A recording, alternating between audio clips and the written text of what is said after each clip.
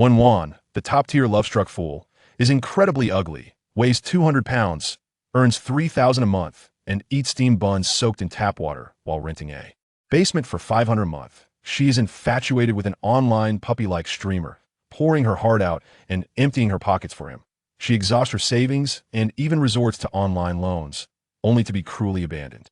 Unexpectedly, she awakens a wealthy system, transforming from a love-struck fool into a business-savvy dog trainer, realizing that men are merely tools for her to earn money.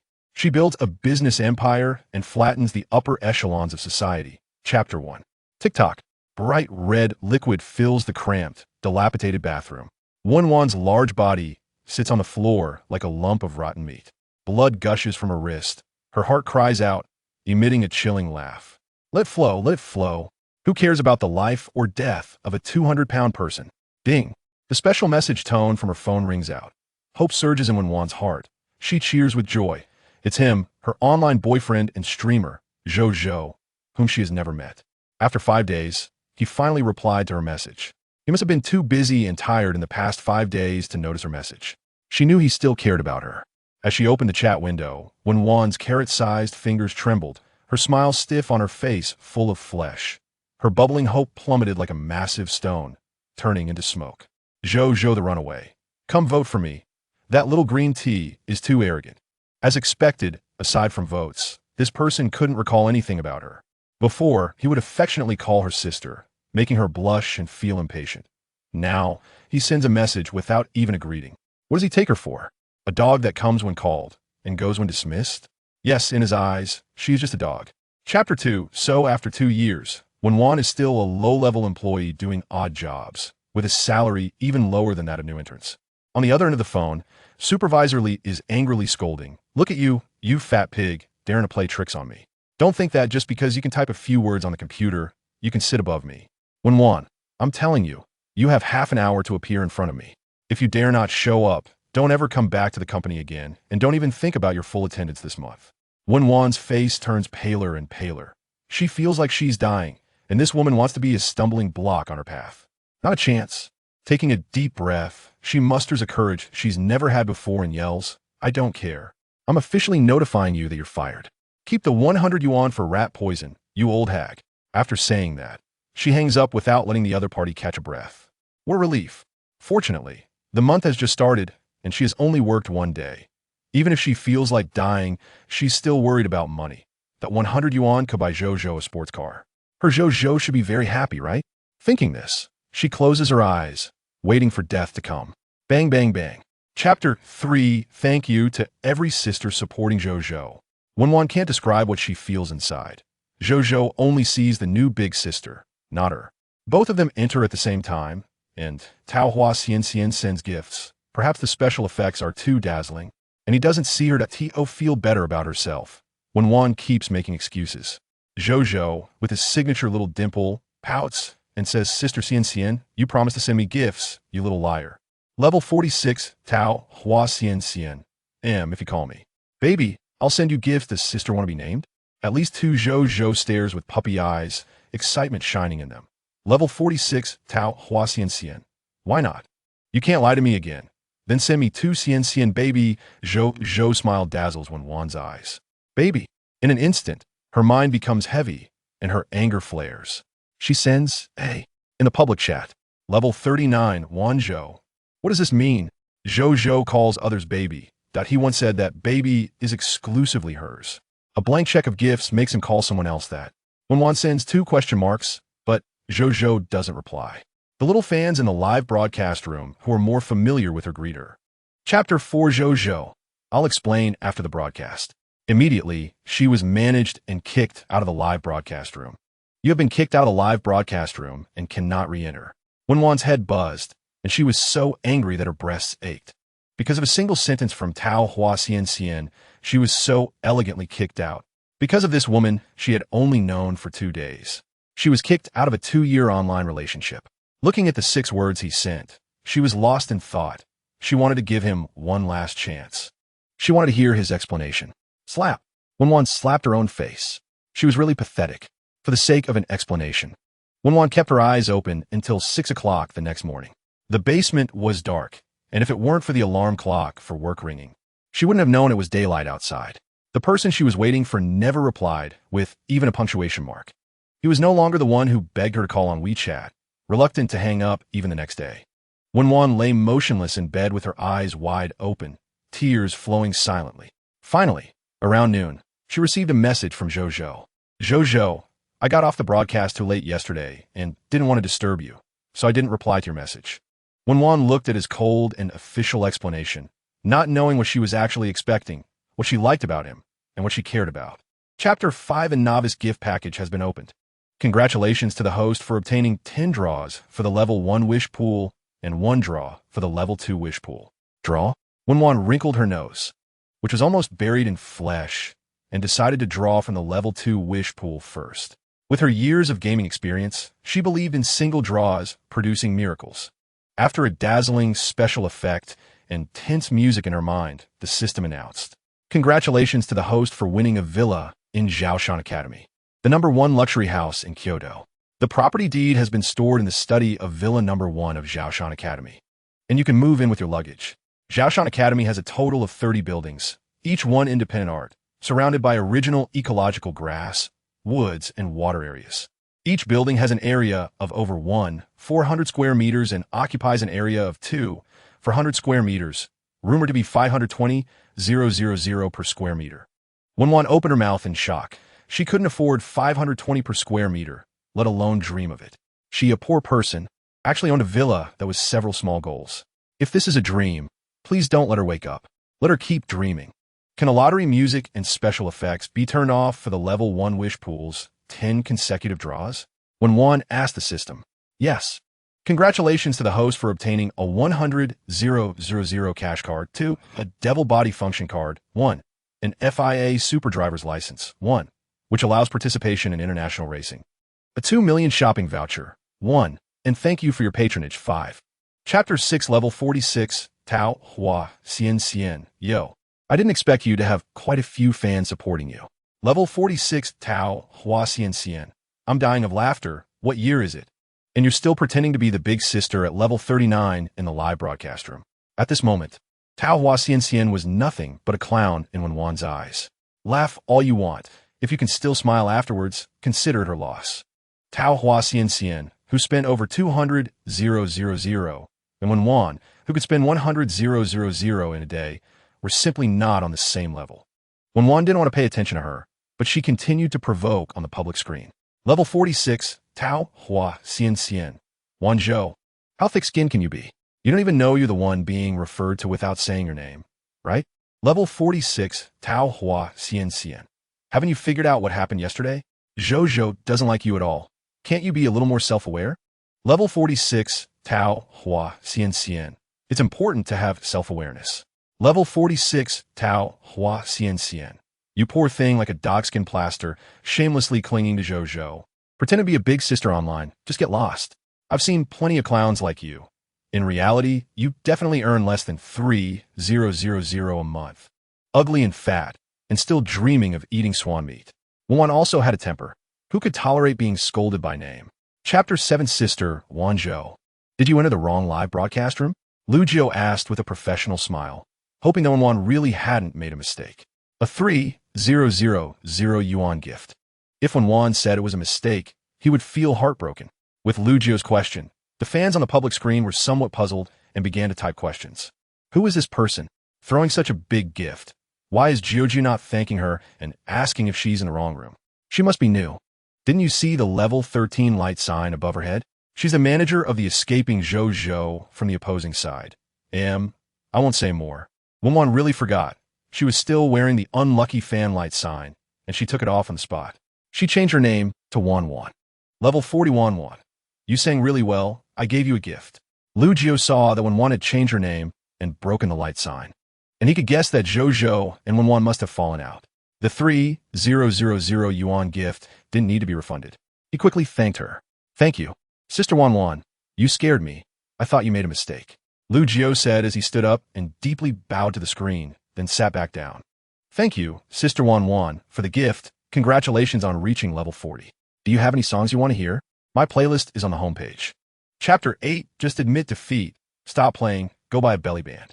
Lu Jio was almost driven mad by the fans. Thank you, black fans. Level 41 won. I'm in. I can't lose. She had spent 3 carnivals and still had 910,000 left. At worst, she could draw the 200,000 cash won from the lottery. Although it hurt her heart, she couldn't lose this round. As the battle began, neither side moved, and 30 seconds passed. Zhou looked at the 200 points pressing over from the opposite side with disdain, thinking, with this strength, they still want revenge? Lu Jio was really funny. Xian baby, let's give him a taste of reality. As soon as the words fell, a rocket special effect shot up on the screen. Zhou's side pressed down the blood bar with a rocket. Before she could cheer, Lu Jio sent over a 30,000 point carnival. What was going on? Zhou couldn't believe it. Lu Jio had actually found a big sister who could give him carnivals. Didn't he never get involved in love? If it weren't for love, who would spend so much money on him? Originally thinking that one rocket could completely win against the opposing Tao Hua Xian. She was now anxiously restless in her dorm room. Her level 46 account had cost her 100 yuan on Taobao. She enjoyed wandering around various live broadcast rooms with her level 46 account. Whenever those money-hungry streamers saw her come in, they would greet her with a smile, no matter what they were doing. Chapter 9, Tao Hua Xian was enjoying the compliments from the public screen, and Zhou, feeling very pleased. Just then, a blood bar dropped by 60,000, and the opposite side sent 2 more carnivals. Tao Hua Xian's heart sank. How could they play like this? Zhou's little dimples froze, her face pale. Was it Wen Wan who was sending it? Where did she get the money? She had been lying to him, and Zhou was furious. Tao Hua Xian could not possibly give him 2 more carnivals. After spending these days together, he realized that this woman was very cautious. Those older brothers and sisters who played online for a long time had this characteristic. They wouldn't spend a penny without some substantial benefit. What the hell? Is that really Wan Zhou on the other side? Didn't she just get kicked out? Who knows? I just checked. The profile picture is still the same. But the name has changed. Is she planning to go against us? Wan Zhou, the traitor. Traitor, disgusting. Sister Xian, beat her up. Sister Xian, beat her up. The PK countdown reached 0, and Lu Jio won. The atmosphere in Zhou's livestream was tense and awkward. Both sides opened their microphones, and Lu Jio raised an eyebrow at Zhou, flashing a charming smile. His little tiger teeth dazzled Zhou's eyes. It seemed like the brother was not convinced. Chapter 10, you're so strong, sister. Let's hug. Don't be too rigid about gender. I'll go first. I'll hug first. Sister, give me a Huazi. I'll be your dog. What a mess. You haters don't steal from me. Wan Bao is mine.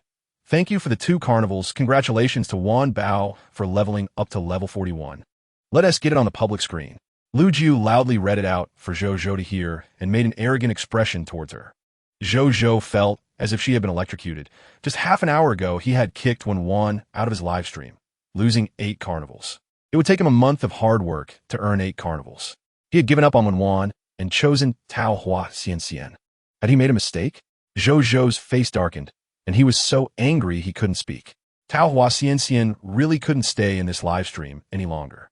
She had been so confident when accepting Wen Wan's challenge, but now she was terrified. She thought that spending 3 carnivals was already the limit, but she didn't expect she could spend 2 more. It made her doubt her previous analysis of Wen Wan. No, that's impossible. She must have taken out a loan. Otherwise, how could she suddenly have so much money?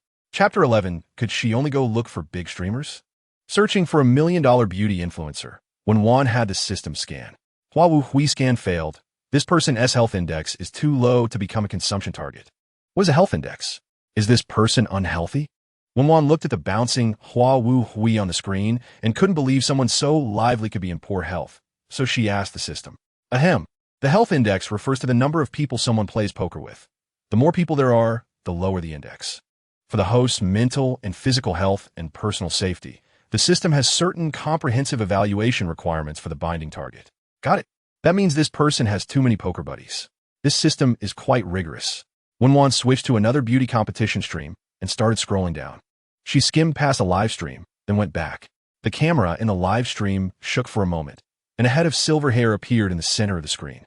Before she could see the person's face clearly, Wen Wan instinctively felt this was a handsome guy. At least he had a charismatic vibe. The camera shook a few times, almost making Wen Wan feel nauseous, then it stopped. The camera seemed to be placed on a very low table. And soon a person sat cross-legged on the floor in the middle of the screen. He tidied his silver hair, the dim yellow light illuminating his affectionate peach blossom eyes. He lazily and casually adjusted the black mask on his nose. Chapter 12, Wen Wan typed a line of text and casually sent it out. Level 41, Wen Wan. Would I have the least of his money? Level 41, Wen Wan sent the streamer an emo version of Lu Zi Yi Carnival 10. Lu Zi Yi was stunned, and the public screen exploded. What a rich lady. Save her for me. I love the sister who spends money when she is angry. Wow. Huazi's so envious. One second I was thinking this woman is really pretending. The next second she is throwing money at me. I can see my wife is being eyed by a rich lady. 30,000. Sister, how do you feel about me? I'm a 189 centimeters tall, black-skinned male athlete. Sister, do you need a girlfriend? Gentle as water, loves to be spoiled, super obedient. Sister, thank you Wen Wan for the 10 carnivals. Lu Zi was a bit dumbfounded, rubbing his thighs, feeling a bit nervous. He had just arrived for less than 2 minutes. Henti even caught her attention, and suddenly she threw him 11 carnivals. He didn't know how to react. Although Lu Zi was very tempted by this money, he still politely asked, Wen Wan, are you an adult? Should I refund the money to you? Jiangyi affection level 20, current affection level 20. What? Refund her? Impossible. Chapter 13, taking a glance. The number of viewers online rose from 2 digits to 3 digits. Su Yin knew that 80 were there to curse at him, and 20 were there to watch him get cursed. He didn't care. He believed that effort comes with hope. He took a deep breath and smiled at the camera. Welcome all the fairies in a live stream. Please follow me. The host is a dance streamer. A small pair of sunglasses can trigger dances or songs. Let me throw up for a moment. This garbage dance requires 99 to see. My water sound is better than your dance. You should continue selling PG. Don't discuss people here. Sisters, don't give him money. He is just a disgusting homosexual, one full of syphilis. Looking at him makes my eyes hurt. Level 42, Wen Wan. What dance can a streamer do? Level 2, Gua Gua the handsome. This 42 level ant. Are you blind? Didn't you see what we posted? I curse everyone who points at his dance to be covered in sores, infertile, and eat shit every day. Level 42, Wen Wan. Did your little mouth drink too much laxative? Why are you talking so sweetly? Suyin picked out Wen Wan's words from the insults. Sorry, Wen Wan. I have a lot of haters in my live stream. The dances I can do are on the homepage, and the song list is there too. Do you want to request something, Wen Wan? Chapter 14, Su Yin really has a good face. Even if he gets played like a rag, someone would still find him attractive. ISNT this guy having a downfall? Does he still have rich fans? So what if he has rich fans? I hope she gets infected with XB. Su Yin took a while to react, his cold eyes sparkling with excitement. Congratulations, Wen Wan, on leveling up. Thank you for your gift. I'll dance a bit. Level 44, Wen Wan. I have to go out for something. Okay, then if you're free later, let me know if you want to watch. Level 44, Wen Wan. Okay. Exiting the water sound, he accepted Su Yin's friend request on WeChat. The moment he accepted, Su Yin immediately sent a message of thanks. Wen Wan didn't reply and pulled up the attribute panel. Host, Wen Wan age, 24 height, 170 centimeters weight, 52 kilograms overall appearance, 60 overall physical ability, 20 overall charm, 50 reputation value, 568 system level, 1 available favor points, 125 daily spending amount for male gods above 8 points, 100. 000 discretionary amount, 2, 102, 013 skills and items owned. Devilish figure, FIA super license, 2 million shopping voucher. The mechanical voice of the system sounded. Detected that the host's reputation value is sufficient to upgrade the system. Would you like to upgrade? Chapter 15, Wen Wan saw that it was the landlord calling and picked up. The landlord's arrogant voice came through the receiver. Have you moved out, you dead fat woman? My new tenant is about to arrive. You better clean up. The landlord's tone didn't seem fake. There really was a new tenant coming. The basement bedroom that Wen Wan rented was a private renovation in a suburban resettlement area, which was illegal construction and could not be found without acquaintances. Moreover, the location was remote, so it was impossible to have new tenants so quickly unless it was premeditated. You can deduct the overdue rent for these 2 days and return the remaining deposit to me, and I'll move out immediately. Wen Wan was no longer the Wen Wan from a few hours ago. Now that she had money and looks, her words naturally became firmer. The landlord didn't notice Wen Wan's change. Even if he did, as a poor and ugly outsider, what waves could she make? He sneered, return what? You haven't even paid your rent. What should I return to you? Besides, the house I just rented to you is newly renovated. Everything inside and out is new. You've lived here for so long. The damages don't even cover it. You should be grateful I didn't ask you for more money. Wen Wan had long anticipated the landlord's attitude. Chapter 16 in the driver's seat. Li Xiao glanced at the woman and said irritably, I told you women have long hair and short knowledge, and you still argue. What black car? That's a Bugatti limited edition, of which only one exists globally, worth 1.6 billion. What? The woman, who was touching up her makeup, almost drew outside the lines, her mouth agape in surprise. She was from a small city where a good house could be bought for 200,000 to 300,000. How many houses could 1.6 billion buy? She thought Li Xiao's million-dollar luxury car was already exorbitant. She didn't expect there to be such an expensive car in the world. She opened her mouth, thinking that just a bump would cost hundreds of thousands. Li Xiao snorted coldly. What hundreds of thousands? I wouldn't be able to afford it even if I sold my Lamborghini. So expensive? Wouldn't that mean you'd go bankrupt with just a bump? The woman gasped, realizing she was gaining some insight today. Of course, didn't you see the Rolls-Royce next to it? It's avoiding us, right? Just look at that license plate number. How impressive. Jing 888888 could trade for my car. Cheers erupted from the crowd on the roadside as they pointed at the black Bugatti, excitedly saying something while holding their phones. Chapter 17, the nurse said, I'll disinfect you first. You'll need a few stitches, so bear with it. Okay. Wen Wan nodded obediently. Her gaze wandered to the people pacing outside the examination room, and she became somewhat lost in thought. Wen Wan, a gentle yet uncertain male voice called out beside her. Wen Wan fluttered her eyelashes, slightly opened her eyes, and looked up. In a white coat, standing over 1.8 meters tall, wearing a medical mask, his appearance was obscured, but she could see a prominent nose and deep-set eyes hidden behind gold-rimmed glasses. He exuded an aura of restraint, an undeniable presence in the crowd. He Zhao, an emergency department doctor, had treated her multiple times after she regrettably came to the hospital for wrist cuts late at night. They had met a few times. Wen Wan didn't expect such a big change in herself. He Zhao didn't find it strange that she had changed so much and could still recognize her. The system's functions were too powerful. The older nurse asked, Dr. He, do you know her? She resembles a patient of mine. He Zhao uncertainly flipped through the examination report beside him, and upon seeing the name, he gently asked Wen Wan, Injured again? Dr. He. Wen Wan finally greeted him. He Zhao looked at the bloodied mess on her wrist, adjusted his glasses, and said, You haven't been here in a long time. I thought you had recovered. Chapter 18, Wen Wan didn't mind the short-haired staff's gaffe and said, I want to make a donation. May I ask which charity organization you want to donate to? The staff handed over some brochures, colorful and varied, including flyers and booklets. Wen Wan pointed to a fundraising event organized by the Hospital for Children with Leukemia. Please fill out this information. The short-haired staff handed over the form that needed to be filled out. Wen Wan quickly filled in He Zhao's name and was about to write a small target for the amount. The system detected her thoughts and warned, Warning, host. Your behavior constitutes a bug exploit. Please align with actual circumstances. Wen Wan was speechless. Not even a small target was allowed. She thought what she wrote was somewhat conservative. May I ask, what was the highest donation you received in the past few days? 1,000. The short-haired staff thought for a moment and replied. Okay. Wen Wan buried her head in the paper, wrote 1,000, then turned the pen and added another 10,000. Host, you're going a bit too far. Wen Wan firmly asserted. Don't you think those kids are pitiful? Seeing such young children suffer, doesn't it hurt your heart? Chapter 19, Congratulations, host, for spending 10 million on male gods above 90 points, receiving a rebate of 5 million. This time, the host acted recklessly, considering it's your first offense. A verbal warning is given. Congratulations, host, for completing the hidden task of spending for the first time on male gods above 90 points, receiving the reward of a realistic robotic butler one.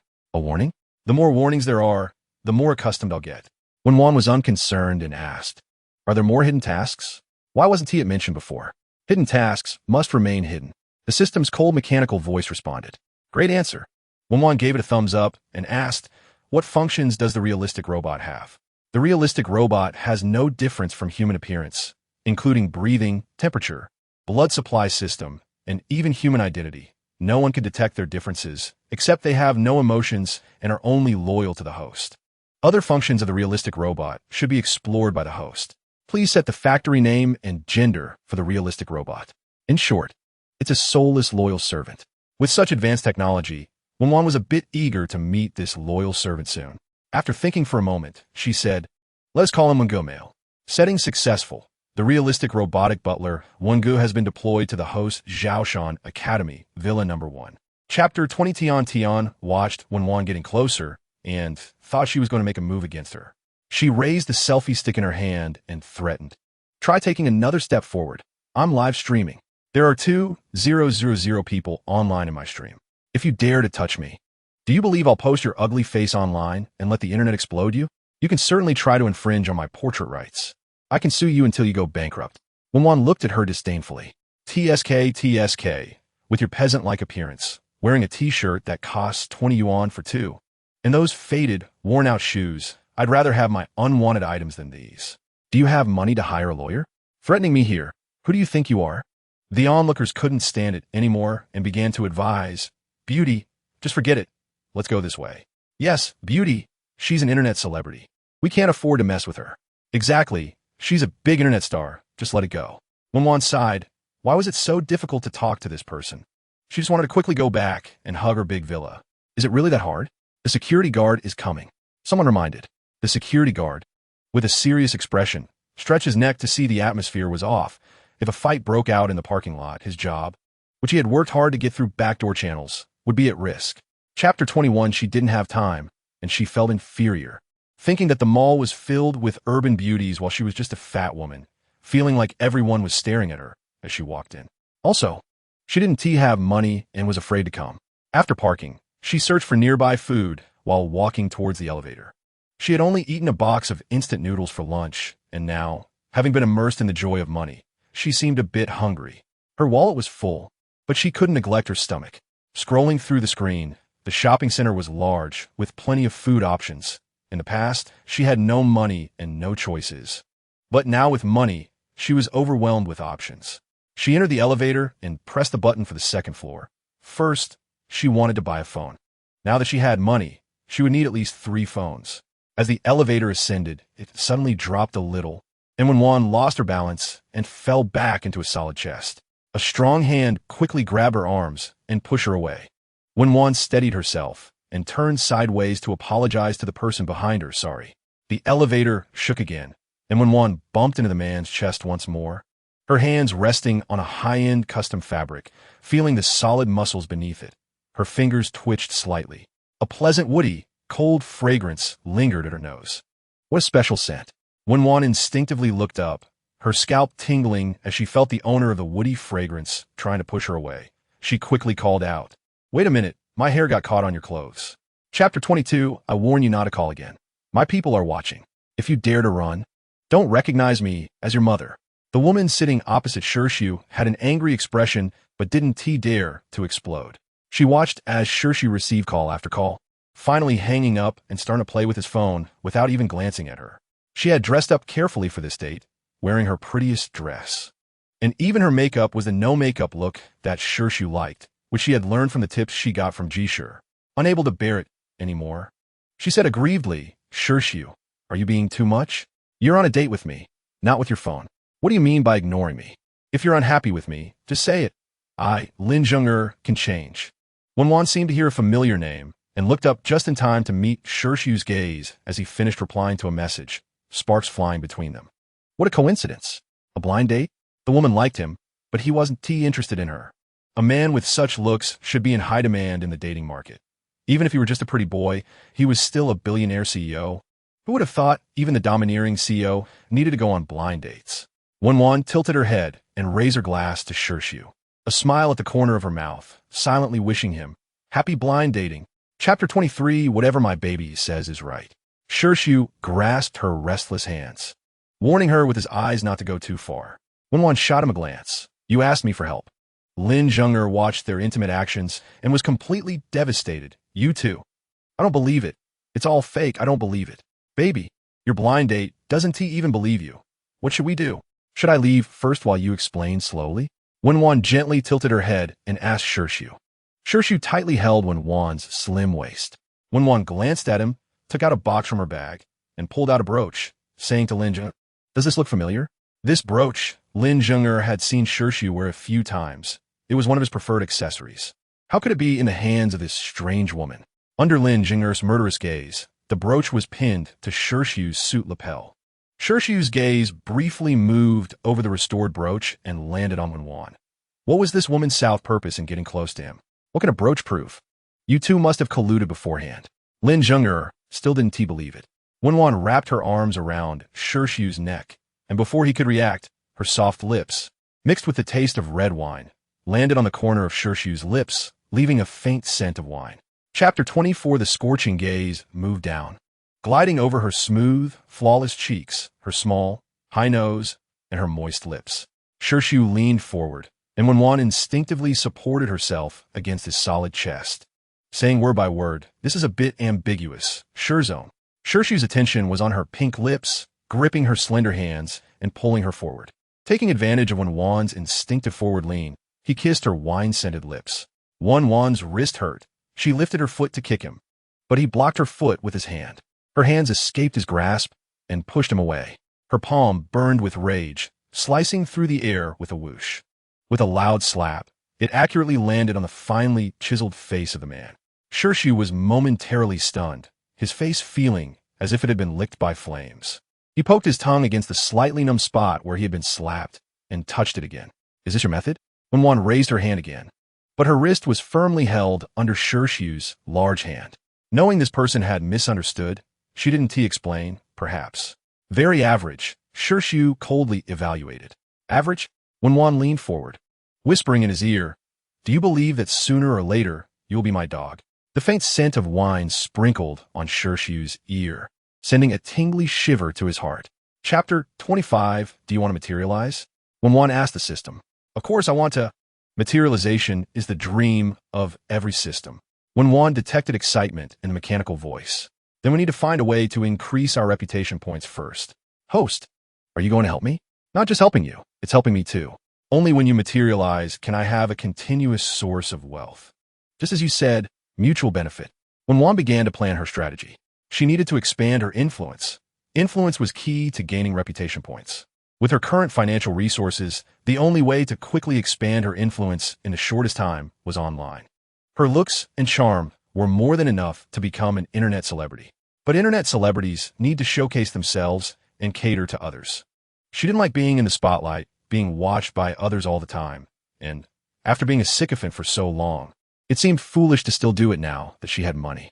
Since she couldn't be an internet celebrity, she could be the boss of one, creating a super internet celebrity star-making factory to expand the company's influence and thereby increase her reputation points. The system level keeps rising, and the more money she has, the more she spends on the male gods in her company who score above 80. Not only has she created internet celebrities, but the company is also making money, and she has rebates and prestige points. Chapter 26. Good evening. I want to coax Wan Bao to sleep. I want to hear Wan Bao's breathing. If it weren't for the memory of Lu Jio's princely tone, Wen Wan wouldn't dare to think of such cheesy lines. Wan Bao shouldn't be deliberately ignoring me. I didn't secretly cry. I wore the new clothes I bought today. Do you want to see them, Wan Bao? Wen Wan also sent her WeChat ID to Lu Jio. There were just too many messages on Shuain. It was quieter to keep everything in WeChat. Habitually, she clicked to check her follows, but didn't see the familiar escaping Zhou account. She remembered she had unfollowed it yesterday. Habits are scary. After 2 years, she had grown accustomed to Zhou's existence. The first thing she did every morning was check if he had replied to her messages. Like a stray dog waiting for its owner to throw a glance, pitiful and sad.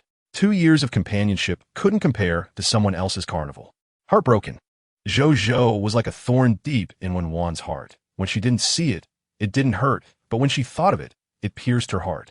As love faded, only a ground full of troublesome pride remained. She hadn't forgotten yesterday's vow. She would no longer keep this person in her heart. She browsed through her other follows. Only Lu Jio was live.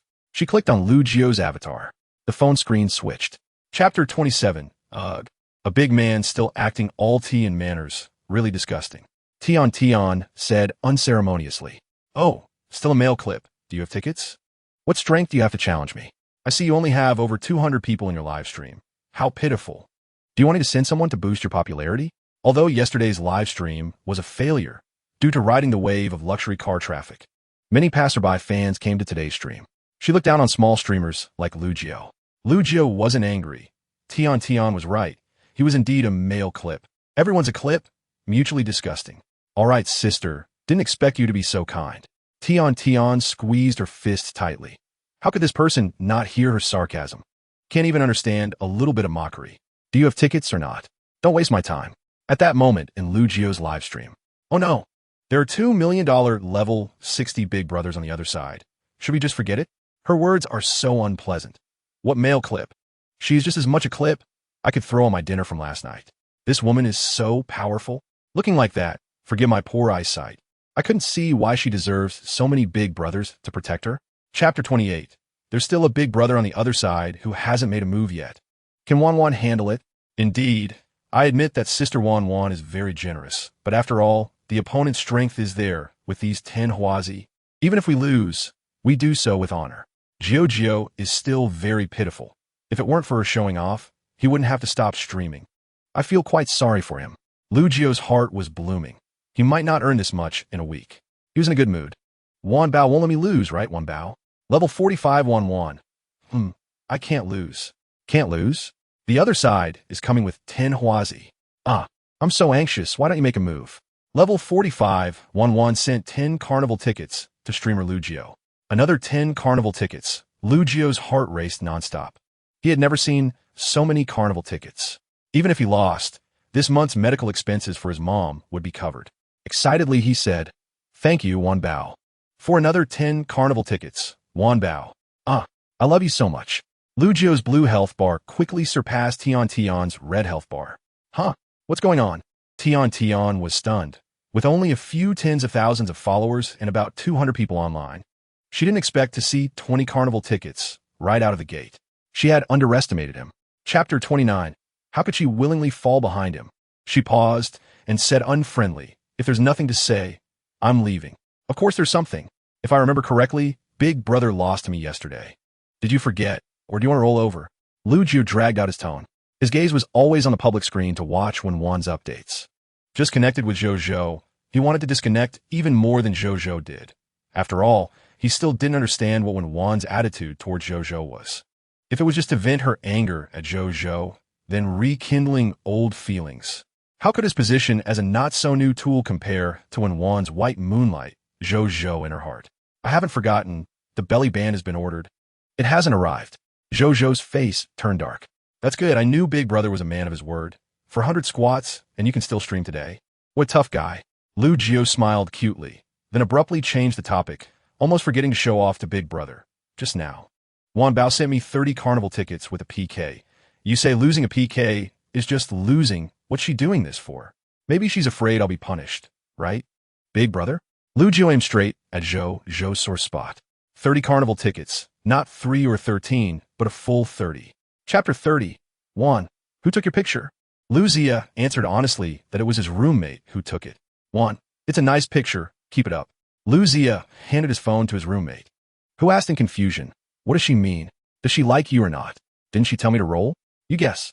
The roommate looked at Lu Jia sideways. "Don't make me treat you to a meal." Lu Jia gritted his teeth. "Then I'll reluctantly take a look for you." The roommate took the phone from him, scrolled through it, and seriously said, "Don't say I didn't warn you. You've met your match. What if she's not as rich as you think? Do you still want to try? Give it a try." Lu Jia's mood was low. Even if, as his roommate said, she was 42 years old, he would still grit his teeth and give it a try. If he had to choose between accompanying a group of people and one person, he would choose to accompany one person, even if that person was old and ugly. He held onto a glimmer of hope. Lu Jia, "Sister, have you forgiven me?" Looking at his cautious message, Wen Wan's already stunning features became even more radiant. She replied, "What if I haven't forgiven you? Lu Jia, if sister doesn't forgive me, I'll kneel until you do. 1. Then you kneel well."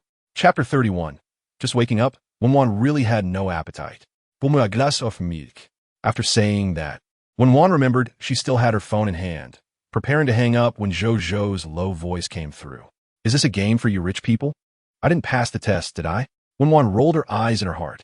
"Big Brother, are you okay?" As for the truth, she wouldn't tell anyone. "Since you made your choice, you should bear the consequences of that choice." Wen Wan paused and continued, "I don't want to receive your calls anymore. You should be able to bear the consequences of going against my wishes." since Zhou believes she is a person of power and influence. She doesn't mind giving him a little scare. Wen Wan's light-hearted words made Zhou tremble in fear. This was a completely different Wen Wan he had never encountered before. Calm, yet extremely oppressive.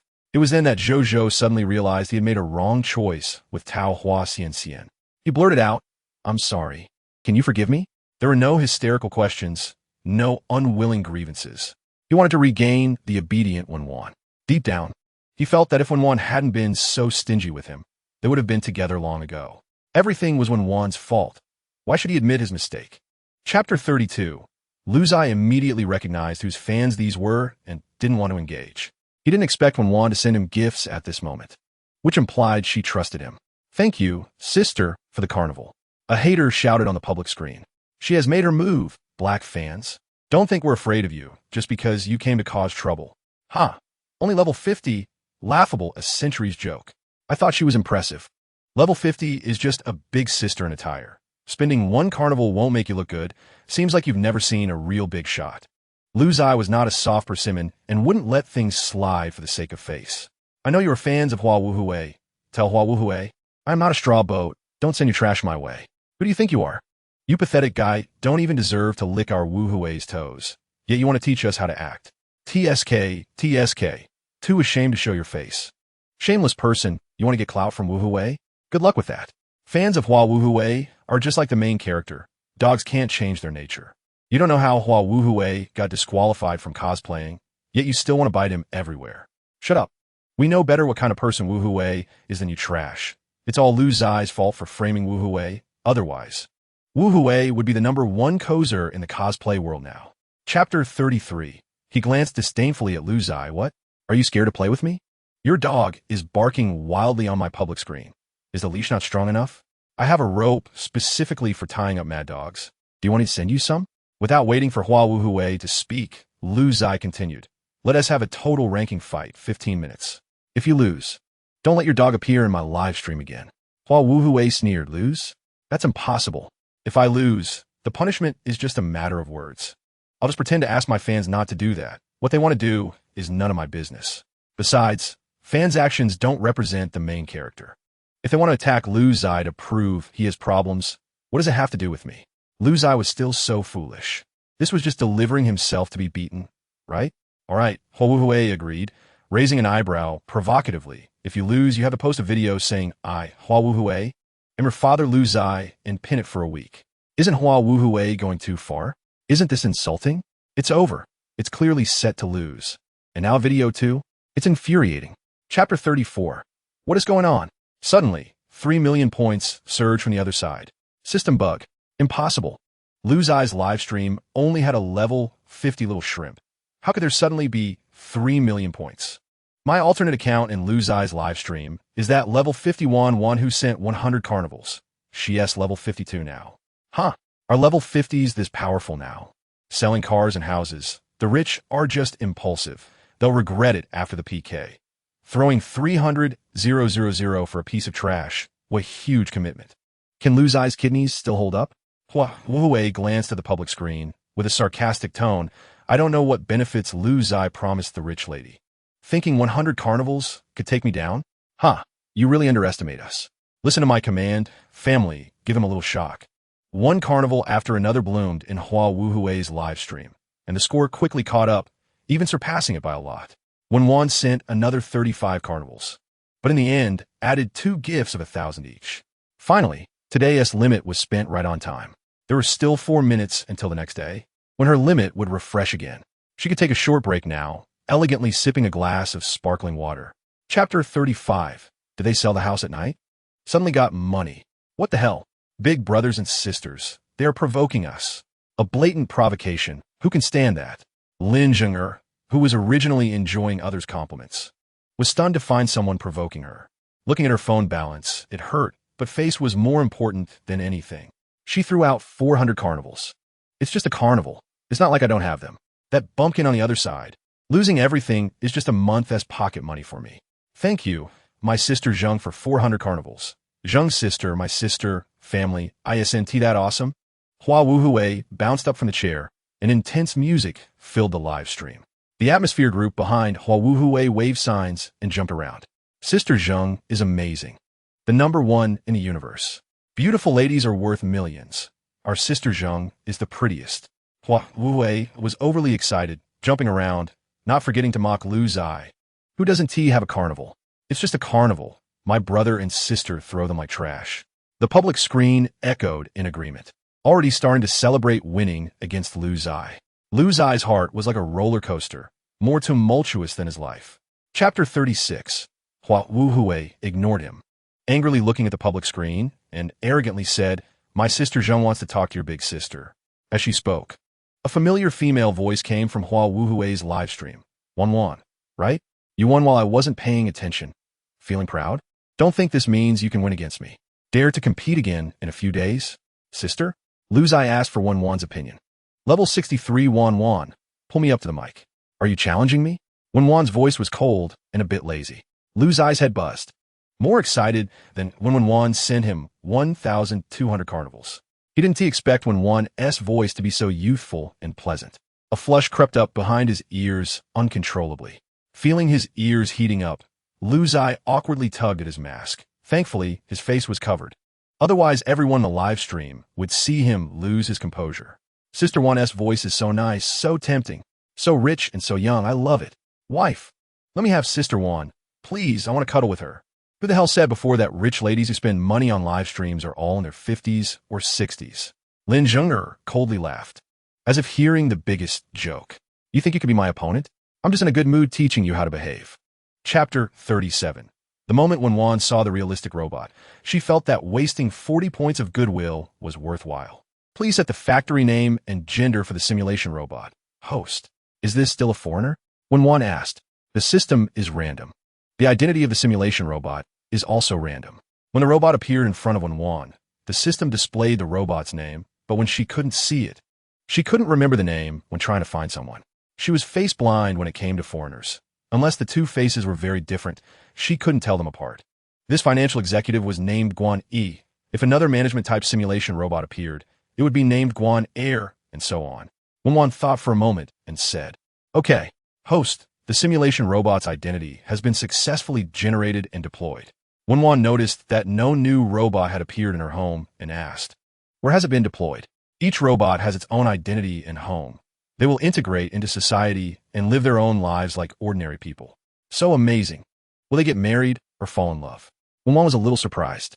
No, host, robots only imitate humans, but they are ultimately not human. They will remain loyal to the host alone. Chapter 38. The words like Shigimak, Yan can't even summarize Wen Wan's beauty. He didn't know what words to use to describe her. Stunned, Wen Wan picked up a strand of noodles and glanced at the dazed, silver-haired youth. A smile, as radiant as spring flowers. Sister is so beautiful. I'm mesmerized. Lu Zia was dumbfounded, revealing a charming smile, his eyes shining. Jiang Ye's favorability level is 4. Current favorability is 99. So close. The later the favorability level, the harder it is to increase. Wen Wan smiled and leisurely ate her spaghetti. Afraid his words would fall flat, Lu Zia added, "Sister, spaghetti looks so delicious. I'm getting a bit hungry just watching." "Want to eat?" Wen Wan replied nonchalantly. "Yeah, I want to eat what's in Sister's mouth." "You wish. Sister is beautiful, so naturally, I think beautifully." Lu Zia looked at Wen Wan, who was lowering her head to eat, her thick eyelashes fluttering, and felt his heart race. "Sister, my name is Jiang Yi. What's yours?" "Wen Wan." Sister's name is as beautiful as she is. Lu Zia mindlessly complimented, trying to lighten the mood. Wen Wan ate for 20 minutes, and Lu Zia chatted for 20 minutes. Wen Wan put down her silver fork, tore off a piece of napkin to wipe her mouth, then took her phone and went back to her room, closing the door. Chapter 39. How did she end up here? Who is she smiling at? Feeling someone watching her, Wen Wan looked up at the building's glass. Just an illusion. She found a shady spot to sit down. After about half an hour, Wen Wan felt something pressing down from above, and when she looked up, it was Lu Zia, who had changed into casual clothes. He was panting, shouting "Sister." Without the phone screen in between, Lu Zia's call of "Sister" was exceptionally sweet. Wen Wan lazily sat in the chair, propping her head up, looking up at him, and lightly replied, "My neck hurts." Hearing Wen Wan's words, Lu Zia knelt halfway in front of her, like a well-behaved puppy.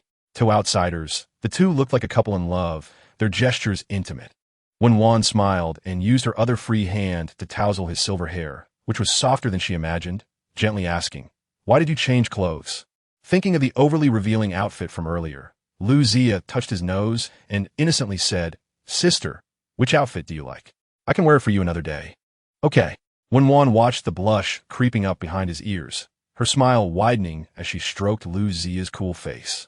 "Let's go. I'll take you to eat something delicious." Chapter 40. Her bright voice was alluring. A string in Lu Zia's heart snapped. His ears instantly turned red, and he lightly licked his electrified lips.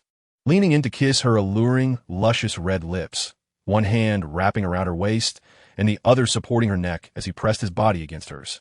Like a wolf dog that had never tasted meat, excited to see it for the first time. The kiss was intense and prolonged. Jiang Ye's favorability has reached 100. Congratulations, host, for successfully capturing your first bound male god. For spending on the captured male god, you will receive a 100 rebate. Congratulations, host, for acquiring the 80-story Huanyu building in Kyoto. The Huanyu building is located in the heart of Kyoto, a prime piece of property. One of the top individual buildings in Kyoto. The first 5 floors are shopping mall, and above the 5th floor are office spaces. Such a large office building now belonged to Wen Wan. Even if she did nothing for the rest of her life, just collecting rent would be enough. With a 100 rebate, she no longer had to worry about spending money. Feeling happy, she bit Lu Zia twice. Lu Zia, young and full of energy, couldn't withstand Wen Wan's enthusiasm, so the two embraced and bit each other for an unknown amount of time. During this period, the waiter came in, shook his head silently, and exited. Chapter 41. "Oh, there's a flower protector? Wen Wan, you don't think just the two of you can leave safely, do you? I clearly told you that if you don't compensate today, don't even think about leaving." Supervisor Lee looked disdainfully at Lu Zia, dressed ordinarily. What kind of rich person would come to a private dining restaurant dressed like that? However, Lu Zia's looks made her a bit jealous of Wen Wan. Why should such a young body protect this cheap woman? "Little brother, I see you're so young. Why not find someone better? Why choose a poor person pretending to be a rich woman? Or are you saying, Wen Wan, you've come out to sell yourself because you're out of options?" Lu Zia frowned, not showing the restraint he had when looking at Wen Wan. Like a wolf in the forest exuding its wildness. "Say that again. Try it." His demeanor suggested that if they dared to say it again, his fist would come down. "Oh, I'm so scared. Try touching me," Supervisor Lee said as she pointed at Wen Wan behind Lu Zia. "Wen Wan, I'm talking to you. Do you hear me about the compensation?" The diners in the private dining restaurant, hearing about the possibility of a fight, abandoned their meals and rushed to see the commotion. "What's going on? This young girl is alone, surrounded by people. What are they trying to do?" Chapter 42. I understand. The director nodded repeatedly. Captain Lee slumped to the ground in despair. "It's over. It's completely over. The honorable police officer has become a labor reform prisoner." Captain Lee got up from the ground, raised his hand, and slapped Supervisor Lee's face. "Li Yin, you've ruined me."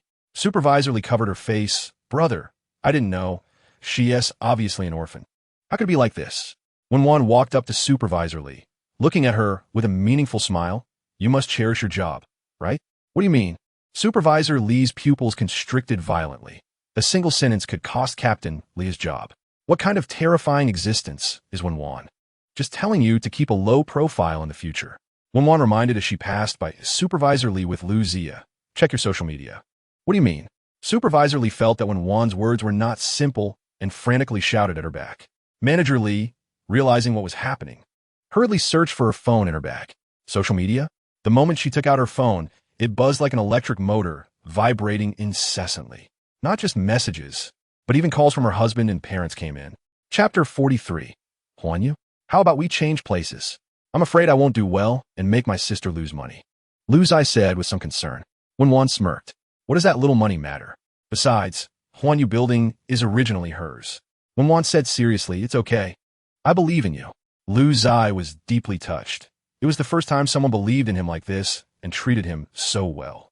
For various details, he had every reason to suspect that Wen Wan had started the entertainment company for him. Wen Wan rubbed his head again, her gaze falling on the flickering streetlights.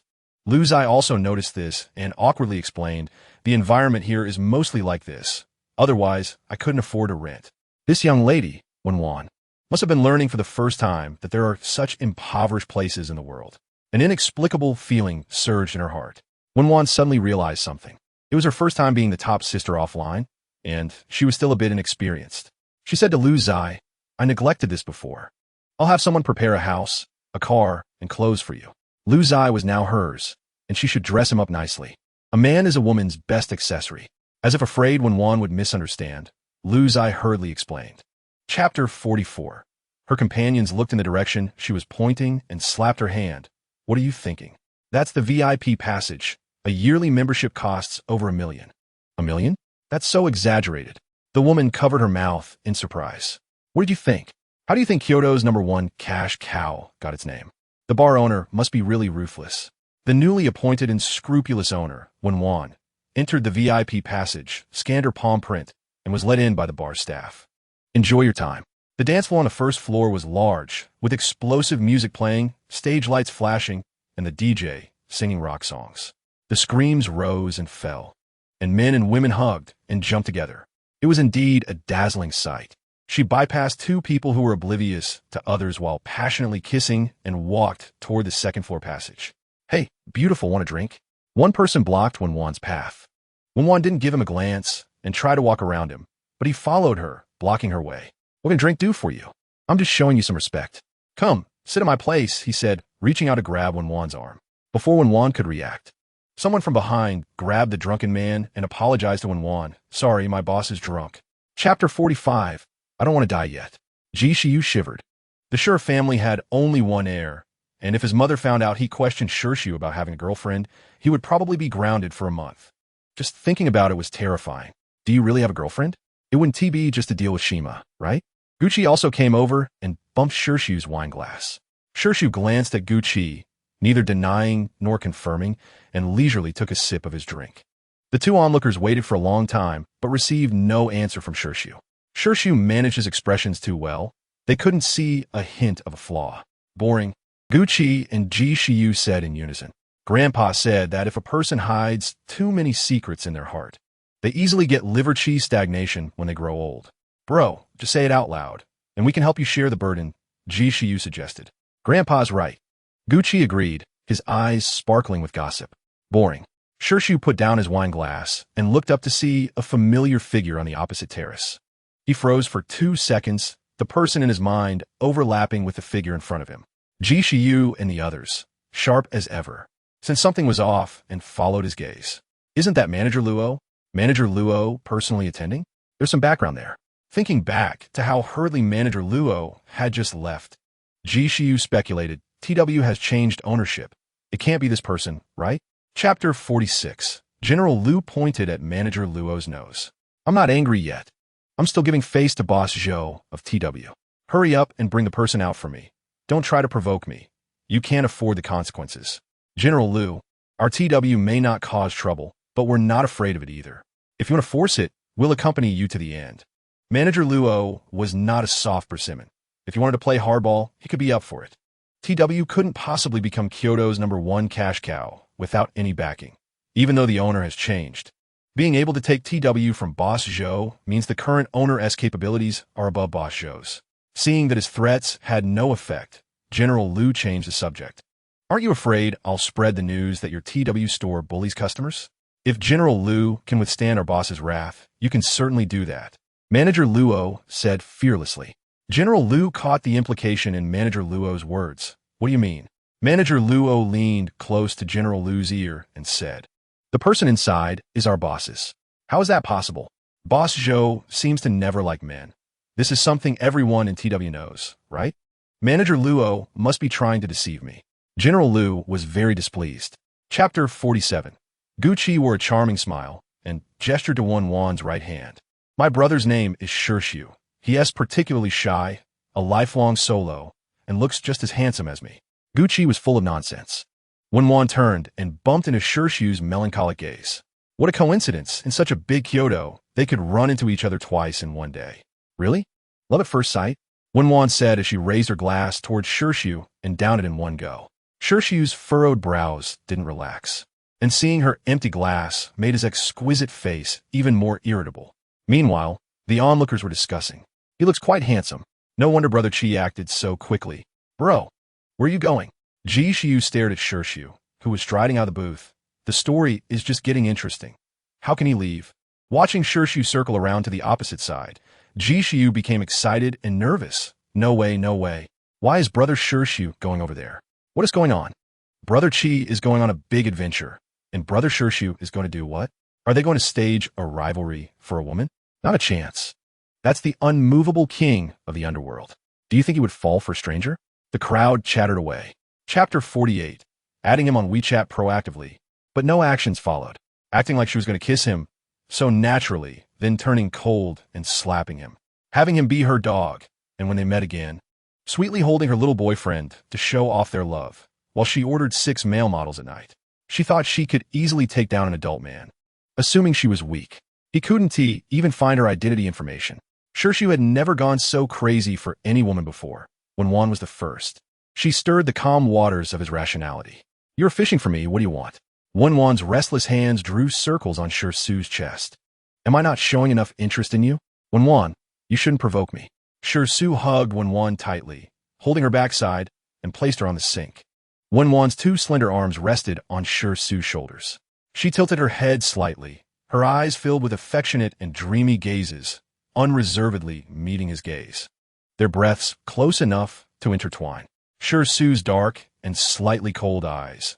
The light fell on the corners of his eyes, soft and straightforward without any restraint, carrying a lustful scrutiny. His hot hands glided over her exquisite body, gripping the back of her head, drawing her closer. The sweet aftertaste of the cocktail mingling with the domineering scent of whiskey, entangling between their mouths. Chapter 49. The internal pests of TW should be judged and compensated. I will give you a week. If you can clean up TW, I will pay you 3 times your current salary from now on. If you cannot handle it, I will immediately have someone take over your position. Manager Luo, do you agree with my arrangement? Manager Luo didn't dare to breathe. Wen Wan's words about family ruin were deeply etched in his mind. Kneeling in front of the heir, he nodded repeatedly, agreeing, I will not let Miss down. Very good. Wen Wan looked at the neon lights outside the car window and then asked, how is he? The doctor used medication, and he is now in a deep sleep. Good. Thank you for your hard work. The hospital expenses and the subsidy for today's work will be handled by Guan Yi. Manager Luo didn't expect there would be a subsidy. Wen Wan was not only beautiful, but also generous, much better than the previous boss who was stingy, strengthening his determination to follow Wen Wan. It's not hard, not hard. Thank you. Mississippi. Wen Wan hung up the phone, glanced at the time. There was still a while until midnight, and today's spending limit still had 1.08 million left. She flipped through the water sound and clicked into Su Yan's live broadcast room. The child was quite hardworking, still dancing late at night. While other streamers' hip movements were not standard and all performed on their faces, he, however, maintained a cold expression, indicating he was genuinely dancing. Chapter 50. Guan Yi has already contacted headhunters. Starting tomorrow, gradually complete the staffing of management personnel, and each department head will conduct interviews for grassroots employees. Recruitment ads have been placed on every platform. As expected of a robot produced by the system, the efficiency is fast, accomplishing so much in a day. Wen Wan nodded in satisfaction and continued. Make sure Guan Yi signs Su Yan tomorrow with an S-level contract and settle his breach of contract fee cleanly. Find him a capable and savvy manager. Su Yan is very suitable to be an artist. Wen Wan had this feeling the moment she saw Su Yan. He has excellent looks, a solid foundation, a love for dance and music, a straightforward personality, and strong psychological resilience. He just had bad luck. A savvy manager would perfectly balance his awkward personality. Hopefully, he won't disappoint her. Wen Wan continued to instruct the system. Housing and other needs should also be configured according to S-level artists. Arrange the necessary courses. Select a few popular variety shows that match him and quickly push him out. As for the fabricated black material against him, it can be set aside for now, finding an opportunity to give the opponent a little shock. Good host. Chapter 51. The person who was originally silent slowly lost expression, visibly tensing all over, and the gaze directed at Wen Wan became complex and guarded. Wen Wan was right. Even if she didn't save him, he had ways to save himself. However, his best method could not guarantee his escape unscathed. What he could do was mutual destruction, a fight to the death. Miss Wen is investigating me. Wen Wan looked at him like a fox ready to extend its claws in the darkness, shook her finger, and said, "It's not an investigation. I just want to understand you, after all." Before Wen Wan could finish her sentence, Luo Mingchuan revealed an ambiguous smile and interrupted her. People like Miss Wen, who are powerful and influential, shouldn't waste time on a lowly person like me who seeks revenge. Perhaps someone who is obedient might be more suitable for you. Wen Wan propped her chin. What is upper class? What is lower class? Perhaps I prefer someone like you, who is ambitious, has means, and enjoys playing the fool to eat the tiger.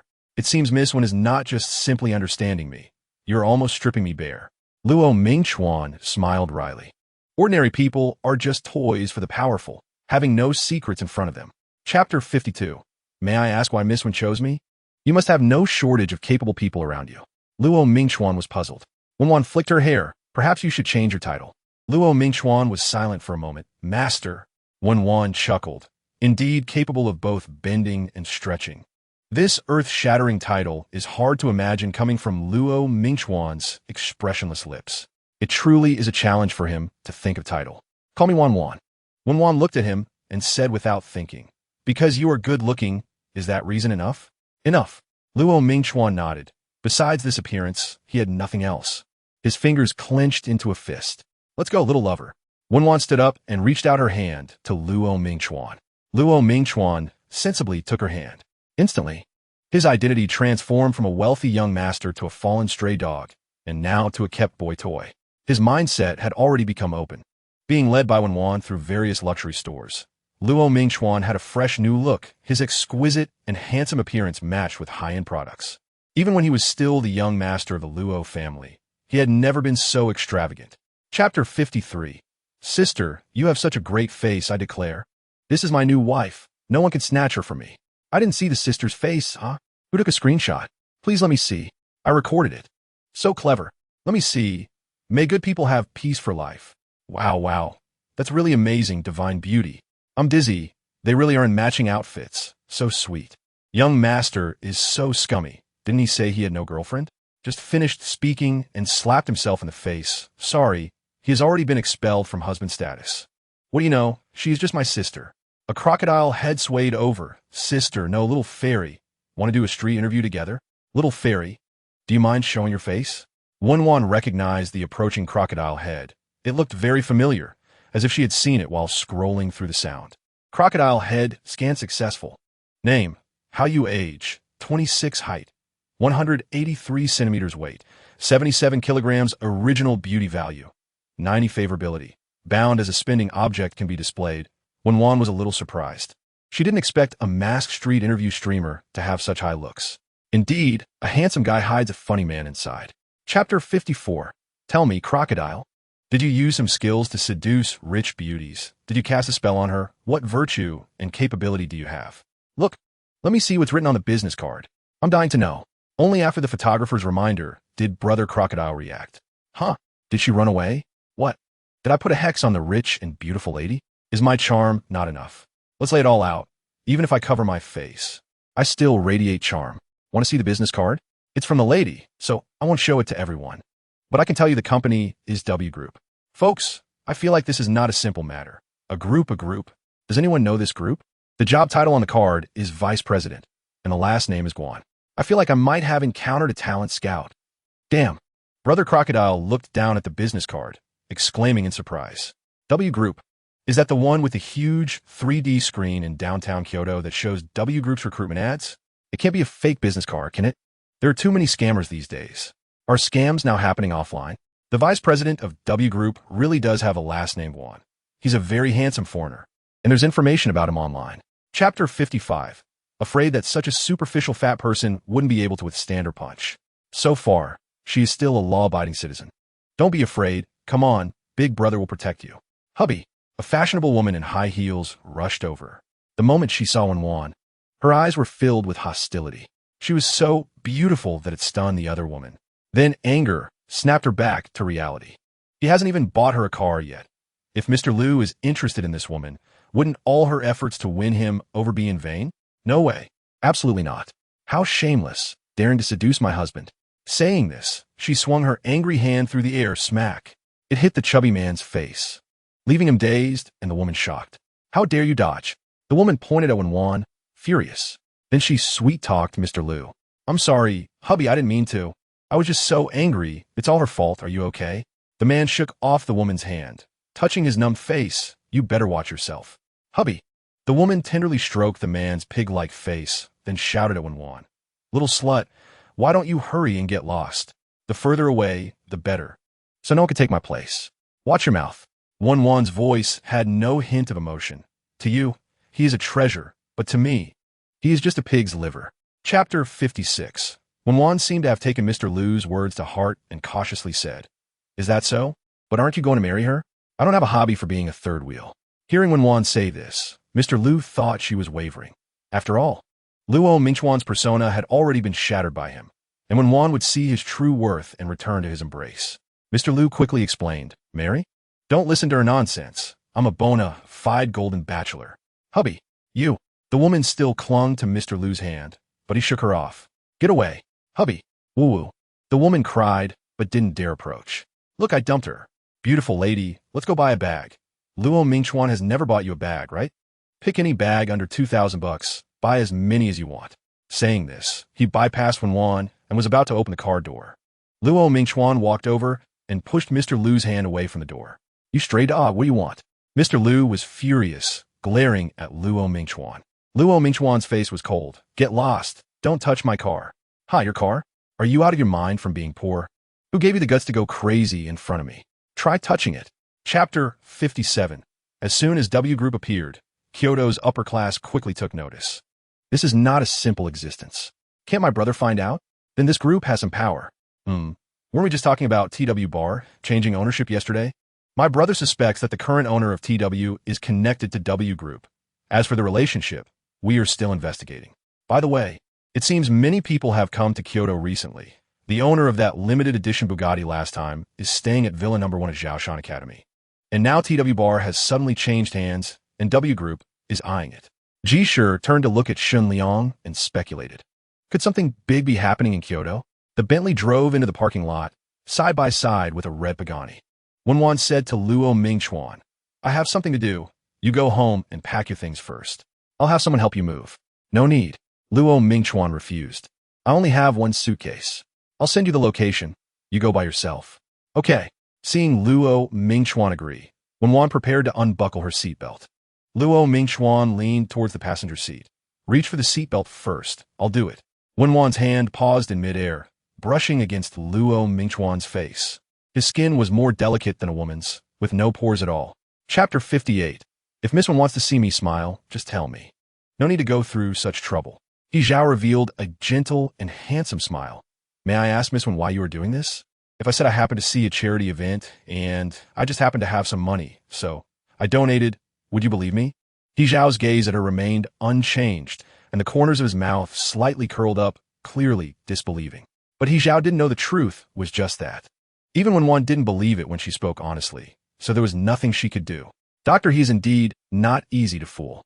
Wen Wan picked up the knife and cut into the steak, casually saying, I heard your hospital's leadership has been blocking your promotion opportunities and has made things difficult for you. He Zhao took the steak in front of Wen Wan and placed it in front of himself, starting to cut seriously, not forgetting to ask. Even such small matters. Miss Wen knows? Wen Wan watched him cut the steak, clean and neat, giving her a sense of déjà vu as if she were watching him perform surgery. Haven't you thought about changing jobs? He Zhao explained. Kyoto Hospital is the best hospital in the country. Although promotions are difficult, the medical resources are strong, and there are often opportunities to communicate with top teachers in the country. Is that so? Then what do you think of Maria International Hospital? Wen Wan asked. Chapter 59. Fong Ziki didn't delve deeper into what Wen Wan meant by let's meet another day, naturally thinking it meant to see each other in the live stream next time. On the way back, Wen Wan asked the system, Lick, what's up with Fong Ziki's contract? The Wish Pool's Glory Club doesn't include signed esport players? It does. But Tang Wen used tricks to sell several esports players' contracts at low prices to several clubs, preparing to abscond with the money. I see. Glory belongs to her. Anyone who dares to touch her should be prepared to die. She instructed, have the top lawyer from Cobfield Law Firm retrieve all the contracts of Glory's players and make Tang Wen bear legal responsibility for his actions. Okay. The host is already on it. At Zhaoshan Academy, Wen Wan shook the sparkling water in her glass. Finish the meeting? MHM. Luo Mingchuan walked out of the study, his gaze sweeping over the large expanse of white legs exposed by the woman's black silk robe. He quickly looked elsewhere. Wen Wan patted the sofa next to her, and Luo Mingchuan obediently sat down next to her. The sofa sank down, and she leaned against him. With her ear on his heart, she listened to his strong heartbeat. Chapter 60. Jiang Yi pouted. The cute little expression on his cool face felt perfectly matched rather than awkward. A spoiled little wolf dog. After a day of meetings, the manager arranged a management course for me, with 2 assistants and a driver, and the house was arranged near the Huanyu building. Wen Wan asked, "Are you satisfied with the house?" "Yeah, it's big and beautiful. Sister, come visit when you have time." Seeing that Jiang Yi seemed genuinely satisfied, Wen Wan agreed, "Okay. I miss you, sister. The company schedule is full, and I still have to go back to school for classes. I don't know when I can see you again." Jiang Yi leaned closer to the phone screen, as if he was trying to get closer to Wen Wan. Wen Wan's eyes were filled with affection. "Well, if I go to the company, I'll see you. When will you come to the company, sister?" Jiang Yi's peach blossom eyes sparkled with excitement. "In a couple of days."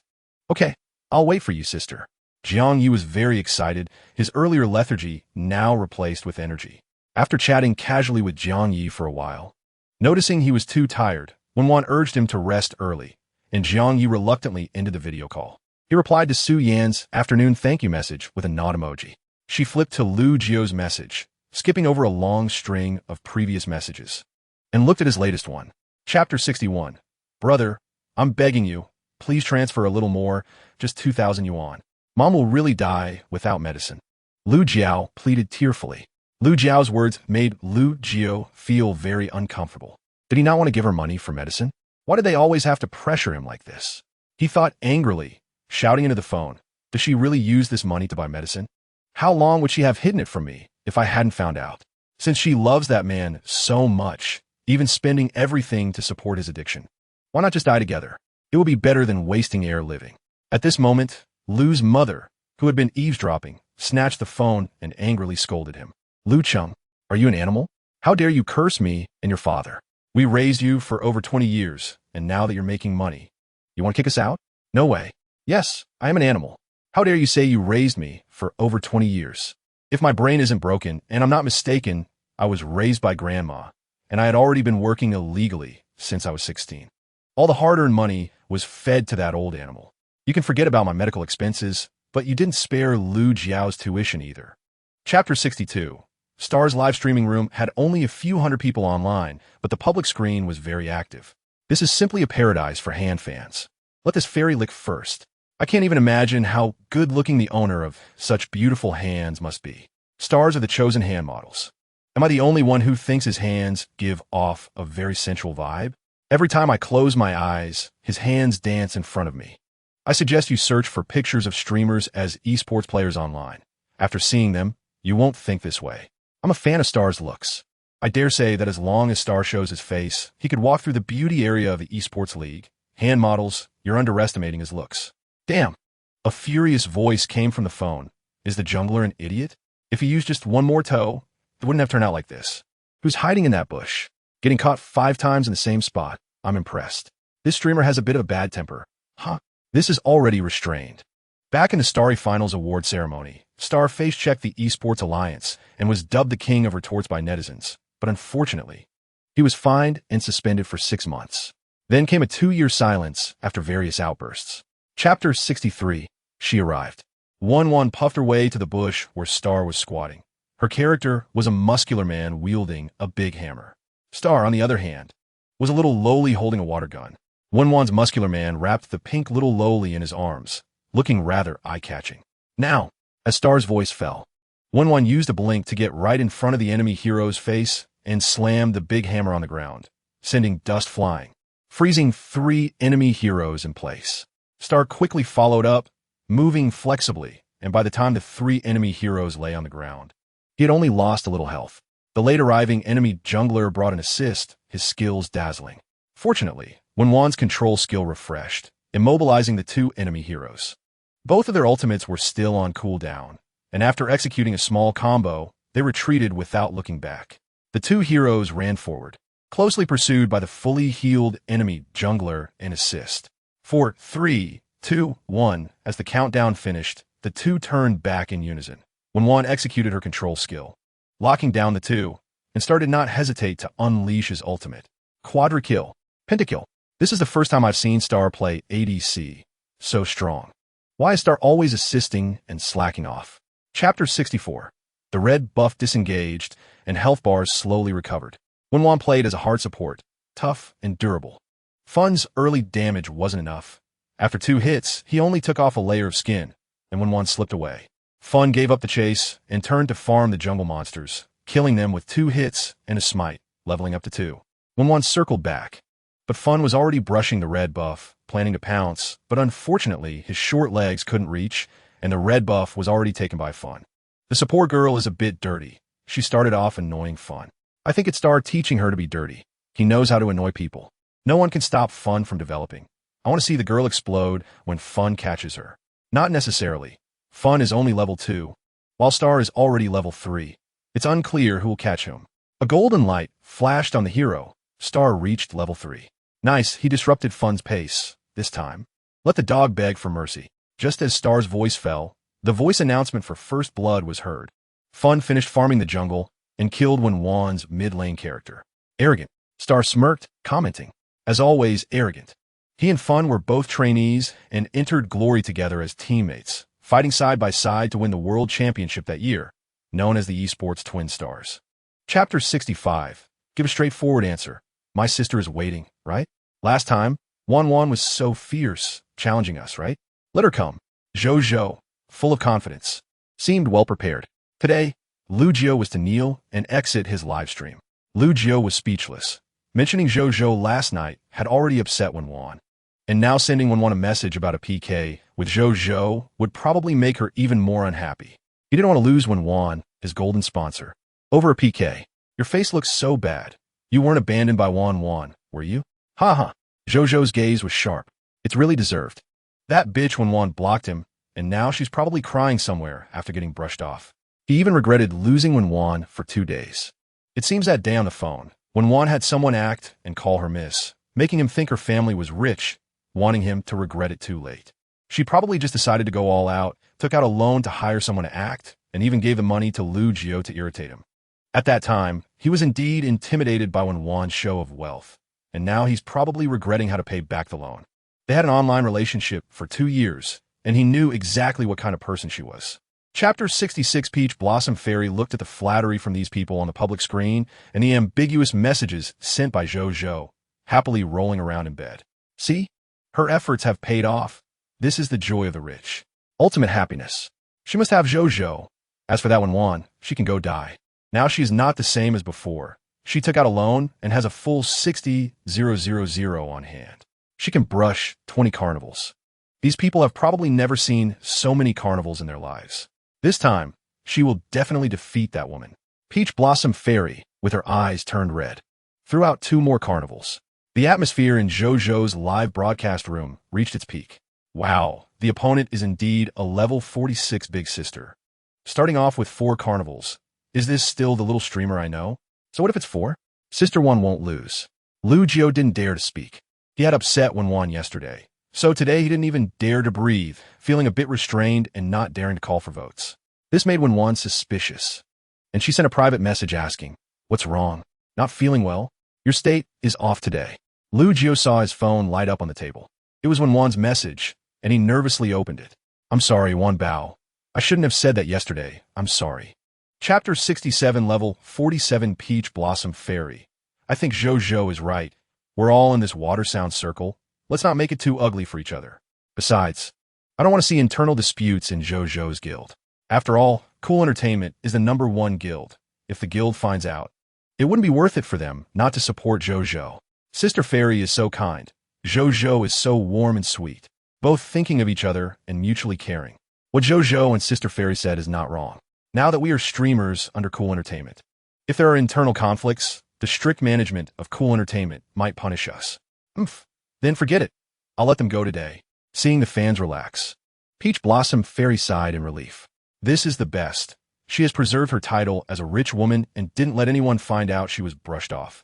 She can still be pampered by Zhou, and even if she doesn't spend money in the future, Zhou won't be suspicious. Lu Cheng's favorability 10, current favorability 95. Lu Jio won so effortlessly, without the thrilling moment of competing with Sweet Voice. Among the many little streamers, Peach Blossom Fairy was already quite strong, but she couldn't compare to Wen Wan. Zhou, after losing, was still arrogant, showing no signs of backing down, and said condescendingly, "I lost. Tell me your punishment." Chapter 68, Zhou pointed at the camera with a disdainful expression. "And listen well, Wen Wan. I'm saying this in front of everyone in the live room. I don't like you, so stop entangling me. Your little tricks to attract my attention are useless, got it?" Wen Wan touched her nose. She was trying to attract attention? Sorry, she wanted to vomit. This kind of jumping clown should roll as far as possible. Lu Jio smiled. He had previously suspected Wen Wan still had feelings for Zhou, which was why she brushed money for him, but later found out it wasn't like that. A person as carefree as Wen Wan wouldn't do such boring things for a man. Besides, with her money, what kind of man couldn't she find? Why would she want to hang herself on a crooked tree like Zhou? Zhou, watch fewer brain-dead dramas. Look at how you've been assimilated. Haha, Lu Jio. Guess how many times Wen Wan tried to kill herself for me? She's just an ugly and poor lunatic. When Zhou said this, Wen Wan indeed felt disgusted, as if she had eaten a fly. She felt ashamed for having loved this man, but was also relieved that if it weren't for Zhou, she wouldn't have awakened the system. She listened, her bright smile silently blooming on her face. Ha ha ha, lunatic. Indeed, Wen Wan, with your kind of character, you still dare to pretend to be a rich woman online. Have you spent all the money for staying in a mental hospital? So pathetic, do you need kind-hearted people from our live room to donate to you? Chapter 69, just as Lu Jio felt like the world was about to collapse, Zhou's sky had fallen. 100 carnivals. Everything should have belonged to him. What? Impossible. Breach of contract? I didn't do anything. I've been sued. The court is closed at night, and I've been sued. You must be a scammer. Zhou cursed and hung up the phone. The door of the live room was pushed open, and the voice of the operations guy came through. Zhou, the manager wants to talk to you about the penalty for breach of contract. What nonsense. Zhou's face turned as dark as a pot's bottom. It's over. That call was real. It was Wen Wan. It was Wen Wan's doing. As if just realizing the live broadcast was still on, he hurriedly shut it down. Zhou's fans and onlookers flooded into Lu Jio's live room. The heat in the live room surged to unprecedented heights. Nothing could stop the imperial people from watching the excitement. Wow, this is the power of capital, right? What capital? Brushing a few carnivals is capital? Your capital is really weak. More than 100 huazi. And you tell me it's just a few? Show me how many you can brush. Is this a script? Are they performing this now? A rich girl abandoned by a male streamer. Revenge goddess? Chapter 70, Wen Wan sat at the dining table, shaking a high-footed glass. The transparent, sparkling water emitting a faint peach fragrance. Luo Mingxuan put a slice of carrot in his mouth. And the master has shares in Starry Game Company? His tone was gentle, as if it were a casual chat. Why? Wen Wan tilted her head, looking at him through the high-footed glass. Her actions casual, yet somewhat lazy. The W Group's acquisition of 50, one of the first game company, Starry Game, has already spread in the industry. And with the recent rise of W Group, the mysterious background of the boss has stirred up waves in Kyoto. All eyes are on W Group. Luo Mingxuan didn't beat around the bush. I have a game project that needs Starry's technology. The time and budget will be halved, and once the game is launched, it will guarantee to recover costs in half a month. What's the budget, and how long is the cycle? Wen Wan asked. Luo Mingxuan put down his chopsticks. The budget is 500 million, and the cycle is 1 year. You're not being polite. Wen Wan chuckled. She had just given him 100 million. How long has it been? And he wants another 500 million. Making money doesn't require politeness. It's all the master's property. Wen Wan held her wine glass without moving and said reasonably, so the money your grandfather left you is all used for this? Chapter 71. Luo Mingxuan stood up, his face clearly showing the words, I'm not happy. Jiang Yi, I remember that. Goodness, this sentence made me clench my teeth. Watching Luo Mingxuan's departing figure, Wen Wan sighed silently. He was harder to coax. Fortunately, Luo Mingxuan's favorability towards her was now 75 points and steadily increasing. Suddenly, the person who had left appeared in front of her. Before she could speak, her waist tightened and she was lifted off the ground by Luo Mingxuan. Wen Wan was startled. What are you doing? Showing you something good. What is it? You can't show me that? Why do you have to lift me up? Where are you taking me? Put me down. Wen Wan patted his back. Luo Mingchuan slapped her on the butt. Wen Wan immediately became obedient. A sense of crisis suddenly rose in her heart. What exactly was Luo Mingchuan going to do? Luo Mingchuan took 2 steps at a time up the spiral staircase to the second-floor room. He opened the door, closed it, and threw her onto the bed in one go. Wen Wan's body met the soft bed, and though it didn't hurt, the mattress bounced her head blank. There was a citrus scent at her nose. Luo Mingchuan straddled her, his fox-like eyes raised, looking down at her. What are you doing? Chapter 72. Lu Jiao had to admit he was jealous. Jealous of the male streamer called Lu Zai, who was whiter, taller, and more importantly, better looking than him. Lu Jiao clutched his chest. It hurt. He couldn't control it. What should he do?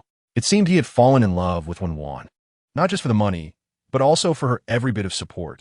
Tonight was destined to be a sleepless night for Luo Mingchuan, Lu Jiao, Jiang Yi, Zhou Zhou, and Tao Hua Xian as they tossed and turned. Meanwhile, the instigator Wen Wan slept soundly, dreaming of nothing. At the Hongguang club base, in a rusty old house, 4 boys sat dejectedly in a shabby place resembling a meeting room, their spirits low, heads hanging as if waiting for a death sentence. Suddenly, the door was pushed open from the outside. The 4 boys lifted their heads to glance, then buried their faces again. Manager Feng Hui walked excitedly into the meeting room. Looking at the dispirited 4, I have good news and bad news. Which one do you want to hear first? His voice was raised, and it was clear he was genuinely happy. Old Feng, don't joke with us. Is there really any good news? The mid laner sighed and said. The support echoed, yeah. Which team did Tang when sell me to? If I have to work in a factory tightening screws, I'll accept it. Just don't make it in northern Myanmar. My organs are too timid to leave me. Chapter 73. You guys take a look around and think about it. I'll talk to Ziki. Feng Hui led Feng Ziki out one after the other. Once they left, the entire training room erupted like it was New Year's, cheering. Wow, we struck it rich. Living in a big house. Don't look at that host anymore. Let us go. Let us go. Check out the entertainment room. I want to go. I like this. It's tempting me. I want to take this thing home and put in my bed. My little orange. Daddy loves you. On the villa balcony, you will stay, right? The esports environment is like this. The conditions offered by W Group are currently the best. Feng Hui looked at Feng Ziki with guilt, his eyes full of expectation. I've let you down over the years. We worked together for so long, and I really don't want you to leave. It seems they already bought you. Feng Ziki pulled out a cigarette from the box and lit it. Taking a puff, the smoke curled. And Feng Hui couldn't see his expression clearly. He honestly replied, W Group indeed offered me a good salary. I should say it's higher than my peers. You know my situation now. I can't not be tempted. I was really hesitant at the time. I didn't want to be a burden on you. Chapter 74. Then let me take the risk and let it kill me. Or let us create a small group to eat. If Brother Su sees this, I'll lose my head, my little young master. Ji Shiu, don't worry. My brother has muted the group. He never looks at it. Even if it's Shi Shiu. Who would he look? Don't worry. I see you all being so timid day by day. After waiting for 5 minutes, there was no response in the group. Ji Shiu. See, he one reply. Indeed, you're brave, my little young master. Tell me, what S Brother Su's poisonous melon? I want to eat a pound. Bro is starting to get curious, huh? Eating melon in front of the main character feels like cheating, exciting. Ji Shiu recounted the whole process of meeting Wen Wan and hitching a ride. The beauty is right. You have a thick skin. You mean she could be the daughter of the villain number 1? Or she asked the mistress. Are you an idiot? Which rich person would be willing to give a mistress a 6 billion car? How much does that car depreciate with every step? Others collect it, and she drives it around. If she is not blood-related, who would give her such trouble? Brother Su's ex-girlfriend, she is really bold. Isn't she afraid of being hunted down? Chapter 75. Luo Mingchuan might still be blaming us for not daring to offend the Luo family 2 years ago, bringing the murderer who killed Aunt Luo to justice. If he really ended up with the little sister now, and you want to snatch someone, I estimate that if he plays dirty, you're in trouble. Gucci didn't care whether she would reply to him. He was already used to his brother being a taciturn person. Just seek more blessings. Gucci was mentally drumming up excitement, preparing to watch his childhood brother turn against each other over a girl. With these 2 bad tempers, they wouldn't stop until there was bloodshed. Just thinking about it was thrilling. Thinking of Wen Wan's face, Gucci couldn't help but feel a thump in his heart. She really was a disaster for men. Speaking of which, Gucci added, W Group has already agreed to participate in the thank you party hosted by Cool Entertainment. I'm quite curious about what identity she plays in W Group. At the Huan Yu building, Jiang Yi watched from a distance as Guan Yi led a group of people surrounding someone. The only person who could make Guan Yi act like this was Wen Wan. He felt a surge of joy in his heart, his eyes sparkling with excitement as he walked over and exclaimed, "Sister!" Jiang Yi's voice was interrupted by another deep voice. Guan Yi. The moment Jiang Yi heard this voice, his limbs stiffened and his heart sank. Chapter 76. At some point, Luo Mingchuan walked to Jiang Yi's side, leaned into his ear, and said, "This is a streamer Wen Wan is very interested in. You have to treat him well." I almost forgot. You haven't seen his information, right? He is very handsome. Good luck, brother. Their eyes met, sparks flying. Brother, are you leaving? Crocodile brother saw Luo Mingchuan was about to leave and quickly asked, "I'm a bit busy. Let us gather later. My surname is Luo. If anyone bullies you, come to the top floor to find me. I'll stand up for you." When it came to bullying, Luo Mingchuan glanced at Jiang Yi with a smile on his face. After speaking, Luo Mingchuan led a group of people away grandly. Watima saw Soft Rice Guy's profile beautiful. The crocodile was right. This face is absolutely stunning. If I had this face, my stomach wouldn't be good either. I'd have to eat soft rice. Still calling him Soft Rice Guy. What kind of eyesight do you all have? This is definitely a top-tier domineering CEO. Didn't you hear him say to let the crocodile go to the top floor to find him? The top floor of Huan Yu building. That's the president's office. I'm really curious what position he has in the president's office. He has so many people behind him. It's like a novel coming to life. I don't care. He is the president. Isn't there a possibility that he is the president of W Group? Chapter 77. I wanted to. The assistant waved his hand. The silent top laner raised his head. Count me in. Feng Hui was overwhelmed with joy. I'm so happy you all stayed, but unfortunately Leo signed with another team. Our team isn't complete, and the autumn season is about to start. Seeing Feng Hui in such low spirits, everyone comforted him. Don't be sad. There are more ADCs in the esports circle than just Leo. Yeah, even though we can't team up with Leo on the field, being opponents is also good. At least we are still here, and there's still Star, right? Star? How did I forget about him? Let me contact him. Wait. Feng Ziki suddenly grabbed Feng Hui's arm. Feng Hui looked at Feng Ziki in confusion. What's wrong? Don't you want Star to come back? Feng Ziki rubbed the cigarette in his hand and explained, "The reputation of glory is too bad. We should change our team name and start new." The captain is right. I support it. Changing the name to clear our shame. Support one, starting over. What name do you think is good? Feng Hui asked. Wan. Feng Ziki looked up at everyone. Everyone was puzzled. Wan? What does it mean? Chapter 78. Wen Wan reached out, and Jiang Yi placed the phone in her hand, hurriedly trying to explain, "I'm sorry, sister, Wen Wan raised her hand to stop him from speaking. Pressing the speakerphone, "Did you threaten him?" Her tone was very calm, as if they were chatting casually. There was a moment of silence on the other end of the phone. Luo Mingchuan teased, "You drop a few little pearls and you care so much? Didn't I remind you not to?" Wen Wan was interrupted by Luo Mingchuan before she could finish her sentence. "I didn't bully him." He answered the phone first. After saying that, Luo Mingchuan turned to Jiang Yi and said, "You haven't been to our house yet. Let me invite you over for dinner someday, little brother." Luo Mingchuan had no bad intentions. He just wanted to get along with Jiang Yi. "Our house."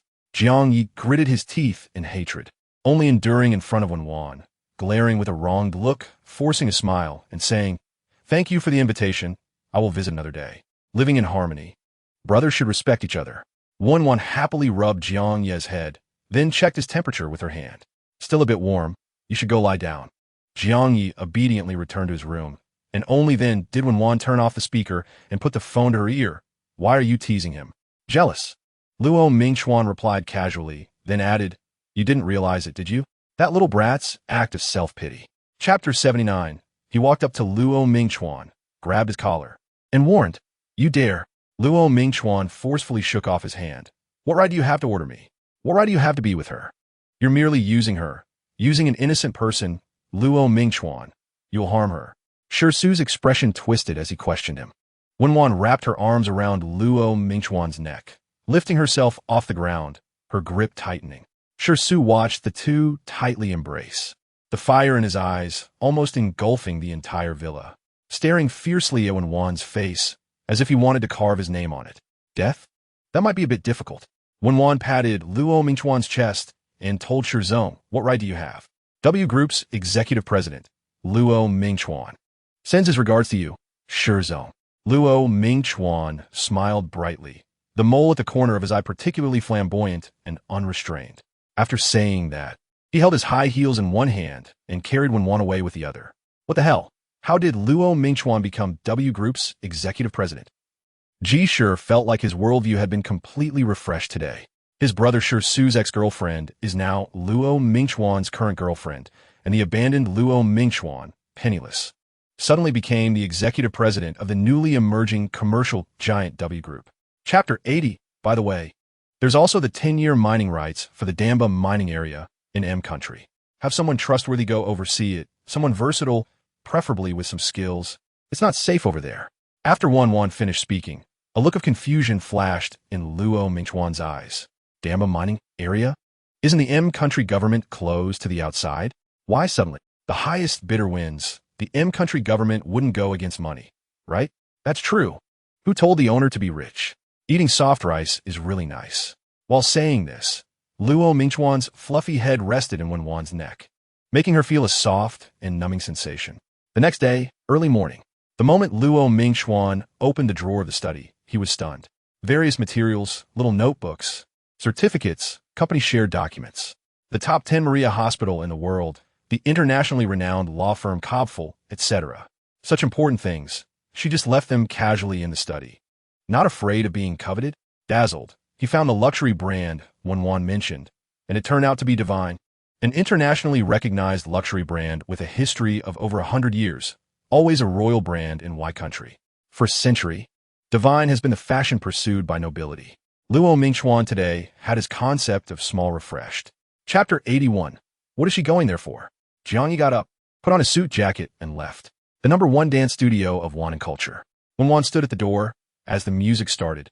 The 4 people in the dance studio moved simultaneously.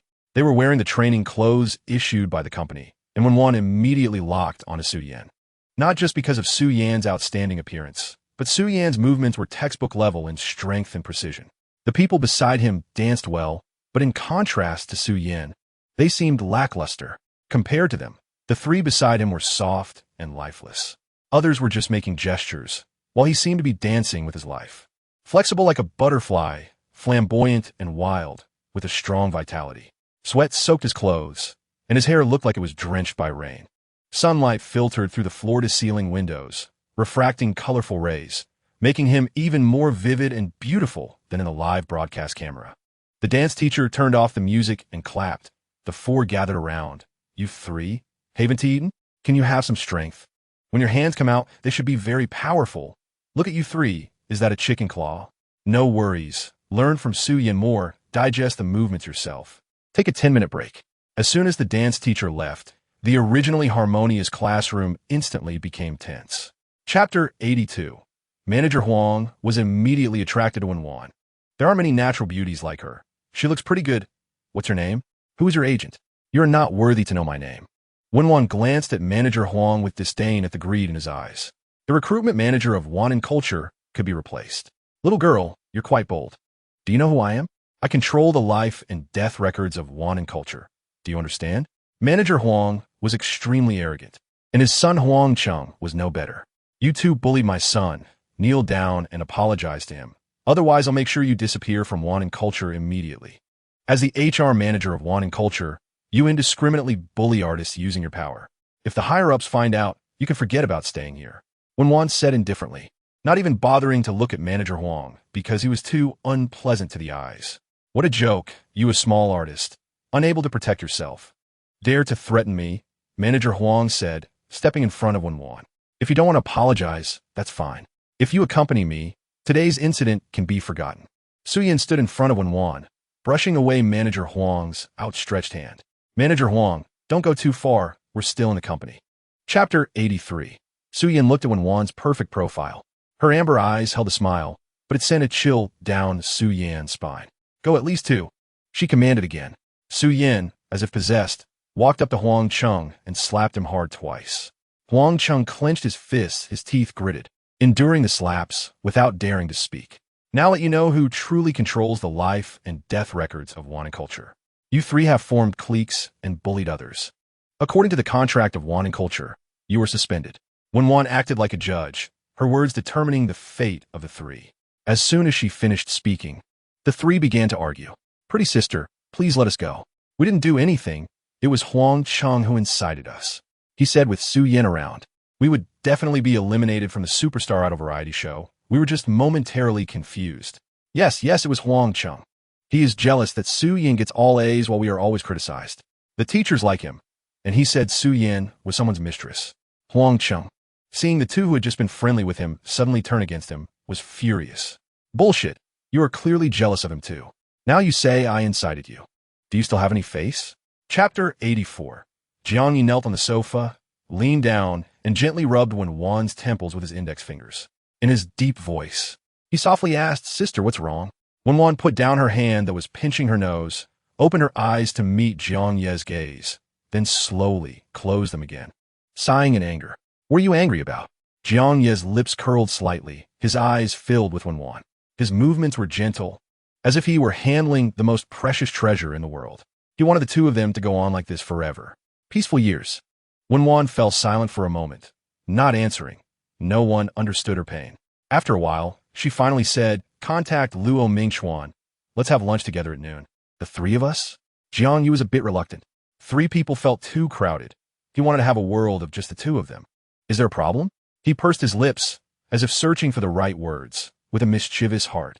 Wen Wan, hearing his description, couldn't help but chuckle lightly, her eyelashes fluttering as they met his burning peach blossom eyes. It seemed to say, he has a mischievous heart, and I don't want to see him. Luo Mingchuan comes from a big family, not bad-hearted, but has long been played out. Wen Wan gestured for Jiang Yi to stop pressing. Chapter 85. Is my speech hard to understand? Wen Wan gently raised her eyes, gazing at Jiang Ye's surprised expression, and continued. The director's team and the actors must be reviewed by me. To be safe, these people still need to be scanned by the system. I won't allow any rat droppings to spoil my porridge. Okay, I'll arrange it right away. Jiang Yi immediately picked up his phone and left his seat. Wen Wan put on a Bluetooth headset and opened the Star Live broadcast room. Today, Star's live broadcast room was very quiet, with only the sound of keyboards clicking. The once irritable, smoky voice seemed to have been silenced. The game characters on the screen still moved gracefully, dodging the enemy's ultimate move with a slide. Spinning in the air with one hand on the ground, landing and picking up a sword before running in the opposite direction of the enemy. Then, taking advantage of the enemy's unpreparedness, they turned back and unleashed a combo, knocking off half of the enemy's health. Just as the enemy failed to react, they dove into the grass with the sword.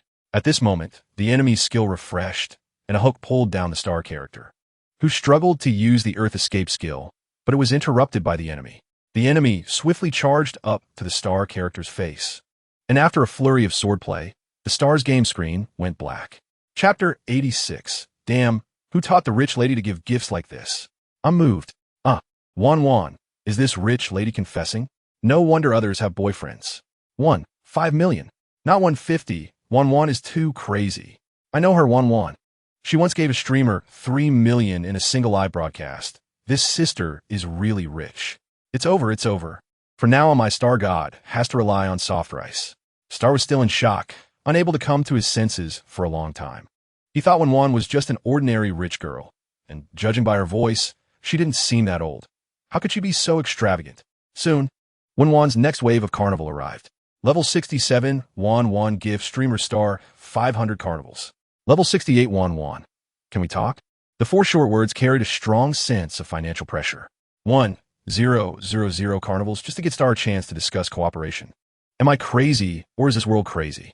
In the future, if anyone approaches Star for cooperation with less than 1,000 carnivals, I'll think they're stingy. President Wan, do you need a 160-pound leg pendant? You can forget it. Don't let President Wan's leg cramp. I'm light, or should I come? I weigh 158 pounds. Chapter 87. I heard she has already agreed to attend the thank you party with Lu Jiao. Since we can't deal with her online, then we. Zhuozh was said at the end, revealing a sinister smile. Who is Lu Jiao? Lin Zheng'er hadn't logged on much since that time when Wen Wan made her lose face. Feeling embarrassed, not paying attention to Wen Wan online, she naturally didn't know Lu Jiao. If it weren't for accidentally discovering Zhuozh She wouldn't have known how to find an opportunity to take revenge on Wen Wan. Zhua introduced Lin Zheng. Lu Jiao is my sworn enemy and also a cool entertainment 18-line streamer. At the beginning, Wen Wan gifted Lu Jiao to provoke me, hoping I come back to my senses. Lu Jiao, huh?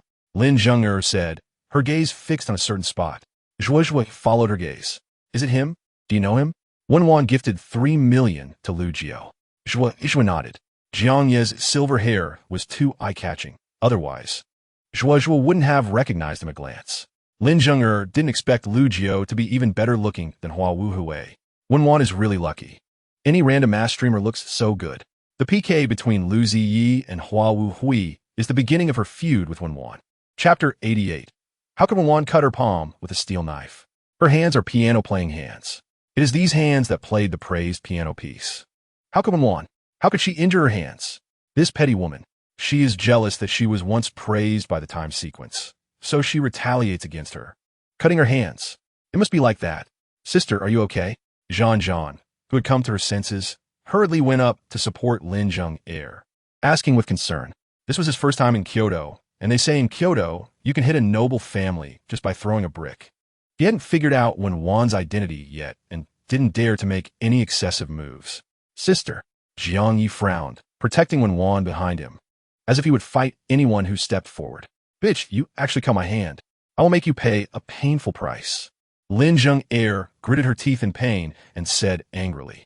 The restaurant suddenly fell silent, and the diners all stopped their actions, turning their heads to cast curious glances. Ah, Miss Lin, how did you get hurt? A staff member rushed over, exclaiming what happened. She had only gone to the restroom for a bit of peace. How did Lin Zheng's hand get cut? Lin Zheng is a VIP guest at the restaurant and the daughter of a Lin family. Chapter 89. You are fired. Permanently blacklisted. The manager immediately interrupted her, fearing she would say something unpleasant. The staff member panicked upon hearing this. What? This woman provoked Miss Lin. What does that have to do with me? Besides, I can't afford to offend Miss Lin. I'm just thinking about the restaurant. Why do you have to fire me? First, you don't know the full situation and treat guests differently. Second, you shouted at the guest, showing no respect. Third, the manager paused. This one you can't afford to offend either. She is the restaurant's owner. Then he told the security guard beside him, throw her out. The staff member gasped. The restaurant belongs to the W Group. The owner of the restaurant is the ruler of the W Group, right? How could the ruler of the W Group possibly be a young woman? Impossible. She shook her head wildly and shouted, no way. The security guard immediately stepped forward, covered the staff member's mouth, and dragged her out. The manager had someone prepare a new table for Wen Wan and then returned to standing beside her, slightly bent over. What about him? Wen Wan asked. Who? Jiang Ye's ears perked up, guessing in his heart. The manager replied, Mr. Luo arrived an hour ago and is personally cooking for the young lady in the kitchen. Chapter 90. Luo Ming Chuan's gentle gaze moved from Wen Wan's face to her hands, gently holding her hand and lowering his head to kiss the back of her hand. He slightly closed his eyes, the shadow of his thick eyelashes cast on his androgynous, exquisite features, a depth of emotion that was indescribable. The sharpening stone is jealous. Shouldn't the master compensate for something? He said, slowly lifting his eyelids, maintaining the posture of kissing her hand, his starry eyes focused on her, as if swirling with countless emotional threads, binding her and pulling her deep into his gaze. A vixen indeed. Wen Wan's eyelashes trembled slightly, and her lips unconsciously curled up. She felt the heat from his large hand and his breath warming the back of her hand. I only care about KPIs. This is her bottom line. Luo Ming Chuan has always been ambitious and straightforward, showing no concealment of his ambitions and goals in front of her. In front of others, he was like a lotus root, full of schemes. This is also one of the reasons Wen Wan liked him. But she couldn't stand him being impulsive like this morning, trying to test what he shouldn't test. His purposefulness is too strong. If she didn't know he had a 95 favorability rating towards her, Wen Wan would doubt whether this person was exceptionally good at acting. Chapter 91. I disagree. You're forcing me. Before she could finish speaking, she was silenced by the mid-laner covering her mouth. Opposition is invalid. Don't worry. Listen to me slowly. The boss is beautiful, kind-hearted, and rich. She not only acquired Rongguang, but also sent that bastard Tang want to work on the sewing machine, so we can take our revenge. After receiving the system's prompt sound in her mind, Fong Zhiqi's gratitude message also came through. After savoring the content of the message, she signed with Star. And Fong Ji only responded with 10 points of favorability. Is this person emotionally dull or just slow? Lick, how many usable favorability points do I currently have? Wen Wan communicated with the system. The host currently has 140 usable favorability points, of which 75 favorability points are from the artists and streamers newly signed by the host Night Culture. No need to grind for favorability points. Wen Wan was still happy.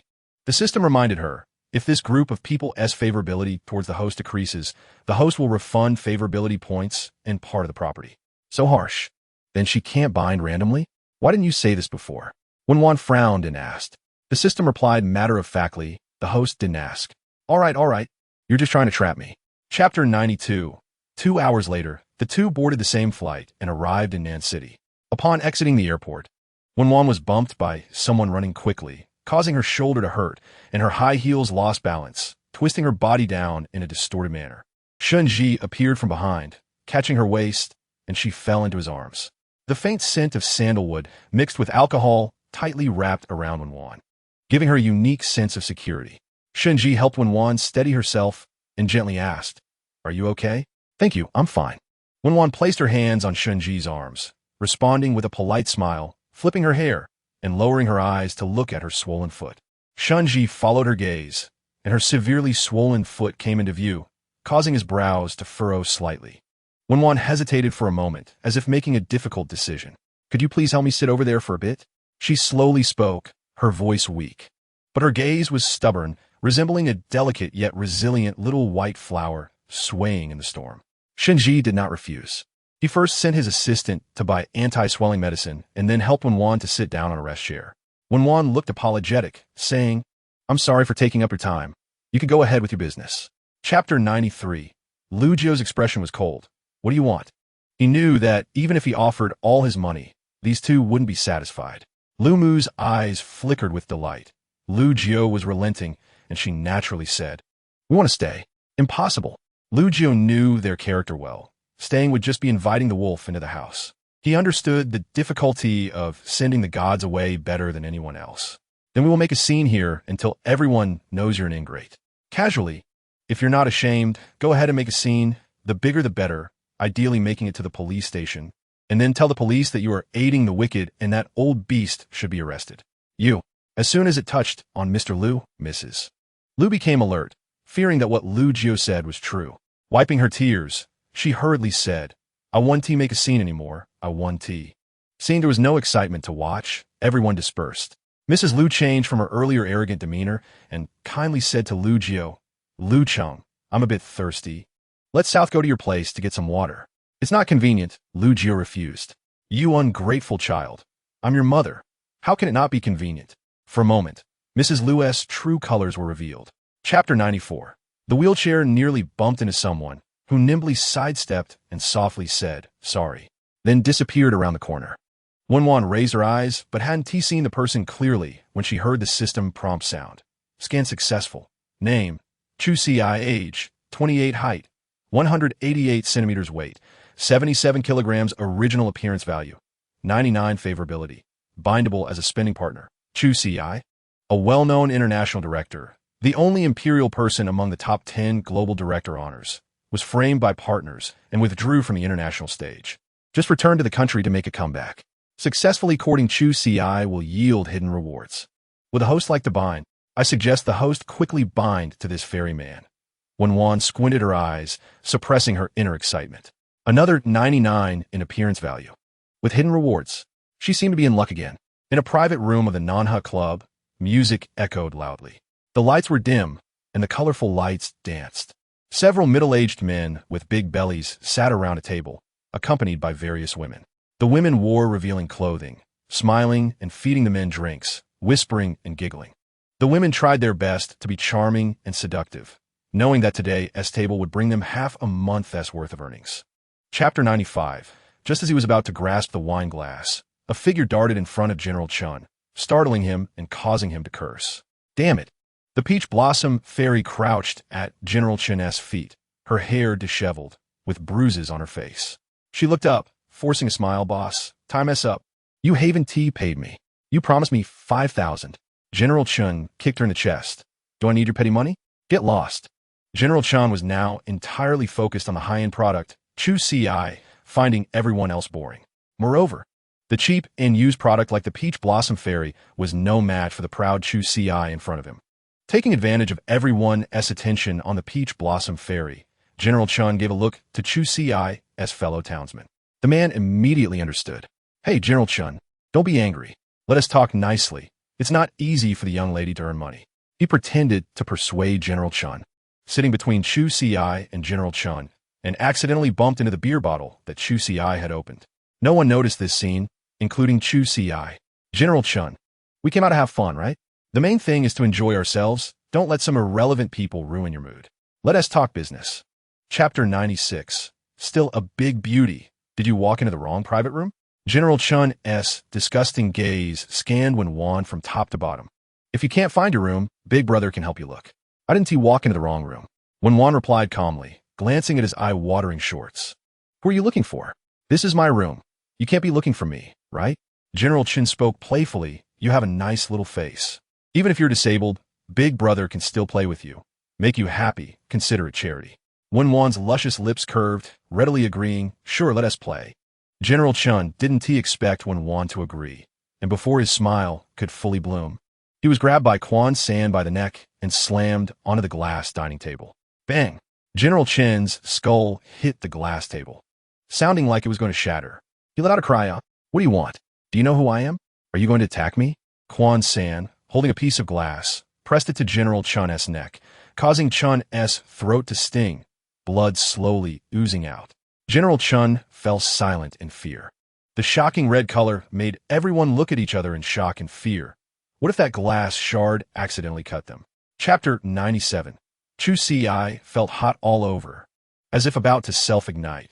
But in an instant, he was enveloped in coolness, as if he had come from hell to heaven. Before he could get lost in it, the air around his nose was sucked away, water rushed into his nostrils, ears, and mouth. He was nearly suffocating, flailing his hands in the water. The survival instinct made him suddenly sit up from the water. Water clung to him, cascading down, pressing against his thick eyelashes, delicate face, and sexy Adam's apple. Breathing heavily, his soaked shirt clung to his muscular chest, rising and falling with his breath. The skin beneath the shirt was faintly visible, carrying a hint of sensuality and allure. The low, tempting sound of breathing lingered in Wen Wan's ears, and the entire bathroom was filled with an ambiguous atmosphere. Unlike the video of Jiang Yi emerging from the water lily, Chu Ci exuded an inherent arrogance that made one want to conquer him. Wen Wan lowered her gaze, focusing on his face, which seemed almost a waste if not used for acting. No wonder General Chun wanted to taste Chu Ci. Even she felt the urge to crush the innate pride emanating from him. After a long time, Chu Ci randomly wiped his face with his hand, his eyes filled with desire, momentarily stunned before finally noticing the beautiful woman sitting in a wheelchair, which looked somewhat familiar. Chapter 98. Wen Wan lifted her eyelids. How about you raise my salary to 100 million, and I'll perform an excited synchronized dance or an excited handstand. Warning. Host detected dangerous thoughts. Suspected to have ulterior motives, hereby warned. In the messy and cramped rental apartment, the air was filled with the smell of braised beef instant noodles. Ding ding ding, Mom. Mom. Lu Jiao looked anxious and restless, holding Lu Jiao's vibrating phone, and handed it to Mrs. Lu. Mom, what should we do? She called. Mrs. Lu had her head buried in the noodle bucket, blowing on it a couple of times, shoving a large lump of noodles into her mouth, biting a few times before swallowing, wiping her shiny mouth with the back of her hand, and then wiping it on her pants. Sniffling, she finally reached for the phone in Lu Jiao's hand. Just as she grabbed it, the call automatically hung up. She was about to put the phone down and finish the noodle soup. Ding, ding, ding. The phone rang with a vibration, startling Lu Mu. In her moment of distraction, the phone fell into the instant noodle soup, knocking over the noodle bucket and landing on the ground. Huh, why is this thing so fragile? Lu Mu hurriedly picked it up and saw that the phone was already black-screened. What to do? Lu Jiao also looked at the broken phone. Chapter 99. When one couldn't decide whether she liked or disliked Lu Jiao. At that time, she had just bound the system, using him to make money while also annoying Zhou Zhou. The two of them could be considered comrades in arms, helping each other against a common enemy. Furthermore, Wen Wan had been spoiled by several men with scores above 90, and now Lu Jiao, with his 85-point looks, could only be considered handsome. After a long while, Lu Jiao came back to his senses, a hint of embarrassment flashing in his eyes, apologizing. He was actually lost in thought, staring at Wen Wan. Wen Wan smiled lightly, not minding. This small smile tugged at Lu Jiao's already unsettled heart. He pretended to cough to ease the awkwardness, his clear gentleman's voice slowly escaping his lips, saying that they should receive appropriate punishment. And what happens after the punishment? Kidnapping and extortion would only lead to a few days of education before they were released. At that time, Lu Mu and the others would still quickly find Lu Jiao like blood-sucking leeches. After all, they saw Lu Jiao as a treasure trove. I plan to find a place where they can't find me, save enough money to complete my studies that I have delayed for so many years. Lu Jiao's eyes were firm, his tone passionate, saying, I want to become strong. Only by becoming strong can no one and nothing bring me down. Chapter 100. What? Ji Shi was dumbfounded, unable to close his mouth in shock. The Ji family primarily dealt in jewelry and was a leading name in the empire. Ji Shi understood the value of Divine better than anyone else. Divine was not just any luxury brand. It was a royal brand. The fact that it could be acquired by W Group showed how powerful W Group's backing was. Looking at it this way, their overnight acquisition of TW Bar seemed trivial. So surprised? Well, as long as W Group operates well, it might take less than 2 years, possibly even just a year, for them to replace the Ji family's position as jewelry tycoons. Gucci patted Ji Shi on the shoulder. Young master, you should feel a sense of crisis. Ji Shi said somewhat unconfidently, the Ji family jewelry shouldn't be so easily pushed out by W Group, right? It seems that Asu's concerns about you are not unfounded. You really have a car-playing brain? You can't even understand such a simple issue? Talking about me, your head is full of women and alcohol. Hiss, what do you know? I'm just setting up a persona to confuse the opponent. Gucci waved his hand, thinking it was pointless to say more since you wouldn't understand anyway. Let me tell you how big the impact of W Group acquiring Divine is on Ji's jewelry. Chapter 101. Offending both the Lin family, the Shi family, and the Guo family at the same time is truly unfortunate. This little streamer hasn't even become popular and is already in trouble. Everyone shook their heads, variously pessimistic. When Wan parted her lips slightly, her voice clear, pick it up. Lin Zheng'er crossed her arms, taking a step forward in her high heels. Standing in front of Wen Wan, her finger poking at Wen Wan's chest. Let me pick it up. You think you deserve it? Do you know where this is? You're unlucky to have fallen in my territory today. Wen Wan curled the corners of her lips, grabbing Lin Zheng'er's index finger and pulling it in the opposite direction. Ah! Lin Zheng'er's scream echoed through the corridor like a slaughtered pig. Bitch, let go of my hand. I told you to let go. What are you all looking at? Hurry up and make her let go of my hand. Before the staff could step forward, Wen Wan released her grip and slapped Lin Zheng'er across the face. Smack! Lin Zheng'er lost her balance and fell to the ground. You dare hit me? For a moment, she didn't know whether to cover her slapped face with her hand or protect her nearly broken index finger. Last time in a restaurant, she had already been humiliated by Wen Wan. Not only did she hit her, but she also cut her hand with a knife, leaving a faint scar that was still visible to this day. Chapter 102. Everyone was on edge for Wen Wan. This is it. The beautiful woman's background seems to be insufficiently strong. Who said this was scripted? This is clearly real. The two really seem to have a grudge. The beautiful woman is truly pitiful. How can she compete with the capitalist young ladies? Assistant Su didn't take it seriously. The beautiful woman really angered the young lady.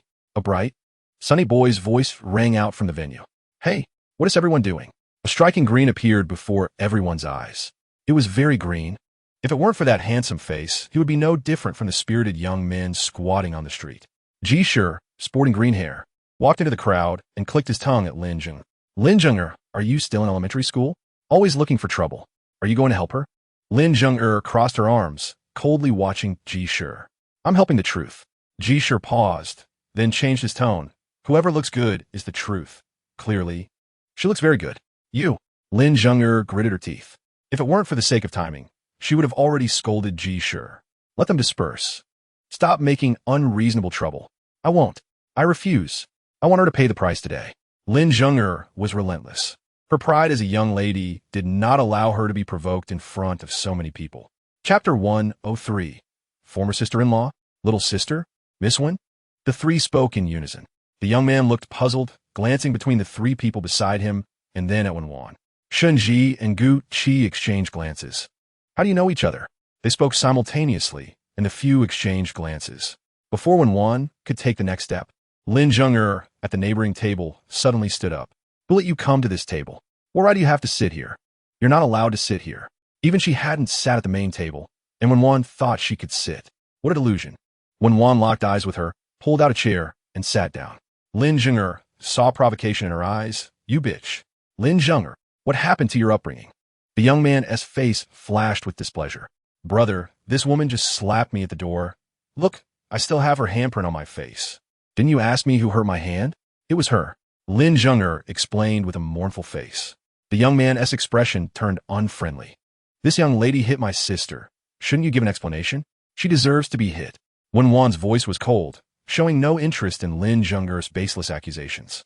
Chapter 104. Laughable, just 30,000. Do you even look at what you are? Sneaking in here. Do you think you can stand on equal footing with me? You can't even afford a dress. Lin Zheng'er disdainfully looked Wen Wan up and down, brazenly. Wen Wan gently lifted her eyelids, pointing at the giant screen on the stage, which displayed the real-time rewards leaderboard for every streamer present during this thank you event. Currently ranked first was the stage's multi-million follower internet celebrity, Xia. Her points were 12 million, a full 10 million more than the second place, Xiao Yuer. You are the well-deserved cash cow of cool entertainment. Lin Zheng'er lifted her chin and looked at Wen Wan through her nostrils. Today, she wants to see what tricks this inferior person is up to. Wen Wan picked up her phone and entered the cool entertainment thank you party live stream. The number of online viewers in the live stream reached 4 million and kept increasing. The content of the live stream was the top-tier streamer Xia, who was bouncing and jumping on stage. The public screen was scrolling crazily, as fast as a flash of lightning.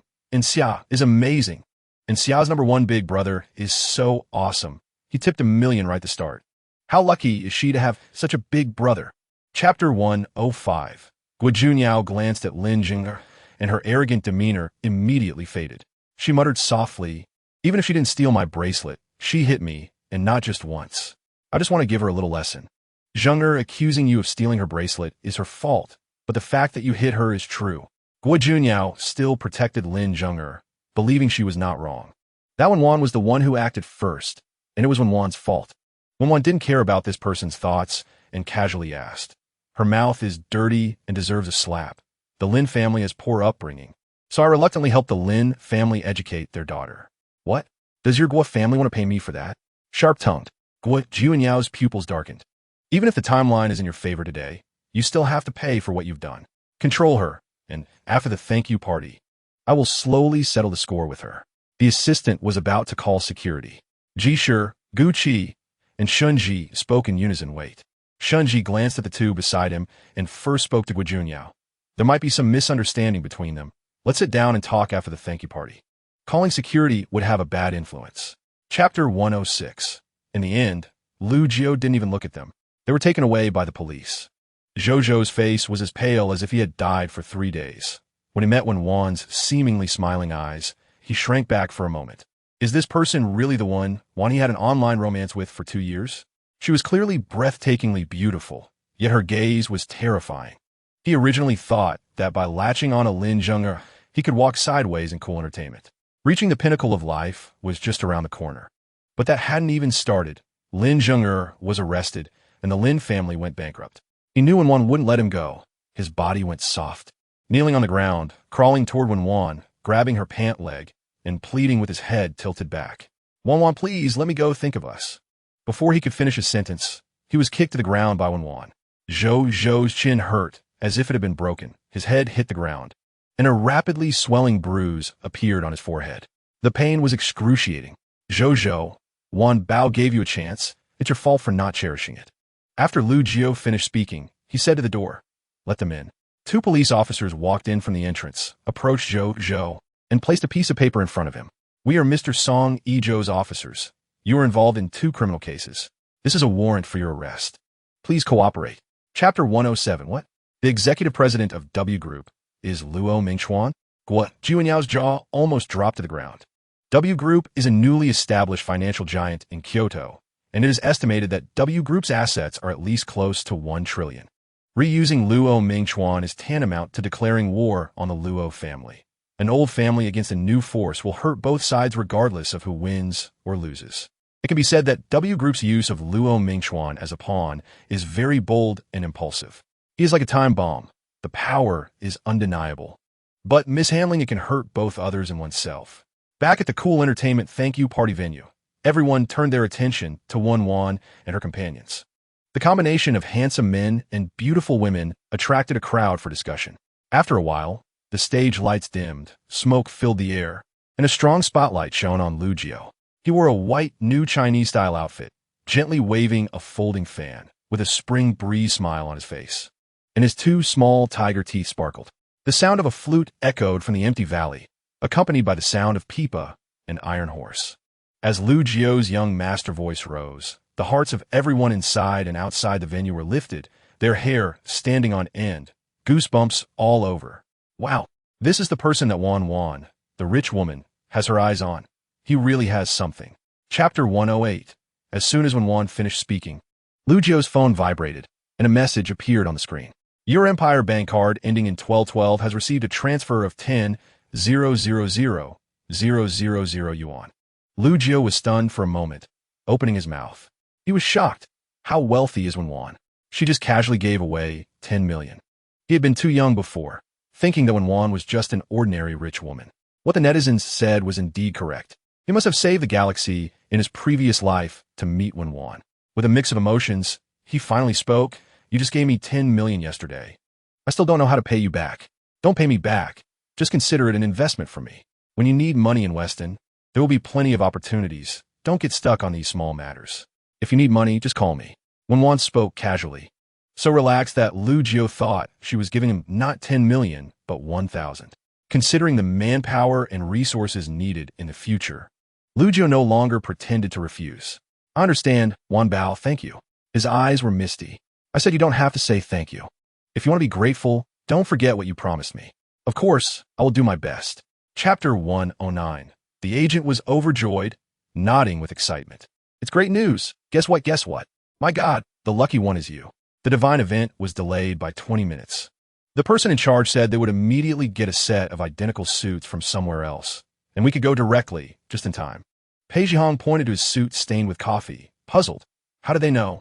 The agent froze, blinked, and repeated Pei Zhihong's words. How did they know?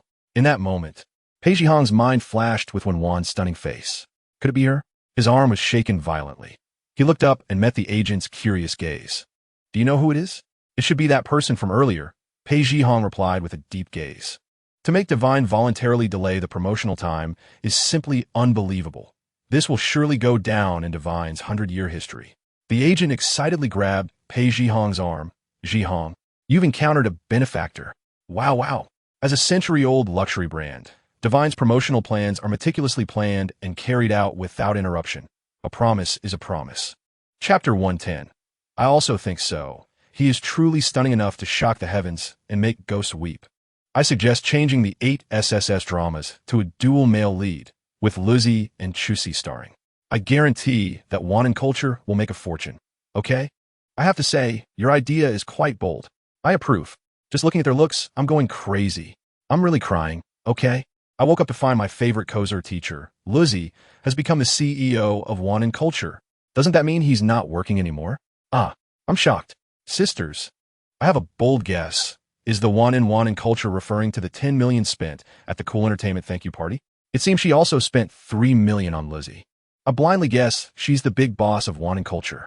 Am I the only one who thinks Wan and Culture is about to go bankrupt? 800 million. 8 dramas by the same author, and the original author is a nobody I've never heard of. What is this nonsense? And they dare claim to have SSS scripts. Just waiting for bankruptcy. What level is this? The #1 media company in the empire? Wan and Culture has been like a clown lately, jumping around everywhere. So annoying. I don't want to see their messages. Why do they always push it to me? Chapter 111. So the question is, who will be in the yellow supercar? Could it be that young master from last time? Are the young master and young lady arguing? Then I can get ahead of them. Wait, I'm nearby. I'll be there in 10 minutes. I'm going to kneel in front of the young lady and let her choose me. I have to say, rich young couples know how to play. Their relationship disputes escalate directly to criminal cases. Brothers, Others' love stories are passionate, while my love life is tasteless. And I'm being forced to ship this pair. I'm being struck by this crazy couple. Thank you. The two cars' fronts are tightly locked together, emitting white smoke. Luo Minglu is still in shock, gripping the steering wheel tightly, his back pressed against the seat. After being hit by the airbag, the chemical dust covered his face, causing him to cough. Ever since he learned of Wen Wan's existence, he has tried every means to investigate her identity, but found nothing. So he planned to meet her in person. Little did he expect that Wen Wan herself was not only arrogant, but crazier than him. Just like now, through the windshield and the curling white smoke, he saw her curl her lips at him, smiling bloodthirstily and brilliantly. Chapter 112, Oi Little Ghost. Now that you mention it, I already have a picture in my head. A melodramatic scene of a wealthy love triangle. Sexual tension overflowing sweet-talking young master versus beautiful and wealthy spoiled sister versus unruly young master, sisters who understands. All of you kneel and ship. Help. What kind of hell is it when these three collide? Is there an author in the comments? Here's my pen. Please, I want to see. Looking this beautiful and still daring to go out. Really reckless. I've seen her in person. Very rude. Barging into my heart without a greeting. How annoying. Everyone started sharing their encounters with this million-level Pagani Huayra in Kyoto, posting photos from various angles. There were even photos of Wen Wan appearing in shopping malls. One photo sparked heated discussions online. Location: South City. Same person. Photo JPG. In the photo, a burly foreign bodyguard in black is pushing a wheelchair. In the wheelchair, Wen Wan is dressed in black, wearing cute slippers. Next to her is a humble-looking person, bending over as if reporting some work. Who says life doesn't have that many viewers? It's all cameras. This should be the embarrassing history that the spoiled sister wants to delete the most. Those death pink slippers? Black man questioned JPG. Chapter 113, After a Drama. The main roles are all the investors' harem. No one cares about the film itself. This time he must give his all, not to disappoint Wen Wan's trust in him. Because Wen Wan has given him so much, he quoted 20 million, and she gave him 200 million. As a result, he felt like he was dreaming these days. It didn't feel real. Okay, you take your time finding it, Wen Wan said, pausing before continuing. I'll go to the audition site a bit later tomorrow. See you there. Okay, see you there. Just as Chu Si hung up the phone, Jiang Shui, one of the 4 famous gold medal screenwriters in the empire, walked up to him from the meeting room. Seeing him smiling as he put his phone back in his pocket, she asked, Director Chu, what are you smiling about? Did Wen Wan arrive? Before she finished speaking, Chu Si's phone vibrated, as if it was a message notification. He took out his phone to check the message content, his brow furrowing quickly before returning to normal. Regretfully, he said to the newcomer, Wen Wan said he got into a car accident on the way and can't come today. Huh? He had a car accident? Is Wen Wan okay? Jiang Shui looked shocked and nervous. Chu Si explained, he's fine. Chapter 114, just then on his phone, Wen Wan started the Pagani and unhesitatingly crashed into another supercar, producing a huge collision sound and gasps for bystanders. Cool, Ji Shiyu exclaimed with sparkling eyes. As if he were witnessing it live, blood boiling. Gucci leaned in puzzled and asked what is going on. Where did this video come from? How did they crash into each other? It's trending. This video has exploded all over the internet. I bet my hands and feet that Luo Minglu did it on purpose. Ji Shiyu raised his hands. Gucci raised an eyebrow. You don't need to tell me. That bad guy must be targeting her because Luo Mingchuan is eyeing her. Then my ex-sister-in-law is in danger, right? Luo Mingliu's methods are so despicable. I'm worried. Ji Shiyu said as he looked towards Shirshiu. Shirshiyu's eyes darkened, his voice low and emotionless, staring at Luo Minglu. Gucci pouted. The president of Goose is very busy. Who has time to be a paparazzi? Whoever wants to stalk can do it, I won't. Doing hard work doesn't pay off. His life is really tough. Ji Shiyu snatched the wine glass from Gucci's hand. Looking serious, Gucci, you can't take a break. You're the most dog-like among us. My brother's happiness depends on you to protect it. Gucci's mouth twitched. Ji Shiyu, are you polite? Chapter 115. Pei Zhihong took the thin A4 paper from his agent's hand and revealed a gentle smile. Oh, who is this? Isn't this our big movie star Pei? Leaving Tengfei and joining Wan in culture. How's that going for you? Competing for roles with a bunch of extras. You really have no shame. A young man, painted with makeup and lacking masculinity, walked up to Pei Zhihong, looking down on him with disdain, jealousy flashing across his face. So good looking but still not doing as well as a dog. Pei Zhihong put down the A4 paper, glancing at him with indifference. This person was Qian Zichen, an artist from his former agency, and they had only met twice without any communication. Each time this person had mocked him to the fullest.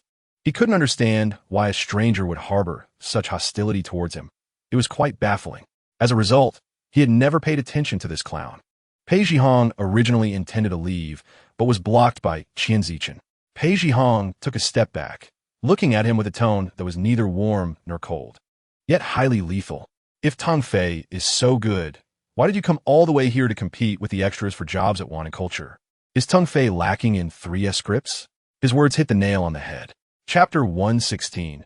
Fortunately, Wan and Culture gave him a new lease on life. Wan and Culture not only bought out his management contract with Tong Fei at a high price, but also signed him to the highest level management contract. The moment he saw the contract details, even Pei Zhihong, who had been in the entertainment industry for 8 years, thought Wan and Culture was doing charity. So he was very grateful to Wan and Culture and immensely appreciative of the chairman, who had high hopes for him, as mentioned by the staff. Over here, Qian Zichen walked to a quiet corner, picked up his phone, and dialed a number with a flattering expression. Director Zhou, this is Qian Zichen. I saw Pei Zhihong at the audition site. Yes, he is preparing for the audition for the villain in script number 2. Yes, good. After hanging up, Qian Zichen's lips stretched to his ears, and he couldn't hide the smugness in his eyes. Pei Zhihong, you're done for. Once Pei Zhihong disappears, no one will ever say he looks like Pei Zhihong and call him little Pei Zhihong again. He really hated that title. It annoyed him. What is Pei Zhihong? Qian Zichen is unique. At the elevator in the audition hall, Pei Zhihong advanced to the next round and headed to the 4th floor for the re-audition. While waiting for the elevator, he held an A4 sheet and carefully noted down the lines for the next round. Chapter 117. After a while, the staff called out number 10. Pei Zhihong handed his number to the staff and walked into the re-audition room. He stepped onto the performance stage, and his resume appeared on the screen behind him. A row of professional judges sat in the audience, with Zhou Xiong prominently among them. Pei Zhihong's gaze met his, and he could see the sharpness in Zhou's eyes. Pei Zhihong withdrew his indifferent gaze. A female judge asked, "Are you ready, number 10? I'm ready," Pei Zhihong nodded. "Please start your performance." As soon as the female judge finished speaking, Pei Zhihong closed his eyes. When he opened them again, they were filled with trauma. 2 lines of clear tears flowed from his eyes, neither sad nor happy. He lowered his head, his index finger brushing over the tear stains, then raised his head, his gaze turning fierce and eerie, with a bloodthirsty, manic smile tinged with a hint of madness. "Don't you love me anymore? Fine. Then I'll kill you and turn you into the most beautiful artwork in the world, so you'll always be with me." It wasn't a heart-wrenching scream, but a low, tempting whisper, coaxing the person in front of him to stay by his side. "Do you want to die? Want to go underground to accompany him? You two want to be a pair of lonely spirits, right? Wishful thinking. You will never escape from me in this life." Chapter 118. Security. Throw this person out. Just toss him at the front door. Give those entertainment reporters some material. It's not easy for them either. Since they're here, let everyone not come in vain. Zhou Xiong watched the security guard walk step by step toward Pei Zhihong with a smile, his eyes filled with a satisfying desire for revenge. And he couldn't help but sneer. "Pei Zhihong, I've thought of a hot search title for you. Past glory actor disqualified, causes havoc at audition site. Thrown out by his own company security. How about that? Will it be enough for you to trend for 3 days?" Qian Zichen clapped in support, awkwardly praising, "Good, Director Zhou. This hot search title is brilliant. As expected of you, Director Zhou, so articulate." The judges all sighed in unison, unable to bear to watch. If Pei Zhihong really got thrown out, it would be a huge embarrassment. Everyone felt it was a pity, but dared not speak. Only the female judge was about to speak up for Pei Zhihong when Zhou Xiong rebuked her. "I advise you not to meddle. He's still an artist of Wan and Culture. Director Zhou, don't go too far." "Go too far? Huh?" Zhou Xiong sneered. "What Wan and Culture? I don't even take it seriously. Now it's Wan and Culture begging him to work. He was the god. Quickly, immediately. Throw him out. I feel unlucky just seeing him." Chapter 119. His words amused Zhou Xiong, who poked Pei Zhihong's chest with his finger, looking sarcastic and aggressive. "Pei Zhihong, do you think you're still the former movie emperor? Am I still that little intern director? What a joke. Without the skill. What do you think you are, a flower protector? Be sensible. Roll far away, or I'll have you banned from all platforms." Just as everyone lamented that they had finally found someone so suitable for the role in Pei Zhihong, he was about to be banned. What a pity. Hello, Steady voice came from outside. When did it become the turn of an external director to have the final say at Wan and Culture? A tall and handsome figure walked in from outside, like the starlight on an autumn night, bright yet distant. The moment he appeared, the entire re-audition room seemed to brighten a few degrees. Everyone present held their breath. Even though they had seen him more than once, each time they saw him, they couldn't help but sigh in their hearts, godly looks. Is it up to you to decide at Wan and Culture? Zhou Xiong raised an eyebrow, mocking, with disdain in his eyes. Zhou Xiong looked down on Chu Ci the most, thinking that an international director was no different from a gigolo serving rich women. To put it bluntly, he was just a pretty boy serving rich women. Chapter 120. Director Zhu was panting heavily, looking at everyone present. After a moment, he calmed down, his face dark. If you can't do it properly, then don't do it. What did you say? Zhou Xiong couldn't believe Director Zhu would say such a thing, furious. Zhu, what do you mean? You invited me here with a high salary. What do you mean? I want to ask you. We hired you with a high salary to work, not to choose a consort for yourself. And you want to force people in here? Do you think Wan and Culture is your backyard? Director Zhu was furious. He had confidently guaranteed Zhou Xiong's abilities in front of the leaders, and now he felt utterly slapped in the face. He knew this person was lecherous, but his abilities were evident. He thought as long as he kept an eye on him, nothing would go wrong. He didn't expect this lecher to be so bold as to try to set up an actress in front of so many people. As soon as he received the news, he rushed over, but halfway there, he got Zhou Xiong's call. He initially intended to scold him, but instead, he heard Chu Ci's voice, which scared him into a cold sweat. Fortunately, he ran fast. Otherwise, he wouldn't be able to keep his job. No one knew better than him about Chu Ci's background. He was indeed parachuted in, but he was directly arranged by Group W. Chapter 121. This time our company is selecting important roles from 8 dramas through auditions. If friends in the live broadcast room are interested, you can learn more online. The audition lasts for a week. These are 8 original 3S dramas, with a minimum investment of 1 billion per script, unprecedented. Is anyone excited? If selected, it will be a sure win in fame and fortune. Don't just be excited. Take action, everyone. Brother Crocodile shouted tirelessly, promoting the role auditions madly. He glanced at the comments. Most people were still showing face, expressing anticipation, praising Wan and Culture's generosity. But among many comments, there were also a few rebellious words. What? Do I look like I'm running a pyramid scheme? My goodness. I'm just helping the company with some advertising. Look at this crowd. Kyoto, under the royal city. Who dares to mess with that? No more talking. Let me take you to see. I'm not bragging. If you follow me, you're in for a treat. I'm the only media allowed into the preliminary selection site. Even in the official live broadcast room of Wan and Culture, you won't see the internal situation. Who understands? Family. I'm going to make it big. If you don't want to see me and want to see Director Chu, that's fine. Family. That's fine. We'll watch in a bit. We came early. Let's take a look around. Wait for the assistant to notify us. How long? Not long. Just a moment. No one is allowed to switch live broadcast rooms. Today, no one is allowed to leave my live broadcast room. Chapter 122, he has bribed many marketing accounts and water armies, inciting fan emotions. Now the whole internet is asking us to apologize. If we don't apologize, they will boycott our artists, anchors, and dramas, and even implicate our anchors. The water army rushed into the live broadcast room and attacked the anchor directly. Several anchors couldn't bear it and were directly forced to go offline. The assistant was so angry that he spoke for a long time without taking a breath. Wan and Culture was targeted online right after its establishment. If not handled properly, it would leave a bad impression on the public, making it difficult to clear in the future. Jiang Yi frowned coolly. Chu Ci is the overall person in charge. What does he say? Wan and Culture has a top-notch public relations team. Handling such small matters is naturally a piece of cake. However, Chu Ci is the project leader appointed by Wen Wan. Even if Jiang Yi doesn't give Chu Ci face, he has to give Wen Wan face. He didn't say anything. The assistant shook his head in response. Jiang Yi pondered, tapping the table absent-mindedly. The assistant also knew that Chu Ci was directly assigned by Group W and was unsure of what to do, asking, General Jiang, what should we do now? First, go to Chu Ci to understand the ins and outs of the situation. Then let the Public Relations Department draft a response plan, find strong evidence for us. If Zhou Xiong wants to go hard, we will not show any mercy. Jiang Yi instructed clearly. Chapter 123, it's okay. Wen Wan's faint smile spread across her face. How's work? Is it going smoothly? Chu Ci responded with a smile. Thanks to the privileges you gave, It's going quite smoothly. His smile was like the warm sun in April and May, making people feel warm. It was hard to look away. That's good. Wen Wan lowered her head to look at the teacup.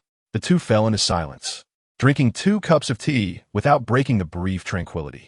Chu Si poured tea for Wen Wan, and when he withdrew his hand, he caught a glimpse of Wen Wan staring at him intently.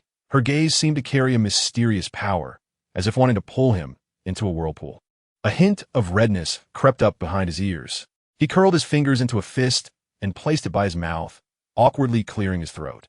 Is there something on my face? Why are you staring at me? Wen Wan sincerely commented, You're handsome. Chu Si was slightly taken aback. He had never discussed this with a woman before, and instinctively replied, You're also beautiful. Not as beautiful as you. Wen Wan rested her chin on one hand, touching the teacup with the other, admiring Chu Si's 99 points of looks. His features were not sharply defined, but rather exquisite and ethereal. The more you looked, the better he appeared, his entire profile exuding elegance, with obsidian-like dark eyes full of calm and pride. Chapter 124 Foot Doesn't anyone care where the cool sister is gone? And what is her relationship with Director Chu? Tell me. Hurry up. I'm dying to know. Ignoring the wildly scrolling public screen, Brother Crocodile said seriously, All right, let's get back to the point. Let's have Director Chu answer about Zhou Xiong. Excuse me, Director Chu, did you have someone throw Zhou Xiong out of the preliminary selection site? Brother Crocodile was not a fool and knew his current situation. He had asked Chu Si these questions earlier and understood the ins and outs of the situation. That's why he dared to ask without hesitation. Yes. Chu Si did not deny it and answered affirmatively. His answer made the water army on the public screen become increasingly active and increasingly foul-mouthed. Brother Crocodile took a glance and continued to ask, Is there any reason we don't know about? This involves Zhou Xiong's attitude. Our team has already spoken to Zhou Xiong. If he does not formally apologize to Wan and Culture and delete the slanderous remarks against Wan and Culture and against me personally, we will expose the truth and sue him. Chu Si replied seriously, his expression serious and unarguable. Sounds good, but will you really expose the truth? Does Wan and Culture want to use money to silence Zhou Xiong? I believe Zhou Xiong is a righteous director. He won't bend for a few coins. Chapter 125, he wasn't dreaming. Everything in front of him was happening for real. He pinched his thigh, afraid he would laugh too loudly. After organizing his emotions, he continued to ask Chu Si, according to the interview script. I heard that Director Chu just returned from abroad not long ago. May I ask what coincidence led you to join Wan and Culture? Chu Si retracted his gaze from Wen Wan, his obsidian-like eyes locked onto the camera, making the viewers in the live broadcast room feel as if he was looking directly at them, inexplicably moving, being appreciated by a big shot. His voice was deep, containing a hint of laughter and softness. Wen Wan lifted her head from her phone, her amber eyes gently resting on Chu Si's exquisite face. When did she become a big shot? Chu Si felt her gaze, slightly tilted his head, and their eyes met in the air, his lips curving into a smile.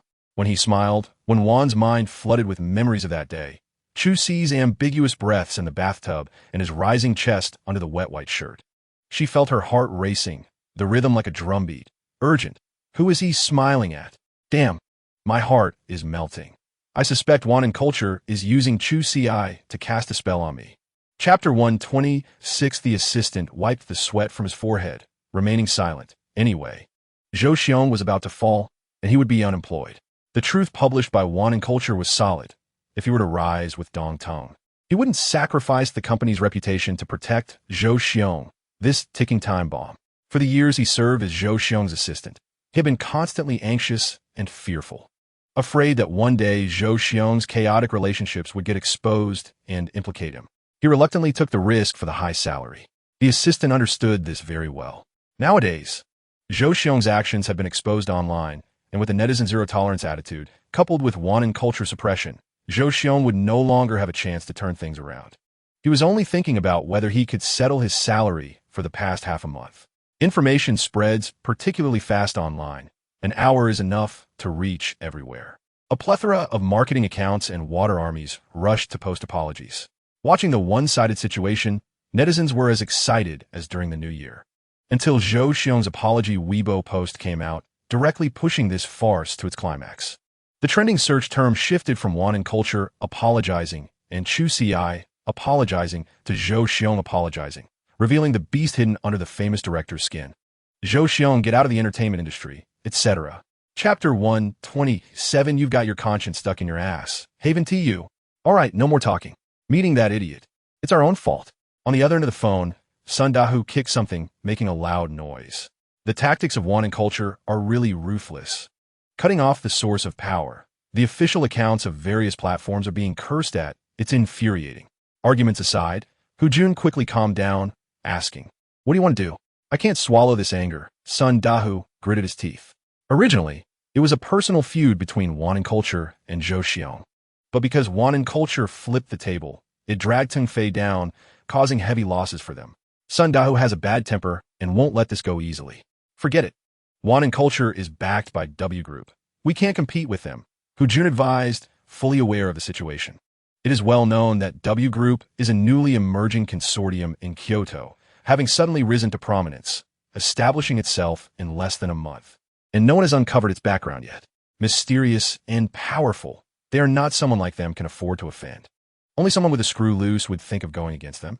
And clearly, Sun Dahu is that person with a screw loose. Chapter 128.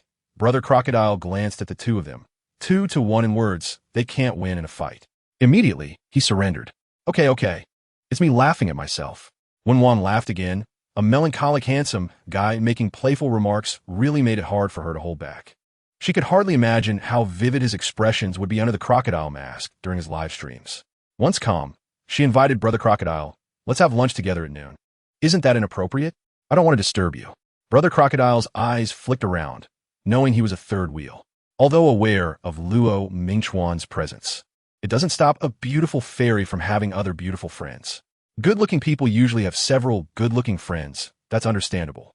Wen Wan directly stated her purpose, to introduce someone to both of them. Together with Director Chu?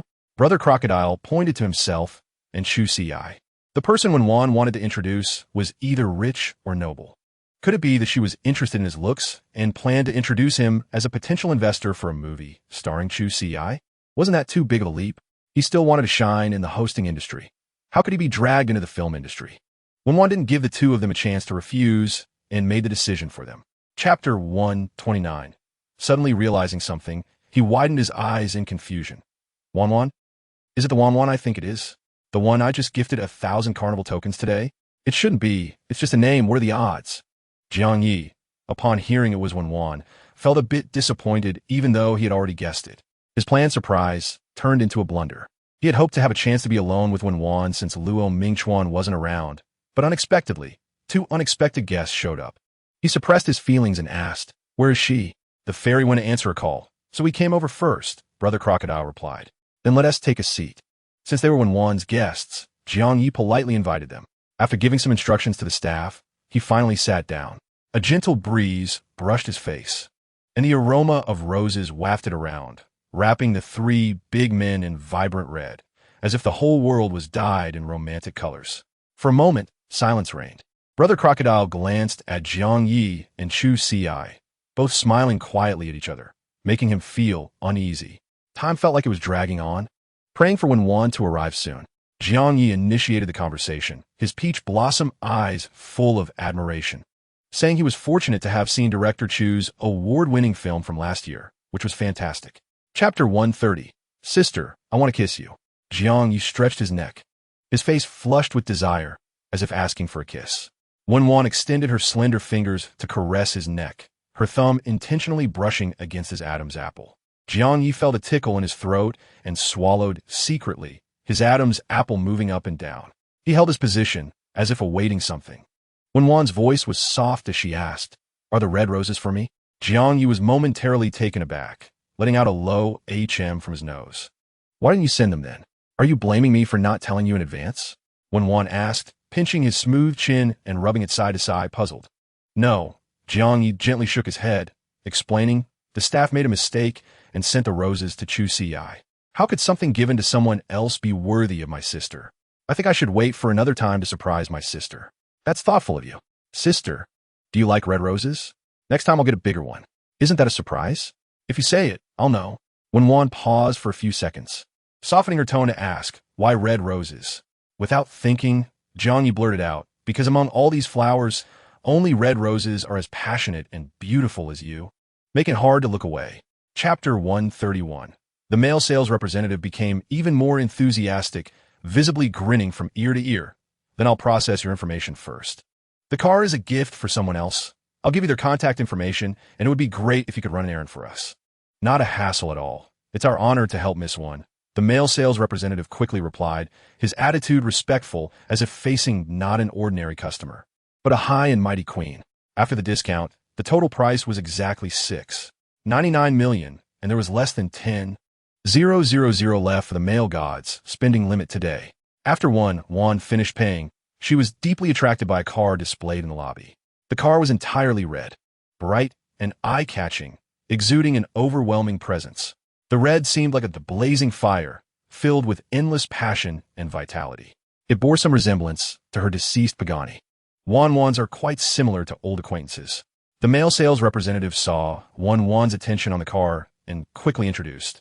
This is the Lamborghini Invincible, a custom model limited to just one in the world, and it just arrived this morning. Swipe the card. Wen Wan casually pinched the black card with her slender fingers. Huh? The male sales representative was momentarily stunned, the words swipe the card looping in his mind. Chapter 132. The manager sighed and shook his head secretly, wondering where Wen Wan came from, as she hadn't even heard of the name of young Master Qi. She was bound to suffer a huge loss and would even implicate her family. It was too easy for the Qi family to ruin a whole family. It's truly a pity for such a beautiful girl like Wen Wan, at the blooming age, to fade away just like that. Wen Wan pondered over the little tyrant of Kyoto. The name was loud. In her eyes, the little tyrant was no different from a little turtle. She smiled lightly, exuding charm. I'm buying this car. Upon hearing this, Qi Feng was astonished that someone would be so stubborn after knowing his identity, truly unaware of the danger. If you're so stubborn, don't blame me for being ruthless. Then let's see. As soon as Wen Wan spoke, Qi Feng's lackeys burst into laughter. Ha ha ha, beautiful lady. The last person who dared to speak to our young Master Qi like that is already 6 feet under. It's the first time I've seen such a bold beauty. This must be your way of attracting our young master. You're pretty, but I don't like brainless women. Qi Feng curled his lip and waved his hand to his minions. Tie her up. We'll hang her behind my car later. Let's see how she talks tough then. Chapter 133. Ji Xiu had a look of watching a show on his face. He wanted to see what expression Qi Feng would have when he got slapped in the face. Swipe the card. No password. Wen Wan pinched a black card between her 2 fingers and handed it to Gao Hai. The expressions of Qi Feng and his companions, who were ready to mock her, froze upon seeing the black card in Wen Wan's hand. An unlimited black card. Qi Feng's pupils constricted sharply. The holders of black cards are usually political figures, billionaires, or social elites. This black card was different from any he had seen before. It was adorned with intricate golden patterns, unique and mysterious. Could it be fake? That was Qi Feng's first reaction. He didn't even have a black card, yet an unknown woman had one. What was her background? He was sure there was no one named Wen Wan in the upper echelons of Kyoto society. Feeling more confident, he thought that a woman who dared to compete with him for something should know better. Are you trying to make a fool of me with a fake card? Qi Feng sneered. If you beg me now, I might consider letting you go. Whether the card was real or fake would be revealed once it was swiped. Wen Wan lowered her eyes, not offering further explanations. It was a waste of breath. Since you're so confident, fine. Gao Hai, swipe the card. I want to see if there's 55 million in it or if you don't even have $500 to your name.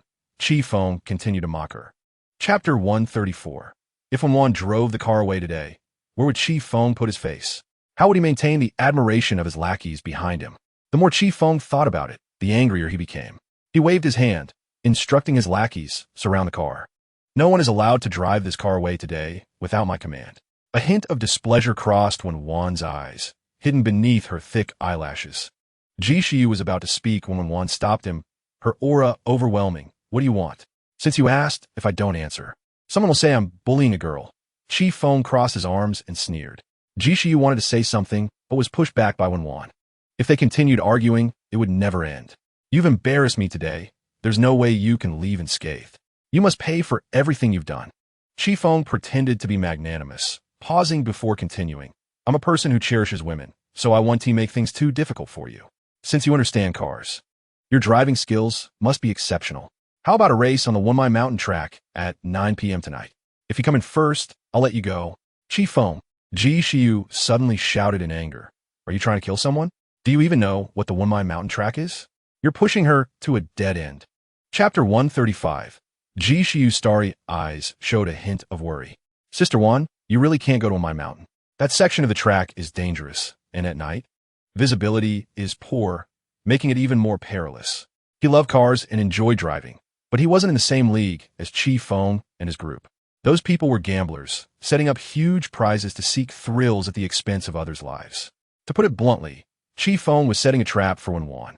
As long as she participated in the race, even if she survived, she'd be skinned alive. Chi Feng wouldn't let Wen Wan off easily, no matter what. Wen Wan was unfazed and didn't explain, directly telling Ji Shiyu, "See you at my mountain at 9. Watching the taillights of Wen Wan's car fade away, Ji Shiyu wanted to rush after her to dissuade her, but was pulled back by Gao Hai. You know Chi Feng's temper. The matter is settled. It's best if you don't get involved. The moment Wen Wan offended Chi Feng, her fate was sealed. Although she held a black card and bought a Lamborghini Invincible without blinking, it only indicated she was wealthy, not influential. Moreover, she was clearly not a local in Kyoto. Kyoto is exclusive. No matter how rich or powerful one is, they can't reach into Kyoto. Besides, even a strong dragon can't suppress a local snake. Chapter 136. Chusi's favorability value is 15, current favorability value is 53. Thank you for your gift. I really like it. Chusi couldn't help but smile. One hand holding the phone to his ear, while the other gently played with the blood-red rose petals. From his warm, low, magnetic voice, Wen Wan sensed his pleasure.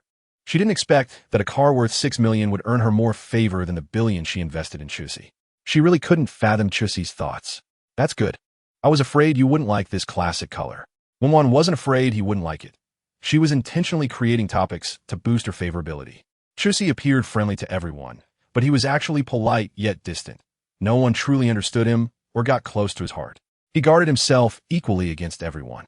Red is indeed very classic, Chusi replied with a smile. Wen Wan was momentarily stunned. Wasn't the color she gifted him black? After pondering for a moment, she suddenly realized. No one can resist the charm of red interiors. There was a moment of silence on the other end of the phone, followed by Chusi's low, magnetic chuckle. And then his ambiguous tone, I really like it. His alluring tone was like a long hook covered in poppy seeds. Chapter 137. Ji Shiyu picked up the check and blinked twice at the amount on it. It's a billion check. How wealthy is this sister? Betting $1 billion on herself to win. What's the difference from throwing it into the water? He felt heartache for her, thinking that losing 155 million in a single race would be painful. Ji Shiyu looked at the people behind him with sympathy. His future wife was so extravagant that his brother would never be able to relax like him. Borrowing a quote from Gucci, time is a laborious fate. Who said this is just a piece of paper? Ji Shiyu held the thin check between 2 fingers and waved it in front of Chi Feng's face. Chi Feng focused and saw that it was indeed an imperial bank check. He was shocked for a moment before returning to normal. It was just a foolish woman with a lot of money. In the territory of Kyoto, without power or influence, money was just waste paper. Now, this woman was trying to shove another billion into his arms. With such an opportunity before him, why wouldn't he take advantage of it? He even suspected that Wen Wan was trying to curry favor with the Chi family by bribing him, using new tactics. If that were the case, he would admit she had some skills, at least enough to catch his attention. Chapter 138. All right, we can see that the first turn has appeared. The first to reach the bend is number 1, closely followed by numbers 8 and 9. Numbers 8 and 9 are so close together. Are they trying to overtake? Commentator shouted excitedly, overtake. Car 8 and Car 9 are looking for opportunities. Do they have a chance to successfully overtake Car 1? Eric? It's so tense. Car 8's female driver is incredibly fierce, daring to challenge the racing god. That's right, the young are fearless of the old. The race has just begun, and it's already so exciting. It's not just Car 8, Car 9 is also tailing Car 1 closely. Eric is in a tough spot now. It seems that the experts are hidden among the masses. Before Commentator B could finish, Commentator has suddenly burst out with a roar. There's a chance, there's a chance. The moment to witness a miracle is coming, right now. On the screen, 3 cars race down the track like cheetahs, their speeds creating afterimages and pulling away from the dozen or so cars behind them. Car 1 was at the front, with Car 8 and Car 9 swerving left and right behind, searching for the right moment. At that moment, the red car Eight shot out like a lightning bolt from the inside. Chapter 139. Eric is the coolest. Eric is the best. Eric shines brilliantly.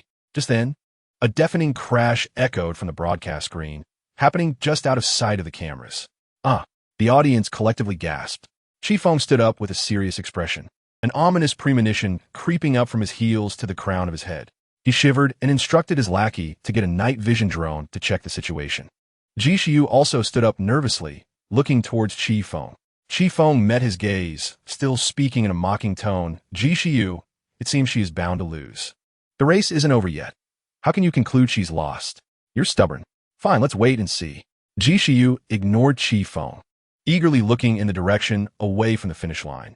At this moment, his heart was pounding, his hands and feet feeling numb. Please don't let anything happen. Time sequence is personally in action. Nothing will go wrong. It definitely won't. Inside the commentary booth, the two commentators raised their voices, as if roaring in the listeners' ears. Here it comes. Who will be the first to reach the finish line? Is that even a question? Of course, it's Eric. Chapter 140. Wen Wan turned the direction, pressing the gas pedal hard, her speed like a fleeting shadow.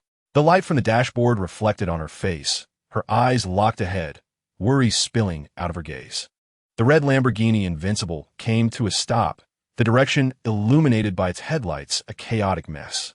On the narrow mountain road, several sports cars collided, blocking the way forward. The car at the front was flipped over, obstructing the vehicles behind, and due to the high speed of the cars coming from behind, a second and third chain collision occurred. The sports cars were twisted and deformed, like crumpled waste paper, glass shards scattered everywhere, glimmering coldly under the headlights.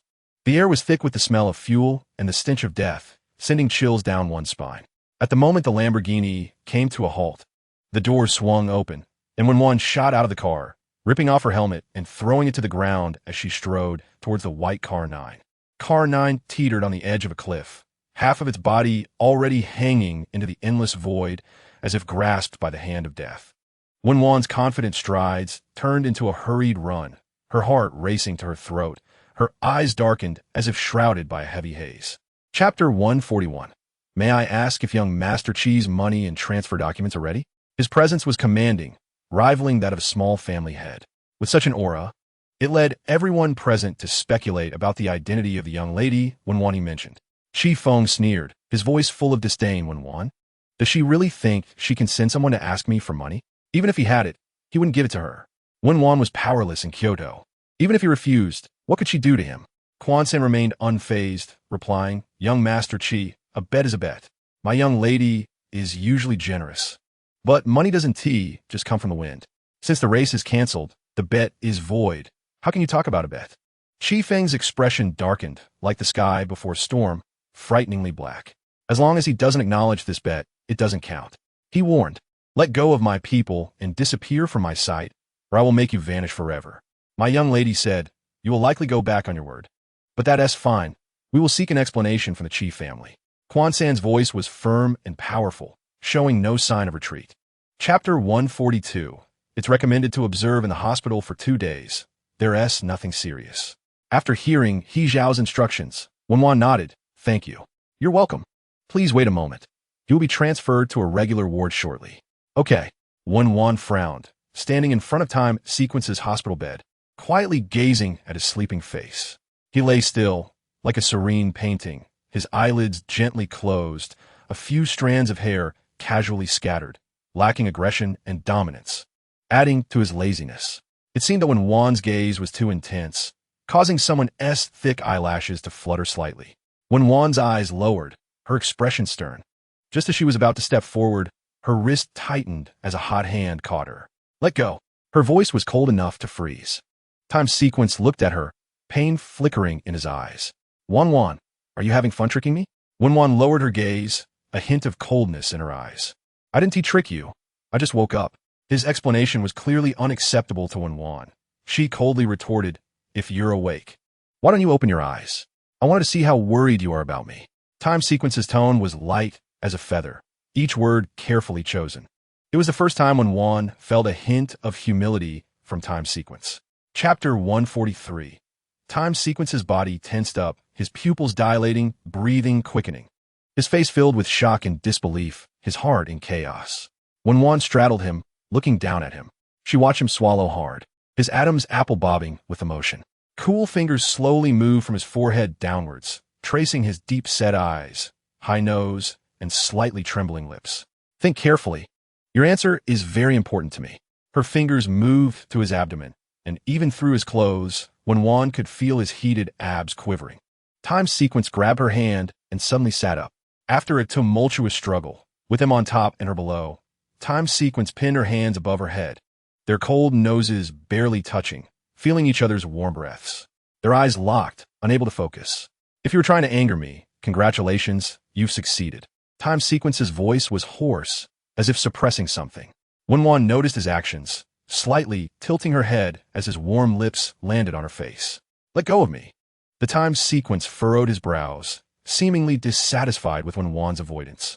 One hand grabbed both of her wrists, intertwining them together, while the other hand pinched her chin, forcing her to meet his gaze. Chapter 144. 1 billion? Gucci was somewhat surprised. He affirmed that Chi Feng probably wouldn't acknowledge it. Not to mention the unloved Chi Feng. Even he found it a bit difficult to face 1 billion.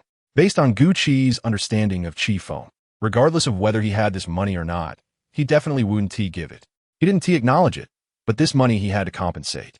Jishi answered decisively, even with a hint of smugness in his tone. What happened? Jishi proudly boasted to Gucci, my amazing sister has hired the chief gold medal lawyer from Cobfield Law Firm. If Chi Feng doesn't repay the money, I'll send him to jail. The Chi family cannot accommodate a person with a stain. Haha, it's hilarious. Chi Feng looked completely dumbfounded. He laughed a couple of times, saying, you should have seen his expression. It was like he ate shit. So wonderful. Gucci agreed, saying, indeed impressive. I heard that people wanting to hire this lawyer for lawsuits have to wait until the year after next. Just paying money alone won't get you in line. Of course, this is my future sister-in-law. Jishi was immensely proud, as if Wen Wan had already stepped half a foot into the Sure family. Gucci changed the topic. So what you just said in the group? You're in the hospital? Wen Wan got injured? Chapter 145. The car stopped in front of him. The window slowly rolled down, revealing Wen Wan's beautiful face. Jiang Yi was overjoyed and ran towards Wen Wan, calling out, Sister. His voice was filled with undeniable sweetness. Why didn't you tell me you were coming? Wen Wan smiled gently, her tone soft. I missed you. Wanted to give you a surprise. Jiang Yi leaned against the car window, his cool little face stiffening the moment he saw Shiji. Wen Wan reached out to rub his head, saying, Good boy. Why didn't you go inside to wait? I wanted to see you sooner. Jiang Yi tilted his head, rubbing his face against Wen Wan's cool palm like a well-behaved puppy. Wen Wan felt her heart sweeten. How cute. Just as she was happy. Her palm felt empty as Jiang Yi pulled back his head, as if just noticing Shiji sitting in the passenger seat. He said with a hint of grievance, Did I disturb my sister? Wen Wan then remembered there was another person in the car and turned to Shiji, saying, We've arrived, you can get out now. Her tone was distant, as if he had interrupted her good time. Shiji's heart tightened, his eagle-like eyes flashing with hurt. He had just risked his life for her, and she was flirting with a little puppy in front of him. Shiji turned his gaze and caught Jiang Ye's provocative look, darkening his face as he slowly unbuckled his seatbelt. Chapter 146. Although Jiang Yi had some guesses, he was still somewhat surprised to hear Wen Wan admit it, admiration blooming in his peach blossom eyes. Sister, you're too amazing, writing 10 high-quality songs all at once. You're simply a genius. Wen Wan was not only wealthy and beautiful, but also talented.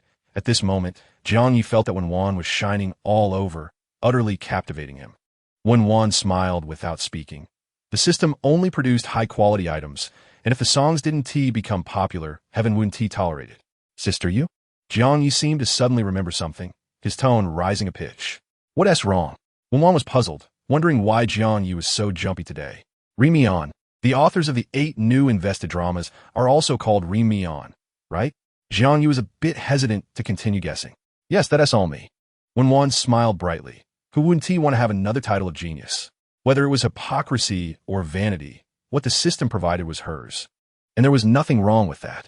Jiang Yi stared wide-eyed, unable to utter a word. Whether it was Read Me On songs or the creative scripts, they seemed like brilliant stars shining with a unique light in the darkness, dazzling to behold. He didn't know what to say to express his inner excitement and exhilaration. Chapter 147. If you can make the big boss happy, 999 will explode with gold coins. Shuayin was like a small society. The big bosses here valued integrity the most and cared about their reputation. Since she asked, they would more or less show something. Otherwise, word would get out, and the big boss would feel embarrassed and be laughed at in the circle. Full of smiles, with a humble attitude, she answered in a sweet voice, "I can sing and dance a bit. Does the big boss have any instructions?" Level 75 Wen Wan. Perform your best show. Wen Wan had just sent the message, and some people on the public screen were already unhappy. Level 75 is impressive, but just coming in without any introduction and asking the host to perform. What are you pretending for? Exactly, what are you acting for? Do you think this is your home? So arrogant. Level 75, Wen Wan sent a full carnival to the host. Wen Wan didn't want to waste time with these people. If it weren't for the fact that Man was a late-night culture host, she would have turned and left. The carnival effect burst forth in the live broadcast room, and everyone fell silent. Man made a heart shape with her fingers, smiling brightly. "Thank you, Wen Wan Big Boss, for the carnival," sending hearts. A dance was performed to thank Wen Wan Big Boss for the gift and for the company of the family in the live broadcast room. Chapter 148. A surge of people rushed in like a tide, instantly pushing the originally 3,000 or 4,000 people in the live broadcast room to over 10,000. The public screen instantly became lively. What's going on here? Did the platform suddenly boost the flow? Is Shuayin dad so nice? Oh my god, our Langwei has made it big. Now the live broadcast room can attract 10,000 people. My goodness, am I seeing things? Did I just see a full-level big boss elegantly passing by? These people can't be the ones brought in by the level 75 big boss, right? This is terrifying. What does the big boss want to do? Our little host can't compete. Oh my god, this scene. Don't come over. He had just managed to dance a bit. And now, so many of you are here. Oh no, stop dancing. We're gonna get banned. Meanwhile, the public screen was going crazy, and the male host, named Qingfeng Langwei, was still passionately dancing an edgy dance. The music was sultry, and the lights were hazy. His hands glided along the curves of his body, the movements sometimes slow, sometimes hurried. Each swing carried a seductive posture, as if deliberately challenging the audience's visual limits. After he finished dancing, he smiled at the camera with his phoenix eyes, radiating charm. Wen Wan sipped her sparkling water, swallowing it down. It was the first time she saw the word charm embodied in a man. Chapter 149. Over here, Xiao Yuer was greeting. "Hello, host, do you have tickets? Let's play a game." After greeting, she heard Yin Langwei seemingly asking his fans if they wanted to switch to another person. She, more anxious than anyone, said, "Don't. Host, I see your live broadcast room is very popular. Let us play together." Xiao Yuer connected with about 10 people in a row, while others were frightened by her live broadcast room's big brother. No one was willing to play with her, no matter how many big brothers there were. It was useless. After finally connecting with a streamer who had 30,000 online viewers, regardless of skill level, if they didn't T-start, how could she take the big brother's money? Yin Langwei received instructions from Wen Wan and felt very anxious. He wasn't afraid that Wen Wan couldn't send gifts. He was afraid of losing and that Wen Wan would lose face. After all, this was a passerby who had sent him 10 carnivals. He wanted to try to keep him around, as such generous big shots were rare. He turned to Xiao Yuer and said, "Let's have a match." "All right, let's have a match. What's the punishment?" Xiao Yuer nodded in satisfaction. Yin Langwei quickly checked Xiao Yuer's profile and proposed, "Since we are both dance streamers, how about the loser has to dance a segment for the winner?" Upon hearing this, Xiao Yuer was displeased, thinking it wasn't a proper punishment, but rather a daily occurrence. Chapter 150. With Xiao Yuer's encouragement, the blue health bar skyrocketed, nearly overpowering Yin Langwei's red health bar, with another 6 million points pressing Indiana. Soon, just a minute had passed, and the competition had already surpassed 2 million. Fans were ecstatic, witnessing a miracle. Wow, are we about to witness a battle of the century? The carnival effects are too dazzling. With 500 effects, they need to be displayed for 4 hours straight. Seriously? Is that how it is? This is my first time seeing such a grand scene. May I ask, what do these big shots do for a living to have so much money? Is their house big? Do they get scared sleeping at night? Damn, this is making my blood boil. Is this still money? 500 carnivals just tossed out like that? 5 million. I can't make that much money in my entire life. Half the time had passed, and Yin Langwei's points reached over 90 million. With Wen Wan sending him 3,000 carnivals. Xiao Yuer was still a little behind in catching up. It had been a long time since Xiao Yuer had been so stressed. She was sweating nervously, realizing it wasn't going to be an easy PK. She initially thought it would be simple, but the opponent's momentum was so fierce. If she lost, not only would she lose face, but the big shots would too. Chapter 151. This is not a joke. This is a real rich woman.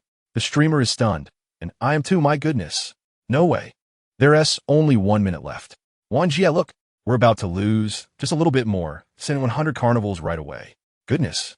Are you all calling 100 carnivals? Just a little bit now? Yen Langwei was stunned on the spot.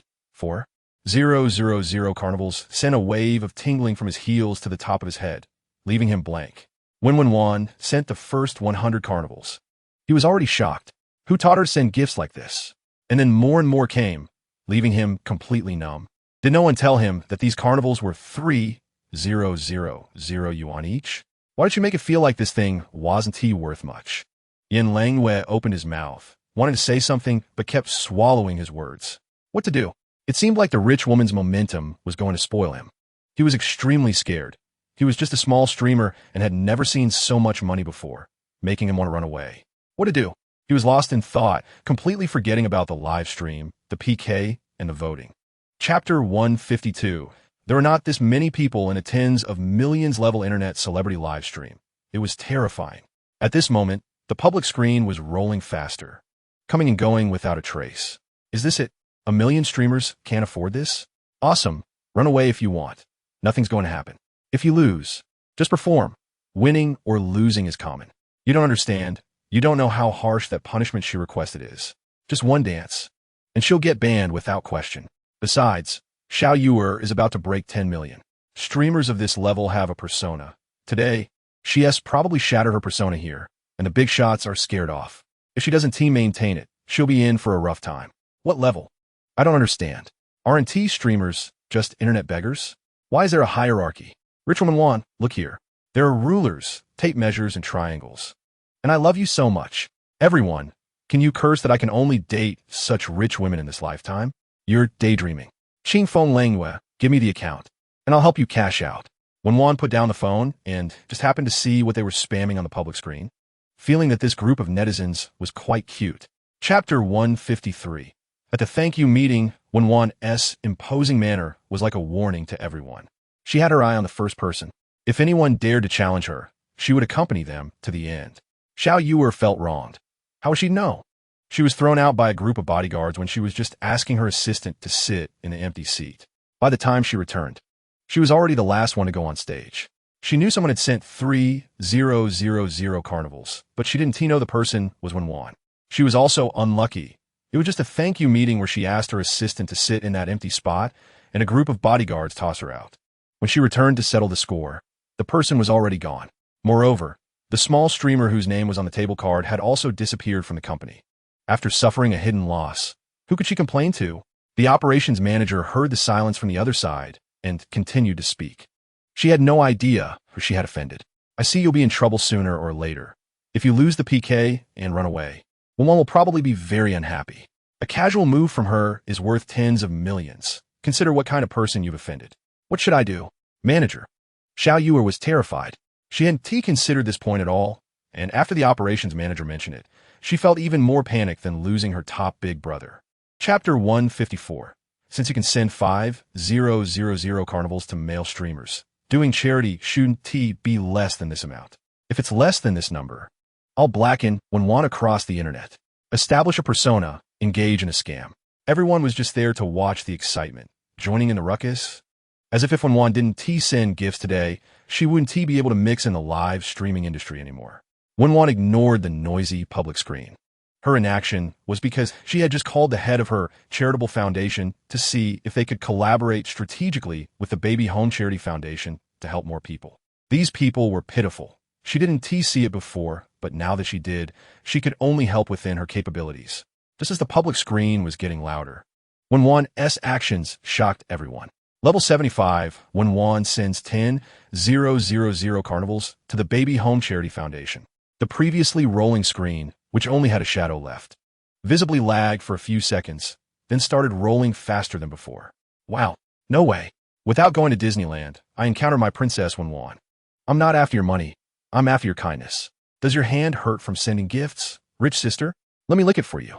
Chapter 155. The live broadcast switched from the video to the upper body of the president, who bowed deeply to the camera, then stood up straight and said, "Hello, everyone.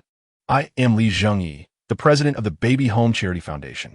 I would like to express my heartfelt thanks to a netizen named Wen Wan for her support of the Baby Home Charity Foundation. Thank you for your generous donation.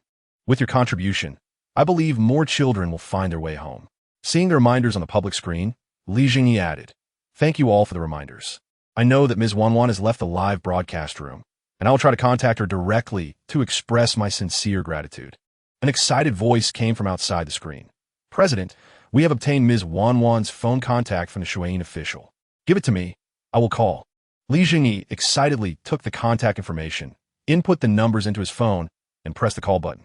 Beep, beep. The phone rang twice before connecting, and everyone was straining to hear the conversation inside. "Hello, who is this?"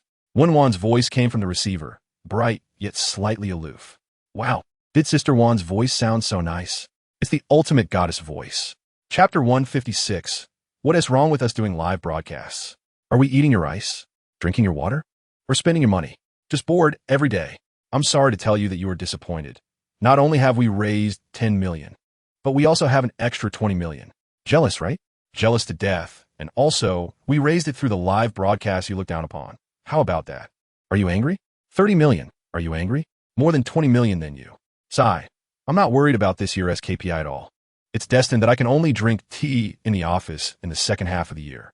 What do you think we should do? Bored. If I have time to deal with you, I might as well think about how to raise the remaining 1 million. Goodbye. Li Zhengyi's mouth was like a machine gun. After a burst of output, he hung up the phone. President Chow held the phone in one hand and covered his heart with the other, looking extremely distressed.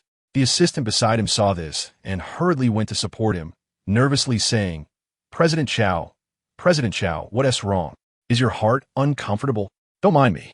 Hurry up and see what Li Zhengyi and the others are doing in the Shuayin live broadcast room. We should do one too. Did you hear me?" At this moment, President Chow didn't care about his own discomfort. His mind was full of Li Zhengyi's words. Chapter 157. Graduating this year, aiming to buy Kian next year. Yes. It's not even dawn yet. Let us enjoy a little more sweet dreams. Just then, someone suddenly exclaimed, "Wow, beautiful lady. Is this being filmed for a Shuayin short video? That figure is amazing. It will definitely go viral. Who is this young lady from a wealthy family? It seems her driver is a foreigner. Does this rich girl also like to eat street food like me? This temperament and appearance make our school S-Flower look like a joke. I really want to go over and see what the young lady is eating. Just sitting next to her would be satisfying. She is a feast for the eyes." As they were talking, for luxury cars following the Porsche Cayenne also had people get out. Dozens of bodyguards in black caught the attention of the onlookers. It also puzzled Wen Wan. Those who knew understood she was there to eat, while those who didn't thought she was there to cause trouble. It was too exaggerated. Just for a meal. Did she need this many people? Wen Wan said to Quan, San beside her. The black-clothed bodyguards were from Shengshi Security, led by Quan San. Although Quan San was a simulated robot, there was no difference from a normal person, and Wen Wan treated them as normal people for communication. "You guys stay on alert outside. I'll follow the young lady." Quan San instructed the group of bodyguards. Chapter 158. Qin Jiji binding successful. Name, Qin Jiji. Age, 20. Height, 160 centimeters. Weight, 47 kilograms. Original appearance value, 91. Favorability, 10. After a while, both of their dishes were served. Wen Wan, wearing disposable gloves, slowly peeled the crayfish, and Quan Sin offered to help her, but was refused. Peeling crayfish is one of the joys of eating them. She peeled one and put it in her mouth. The rich, spicy flavor burst on her tongue, and the shrimp meat was chewy and bouncy. One was not enough to satisfy her. Continuing with her actions, she peeled while looking up at Qin Jiji. The scene could only be described as a whirlwind. She had just peeled a few, while in front of Qin Jiji, a small mountain of crayfish had already piled up. Wen Wan was a little surprised and said, "You peel really fast." Qin Jiji's mouth was stuffed with crayfish meat, bulging. "If there weren't so many people watching, I could eat the shells too. You don't know what kind of bland days I had while studying abroad for these years." Qin Jiji completely regarded Wen Wan as a friend and chatted nonstop. "The second year I went, the only imperial restaurant near our school closed down, Sister Wan. Do you know? I cried for half a month in front of its door." Chapter 159. Brother Fat was in a difficult position, 40,000 was not a small amount, already exceeding their store's monthly revenue. Wen Wan and the others were students and definitely couldn't afford it. If he didn't pay this 40,000, who knows what fifth brother would do? After all, they were two innocent girls, and brother Fat couldn't bear it. Just as he was about to agree, Wen Wan's cold voice rang out. You let us go? Did you ask for my opinion? As soon as her words fell, more than 10 bodyguards in black rushed over, capturing fifth brother and his crew, causing a panic. Fifth brother was pressed into a pile of crayfish shells on the table, the spicy smell hitting his nose, and his expression was shocked, sobering up significantly. Who are you? You want a drink with you, right? Wen Wan raised her hand and took the beer bottle from Quan-san. She poured the yellow liquid mixed with white foam all over his face. As he struggled, he was pressed down heavily on the table again, and the onlookers were dumbfounded. It was well known that this fifth brother was notorious in this area, but unexpectedly, he provoked someone even more formidable. Which rich heiress is this, bringing so many bodyguards when she goes out? Does anyone know her? Chapter 160. Those waiting in line and passers-by all watched this one-sided beating without anyone stepping in to stop it. Listen up from now on. If I hear those 3 words again, I will smash your mouths. After Wen Wan finished speaking, she pulled Qin Jiji's hand and headed towards the VIP channel. Behind, by Kursin and the others, knowing they couldn't win, didn't want to lose face in front of everyone, and got up from the ground, bravely saying, If you have the guts, don't run. Who are you? State your name. Want to know my name? You're not qualified enough. Wen Wan left that sentence and took Qin Jiji away. Acting all tough, Bai Kursin roared in place. One of Bai Kursin's friends nudged her arm, reminding her, Kursin, that person seems really not simple. They went to the VIP channel. Bai Kursin followed her friend's gaze and sneered disdainfully. Qin Jiji, that country bumpkin, definitely hasn't been to such a high-end place like TW. She thinks there's no line over there. It's really funny. Just wait. I'll be waiting for them to embarrass themselves. They'll be kicked out by security soon. Today, this matter cannot just be brushed aside. I have already messaged my brother, and he is coming over to deal with this woman. Chapter 161. 18 male models walked in, lined up neatly like a boy band from the entertainment industry, each dressed stylishly and handsomely in various styles. Qin Jiji's small face was filled with excitement, revealing her joy and curiosity. Good evening, sisters. Welcome to TW Bar. The 18 of them stood straight and shouted in unison, their voices deep and harmonious, making it sound like military training to those who didn't know better. Following that, the 18 introduced themselves one by one. After the introductions, Qin Jiji let them take their seats. The 18 seemed to have a plan, sitting on the sofas on either side while maintaining a safe distance from the 2 girls, each sitting up straight like elementary school students. The male model on Qin Jiji's left was fine, sitting a fist distance away from her, while the male model on the right of Wen Wan could have accommodated 2 more people in between them. Why are you sitting so far from my sister Wan? Qin Jiji asked the male model on Wen Wan's right with confusion. Is it because Wan is too beautiful, and he feels inferior and doesn't dare to get closer? The male model fidgeted, unsure whether to answer. He was the male model who had served Wen Wan during her last visit to TW, and he understood her rules. Wen Wan replied, That's my intention. Oh. Since Wen Wan had made a request, Qin Jiji didn't pry further and asked, Sister Wan, do you have any games you want to play? Chapter 162. All right, boss, no problem. The head of Divine Kyoto spoke respectfully, suppressing the excitement in his heart. The legendary boss had called him the real boss.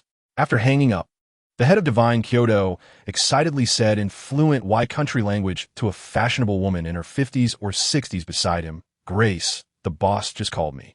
The boss? Grace looked incredulous. Oh my God, the boss personally called you. It seems like you have an honorable task assigned to you. Yes, my dear Grace. The boss needs a very beautiful evening gown to give to a friend. What do you think of your silver snow star collection gown? Of course. Grace nodded, her eyes filled with anticipation. Can I go deliver the gown tomorrow? I'm so looking forward to meeting the boss. The head analyzed. I can't guarantee the boss will be there tomorrow. You might end up making a trip for nothing. Grace waved her hand, smiling widely. That's okay. I'm more than happy to make the trip. The next day, at Villa number 1 of Zhaoshan Academy, by the swimming pool, Wen Wan's athletic figure glided through the water, her long arms slicing through the surface, sending up a spray of sparkling droplets. Chapter 163. Qin Jiji's pupils constricted, feeling disdainful. So what if it's despicable? I warned you long ago that you better not show up in the Empire or in front of Mom and Dad. You refuse to listen. And now you should face the consequences. Look, Mom and Dad are coming over. Who do you think they will believe? You or me? It should be obvious, after all. In their eyes, you are the liar. Qin Gigi feigned a pitiful expression, her tone dripping with endless sarcasm. Anyone who couldn't hear their conversation would think Qin Gigi was the victim. Qin Gigi gritted her teeth, knowing it had always been you who lied since childhood. So what? Who would believe you? Qin Gigi revealed a cruel smile. Then, she exaggeratedly raised her voice. Sister, I know you have never liked me since we were young. I didn't mean to steal Mom and Dad's love. Even if you don't like me, you don't have to ruin my gown with red wine at such an important occasion tonight, making me look foolish. The guests at tonight's birthday party are all influential people. My reputation doesn't matter, but the Qin family cannot lose face because of me. As she spoke, she choked up a few times, her eyes reddening with unshed tears, looking extremely wronged. Chapter 164. I am Gigi's friend. My last name is Wen. Wen Wan introduced herself.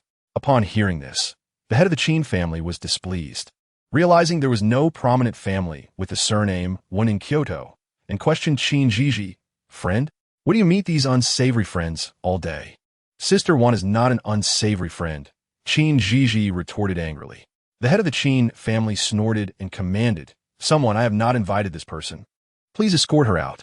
Wen Wan stopped Qin Gigi, who was about to argue with the head of the Qin family, and calmly said, Sir, to label someone you have just met so quickly, I cannot commend the Qin family style. Wen Wan didn't give him a chance to refute and continued. I'm only here for one matter.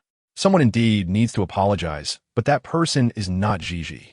You can't just wrongfully accuse her without differentiating right from wrong. She should at least be given a chance to explain herself. You are so eager to kick me out, not even willing to wait a minute. Are you afraid the truth will come out?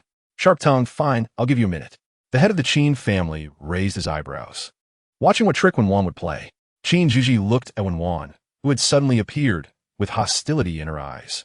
It was because Wen Wan was speaking up for Qin Gigi, but because Wen Wan was simply too beautiful. Chapter 165. Gucci reluctantly said, I say, young master, your way of thinking is truly unique. Luo Mingchuan is about to return to Kyoto, and you're not afraid of death trying to matchmake them. I can't be involved in this. Coward, Ji Shi muttered. What is there to be afraid of about Luo Mingchuan? I'm not scared of him. A group of people made their way from the second floor to the banquet hall, attracting the attention of some guests. Inside the banquet hall, music began to play, and the birthday party officially started. The host enthusiastically stirred the atmosphere.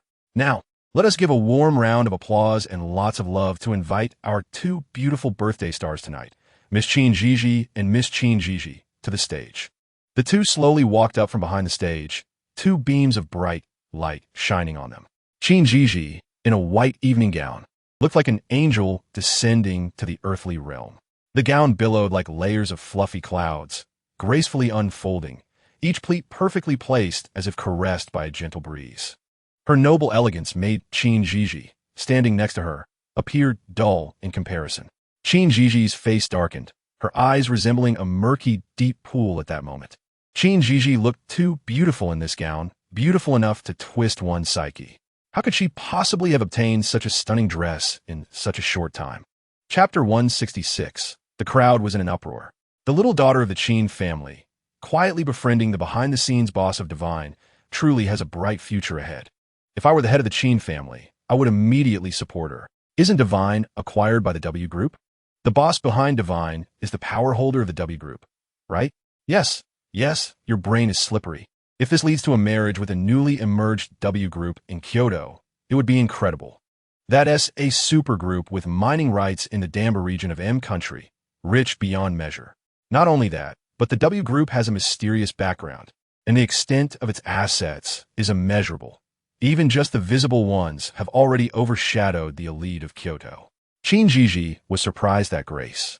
The chief designer of Divine had come to vouch for her, and it was she who personally delivered this gown. The gown was given to her by Wen Wan. So everything was arranged by Wen Wan, filling her heart with gratitude. The head of the Qin family reprimanded. Gigi, this is undoubtedly Master Grace. Do not be rude. Qin Gigi's heart tightened, tears welling in her eyes as she looked at the head of the Qin family. This was the first time he spoke to her in such a serious tone. Chapter 167. Gu Qi shook his head, looking disapproving. I really can't believe you. This is completely unrelated. He wouldn't go that far for a designer. Isn't he just trying to disgust me? Ji Shiyu was very certain. You're truly unbeatable.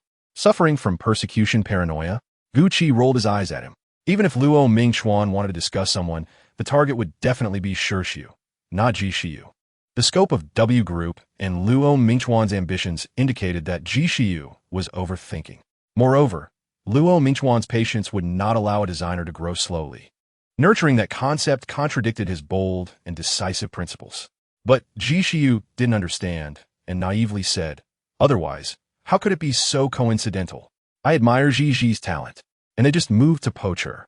Luo Mingchuan is targeting me, targeting our Ji family jewelry. At this moment, everyone's mood on stage was unpleasant. Even the host wanted to quickly end the event. The old couple from the Qin family and Qin Jiji all had dark expressions, and the atmosphere was too oppressive.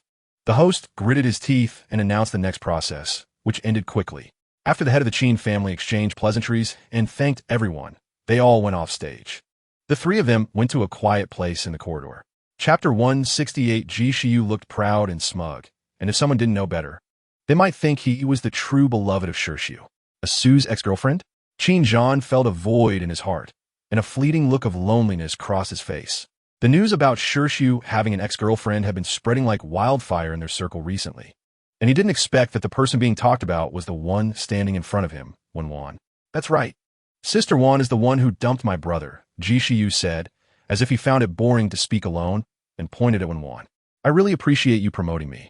Otherwise, should I buy you a megaphone? Wen Wan raised an eyebrow. The misunderstanding between Shirshu and me is just a joke with young Master Ji. You took it seriously. You are not in bed together. As Ji Shiyu opened his mouth, Wen Wan shot him a glare, and he immediately became obedient. This glare was exactly like Shirshu's. Could this be what people call a couple's resemblance? Ji Shiyu immediately shut up, stifling a laugh. He had hit a nerve again. Ha! Green-haired kid, Brother Su is done for. Sister Wan is destined to be my sister-in-law. Hey, hey. Qin Jiji linked her arm with Wen Wan and made a face at Ji Shiyu. All right. Qin Zhan interrupted the two's discussion of this awkward topic.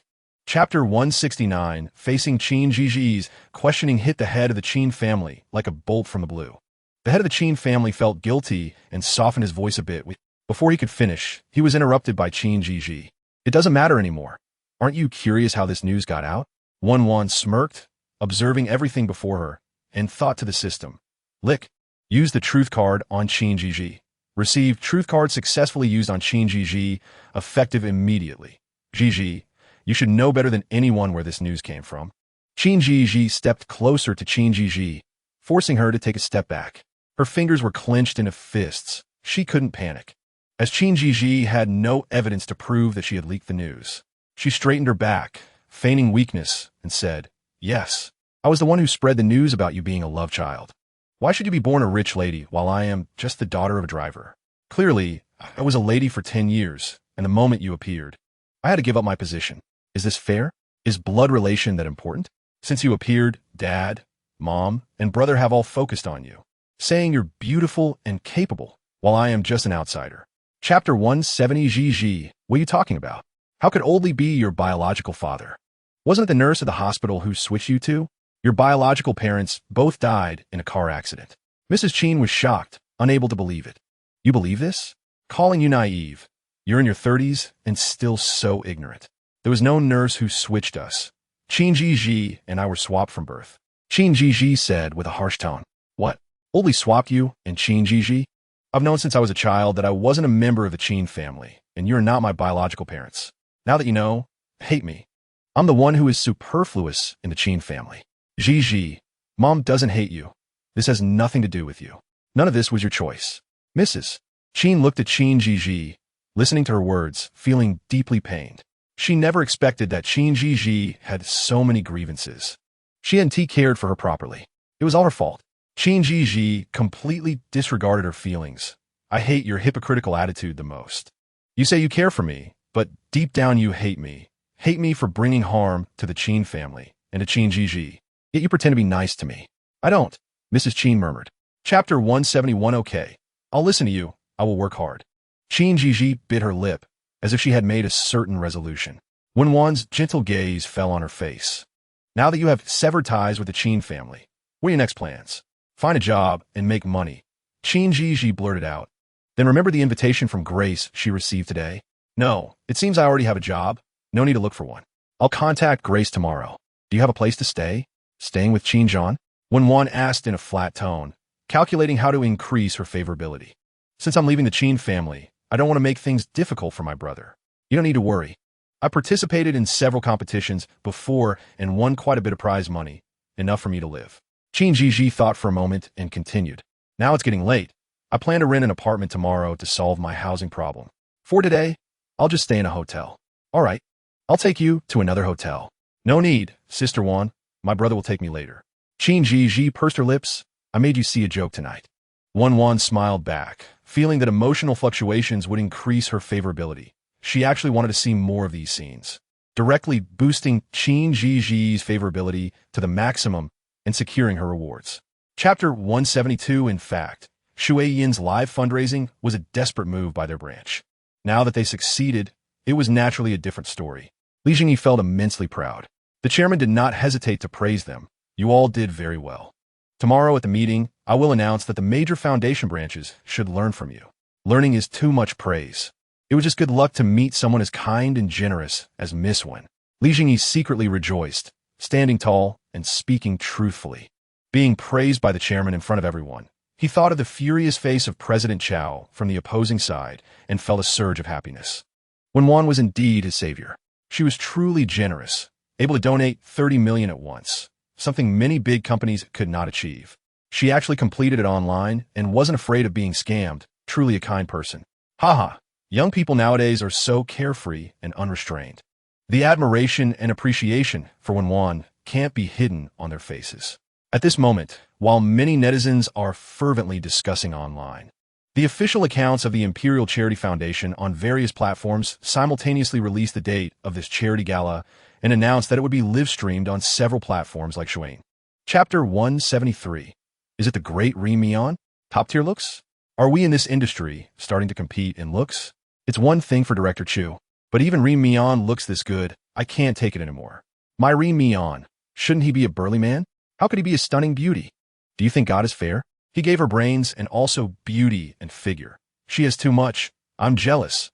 I could die crying. My friends and I are stunned. Why don't Director Chu and Ri Mian come to our team to play the male and female leads? With these looks plus an SSS script, if it doesn't explode, I'll kneel on durian. If we're going to act, let us act in our team, okay? The supreme being with an immortal demeanor versus the soul-snatching demoness. It's perfect. Just these two faces together, I could immediately kneel and ship them. What data are we afraid of? What popularity? Being beautiful is enough. Chu Ci clapped his hands, signaling everyone to be quiet. Let me introduce. This is the original author of our Project S 8-part SSS drama, Teacher Ri Mian. Please welcome her. As soon as he finished speaking, thunderous applause erupted in the conference room. Wen Wan nodded to everyone, acknowledging their greeting. As the applause gradually diminished, Chu Ci said, now that everyone is here, let's begin. Chapter 174. President Liu thought that Luo Mingxuan had disappeared, but unexpectedly, he appeared again. He looked at Luo Mingxuan in a high-end suit, followed by a large group of people who clearly looked like practitioners. He sneered, it seems this pretty boy is doing well. Indeed, Luo Mingxuan not only didn't feel humiliated, but instead looked proud. With your conditions, you probably won't experience this kind of well in your life. What he said was the truth. No one could understand his happiness. Being able to be Wen Wan's pretty boy was his fortune earned from saving the galaxy in his past life. President Liu laughed heartily. The former young master of the Luo family has fallen to being someone else's lover, shamelessly proud of it.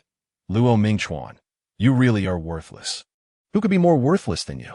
Luo Mingliang, just a little move and you'd be afraid of not getting a warm meal. A bodyguard pulled out a chair.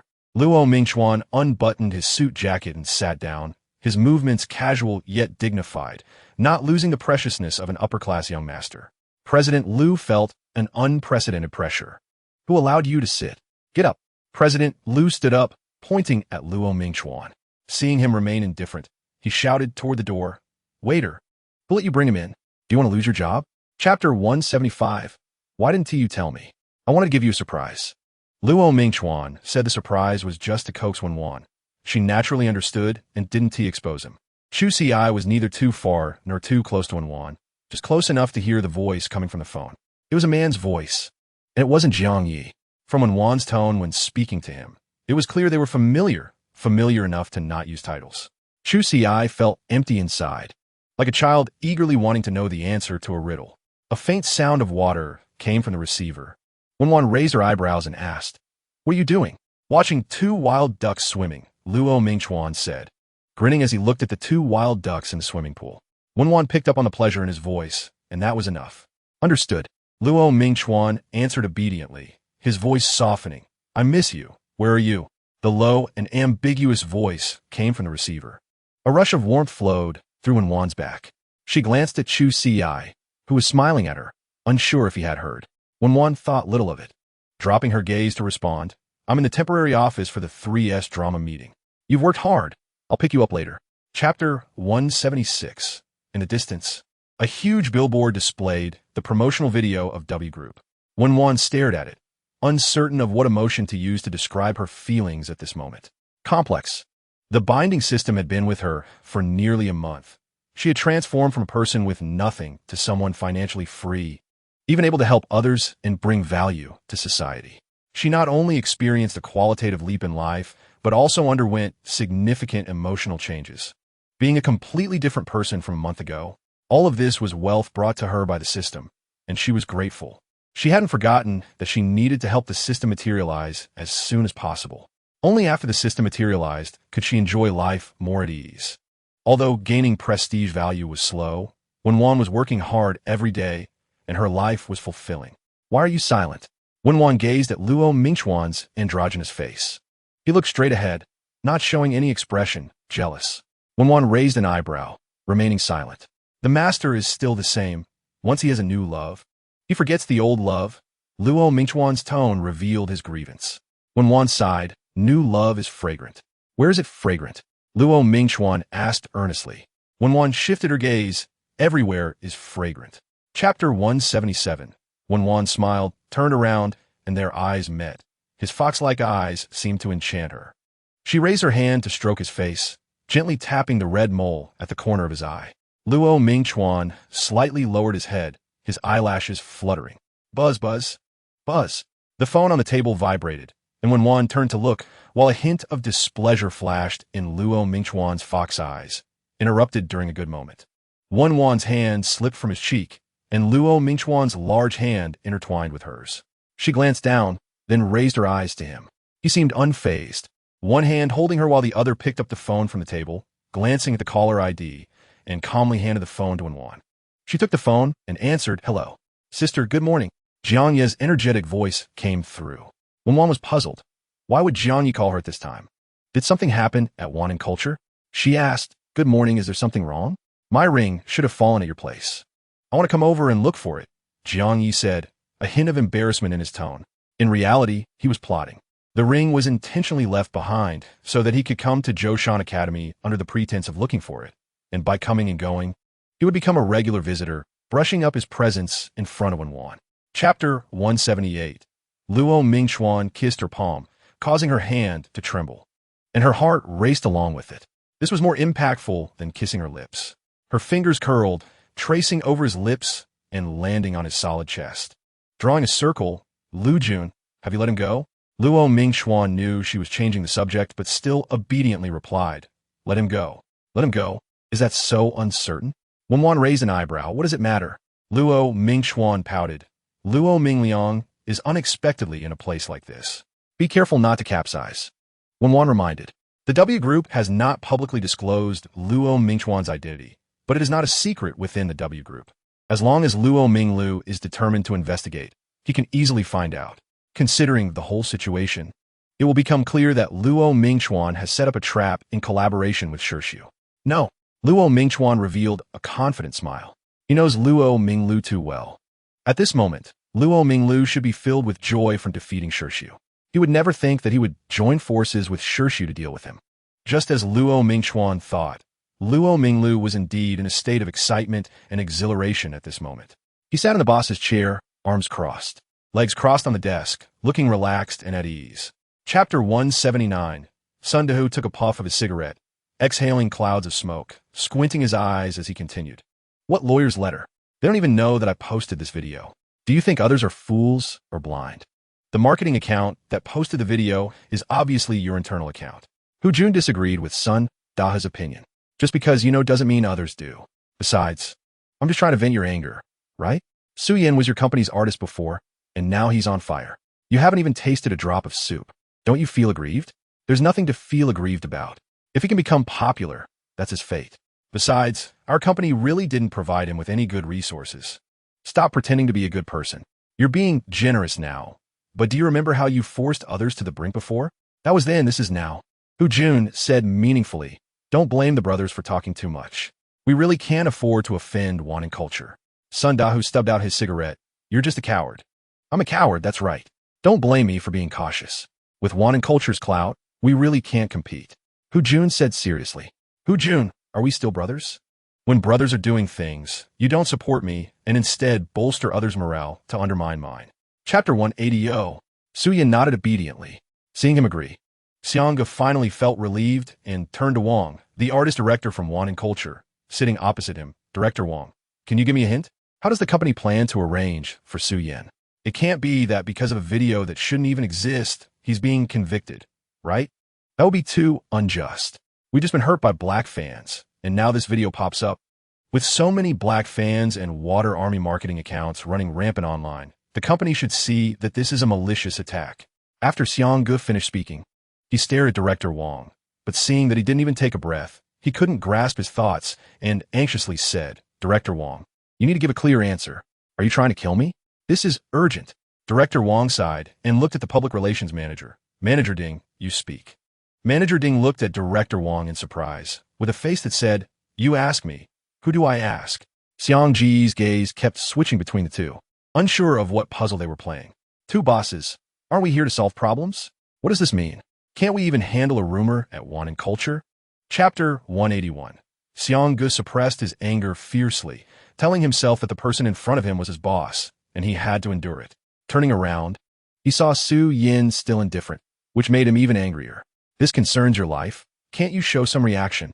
Xiangge, why not wait until President Jiang finishes speaking? Su Yin wasn't worried about the situation escalating. He didn't trust Jiang Yi, but he believed Wen Wan wouldn't let him get into trouble. Xiangge gritted his teeth. This was urgent, and if it dragged on, they would miss the best public relations time.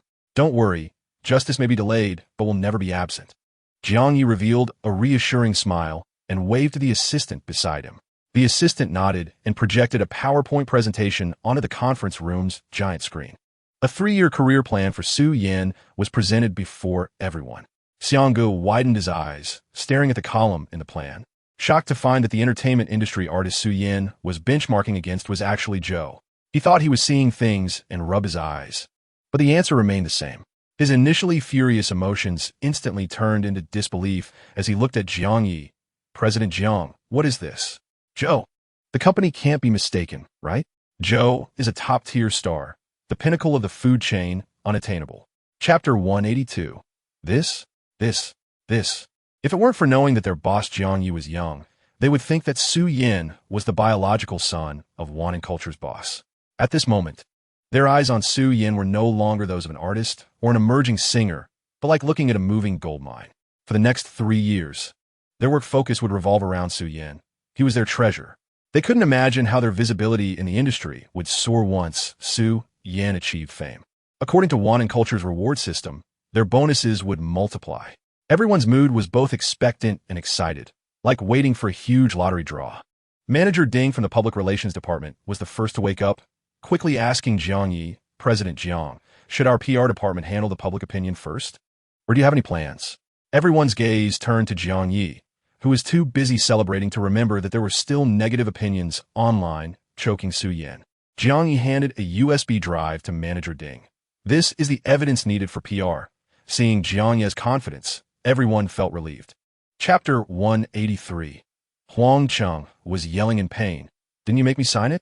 With your pig brain, you dare to talk big online. Just wait for the court summons. Huang's father had veins bulging on his forehead, his teeth grinding in anger. Dad, please save me. Where am I going to get so much money to pay the breach of contract?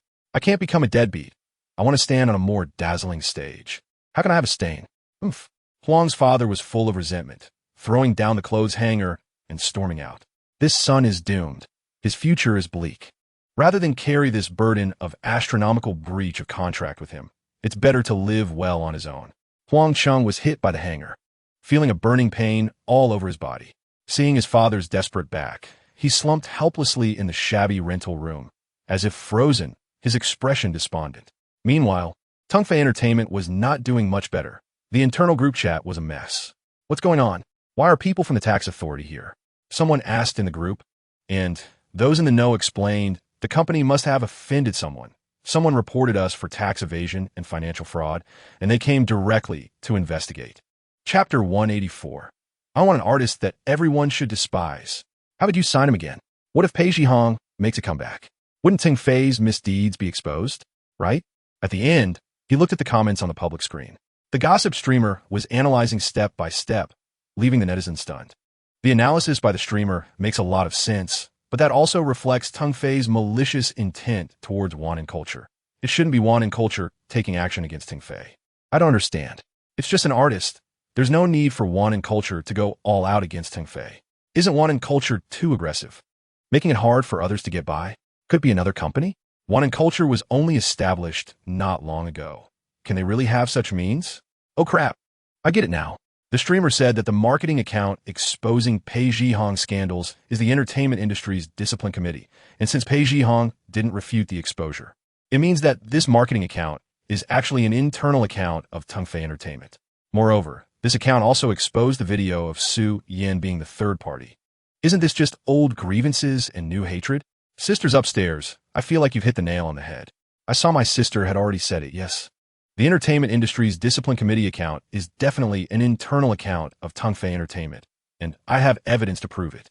Chapter 185. Wen Wan raised her eyebrows. You should go online less. Your brain is getting damaged. What sad puppy? His gaze was almost eating her up. It's okay. I can handle any flavor you like. Luo Mingchuan's charming yet not overly seductive fox-like eyes seemed to be tainted with poppy at this moment, making it hard to look away. Wen Wan still didn't understand what he was saying when she saw him kneeling on the couch with one foot, tugging at his collar, and taking off his clothes with one hand.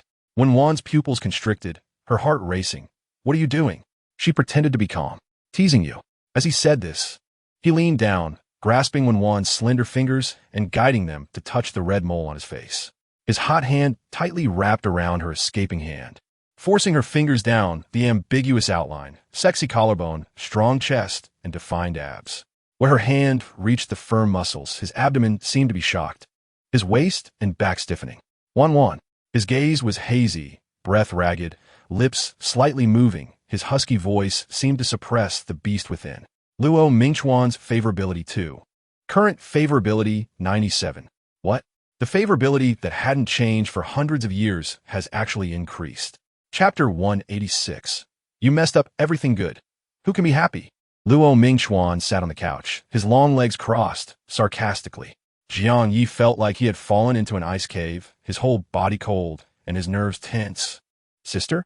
He tentatively called out. His beautiful peach blossom eyes were misty, as if tears would spill out any second. I'm not unhappy. Tell me what's wrong? Wen Wan's expression was calm as she smiled. I'm here to report on Su Yan's matter. Sit down and talk. Young Master Minglu, you have to stand up for me. Lu Jun cried out, lying on the ground.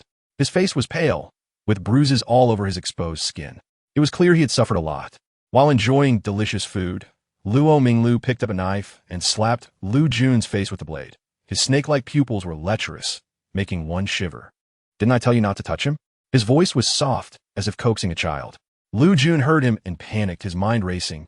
It was he who bound me first. Young Master Minglu, I'm innocent. He bound you first. Huh.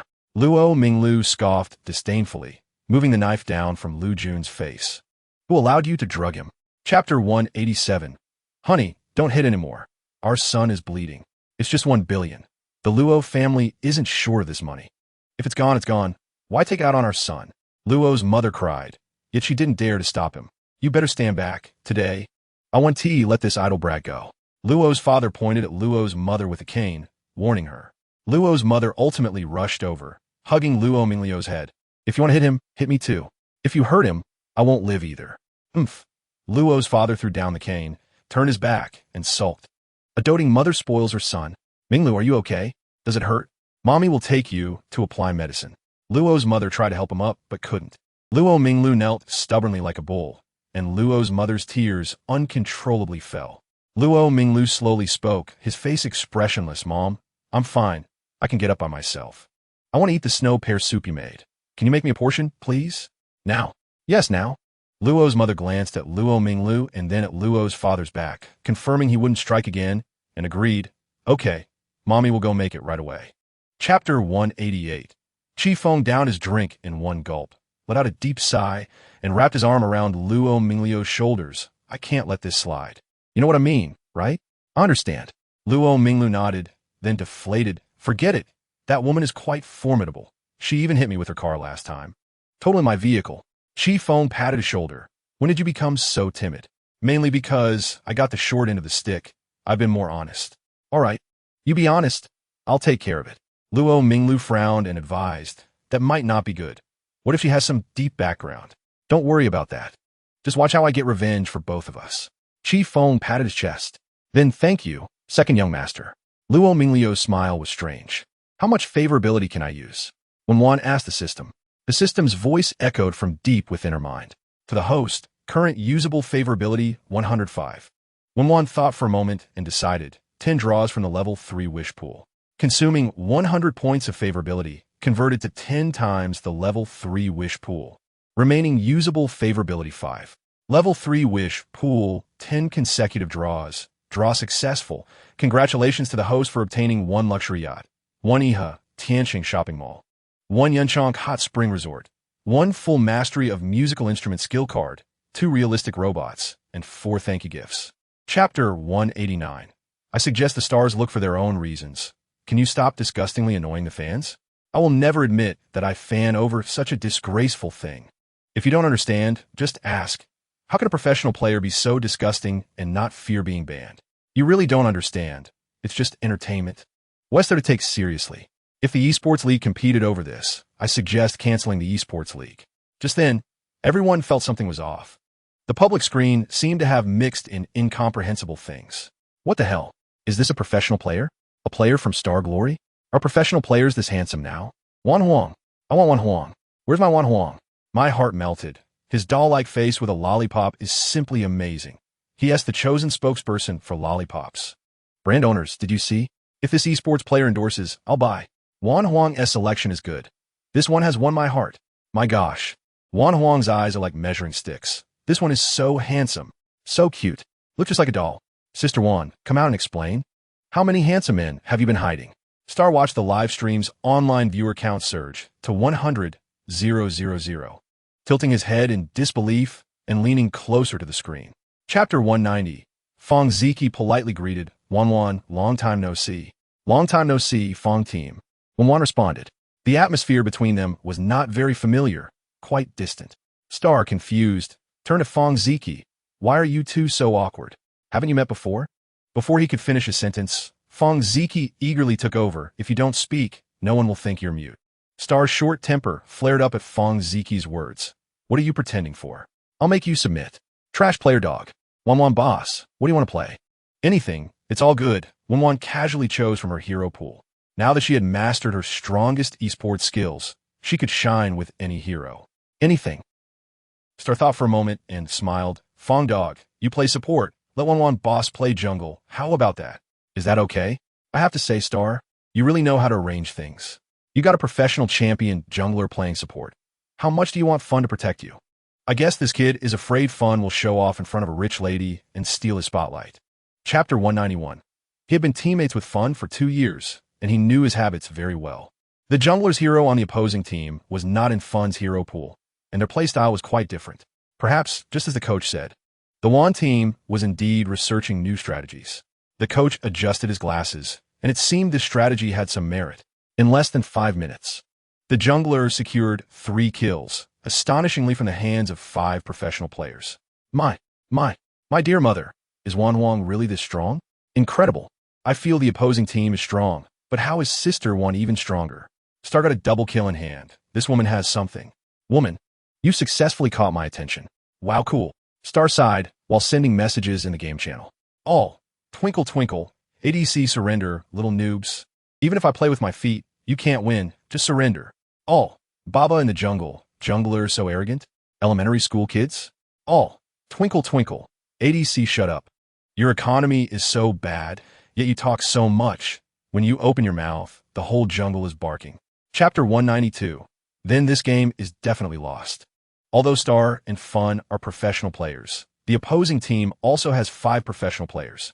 Given their coordination and the current situation, it's clearly a winning rhythm. I admit Sister One is very strong, but she is still not a professional player. She did stand out at the start, because her hero counters the opponent. But now it's bad. She is probably going to get crushed. Just then, a marker appeared on the map at the Dragon Pit, where Wen Wan had indicated. Ding ding ding. The game prompt sounded. Request for assistance. Wen Wan calmly said, "Come here, there are 5 of them isolated." Star gasped, "Excuse me? Boss Wan, you're not drunk, are you?" "On my way." Fong Ziki immediately responded. Star sighed, "Goodness, risking life for a gentleman." Game voice prompt, "Initiate attack." The mid and top laners received the order and rushed to the Dragon Pit. When the 4 arrived, the dragon still had a bit of health left. The dragon went berserk and used its ultimate, sending all 5 heroes controlled by the LRT team in the Dragon Pit flying. In a split second, the surrounding bushes echoed with the sound of battle drums. Chapter 193. Forget it, I'll go in. Someone lend me an account. The coach felt it was safer for him to take action, he said. The top laner suddenly splashed cold water. Don't think about it. It's hopeless. Let alone whether you can steal from WAN. That girl's first move is 520 carnivals. She loaded. The members were all dumbfounded. She's a rich lady. Oh my, we professional players are exhausted and struggling. How could a rich lady go pro unless she's out her mind? Damn, it's one thing to lose to a girl, but she's richer than me. The jungler sighed in relief. Luckily the netizens don't know it's us. Otherwise, we'd be utterly embarrassed. Your ID is exposed. They know it's our team. I bet the LRT official account will soon receive a compilation of us getting killed in the game. The top laner covered his eyes, smiling bitterly. What? Everyone widened their eyes. Wasn't this rubbing their faces in the dirt? They were a team that had won the National League Championship. It was bad enough to lose to a woman, but now everyone knew it. How would they face people in the future? Thinking about how this might be laughed at by netizens for a lifetime, everyone felt disheartened. It was truly embarrassing. Chapter 194. The staff placed 2 cups of coffee in front of Wen Wan and Shunji, glancing at them before leaving. Try it. I really like these coffee beans. I hope you will like it too, Shunji said softly, his tone carrying a hint of distance and coolness. Wen Wan picked up the brown coffee, leaned in to sniff, and the rich aroma and fresh fruit acidity penetrated her nostrils first. Taking a small sip, the hot liquid carried bitterness that spread on her tongue. Initially like pure dark chocolate, then suddenly playful fruit acidity jumped out, as if her taste buds were dancing the samba. Very rich flavor, Wen Wan politely commented. Setting down the heavy coffee cup, Wen Wan continued, "Sorry for the help last time in Nanshur. I should have treated you to a meal when I returned to Kyoto to express my gratitude, but something came up. It's fine. I'm already very happy that Miss One can accept my invitation." "Is that so?" Wen Wan's amber eyes fixed intently on Shunji, her lips curling up. "Do you like me?" Her gaze was innocent and pure, intertwining with countless emotions, stirring Shunji's heart. Shunji's hand, holding the coffee cup, stiffened for a moment. Wen Wan looked at him, thinking to herself that at this moment, Shunji's affection for her was only 5 points, indicating he didn't like her much, at most a fleeting crush. Chapter 195. Her body swayed unsteadily, tilting in one direction. Time Sequence's expression changed, and he supported her shoulder, thinking she was about to act out again. "Wen Wan, don't make me angry. Be good, and I'll give you everything. I don't need it." Wen Wan bit her lower lip tightly, trying to use the pain to wake herself up. She shook her heavy head, the woody cold scent growing stronger. So fragrant. Her consciousness blurred, and her hand involuntarily touched Time Sequence's face. The cold touch brought her pleasure, and she smiled happily, so comfortable. As she spoke, she reached to tug at Time Sequence's collar. Sensing the heat from Wen Wan's hand, Time Sequence grasped her wildly tugging little hand, his elegant brows slightly furrowing. "What's wrong?" Concern laced his voice. Wen Wan seemed startled awake by his voice, groggily focusing on the person in front of her. "Let go of me." She weakly waved her hands, trying to break free from the control of time, but her soft body swayed unsteadily. She randomly patted her half-dazed, half-awake head and licked her lips. I took traditional medicine. She struggled in pain, thinking she was communicating with the system in her head. But she didn't realize she spoke out loud. You took traditional medicine? Who gave you the medicine? Time checked her status, confirming it was the state of having taken traditional medicine. Her face darkened. Chapter 196, I told you long ago to stay away from her, or you'll end up harming her. Time's eagle-like gaze pierced directly at Luo Mingchuan, sharp enough to kill without shedding blood. Luo Mingchuan's eyes flickered with light, speechless. The others present, besides Gu Qi and Shun Ji, looked puzzled. The atmosphere among the few was strange. Take her away, Tom instructed, turning to leave. Gu Qi tightly followed behind. The three left, leaving the other three behind. Jiang Yi looked confused. What does he mean? Does his sister being drugged have anything to do with you? Luo Mingchuan remained silent, and Jiang Yi said fiercely, Speak, Luo Mingchuan. You don't need to worry about it. I will handle it. Luo Mingchuan said coldly. Jiang Yi glared at him, threatening. You'll handle it? Nice words. If anything happens to my sister, we all might as well die together. Chu Ci stood silently to the side, unsure of their relationships and unable to interject.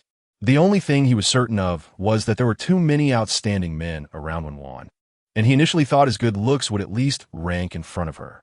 After seeing Time today, he realized he had lost the advantage of his appearance.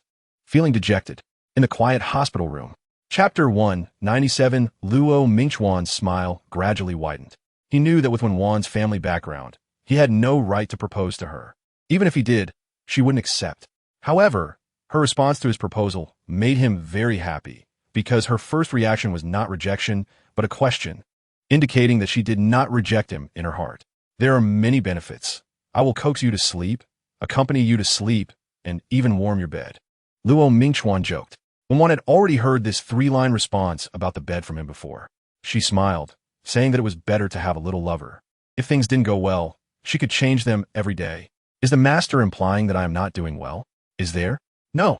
Luo Mingchuan curved his lips, picking up the necklace.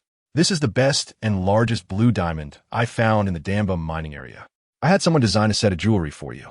This necklace was made temporarily from the cut diamonds, and it contains a miniature locator. Wen Wan took the exquisite blue diamond necklace, looked around, and couldn't see any sign of the locator. If Luo Mingchuan hadn't told her, she wouldn't have been able to tell at all. In fact, she didn't need a locator. If there was any danger, she could immediately have the system notify all 3 levels of people to come to her rescue. Chapter 198, having seen too many beautiful faces in their line of work, he was suddenly struck by an unparalleled beauty, which had a significant impact on his mind. He felt dizzy from that heat wave, when one shouldn't be so young. Did the front desk give the wrong card? Just as he was about to apologize and leave. Yen Longyue's favorability value 2, current favorability value 92. Wen Wan smiled. Langyue, come sit. Suddenly called out by someone, Yen Langyue froze. How does she know his name? Yen Longyue's almond-shaped eyes blinked quickly, feeling a tightness in his heart, hesitating to step back. Hey, are you dumb? Sister Wan asked you to come sit. Hurry up. The Monopoly game is just missing you. Qin Jiji waved at Yen Langyue. Yen Langyue trembled. Sister Wan? He looked at Wen Wan, unable to believe it. Wen Wan shouldn't be a woman in her 50s, right? Why does she look like she's only in her 20s and still so beautiful? A beautiful woman in her 20s has spent him millions. Yen Langyue felt as if he had been hit on the head with a gold brick. Originally frightened, thinking Wen Wan was a wealthy woman of his mother's age, it now seemed he had been the one benefiting all along. Yen Longyue's favorability value 6. Current favorability value 98. Chapter 199, you don't have it, but that doesn't mean I don't. Wen Wan was almost amused by this confident sister, and couldn't help but reply. Such a presumptuous tone. Little sister, it's better to be low-key when we are out, or if the lies are exposed, it will be very awkward for everyone. The confident sister flicked her hair. Wen Wan shrugged. If she didn't believe it, so be it. There was no need for her to prove to a stranger how wealthy she was. She wasn't that idle. Just as the confident sister was about to keep talking, a convoy drove up in front of them, leading with a 1.6 billion Bugatti Chiron. The Bugatti Chiron. The confident sister was momentarily surprised and quickly took out her phone to take a picture. She sent it to her WeChat sister group. Holding down the voice message button, Sisters, I saw a Bugatti Chiron at the Yunzhong Hot Spring Resort. It's so cool. I'll check it out. It's definitely a super rich person. The confident sister excitedly spoke as she got out of the car.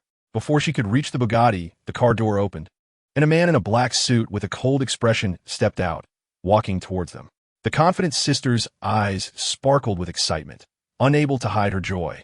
She pressed the WeChat voice message button. Sisters, the owner of the Bugatti is a super handsome foreign guy.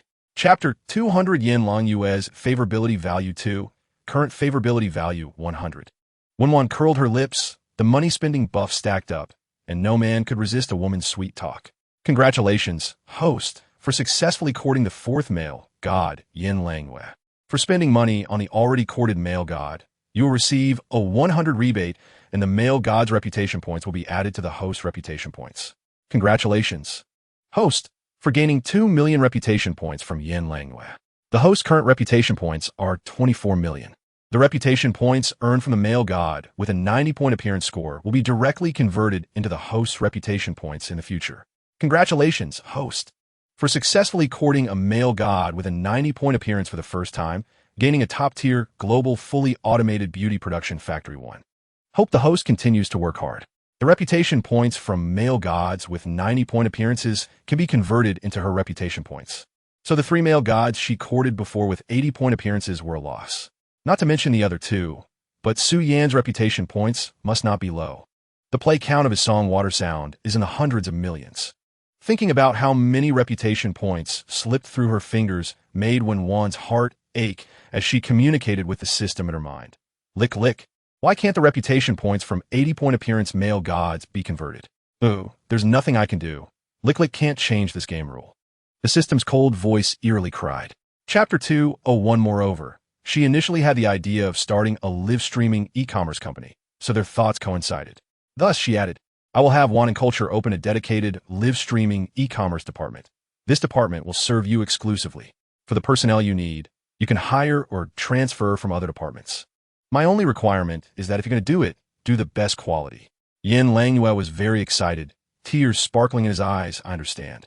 Thank you for your support, Sister Wan. You're welcome. I'm doing this for the company's future. Once you're ready, you can lead more sales anchors. That's a topic for later. Just make sure to do your part well, and the rest, I will ensure people cooperate with you unconditionally. A single sentence from Wen Wan made Yin Langyue feel passionate and inspired. He was once again moved. The angel she spoke of must be Wen Wan. Sister Wan, you are really too good to me. I don't know how to repay you. I want to do something for you so much. Just be yourself. Wen Wan said with a calm tone and a hint of expectation. If you really want to repay me, then become the #1 sales anchor on the internet and bring more profits to the company. It will be best if you gain fame and wealth. Chapter 202 Master, don't you trust me? I'm a bit hurt. Luo Mingchuan softened his voice, leaning his face close to her. Wen Wan pushed his face away. Stop with this useless nonsense. Whether Luo Mingchuan had defined her role was of no concern to her. Their relationship was purely transactional, and her matters were none of his business. However, he was a clever person and knew how to be a good lover. Sometimes throwing a little tantrum was still within control. Oh, Luo Mingchuan retracted his head. As Wen Wan walked toward the kitchen, she said, by the way, I acquired a cosmetics production factory and plan to create a beauty brand. Beauty? The group doesn't have this category right now. What are you planning for brand positioning? Luo Mingchuan asked, following behind her. I have 2 ideas. One is to have the same brand for both high-end and mid-range products, and the other is to create 2 separate brands. One high-end and one mid-range. What do you think? I'll have someone come up with 2 proposals tomorrow. You can take a look then. Luo Mingchuan stepped into the kitchen first and poured a glass of water for Wen Wan. That's fine. Let's call the brand Mayong. Wen Wan took a sip of the water and continued, but there's no rush. Let's plan it out properly. Chapter 203. You shameless little man, shut your stinky mouth. Cutting off someone's source of income is like killing their parents. You won't be able to sow discord between me and Boss Wen Wan. Star took out his phone, tapped it twice, and soon received a reply from Wen Wan. He screamed, Boss Wen Wan is so generous. The boss booked us a luxury private room at Yuzhen. I can't believe I can go to such a high-end place in my lifetime. The boss said to come over shortly. Let us go and broaden our horizons. The crowd cheered and left. Upon arriving at the hot pot restaurant, they were awed by the dragon and phoenix decorations at the entrance. Once they entered the private room, they exclaimed that they were gaining experience. While everyone was ordering food and chatting, Star opened a live stream on his phone. A crowd of fans flooded in upon receiving the live stream notification, congratulating them. Congratulations to Wan for winning the autumn tournament. The championship is well-deserved. I just finished watching the live stream. It was so exciting. Wan is awesome, and the Fong team is awesome. Congratulations to Star for a successful debut, creating brilliance.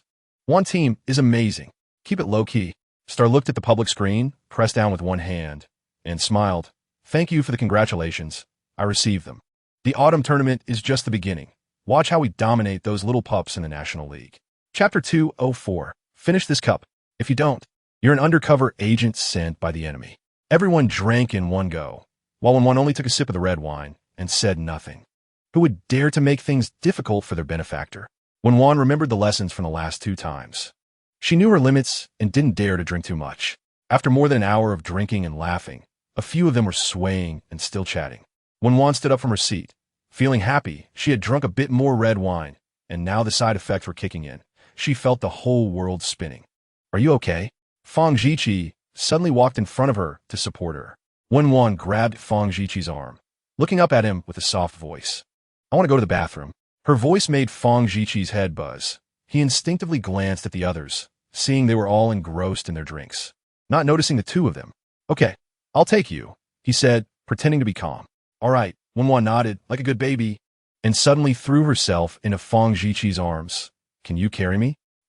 Her voice trailed off playfully, tugging at the most vulnerable parts of one's heart. A special fragrance wafted over, and Fong Jiqi stiffened as a soft little person fell into his arms, allowing her to nuzzle against him. Chapter 205. He used the tip of the knife to lift the black cloth covering Wen Wan's eyes. When he saw Wen Wan's calm gaze meeting his, he seemed dissatisfied. Last time you managed to escape. This time you won't be so lucky. His tone was teasing, enjoying the feeling of controlling someone else's life and death. It seems you don't want to be a descendant of the Qi family. Wen Wan remained calm, her lips slightly parted. Qi Feng looked down on her, still trying to threaten me in the same way. I really overestimated you. Even if I kill you in this desolate place, no one would know. Do you dare? Wen Wan smirked. You know better than I do how the Qi family deals with people with blemishes. If you commit murder, it won't just be you who suffers. Your brother, your mother, and your sister, all of you in this branch of the Qi family will be finished. I heard Qi Xiling is expected to become the next head of the Qi family. If you make him lose that position, I wonder if he will go mad. Qi Feng's pupils shook, and his expression turned extremely ugly. He tightened his grip on the dagger, not expecting Wen Wan to know so much about the Qi family. In fact, he wasn't stupid. How could he possibly kill Wen Wan? To be able to hire the chief gold medal lawyer from the Cobfield law firm. Wen Wan certainly had some exceptional qualities. Chapter 206. Once they got in the car, Luo Mingchuan embraced Wen Wan tightly. His arms were like iron clamps, holding Wen Wan securely, his face pressed against her neck, seeking comfort. Wen Wan, don't leave me, okay? His voice was low, almost pleading. Stop doing such dangerous things. I'll take care of those people, okay? Wen Wan's heart trembled, and she whispered, Luo Mingchuan, you're hugging me too tightly. I can't breathe. Promise me first, Luo Mingchuan insisted. Wen Wan agreed. Okay, I promise you. Promise me what? Luo Mingchuan countered. Promise you won't do anything dangerous again. And? Wen Wan's eyes were clear. You know I won't make emotional promises to anyone. Can you just lie to me? Luo Mingchuan's warm breath brushed against her neck. No. Wen Wan shrank her neck, gently pushing him away, looking into his slightly upturned fox-like eyes. Don't worry. You're the one I love most among all those I've met. At this moment, 10 seconds earlier, Luo Mingchuan had carried Wen Wan upstairs, covered her with a blanket, and gently kissed her forehead. Chapter 207. The crowd wanted to intervene, but Luo Minglu said, You all keep drinking. With Luo Mingliu's words, everyone exchanged glances, and no one wanted to meddle further. Luo Mingchuan exerted force and threw Luo Minglu into the flower bed. Luo Minglu slowly got up from the ground, brushed off the weeds on his body, and spoke with disdain, You look really disgusting, getting so worked up over a woman. Luo Minglu, can't you understand human language? Didn't I warn you not to touch her? Luo Mingchuan looked at him with fox-like eyes, as if seeing a dead person. Hearing Luo Mingchuan defending Wen Wan again, Luo Mingliu's back teeth clicked. Do you know how promiscuous that woman is? She is hooked up with so many people in private. Even Shirshu and Shunji are her guests. Luo Mingchuan clenched his fist, hitting Luo Mingliu's cheek with a punch. as fast as a shooting star. Luo Minglu staggered back 2 steps, barely steadying himself, licking the blood from the corner of his mouth. The metallic taste filled his mouth. His snake-like pupils shrank, rebellious and untamed. She doesn't deserve to be my sister-in-law. She doesn't deserve to be a daughter-in-law of the Luo family. Sister-in-law? Don't disgust me. What does my matter have to do with you? And what does it have to do with your Luo family? Luo Mingchuan coldly stared into his eyes. Chapter 2, oh, ate that bald guy, damn. I saw him in the financial magazine my dad bought before. Seems like a famous entrepreneur or something. I thought he was dead, but he is still alive. Damn, how bold, bro. But I thought the same, the former empire's richest man, not just boasting. This gala is impressive. They can invite such big shots. Is there a possibility that being invited is an honor? This is the top circle of the empire, although doing charity is real. But what's more important is the circle. Those who can squeeze in must have some skills in the business or political world. I underestimated the value of this gala. The netizens really know more. Sorry, I can only express my astonishment with damn. So many big shots, I'm crying with envy. If I could get in, I'd be willing to clean the entire gala's floor with my tongue. If I could get in, I wouldn't just lick the floor. I'd lick the big shot shoes cleaner than your face, do you believe it? Quick, look at those two fawning and flattering. Their smiles are about to fall apart. Aren't they the 2 big shots who have been popular recently? Here they feel like servants. Chapter 209, Wen Wan curve her lips. You keep sending flowers and gifts every day. Are you trying to chase me? Shirshu was about to speak. Luo Mingchuan suddenly pretended to be weak and interrupted Shirshu. Wen Wan, I'm feeling a bit unwell. Can you help me sit for a while? Okay. Wen Wan readily agreed, supporting him as they walked to the side. Luo Mingchuan leaned weakly against Wen Wan, turning to Shirshu with a meaningful, provocative smile. Shirshu felt a lump in his chest. The look in his eyes deepened, as cold as a dark pool. Damn, why can't I hear what they're saying? Is there a sister who can read lips to translate? Please, I can read lips at level 10, let me come. I asked this handsome guy if he is chasing her, and just as he was about to speak, the soft rice guy jumped in saying he is unwell and needs to rest. The handsome guy is so miserable. Your opponent is a little green tea.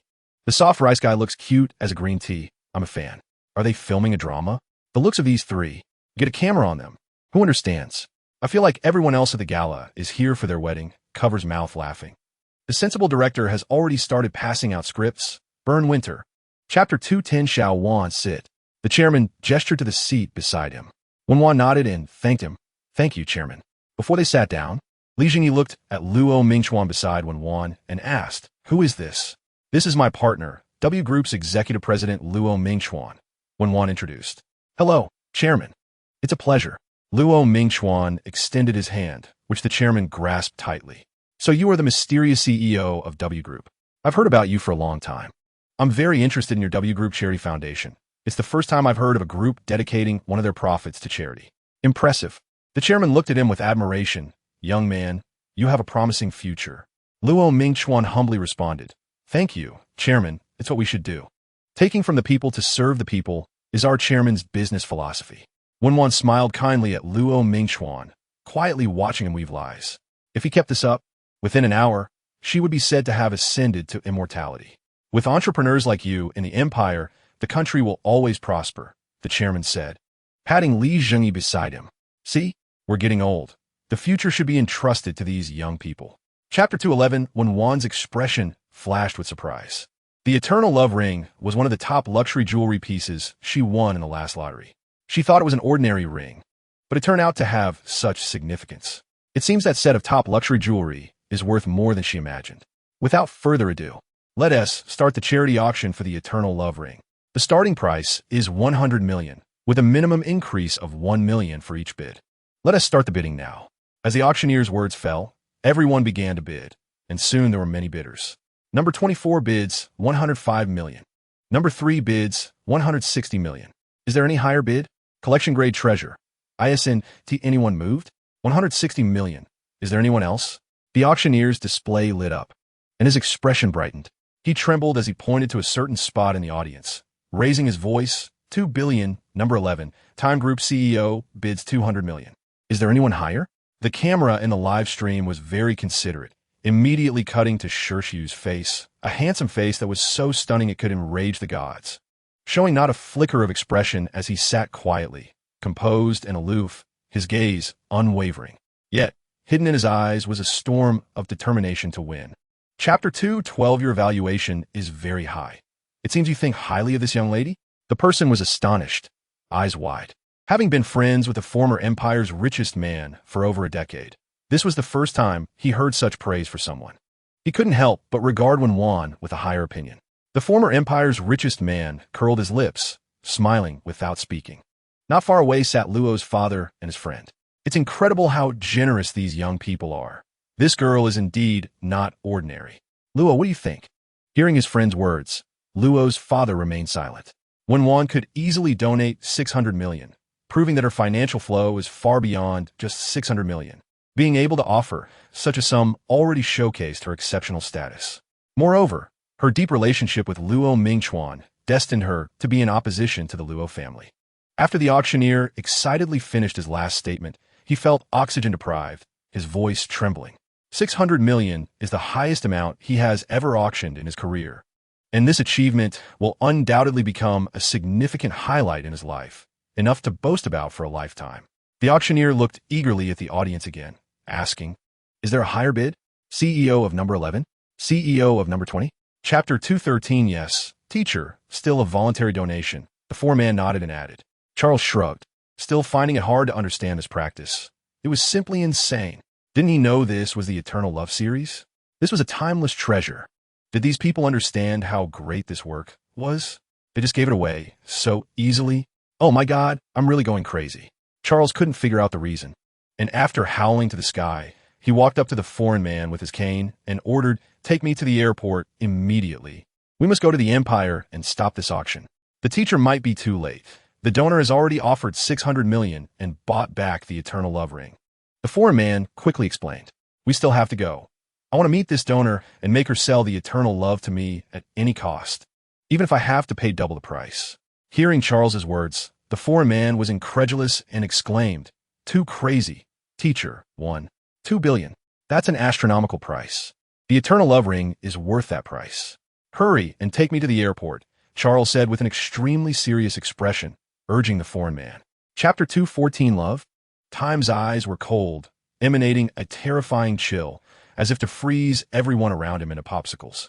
Feeling the low pressure from time, Luo Mingchuan did not hold back and continued, "Is time going to say again, let me know my place? To be honest, my place has always been very proper." Luo Mingchuan emphasized the last word. He indeed had placed his lover's position very correctly, but to time, this sentence sounded like a provocation. His gaze slowly fell on Wen Wan. Seeing her indifferent demeanor, the icy depth of his eyes darkened. She hated him so much that every time she saw him, she would speak harshly, even cruelly hurting him with other men. What had he done wrong? Time did not argue with Luo Mingchuan anymore. There was no benefit in arguing. It was clear that Wen Wan stood on Luo Mingchuan's side. Feeling a sharp pain in his heart, he took a deep look at Wen Wan and left. Seeing the main character exit, the gossiping crowd was left with a clouded understanding and also began to leave. Luo Mingchuan's face showed no excess expression. Logically, he should feel proud that he had made time lose face. Wen Wan asked in confusion, "What's wrong?" He didn't retaliate. "And you feel it's not satisfying?" Chapter 215, Wen Wan raised an eyebrow. Was this still the aloof and proud Chu Ci she knew? "Are you so sure I don't like you?" Her tone was bright and gentle, slightly rising. Wen Wan was so outstanding, surrounded by extraordinary men. Would she like herself? Scenes of Wen Wan being intimate with other men flashed in Chu Ci's mind, especially the scene of Luo Mingchuan picking her up that day. And they attended the charity gala hosted by the Empire together last night, with endless news about the two of them online. Words like perfect match and mutual affection burned Chu Ci's eyes. Such a formal occasion was no different from an official announcement. It was only yesterday that he learned Luo Mingchuan was the executive president of W Group. Goodnight Culture was a company under W Group, and he was assigned director of Goodnight Culture, which meant he was indirectly Luo Mingchuan's subordinate, not to mention that in terms of status, he was beneath Luo Mingchuan. Wen Wan had so much influence in Goodnight Culture because of Luo Mingchuan, and they looked so much in love. Chu Ci's fingers tightened, his gaze accidentally shifting to her shoulder's hair, not daring to meet her eyes directly, cautiously asking, "So, do you like me?" Chapter 216, I'm not going to serve you. She can do whatever she wants. Director, let it go, director. The staff pulled the director patting his back from top to bottom to calm him down. Xia Yu had an arrogant demeanor. You must apologize to me immediately. Otherwise, I won't act today, and you'll have to make my husband withdraw his investment. Just as everyone was at their wits' end, Chu Si's voice came from afar. If you don't want to act, you can leave. There are plenty of people who will. Everyone looked in the direction of the voice and saw Chu Si's figure, as if they had seen a savior. Director Chu. The crowd cheered. Director Chu. Jiang Shui wanted to explain, but was stopped by Chu Si, who had a clear expression. He glanced at the director, who was still hanging by a thread in anger, and said calmly, I already know. This was Xia Yu's first time seeing Chu Si, and she was captivated by his handsome appearance, momentarily distracted, only to see a woman walking out behind him, her expression freezing. The woman looked as if she stepped out of a painting, exquisite beyond words, making Xia Yu feel jealous. She glared at Wen Wan and questioned Chu Si. Director Chu, right? Seeing you look so decent. It turns out you all conspired to force me out. Chapter 217, you guys don't know how arrogant Xia Yu is in the crew. It's a disaster. Not to mention, she's a toxic presence. But it seems the director and screenwriter all respect this sister. Upon seeing the staff's response, the group started gossiping again. We all know that Goodnight Culture is a subsidiary of W Group. The soft rice guy and the arrogant sister are a pair. The arrogant sister is like the boss lady, who dares to disrespect her in Goodnight Culture. What? How are they a pair? If the arrogant sister wants to be the boss lady, she should be the boss lady of Time Group. The arrogant sister and Time are a match made in heaven. Okay. No way, no way. After being friends for over a decade, you want to sever ties with me for a CP? This is what I said. You all are sugar-coated wives, and we're the true couple. You're standing with the wrong CP. Over here, Xia Yu was thrown out of the film base. Seen by countless people along the way. Some recognized her and took out their phones to film, exclaiming, wow, brothers, I see Xia Yu. Ha ha. She was thrown out of the film base. Her acting must be too bad. Ouch. Xia Yu, along with the bench, was thrown to the ground, letting out a scream. A little assistant rushed over from a distance. Sister Xia, are you okay? Chapter 218 Chu Si replied ambiguously, all of them. Then I'm not coming, Wen Wan said calmly. But Chu Si was not calm anymore. He tightened his grip on Wen Wan's hand, wanted to ask her something, but the words got stuck in his throat. A hint of disappointment crossing his eyes. Just then, that hint of disappointment fell into Wen Wan's sight, and she continued, you haven't given me any benefits. Why would I come to accompany you? Her tone sounded like she was acting coy with someone close to her. As soon as she finished speaking, the obsidian-like gleam in Chu Si's eyes returned, and he blurted out, what do you want? As long as I have it, I'll give it to you. He wanted to be with Wen Wan all the time. As long as Wen Wan came tomorrow, even if she asked for his life, he would give it. This is what you said, so kiss me, Wen Wan said, curling one side of her mouth, grinning mischievously. Chu Si's ears buzzed. He thought he heard wrong and repeated, kiss you? Wen Wan nodded. Now, here? Chu Si glanced at the staff coming and going in front of him, nervously asking Wen Wan. He has always kept his work and personal life separate, never discussing personal matters at work. At this moment, Wen Wan's request was undoubtedly a challenge for him. An exciting challenge. Chapter 219, but Wen Wan said it anyway. And for some reason, Chu Si believed her nonsense. Even if it was a lie, his passionate kiss was real at that moment. Her words about liking him were also true. Waves of ripples surged in Chu Si's heart as he feigned calmness and said, I understand. Then you should spend more time with me. All right then. The ringing interrupted what Wen Wan was about to say. Chu Si frowned slightly. His earlier generosity was actually fake. The person interrupting his sweet moment with Wen Wan really deserved to be cursed. Wen Wan took out her phone, and the caller ID showed an unfamiliar number. Without thinking much, she answered the call, and a familiar yet joyful male voice came from the other end. Little sister-in-law. Huh. Gucci looked at the call that had been hung up and muttered to himself. Why is little sister-in-law so irritable? I hadn't finished speaking. Gucci pressed his phone while turning around. Behind him sat a man on a luxurious black leather sofa, pouring drink after drink into his mouth like a robot, treating it like garbage. He had never seen anyone waste themselves like this. He had just inquired about Wen Wan's phone number from all directions, preparing to ask her to rescue his poor brother. Chapter 220 Jiang Shui felt her scalp tingle, as if she had been electrocuted, shaking her head frantically, and reluctantly said, Not good looking, not good looking. Not good looking? Chu Si raised an eyebrow in response. Jiang Shui's internal alarm bells rang loudly. Big brother, is it good looking or not? Her expression panicked as she added, "You and Shurjian are like, the man is like a beautiful jade, with virtue and grace. The woman is like a fine flower, elegant in form and wise in heart, just like a phoenix flying, harmonizing in perfect melody, truly a match made in heaven, a perfect couple, envied only by the mandarin ducks and not by immortals." After saying a long string, she gasped, not knowing what she had said, her mouth running ahead of her brain. Chu Si's perfect face seemed to show a satisfied expression, the corners of his mouth slightly curling, his eyes sparkling with golden light. So they were seen as such a perfect match by others. He felt pleased inside. Chu Si pulled back his thoughts and shifted the topic, saying, "Can I borrow your phone? I left mine with my assistant." Huh. Jiang Shui first didn't react, then handed over her phone with both hands. Sure. Chu Si took her pink phone and thanked her. He strode toward the meeting location while his bony fingers entered a series of numbers on the phone keypad. Dialing out and placing the phone to his ear. Chapter 221. He sat up in shock, realizing the clown was actually himself. Shurjian favorability value 10. Current favorability value 65. The favorability value had risen again. Wen Wan lowered her eyes, filled with astonishment.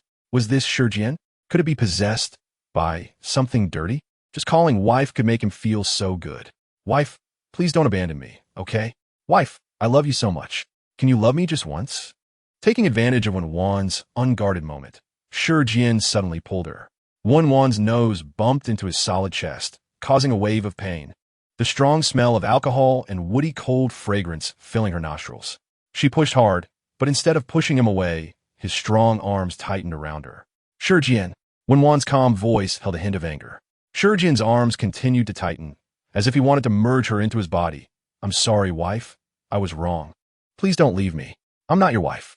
Wen Wan was being squeezed so tightly she could hardly breathe and struggled again, but couldn't break free. "Wife, you will always be with me, right?" Shurjian persistently repeated.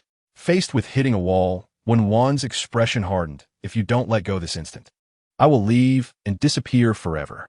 Chapter 222. In the Shur family's old house, Shur's mother was playing a video on her phone. The video was a recording of last night's charity gala live stream, edited into a short clip featuring Wen Wan, Shurjian, and Luo Mingchuan.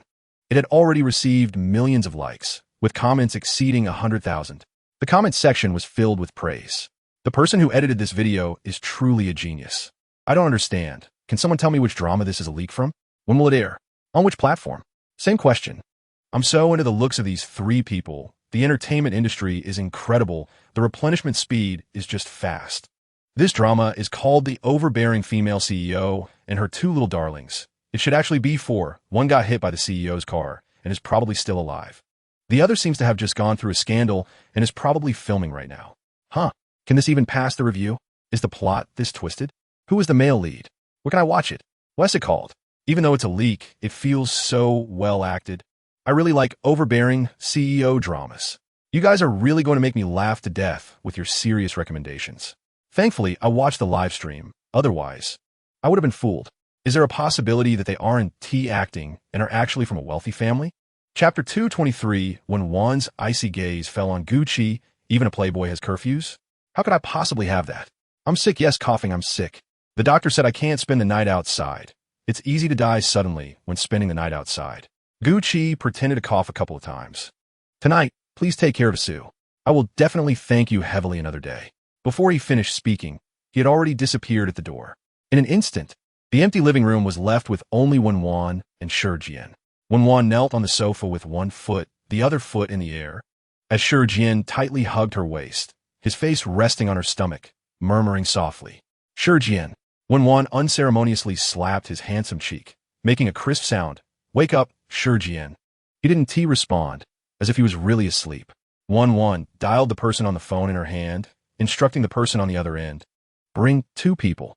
Before she could finish her sentence, she heard the system prompt in her mind. Shurjian favorability value 5, current favorability value 50. What does this mean? Shurjian's favorability value can still be controlled by itself? Calling him, he couldn't hear, but he could clearly hear when she called someone else. Alright, so this is how we're playing it. Chapter 224. If it were the old Shurjian, he wouldn't beg like this. This was the lowest he had ever humbled himself in a sober state while facing Wen Wan. But Wen Wan clearly didn't appreciate it. Her voice gradually turned cold. Let go of me. Don't make me say a third time. Sure, Jian released his arms, letting her go, complaining, you always speak to me so rudely. Yet you're so gentle with other men.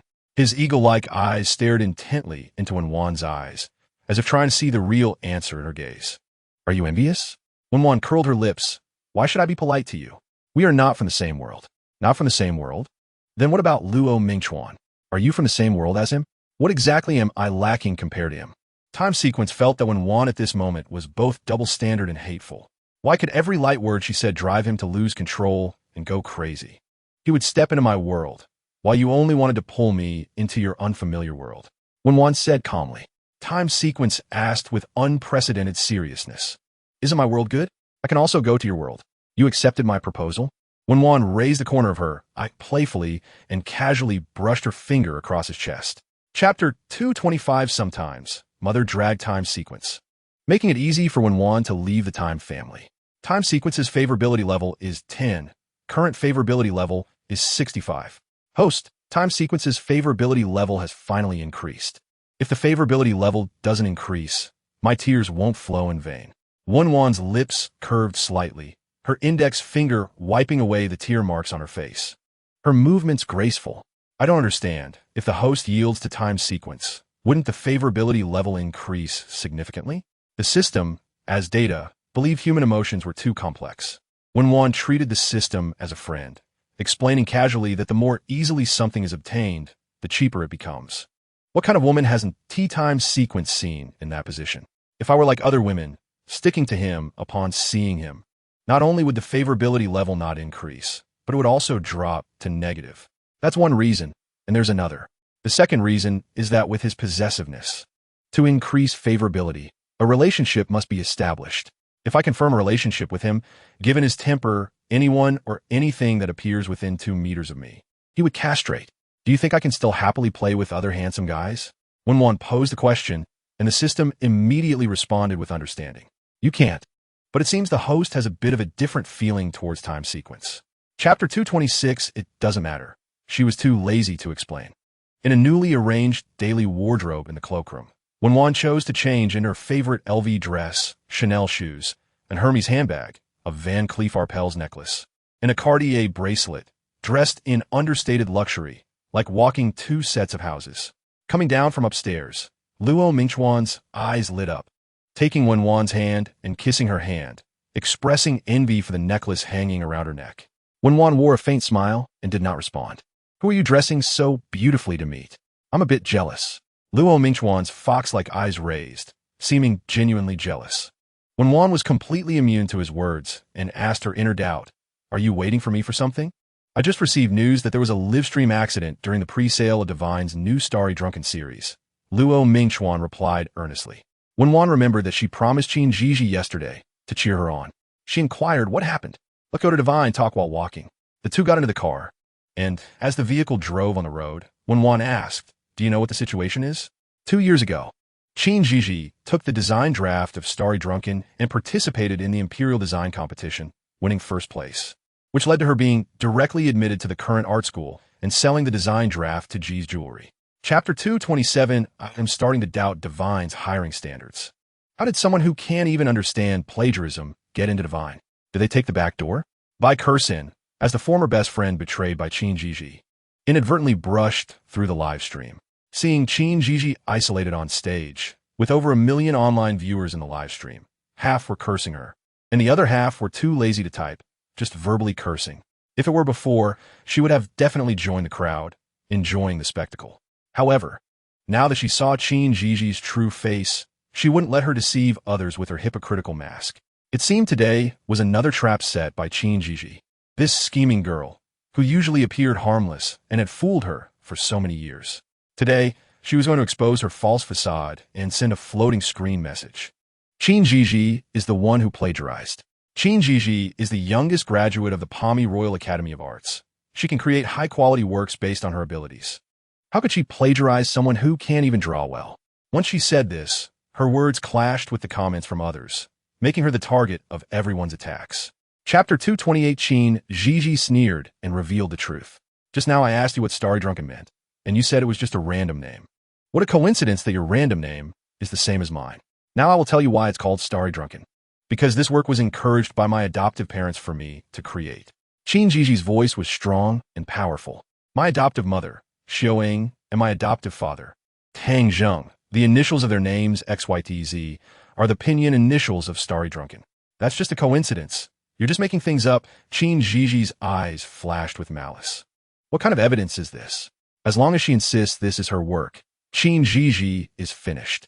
It seems you won't give up until you reach the Yellow River. You probably didn't realize the secret I hid in my work when you copied it. Qin Gigi walked to the screen and traced the letters in the air with her hand.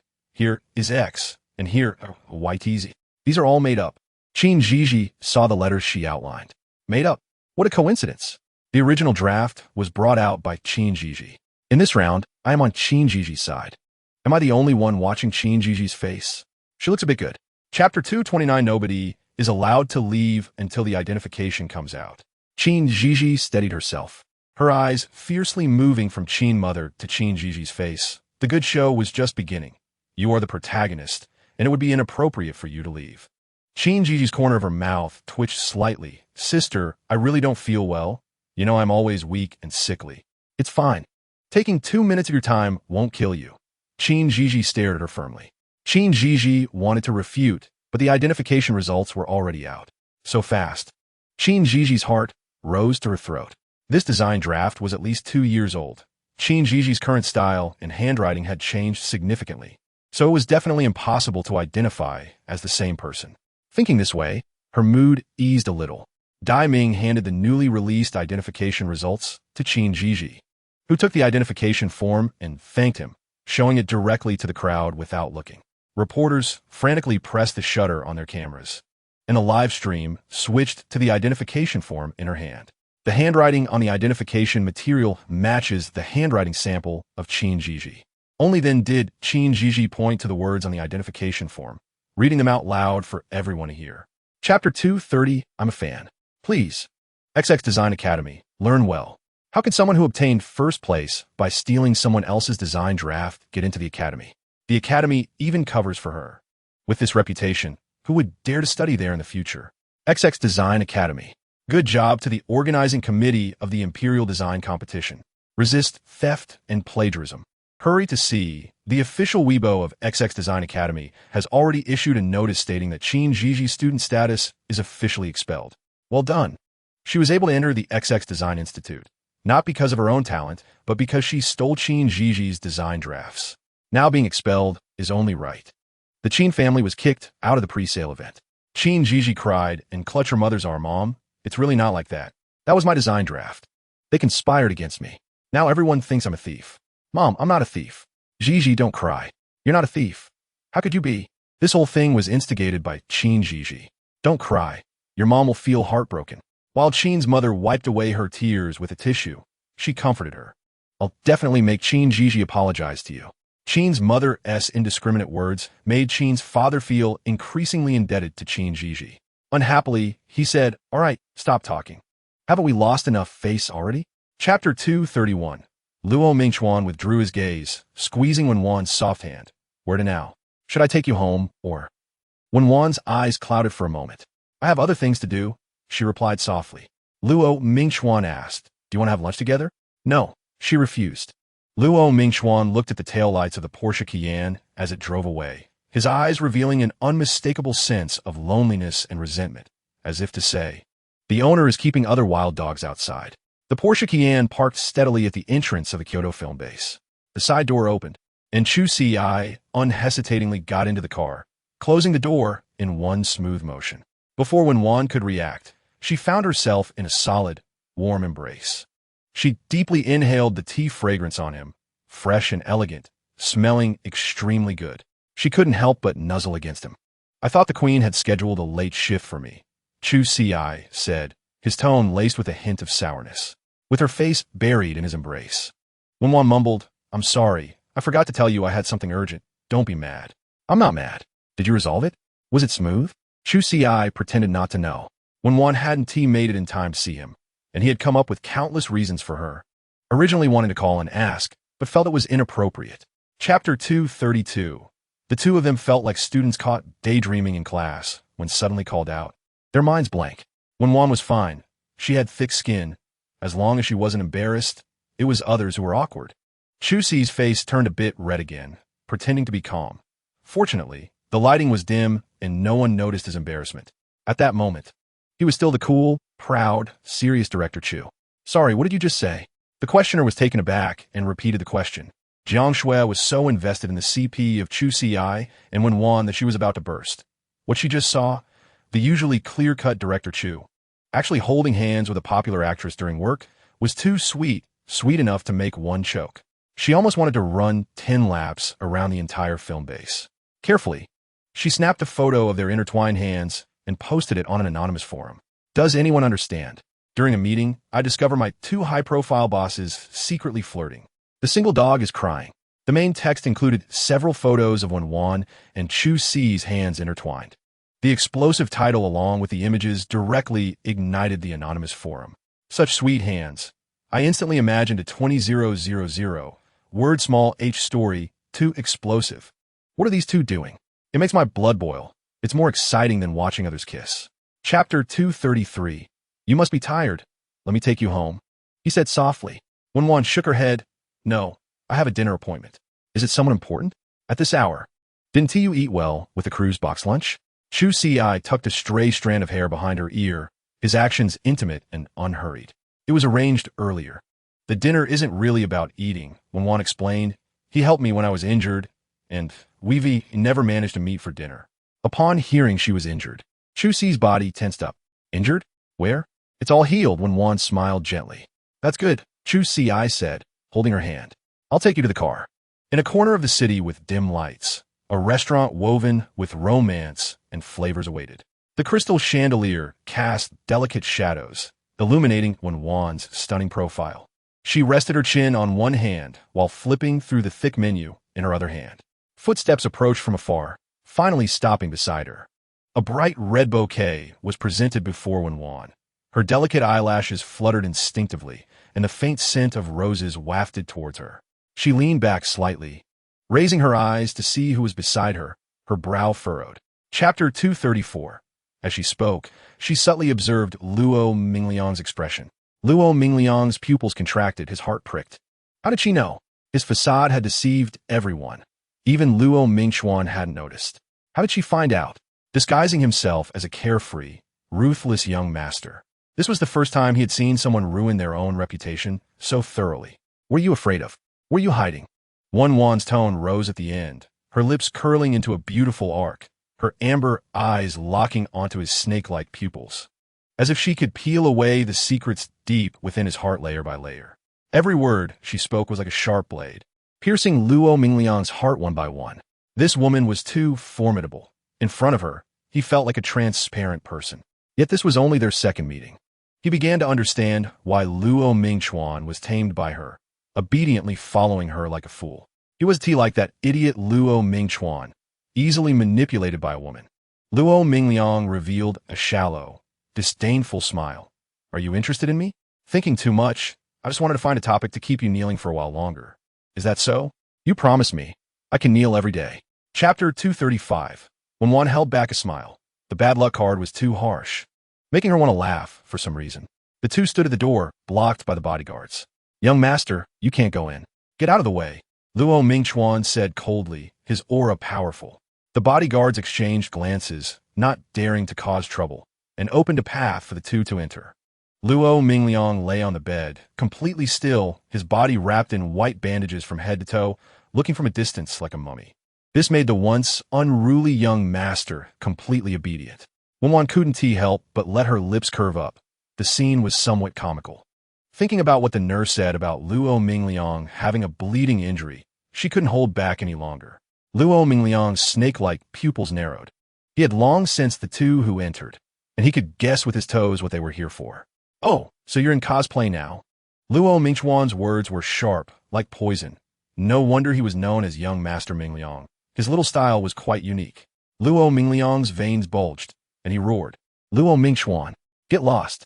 Don't be anxious. Let me take a few more beautiful photos of you to celebrate your stock market blooming. Don't worry.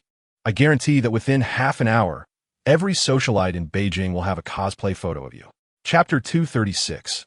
Her attitude towards him doesn't matter. What's important is that she is willing to pay. All right, good girl. Daddy won't touch you. Daddy won't touch you. Just this last time, you give me 2 million. And you can go on being the young lady of the Qin family, while I live my ordinary life, and we'll disturb each other not. I said I have no money. All my money is with you. Qin Jiji refused again. She only looks glamorous on the surface. Although the Qin family is one of the 10 great families, it has long since declined, leaving only a hollow shell. As the young lady of the Qin family, her allowance is even less than that of a second-rate family's young master or young lady. Moreover, in order to perform well in front of her father and mother, she refused the Qin family's allowance. She is now a broke person with pockets cleaner than her face. Old Li clearly didn't believe it. Qin Jiji was just pretending to be poor. With his eyes narrowed, he said, as one of the 10 great families in the capital, how could the Qin family be out of money? Don't forget how you became the young lady of the Qin family. Without me, you are nothing. Qin Jiji fell silent. Ever since the incident with Xingyu Tongzue, she felt that the whole world had changed. Online, everyone was calling for her downfall. She was expelled from school and disqualified from the design competition. Those whom she once looked down upon were all jumping up to mock her. Her life had completely collapsed. Chapter 237. I am willing to pay double the price to buy the eternal love ring in your hand. I hope Miss Wen can consider it. The eternal love is the key to Wen Wan opening the vault. Selling for 2 billion. She must have lost her mind. What she lost then was countless billions. Wen Wan's smile deepened. Without further explanation, she shook her head gently. Is Miss Wen dissatisfied with the price I offered? If it's the price, you can make a counteroffer. Charles didn't understand the meaning of Wen Wan's smile and speculated. Mr. Charles, this ring has a connection to me, and I don't want to sell it. I hope you can understand. Wen Wan smiled faintly, still politely refusing. Charles showed a look of regret and sighed. That's really too unfortunate. It seems this trip to the Empire will end in disappointment. After a pause, Charles continued. If one day Miss Wen wants to sell the eternal love, can you notify me first? I really like the eternal love. Of course. Wen Wan nodded, not telling him that she might never sell the eternal love in her lifetime. Although Charles felt regret, he still thanked her. Thank you very much. It is my honor to meet Miss Wen. Chapter 238. In Qin Jiji's lowered eyes, no one saw the ambition written within. She would not let this opportunity slip away. She wished she could carve the words heir of Winston on her face. Qin Jiji tried every means to bind herself to the eternal love ring, making Henry misunderstand. Indeed, her passionate performance had an effect. Henry's heart sank. The fact that the eternal love ring is the heirloom of the Winston family is a secret. And aside from him and Su Tianyang, no one else should know. And the person in front of him, Su Tianyang, understood the look Henry conveyed and said regretfully to Qin Jiji, Sorry, junior sister Qin, I have something to attend to today, so I won't disturb you. Since Senior Su has something to do, I won't press. Then I'll invite Senior Su to dinner another day. Senior Su won't refuse me, right? Qin Jiji knew the principle of retreating to advance. Being anxious won't yield hot tofu. She had already planted the seed in Henry's heart. Now she just needed time to wait for the fruit to bear. Su Tianyang replied, Of course not. Then we'll see each other another day. After sending off Su Tianyang and Henry, Old Li shrank his neck and asked Qin Jiji, Did that foreigner believe it? I don't know. Qin Jiji shook her head. Chapter 239. In addition, there is a segment in the black gold auction where participating forces must present an item for auction, and the winning side must settle the payment on the spot. It is heard that if the winning side does not settle on the spot, they will be punished by the alliance. However, this has never happened before. This is indeed something worth taking advantage of. Wen Wan's amber eyes narrowed slightly, a small calculation hidden in the shadows of her eyelashes. Just because it has never happened doesn't mean it can't happen. She murmured softly. Lu Qinghuan didn't understand and didn't ask. She just felt that Wen Wan's demeanor gave her a sense of maturity not typical for someone in their 20s. Do you need me to prepare an invitation for the Midsummer Auctions Black Gold event, miss? She asked. No need, I have one. Wen Wan said, then changed her mind, saying, prepare one anyway. Knock knock. The office door was knocked, interrupting their conversation. Lu Qinghuan received Wen Wan's consent and called out, please come in. Lu Qinghuan thought it was a subordinate bringing coffee, but turned to see He Mu and asked in confusion, Is there something? Professor Yu is here again. He still hopes you can help him restore that blue and white auspicious cup. He Mu reported. Chapter 240. Wen Wan, being such a calm person, saying she could fix it. Lu Qinghuan naturally believed without doubt. Professor Yu was a bit surprised. So it turns out she is the young master of Qiu Hongzhai. May I ask how to address the young master? He had long heard that the family managing Qiu Hongzhai is mysterious. And today, he unexpectedly met the daughter of the person behind Qiu Hongzhai. How could he not be surprised? Professor Yu, no need for formalities, just call me Wen Wan. Please. Wen Wan moved her lips, her expression unchanged. If Professor Yu is assured to entrust the auspicious cup to me, I would be very happy to restore it. After all, such a beautiful artwork, presented in such a fragmented state, is quite heartbreaking. Then I will trouble Miss Wen. Professor Yu placed all his hopes on Wen Wan.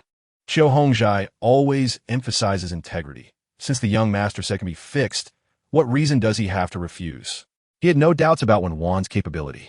One cannot judge a person by their appearance. The principle that there are always greater talents is something he understands after living for decades. How polite. You can come and pick it up in 3 hours. Wen Wan smiled slightly. Professor Yu's eyes bulged like fish eyes, and his jaw nearly dropped to the ground.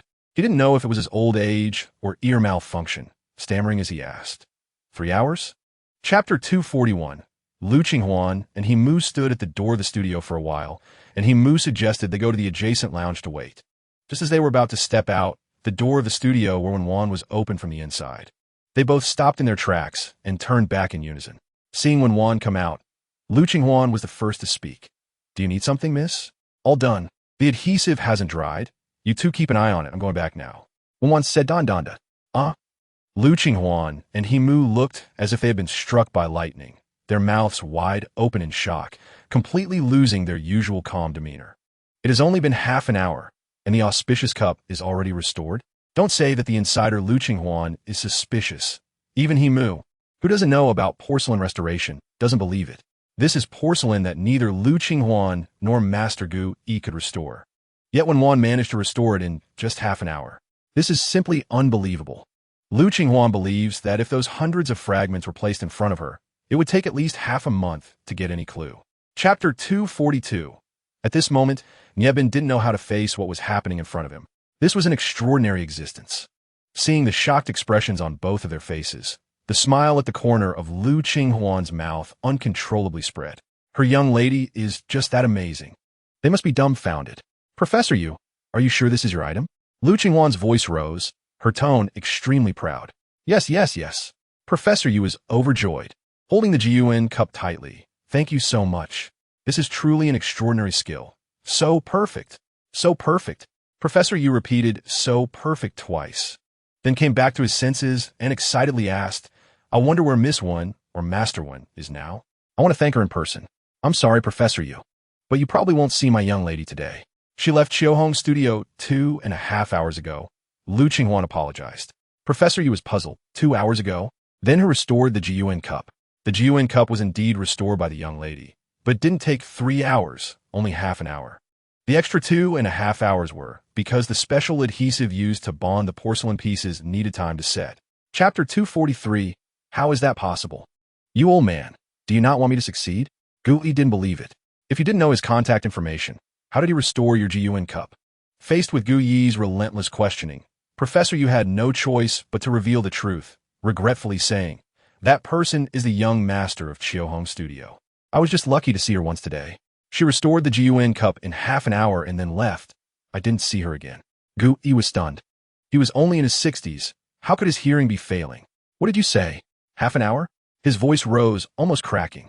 Seeing Gu Yi's shocked expression, Professor Yu finally understood Lu Qinghuan's mentality when she looked at him in astonishment. It's awesome, Professor Yu said with a hint of smugness. Yes, half an hour. At first, I didn't believe it either, but that's what Lu Qinghuan said herself. Before he could finish, the old Gu Yi ran off like the wind. Hey, Gu Yi, the Treasure Appreciation Conference is about to start. Where are you going? Professor Yu shouted from behind. Gu Yi didn't care about Professor Yu and rushed out, saying, I'm going to Qiuhong Studio. Chapter 244. Let's take a break, Sister Wan. My feet hurt, she pleaded. Wen Wan raised an eyebrow. Aren't you going to bankrupt me? Can't you handle it so soon? I'm sorry, I was wrong. I won't dare challenge a rich woman's spending power again, Qin Jiji said, leaning against the wall and almost sitting on the ground. Wen Wan supported her and casually pointed to a nearby small brand store. Let's sit in that store. Okay. The two walked into the store. At this moment, there were a few customers in the store. As soon as Wen Wan and Qin Jiji appeared, a salesgirl immediately approached them. The two had stunning looks and exceptional temperament, although their clothes didn't show a brand. The salesgirl recognized that the hairpin on Qin Jiji's head was from a recently popular high-end brand, priced at over 5,000. The salesgirl stood beside them, feeling the overwhelming pressure from Wen Wan, making it hard for her to breathe. A regular family couldn't cultivate such an aura. She guessed that these two must be daughters of wealthy families. "May I help you with anything?" the salesgirl asked with a professional smile. Qin Jiji casually replied, "We're just sitting for a while." The salesgirl didn't dare to be neglectful. "Okay, please come in. I'll get you both a glass of water." Chapter 245. Wen Wan said calmly, "It's fine. I really haven't seen my teacher since graduation. I should go visit them." At 6:20 in the evening, at the Shiqin Hotel, a large round table that could accommodate more than 30 people was surrounded by men and women. Everyone had a flattering smile on their faces. One person took the lead and said, "Classmates, let me say this. We can come to Shiqin Hotel today to broaden our horizons. All thanks to our classmate, Zhao Ni's good husband. Let's thank President Zhu for his hospitality." "Thank you, President Zhu," everyone said in unison. Zhu Kunshin's face was beaming. "Not at all. You are all my wife's classmates, which makes you my classmates too. Everyone, enjoy your meal today. I'll cover the bill." "Yes, my husband is rich. Feel free to eat today. Who knows when we can come to such a high-end place again." Zhao and I also smiled, her expression full of pride. She looked down on these petty classmates and enjoyed the feeling of being admired. Life needs an audience to applaud. Who doesn't like to receive others' envy for their success? Although her husband was the one paying, who says marrying well isn't a kind of success. Thanks to Zhao and I, we can gather here today. Zhao and I is blessed to have married a good husband. Chapter 246. President Zhu is so generous. Zhao and I is simply too happy. A wealthy lady to envy, someone commented. Teacher Zeng was slightly shocked by the price of the red wine and smiled gratefully at Zhao and I and her husband. "You've really spent a lot." Zhao and I, full of herself, provocatively glanced at Wen Wan, thinking that looking good meant nothing if she wasn't as wealthy or happy as her. Jealous? She thought. Her husband's financial power is unmatched. Listening to her old classmates' flattery, Zhao and I felt like her tail was about to rise to the sky, pretending to be modest. "Oh, it's just a small amount. As long as my classmates are happy, that's what matters." Then various compliments surrounded Zhao and I and her husband, both of them grinning from ear to ear. Wen Wan remained expressionless and calm, feeling out of place among everyone present. Beside her, Qin Jiji leaned on the table, resting her chin on her hand, watching the poor performance of everyone with a cold smile. As soon as she smiled, it broke the exquisite act of everyone. All eyes turned to her. Zhao Ni's face visibly darkened, revealing a contemptuous smile, her tone full of disdain. "Little sister, it's okay if you haven't seen the world. If you can't appreciate it, at least you should have some basic manners. Acting like this makes you seem very low class and will embarrass your sister in front of so many classmates." Chapter 247. In that case, I'll accept the wine President Qin sent. Zhu Kunshin said loudly under the adoring gazes of everyone. The store manager immediately said, "I'm sorry, sir, but these 6 bottles of Romanicani were sent by our boss to Miss Wen Wan." The atmosphere in the private room instantly froze. Zhao and I and Zhu Kunshin's faces turned visibly dark, like a lump of coal, extremely awkward. Qin Jiji clapped her hands, amused by Zhao and I and her husband's expressions, thinking it was funny that they assumed someone would gift them Romanicani. As the conversation shifted, the old classmates once again erupted in exclamations. But this time the object of their awe was Wen Wan. What? This wine worth over $1 million was a gift for Wen Wan? It turned out that Wen Wan was the one who knew the owner of the Shiqin Hotel. Her development in the past 2 years had truly been impressive, even garnering the attention of such a big boss. They had indeed underestimated Wen Wan. Wasn't she an orphan? It seemed that Wen Wan's sister was right. Compared to the 800 yuan bottle of wine from President Zhu, the 180,000 yuan bottle was indeed cheap. Zhao and I felt as if her face was being rubbed in the dirt by an orphan, and she was quite upset. Wen Wan must have relied on her seductive looks to attract attention. Otherwise, how could such a high-end hotel owner have sent her wine? In Chapter 248, Zhao and I, the wasteful woman, was still trying to stir up trouble for herself, and Zhu Kunshin gritted his teeth in frustration. He desperately wanted to stop this. But the current situation was beyond his control. In the blink of an eye, Teacher Zhang had already dialed the principal's number and put on speaker. She was the first to speak, asking the principal, "Excuse me, I'd like to inquire about something. You just mentioned that one of my former students donated a building in my name. May I ask what that student's name is?" The principal was momentarily taken aback, then joyfully exclaimed, "Didn't I just say it? I must have been too excited and forgotten this detail. The student who donated the building is named Wen Wan." Teacher Zhang, you truly have cultivated a pillar of society. A student with such ambition and vision is rare in a century. Remarkable indeed. By the way, there's another piece of good news I want to share with you. The school is preparing to award you the title of honorary teacher.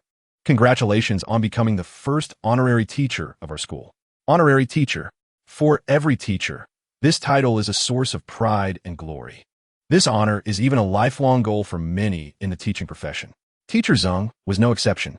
She expected to receive the title of honorary teacher so easily because of Wen Wan. In chapter 249, if she displeased someone, our lives would be in jeopardy. The woman said, tossing the used tissue into the trash can. Who knows, if I managed to win over that blonde and blue-eyed young master, who would still tolerate her? The long-haired woman flipped her hair in front of the mirror, striking a flirtatious pose. Do I look good? Yes, you look great. Wishing you success. Remember the rich and powerful. The two chatted happily as they left. Their conversation fell into the ears of Wen Wan and her companion. What was Qin Jiji up to again? Was he her real father, the driver from the Qin family? Oldly? How had she suddenly become the heir of some shield? Qin Jiji frowned, looking at Wen Wan with disdain, her mind full of questions. The latter raised her eyebrows, her emotions hidden beneath the shadow of her thick eyelashes. Curiously, Qin Jiji asked, "Sister Wan, should we go see which big fool it is?" Wen Wan nodded. She was also curious to see whether Henry was foolish or if Qin Jiji was simply more skilled. Meanwhile, Henry and Su Tianyang stepped into the private room that Qin Jiji had mentioned. They scanned the room, their brows furrowing in unison. Was this what Qin Jiji meant by casually inviting Su Tianyang and Henry for a home-cooked meal? What were these 30 to 40 people doing here? In chapter 250, Qin Jiji knew her true identity. If she revealed her identity in front of Henry, all her plans would be ruined. She had underestimated these two. At this moment, the appearance of Qin Jiji and Wen Wan was particularly unfavorable for her. She had to get them out.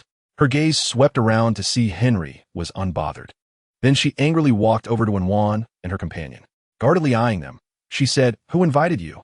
I didn't ask you to come." "Of course. We came to see how you're trying to trick people," Qin Jiji said with a proud smile. "Shut up." Qin Jiji quickly interrupted, cautiously glancing back to see if Henry had heard, worried he might think of something bad. Qin Jiji smirked, following her gaze and teasing. "That golden-haired guy is the big fool you're trying to trick, right? TSK. How pitiful." Wen Wan looked over too, meeting Henry's gaze in the air. He did indeed look like a big fool. Henry's blue eyes shifted as he recognized the stunning woman before him, who he had met once at the cafe. Moreover, she was now the owner of the eternal beloved ring. He had planned to investigate Qin Jiji before contacting Wen Wan, but he hadn't expected to run into her so soon.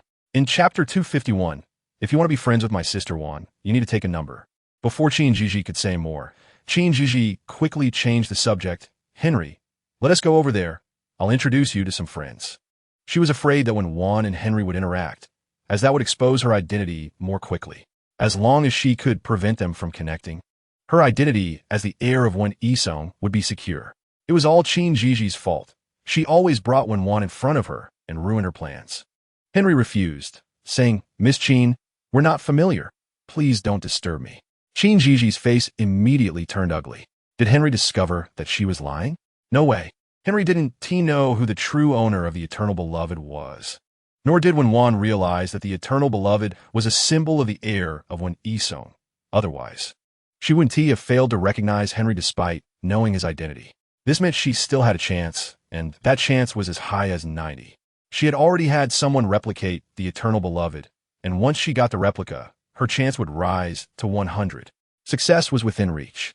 In chapter 252, Wen Wan had always been excellent in both academics and character. It was indeed a bit far-fetched to think she would be someone else's mistress. Zhao and I firmly believe in her thoughts, lifting her chin with an arrogant expression. "We'll see." As the luxury car drove away, a lovely shade of pink followed, making the hearts of the classmates tremble. "Wow, What car is this? So beautiful, cherry blossom pink, so princess-like. When I make money, I'll buy one too. Haha. Dream on. I suspect you're just daydreaming. Don't you recognize the logo? When you work in the biggest car dealership in Kyoto, you should know. Is this car very expensive? Rolls-Royce Phantom Customized Edition. 10 million. What do you think? What? 10 million? No way. Not only were a group of classmates astounded, but it also attracted the envy of other guests in the hotel. The hotel valet got out of the Rolls-Royce Phantom and handed the keys to Wen Wan. Zhao and I and her classmates were left dumbfounded. This 10 million car belonged to Wen Wan. Wen Wan was a rich woman. The classmates were itching to get closer, thinking that if they could befriend Wen Wan, their future success was just around the corner. They regretted not having left the contact number earlier. Chapter 253, Scan Successful. Name, Jiangxi. Age, 28. Height, 190 centimeters. Weight, 85 kilograms. Original appearance score, 99. Favorability. Binding as a spending target can be displayed. Host, there is a hidden task. After introducing Jiangxi's situation, the system kindly reminded. The third person with a score of 99 has appeared. Wen Wan's expression changed slightly, unsure whether to be happy or excited. Seeing Wen Wan not respond, the system asked, Host, a handsome man with a score of 99, are you not moved? Are you not planning to bind him? Wen Wan pouted. This person looked very dangerous. It would be good enough for her to stay alive, let alone try to conquer him. Sacrificing her life to conquer him. Wasn't that too big of a sacrifice? Thinking about this, Wen Wan pressed harder on the accelerator, and the Rolls-Royce Phantom sped down the road. The gun at her waist moved aside, pressed against her head. A harsh voice from Jiangxi came from behind. Rush over. Wen Wan hadn't understood what he meant when distant headlights shone towards her, the blinding light making it hard for her to open her eyes. When she could see clearly, several cars were blocking the way in the middle of the road. Wen Wan's pupils constricted sharply. If she rushed over like that, her new car would definitely be wrecked. And worse, she could end up flipping it and dying on the spot. Chapter 254. Without the threat of a gun, Wen Wan felt much more at ease. She was sure that Jiangxi, who was left with only half a life, was not her match, so she boldly spoke to him. Give me your phone. Jiangxi did not hesitate at all and handed her the phone from the back seat. Wen Wan raised an eyebrow. This person was quite obedient. Calmly taking the phone, the sticky feel on it made her frown slightly. Just like the handgun, the places Jiangxi had touched were stained with his blood. After glancing at the phone and confirming it wasn't an important call, she tossed the phone along with the disassembled handgun parts into the passenger seat. Wen Wan adjusted herself and started the car. Where to? Jiangxi's voice came from behind, and Wen Wan could feel the weariness in his tone. She raised her eyes to look at him through the rearview mirror. At that moment, he was slumped back against the seat, completely motionless, as if he had drained all his strength. He was quite bold, not afraid of her being harmful to him. Leaving, Wen Wan withdrew her gaze without further explanation. After a long while, the car stopped at a garage in a community called Sun Yuan, one of Wen Wan's many properties. Opening the back door, she saw Jiangxi leaning against the seat, holding his abdomen, looking up at her. With the light from the parking lot and the car, Wen Wan could finally see his appearance clearly. Chapter 255. Chris exclaimed, Are you saying she knows your identity but doesn't want to pay attention to you? Yes, father. There was silence on the other end of the call, and after a long time, Chris said, You need to find a way to get her DNA sample. As long as you compare her DNA sample with the previous head's DNA stored in liquid nitrogen, you'll know if she's the person we're looking for. Understood, father. The dawn gently broke the night's curtain, the morning light beginning to show. The first ray of sunlight pierced through the glass curtain, hitting Jiangxi's high nose and casting a peaceful shadow. His eyelashes fluttered. He suddenly woke up from his sleep, his chest heaving violently, his eyes wide open but unable to focus for a long time, filled with vigilance and fierceness. Wen Wan was holding a cup of water, standing not far away, and as she saw the person on the sofa, she suddenly sprang up from the soft couch. His muscular body, under the morning light, was particularly tantalizing. You're awake. Wen Wan's voice came from behind. Jiangxi turned around as if electrocuted, his gaze alert and aggressive. The moment his eyes met Wen Wan's, there was a subtle softening. Chapter 256. What a pity. Gui sighed and shook his head, a look of regret on his face. Lu Qinghuan smiled faintly. Who says it's not? It's really too regrettable. It is indeed regrettable. I'm sorry to trouble Master Lu today. I've disturbed you these past 2 days. Farewell. Gui clasped his hands. Take care. Imu, see Master Gu off. Lu Qinghuan gestured to Himu, who made a gesture inviting Gu Yi to proceed. He walked half a step beside Gu Yi.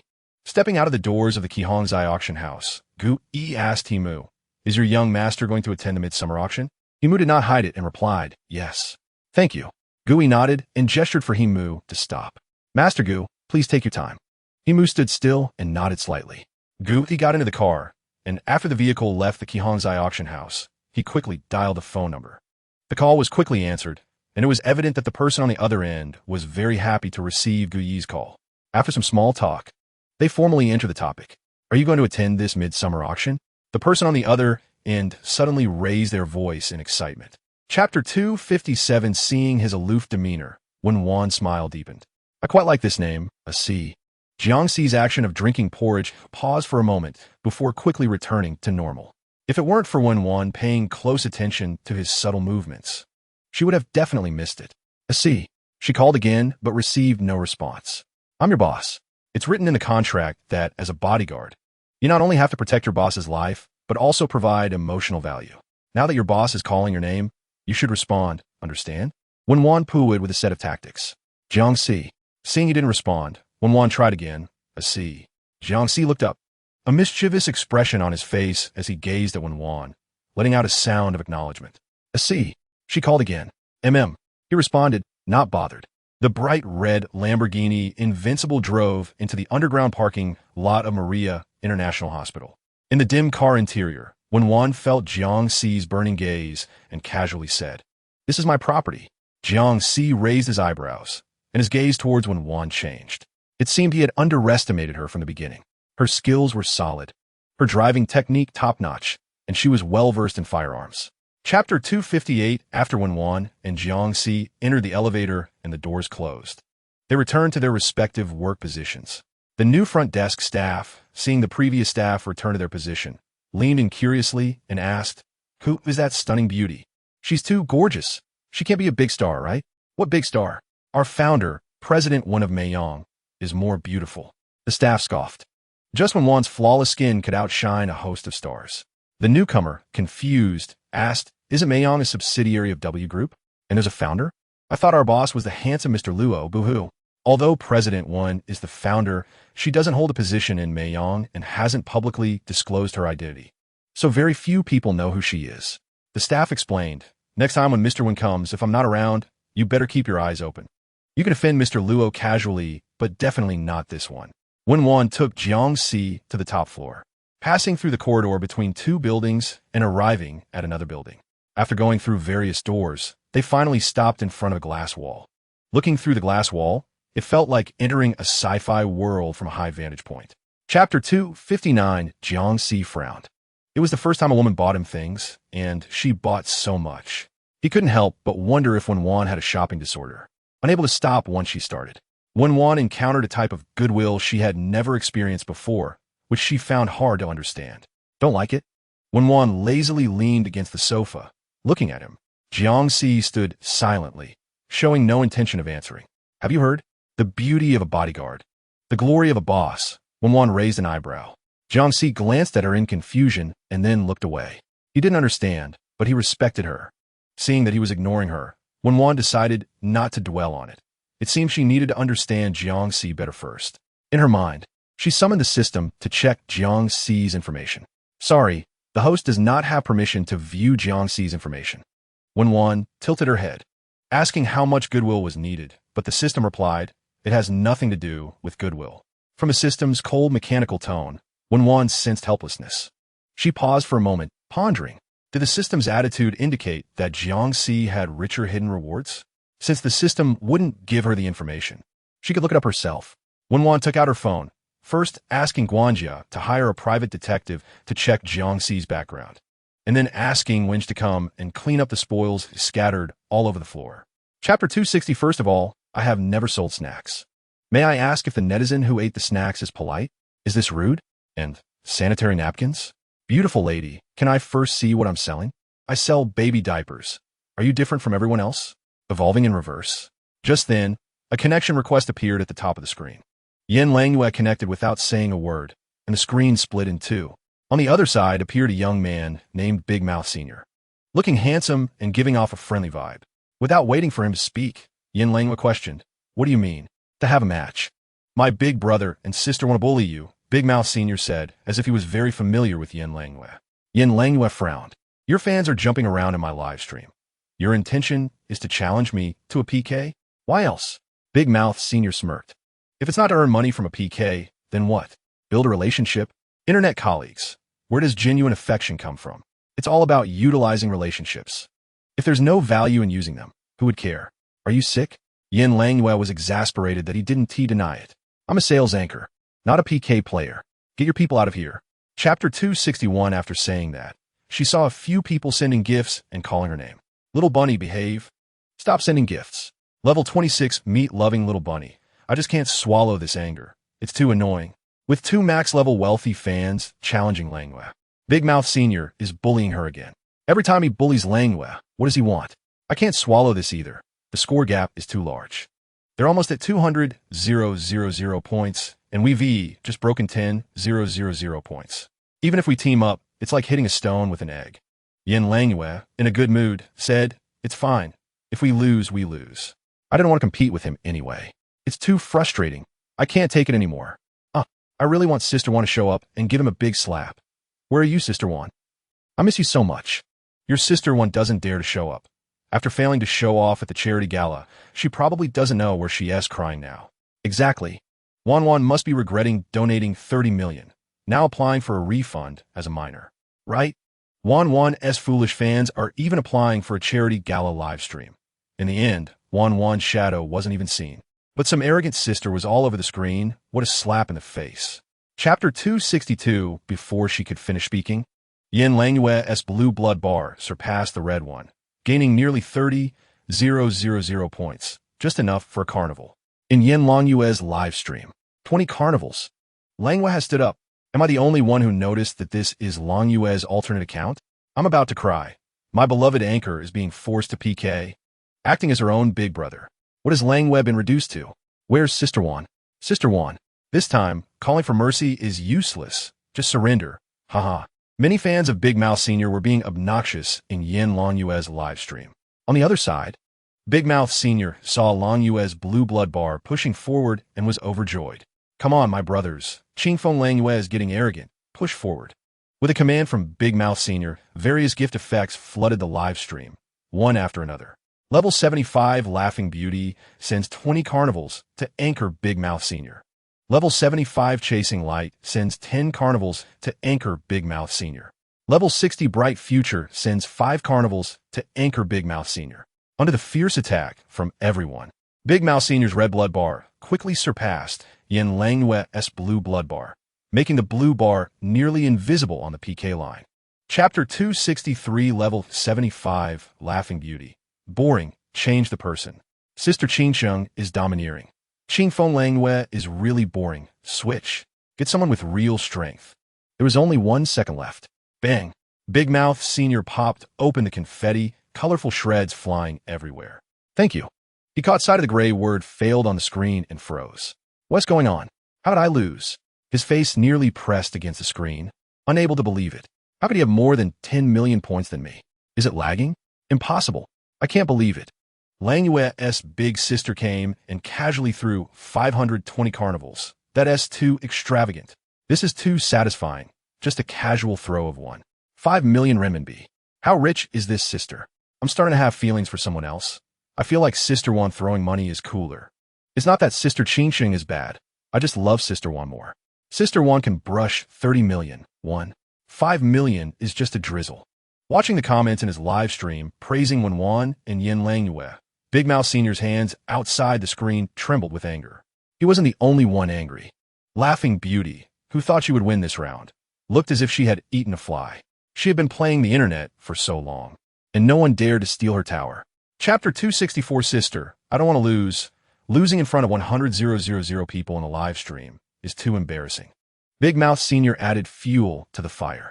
Originally, seeing the comments on the public screen siding with Wen Wan made Laughing Beauty furious. And hearing Big Mouth Sr. say that only made her anger rise. She hasn't even made a move yet. And these people are already singing her down in front of her, truly disgusting her. Level 75. Laughing City. Just 520 carnivals, and you think you can show off in front of me? Do you think I don't have it? Level 75. Laughing City gifts 521 carnivals to the streamer, Big Mouth Senior. She wants to tell everyone that not only can she give out 520 carnivals, but she will also give one more than Wen Wan. As expected, when the fans in a live stream saw Laughing City gift 521 carnival gifts, the atmosphere instantly reached a climax. Sister City is mighty and powerful. It's just a carnival. Who doesn't have it? Sister City is amazing plus. Wow, I've never seen so much money. So impressive. Who the hell just said the senior was going to lose? Did you see? Our Sister City alone can show off the entire venue. That group of silly fans of Qin Feng, Lang Yue must be dumbfounded. Our Sister City is the real rich woman. Godly rich. Chapter 265. Just as her friend was about to say something, Big Mouth Senior's anxious voice came from the phone. Sister City, he hit me so hard. Sister City, we won't lose, right? Laughing City sat back in her seat, snorted coldly, and typed on the public screen. Level 75. Laughing City. Lose? What is that? After Laughing City spoke, gift notifications appeared on the screen. Level 75. Laughing City gifts 520 carnivals to the streamer, Big Mouth Senior. Level 75. Laughing City gifts 520 carnivals to the streamer, Big Mouth Senior. The fans in Big Mouth Senior's live stream were extremely excited, filled with passion. Sister City is awesome. For Sister City, I'm crazy for Sister City. I'm smashing into walls. From now on, I will be Sister City's loyal follower. Everything for Sister City. I'm so touched. Thank you, Sister City, for the 2 sets of 520 carnivals. You really spent a lot. Big Mouth Senior sniffed, putting on a deeply moved expression. Senior, don't cry, I'm also very touched. Sister City really pampers our senior too much.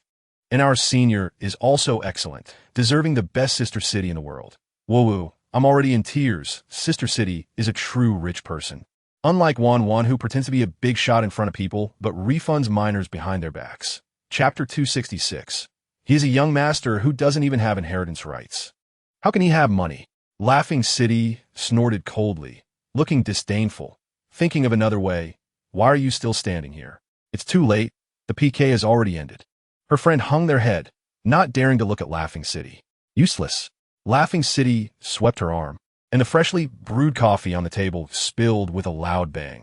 The white cup along with the brown liquid spread on the ground, like blooming brown fireworks, dotted with white light. Meanwhile, in Big Mouth Senior's live stream, everyone was shocked. Lost? How could we lose? Where is Sister City? Didn't we agree we must win? I thought Laughing City was amazing, but it turns out to be nothing. 3 sets of 520 carnivals scared her like this. A bunch of brain-dead fans of Sister City. Aren't you disgusted? Haha, they just came over to see how Big Mouth Senior's fans break the defenses. This is hilarious. Weren't you all so arrogant before? Provoking, huh? Come on, little Laughing City can take it. Still saying she's the CEO of City Entertainment? Scare me to death. Just a dud. Lose? What is that? Chapter 267.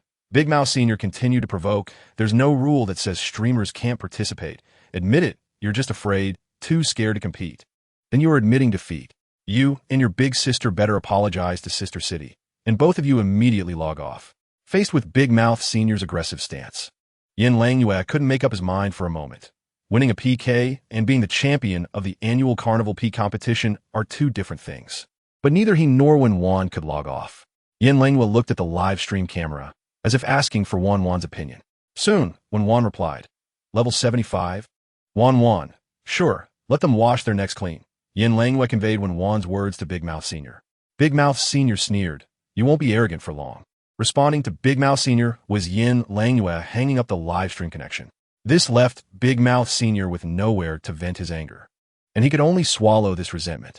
Let's see how he torments Yin Lang Yue in the peak competition. In the coffee shop, bang! Xiao Qingqing's face was full of anger. Ignoring the messages sent by Big Mouth Senior, she threw her phone onto the table, crossing her arms. Her friend cautiously asked, Qingqing, are you really not going to care about the company's plan and go for the championship against Big Mouth Senior? Chapter 268. Wow. Ji Xiu shook his head. The opponent directly crossed over with more than 10 million points. That's something. Ji Xiu doesn't play water sound, but he also knows the ratio of water sound points to soft sister coins is 10 to 1. 10 points equal to 1 yuan. More than 10 million points equals more than 100,000. TSK, really rich, water sound people are average billionaires. Can't you donate some to this little poor guy? Crowdfund to get him a Bugatti Chiron will be fine too. Following that, watching the screen GIF notifications, GIFs kept flashing. Oh wow, Xiao Qingsheng isn't willing to back down. 521 carnivals. Good heavens, such an ambiguous number. Aren't you jealous? You're still giving money to this streamer called Big Mouth. I really admire your love-struck brains. Ji Shiyu sighed.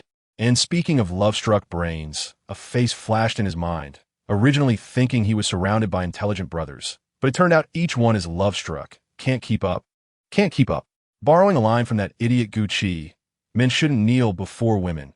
If you kneel too long, you won't be able to stand up. Enough already. I want to kneel, but they won't let me. Shun Liang chuckled bitterly. Oh my brother is so humble in front of love. I really want to see what Xiao Qingsheng looks like to have you so enchanted. Ji Shiyu teased. Chapter 269. The poster casually posted a thread and went to eat. And in just 15 minutes, he came back to see hundreds of replies, startling him. He quickly controlled his excited hands to type a reply.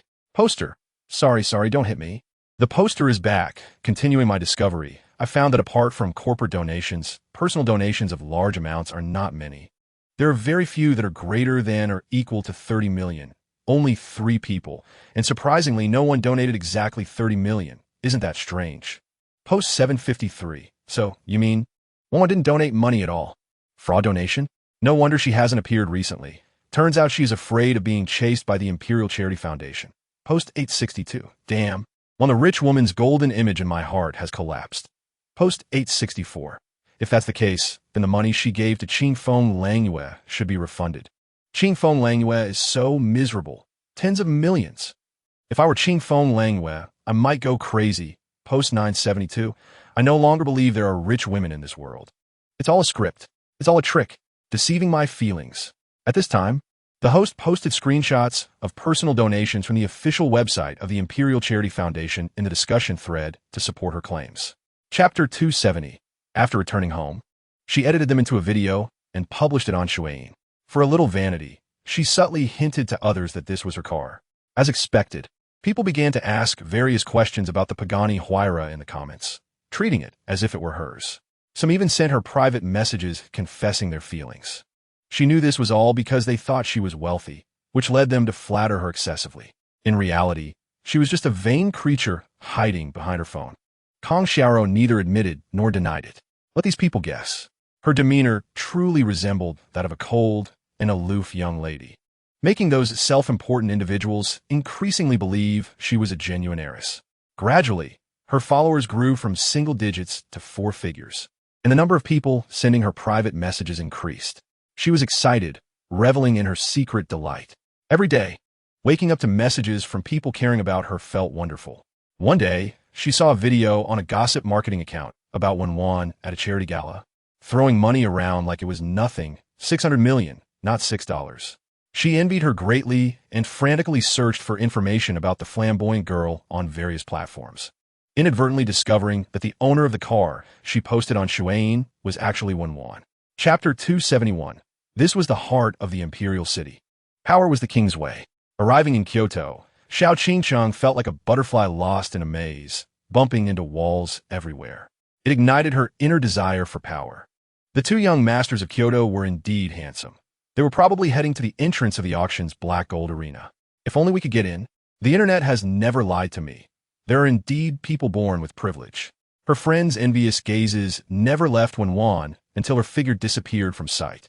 Xiao Qingsheng's expression darkened as she clenched her fists, straightened her back, and secretly made a resolution. One day, all the young masters of Kyoto's noble families would bow at her feet. At the entrance of the black gold arena for the midsummer auction, the auction staff blocked the entrance politely, asking for an invitation key. Wen Wan raised her hand to signal Jiang Si beside her to present the invitation key for verification. Suddenly, a sarcastic voice came from behind. How did you end up here? You don't think you can snag a rich, handsome guy by coming here, do you? The speaker was Qin Zhizhi. Upon seeing Wen Wan blocking the entrance to the auction, she knew this woman was here to cause trouble again. Chapter 272. She originally thought Wen Wan was just a friend of Qin Zhizhi who wasn't worth mentioning. Ji Shiyu's words made her shiver. She realized he wouldn't joke about the Shi family's heir. Wen Wan was indeed lucky. Not only was she related to Winston, but she also had ties to the Sher family. Now, if she wanted to deal with Wen Wan, she had to clear her relationship with her, or else she wouldn't be able to bear the Sher family's revenge. Dad, stop laughing. Give me the invitation key. Henry has gone in. I need to find him immediately. Qin Jiji was extremely anxious, silently hoping that Wen Wan would maintain her damn arrogance and ignore Henry. Otherwise, her well-planned scheme would be ruined. Inside the black gold arena for the midsummer auction, there are already quite a few people. Besides the 10 great families of Kyoto, many prominent figures and influential people from various sectors had gathered. Wen Wan, in a red dress, stood out like a lamp amidst the dark surroundings, attracting countless glances. The crowd consisted of big shots from various industries, but upon seeing a flash of red, they glanced curiously and then looked away. A scorching gaze pierced through that splash of red, locking onto the tightly wrapped Jiangxi. Sensing that gaze, Jiangxi raised his eyes, and their gazes collided, sparking silent fireworks. Chapter 273. Your woman S-boss shouldn't be interested. If it falls into the hands of the third one, then it's hard to say. Jiangxi suddenly turned around and grabbed Jiang Zhuo by the neck, halting his words. Jiang Zhuo felt his throat tighten, his back hitting the wall with a thud. Dog temper. He gasped, a refined smile on his face, as if unaware that his life was in Jiangxi's hands, teasing. Are you angry? You haven't made any progress all your life. Can't you change the habit of getting physical when you're mad? Don't touch her. Jiangxi warned seriously. So you care about her that much? Seems like it's not just a casual fling. Jiang Zhuo raised an eyebrow. If she were really my sister-in-law, I definitely wouldn't touch her. Jiangxi's fingers tightened slowly, as if he could crush Jiang Zhuo's throat with a little more force. Jiang Zhuo's face turned dark. The piercing pain in his neck made him grasp Jiangxi's wrist and beat against it. Don't get excited. I was just joking. His voice was hoarse, as if he was about to run out of breath. Jiangxi pushed him hard and released his grip on his neck. His eyes narrowed slightly, warning Jiang Zhuo. Jiang Zhuo steadied himself, rubbing his red neck, feeling a sharp pain, coughed a couple of times, nearly gasping for air. Chapter 274. Gu Yi stood behind the crowd. Everyone was curious about what abilities the young master of Qihongzai possessed. Gu Yi did not hide it and explained to everyone. The young master of Qihongzai possesses a ceramic restoration skill that can be described as miraculous. Although I haven't seen it with my own eyes, I have seen the restored ceramics, which are nothing short of perfect. Ceramics that I completely could not restore have regained new life in her hands. I dare say she is the #1 in the field of ceramic restoration today. I came to this auction just to meet her after hearing she would be here. The excitement and admiration in Gu Yi's eyes caught everyone's attention. He, who is usually aloof, praised someone like this, greatly piquing everyone's interest. No wonder it's the first time in so many years that we see you at the midsummer auction. Qihongzai has always acted low-key. This is the first time I've heard that the young master of Qihongzai has such skills, truly worthy of being a time-honored brand. Master Gu Yi has given such a high evaluation. The more you say, the more curious we are. Yes. I wonder if we will have the honor to meet the young master of Qihongzai today. Chapter 275. Qi Silin was forcefully fed a big melon, and now his eyes on the three of them were no longer clean. He stroked his chin with 2 fingers, deep in thought. So, what is Wen Wan's identity? I just saw her with Lu Qinghuan from Qihongzai. I don't know. Ji Shiyu shrugged, looking helpless. Qi Silin tilted his head. Gu Qi wore a charming smile. Shaking his head, really don't know. Haven't investigated? Qi Silin asked curiously. Gu Qi replied, investigated. Her identity information is SSS level. Even Asu's people can only find out her name and gender. SSS level, that's a bit exaggerated, comparable to national leaders. Qi Silai couldn't believe it, hissing softly, and said seriously, a person like this has come to the capital, and you didn't tell me. Qi Silai didn't dare to underestimate Wen Wan. The identity that Shirshu and Gu Qi couldn't find out about meant that Wen Wan was definitely not an ordinary character. They were not afraid of powerful people. Rather, they feared someone like Wen Wan, whose background was completely unknown, which gave a sense of fear of the unknown. This was just the beginning. Ji Shiyu casually brushed his sparse green hair and said, I found out today that Sister Wan has a connection with the Winston family. That Henry from the Winston family respects Sister Wan a lot. Chapter 276. Covering one's ears while stealing a bell. Wen Wan said calmly as he held her wrist. Jiangxi knew she was trying to hide from someone, but with his physique, Anyone who recognized him would spot him at a glance. "Don't touch me," Jiangxi warned, releasing her wrist and adjusting his mask. "Fine, I won't touch you." Wen Wan compromised, rubbing her swollen wrist. "Could you not grip so hard next time? Look, it's all red." Her voice was weak and delicate, wrapping around Jiangxi's ears, making him feel soft-hearted. He unconsciously noticed a circle of red marks on her wrist, his fingers tightening slightly as he frowned. Really delicate skin. While the two were whispering to each other, several items had already been auctioned on stage. Not far away, Luo Mingxuan and Shishi were also oblivious to the auction, both focused on Wen Wan. The two seemed to be radiating resentment, and it wouldn't be an exaggeration to say they were possessed by it. Jishiyu felt the unusual atmosphere around them and shivered. "Gucci, don't you feel creepy? Do you think they're ghosts?" he asked quietly. Gucci rolled his eyes at him. "What ghost could there be at this hour? Don't worry, your yang energy is strong. No ghost would take an interest in you." Chapter 277. Last time she set a trap for Chi'er, cough cough. Jishiyu suddenly saw Chi Silai approaching with a gossipy face, coughed a couple of times, covered his mouth, and lowered his voice so Chi Silai wouldn't hear, leaning close to Gucci's ear to continue. "Last time, when she set a trap for Chi'er, she laughed like this too. It was terrifying." He still clearly remembered that competition at One Mile Mountain's racetrack, where Chi Feng not only lost 1 billion in the Royal Supercar Club, but also lost himself in it. Since then, Wen Wan had become his idol. Not because he coveted her Bugatti night voice. Hearing him moo on stage call out, "Lot 4, Luo family, 3, 6 billion. Jishiyu gave Gucci a look. "See, I told you so." Sister Wan just called out once and raised the price by 600 million directly. Impressive, right? You could tell right away when Sister Wan makes a move. He shook his head, full of pride and excitement like a star chaser. If it weren't for the presence of the representatives from the 10 major families, he would have jumped up to cheer for Wen Wan. "Awesome." Gucci nodded in agreement, giving a thumbs up. He wasn't being perfunctory. It was a heartfelt exclamation. Chapter 278. His first thought was to rule out Luo Mingxuan's schemes. The project for No. 53 in the suburbs had a large scale, and as the executive president of the W Group, Luo Mingxuan had no authority to decide on its auction. The fact that it was included in the midsummer auction must have been decided by the W Group's board of directors. Why would the W Group's board make such a decision? Luo's father fell into deep thought. Before he could ponder further, Himu had finished introducing it. The W Group entrusts auction lot number 1, starting price 10 billion, with a minimum bid of 10 million. Please place your bids. As soon as Himu's voice fell, the audience almost simultaneously raised paddles, making it hard to tell what price was called. Himu, as an experienced auctioneer, remained calm in the face of such a scene, asking the VIPs bidding over 14 billion to raise their paddles. "Thank you, number 19, 14. 5 billion. Another fierce competition ensued, and Himu demonstrated the qualities an excellent auctioneer should have, ensuring every bid was announced clearly. It seems everyone is very interested in lot number 1, and the price has now reached 18.9 billion. After surpassing 18 billion, the number of bidders noticeably decreased, and the paddle raises became sparse. Chapter 279. But another voice in his heart told him that if he gave up, he would definitely regret it. Luo's father was different from the others present. He still had the land for number 54 in the suburbs. If he combined the number 53 and number 54 plots, they could form a super plot. Even if they didn't develop it later, holding on to both plots would at least double their value. 50 billion was already close to the high end of the estimated value for the number 53 plot, but that was only for others.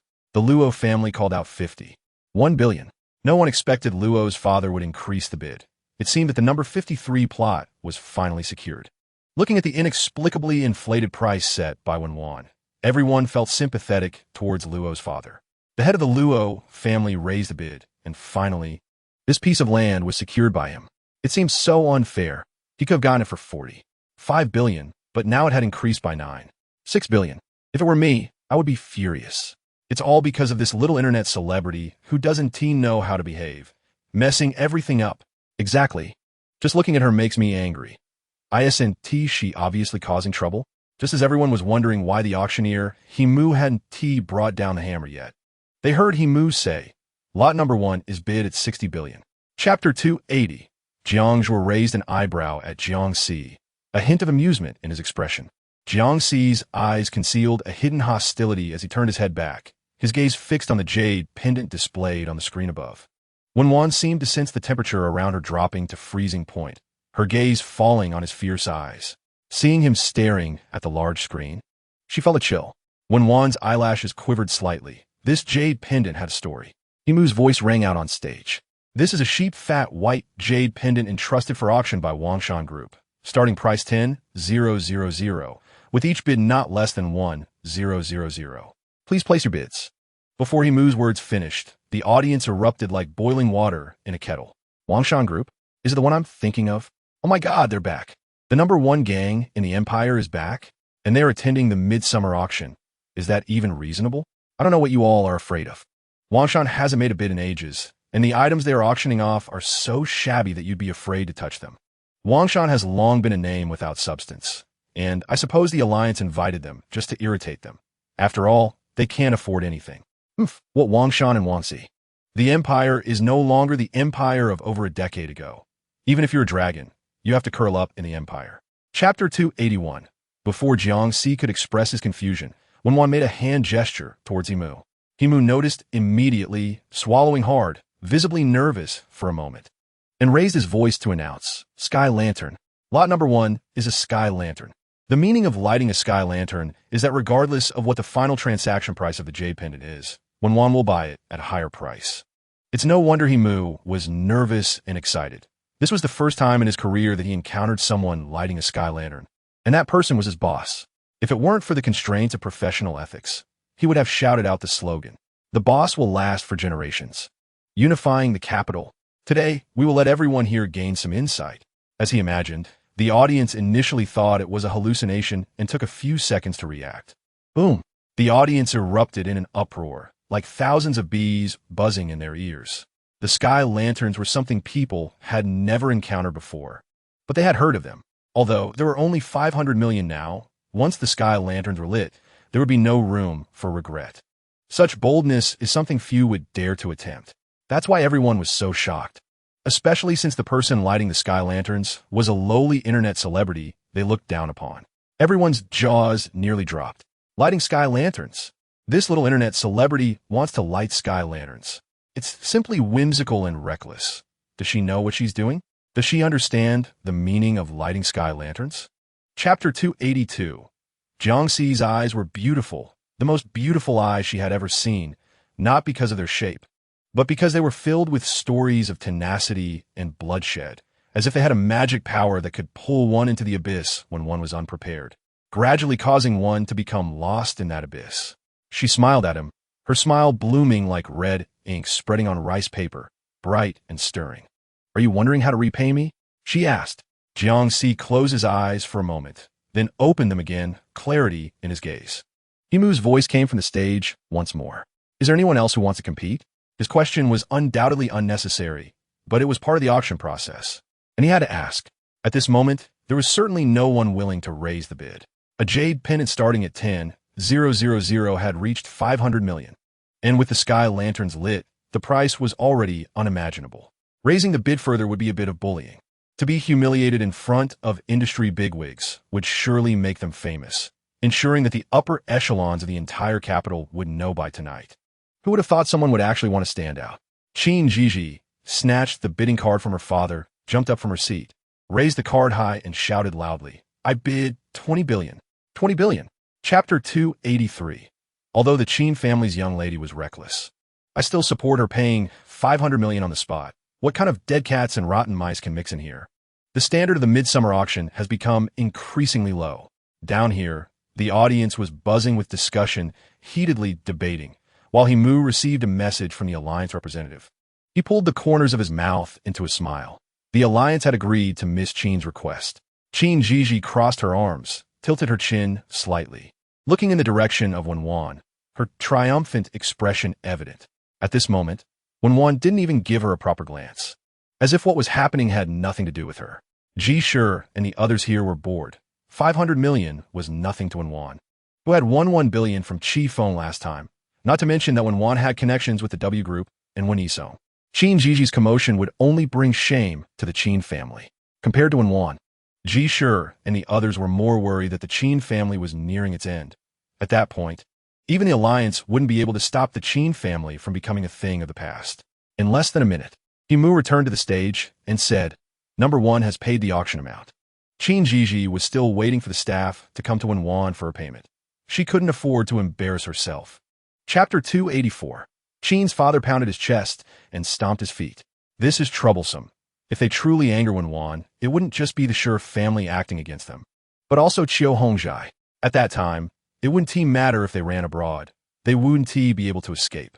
Qin's father thought about the tragic ending caused by Qin Jiji and had a pained expression, nearly crying. Qin Jiji was like a puppet, pulled down onto the sofa by her father, who controlled her and pressed her mouth shut, her eyes wide open. She never expected that aside from being the heir of Wen Yisong, Wen Wan was also the boss of Qiu Hongjai. How could this woman have such good fortune? Previously, she fantasized about the Luo family and the alliance driving Wen Wan out of the capital, but now her hopes were dashed. Instead, Wen Wan had her fate in her grasp. It was too late for Qin Jiji to backtrack. At this moment, everyone finally reacted. Tonight had shocked them hundreds of times in just a few hours. What? She is the boss of Qiu Hongjai. Qiu Hongjai has always been mysterious. But who would have thought the boss was so young? Not only is the boss of Qiu Hongjai young, but she is also a great beauty. I said number one is naturally beautiful. How could someone so pretty be compared to an internet celebrity? Who was it just now that spread the rumor she was an internet celebrity? This is the first time the boss of Qiu Hongjai has appeared in public. What day it is? Chapter 285. No wonder Qiu Hongjai has grown so large. As soon as this young generation appears, they instantly outshine the skills that others have worked hard to develop for a lifetime. This must be the family skill passed down by Qiu Hongjai. It took a long time for everyone to accept that Wen Wan was the young master of Qiu Hongjai, possessing a miraculous porcelain restoration skill at only around 20 years old. Who understands the value of a porcelain restoration master at such a young age? With the help of Gu Yi, Wen Wan's astonishing reputation would surely spread in high society after tonight. Over here, away from the crowd, Old Bai slammed his cane heavily on the ground, showing no decorum. Beside him, the young master of the Bai family, Bai Ma Bei, lifted his slender eyes, the corners of his mouth curling in mockery, and said, "Grandpa, what are you so angry about?" A good daughter raised by Qiu Hongjai is lighting sky lanterns for other men in broad daylight. Is that appropriate? If this gets out, will our Bai family's face go? Old Bai snorted coldly. Bai Ma Bei frowned, his mocking smile fading slightly. Could this be my weak and sickly ex-fiancée? Who else could be called the boss by the second-in-command of Qiu Hongjai besides her? Old Bai crossed his hands on his cane, pounding the ground heavily, his face dark. It was unacceptable. Chapter 286. He Zhao has returned and has even allied with the alliance. Now, with their wings strengthened, if they want to take on the Luo family, they need to ask me, the head of the Luo family, whether I agree. Over the years, He Zhao remains as naive as ever, thinking that by allying with the alliance, he can take the Luo family from his hands. It's simply ridiculous. The old fellows in the alliance are not easy to deal with. If they are willing to help He Zhao contend with him, it's definitely because He Zhao has put the Luo family on the table as a bargaining chip. Otherwise, they wouldn't have so openly exposed their intentions. Now that He Zhao has been appointed as the new president of the alliance, his ambitions are clear to all. With Luo Mingchuan in front and Luo Shichao behind, good. Since they think the Luo family is easy to handle, then let them come. Do they really think the Luo family is a soft persimmon that anyone can squeeze? Luo Minglu shook off his father's hand that was holding him down, his snake-like pupils fixed on He Zhao on the stage. He Zhao, with his wolfish ambition, wants to unite with the old bones of the alliance to swallow the Luo family. What a fantasy. Although he doesn't care who the head of the Luo family is, he can't accept the Luo family falling apart and ending up in the hands of the alliance. Moreover, now that Luo Mingchuan has returned, the Luo family can only belong to his older brother, Luo Mingchuan. Anyone who dares to touch the Luo family will die. Chapter 287. This year's auction is the most dramatic compared to previous years. Everyone leaves with their arms full. Even if they didn't win the items they desired, they still enjoyed the spectacle. First, a mysterious figure, number one, crazily raised the prices on items favored by the Luo family. Then number one's identity was revealed to be the owner of Qihongzai Auction House. Next, Wangshan Group entered Beijing. And then Luo Mingchuan transformed into the CEO of W Group to compete alongside Luo's father. Finally, the youngest member of the Luo family, who was expelled, made a comeback as the new president of the alliance. Each event, when placed outside, would be explosive news, but since everyone present were top-tier figures in society, they were not entirely shocked, yet still stunned. After the auction ended, everyone dispersed. Wen Wan remained in her seat without moving, and Jiangxi glanced at her, unsure of her intentions, and also did not move. A small group of people who had not left hoped to make new friends and chat with Wen Wan, the mysterious owner of Qihongzai. They saw two people approaching her. Lu Qinghuan was carrying a tray, which held the sheep-fat white jade pendant that Wen Wan had bid on. The pendant was translucent and warm, with finely carved designs. It couldn't be classified as top-notch, but it was certainly a beautiful piece of craftsmanship. Chapter 288, Then Tell Me. When I was bullied and forced to flee by the Luo family, when I was suppressed to the point of being utterly ruined, where were the ancestors? Who still remembers that I am a descendant of the Luo family? Did your father ever treat me like a person? Did he ever treat you like a person? Our existence is a threat to his power, so he wants to eradicate us completely. He Zhao looked into Luo Mingchuan's eyes and spoke each word clearly. But you are luckier than me. You are his biological son, while I am just his half-brother. After our father died, I became his greatest threat. From the very beginning, he never intended for me to live. Do you know how I survived against all odds? You don't know. If you had experienced my plight, you would no longer harbor any fantasies about the Luo family. He destroyed me, destroyed my mother, destroyed everything I cared about, forcing me to live in darkness and despair, to the extent that I couldn't even use my own name. He has done so much to me. I want him to have nothing, to lose his wife and children, to live a life of misery in his later years. Is that too much to ask? Shouldn't you think the same way I do? By the end, He Zhao leaned slightly forward, his voice hoarse, and his tone softened a bit, seemingly asking calmly but suppressing intense emotions. Chapter 289, In the Field of Cultural Relic Restoration. The most important aspect is inheritance, with a strong emphasis on technique. He wanted to ask Wen Wan for guidance on techniques, so he had to lower his posture and treat Wen Wan as his teacher. This had nothing to do with status. It was only about a humble seeker of knowledge and a skilled craftsman. He sincerely changed how he addressed her. Miss Wen. Wen Wan did not correct Yi's address, but directly said, Master Gu, if you have something to say, just speak. I do have a few things I don't understand about porcelain restoration and would like to consult with Miss Wen, Yi said unabashedly and humbly. He probably guessed that Wen Wan did not like to be in the spotlight, which is why he did not acknowledge his identity in front of so many people before the auction. Later, he was forced by Qin Jiji to reveal his identity to prove his innocence. That day, when Lu Qinghuan called Wen Wan, he was rejected. He always believed that his sincerity would eventually touch Wen Wan. Even if he faced repeated rejections, he would never give up. He genuinely wanted to learn the technique and was eager for knowledge. As soon as Yi spoke, the surrounding people widened their eyes, mouths slightly agape, unable to believe what they heard. Chapter 290, A person came in panting, swallowed hard, and said, Something's happened. The Luo family is in trouble. They can't pay for the items they won at auction. What? Secretary Chiu doubted his ears, who in all of Kyoto didn't know that the head of the Luo family was known as the King of Cash. To say that the head of the Luo family couldn't pay was no joke. The person repeated it.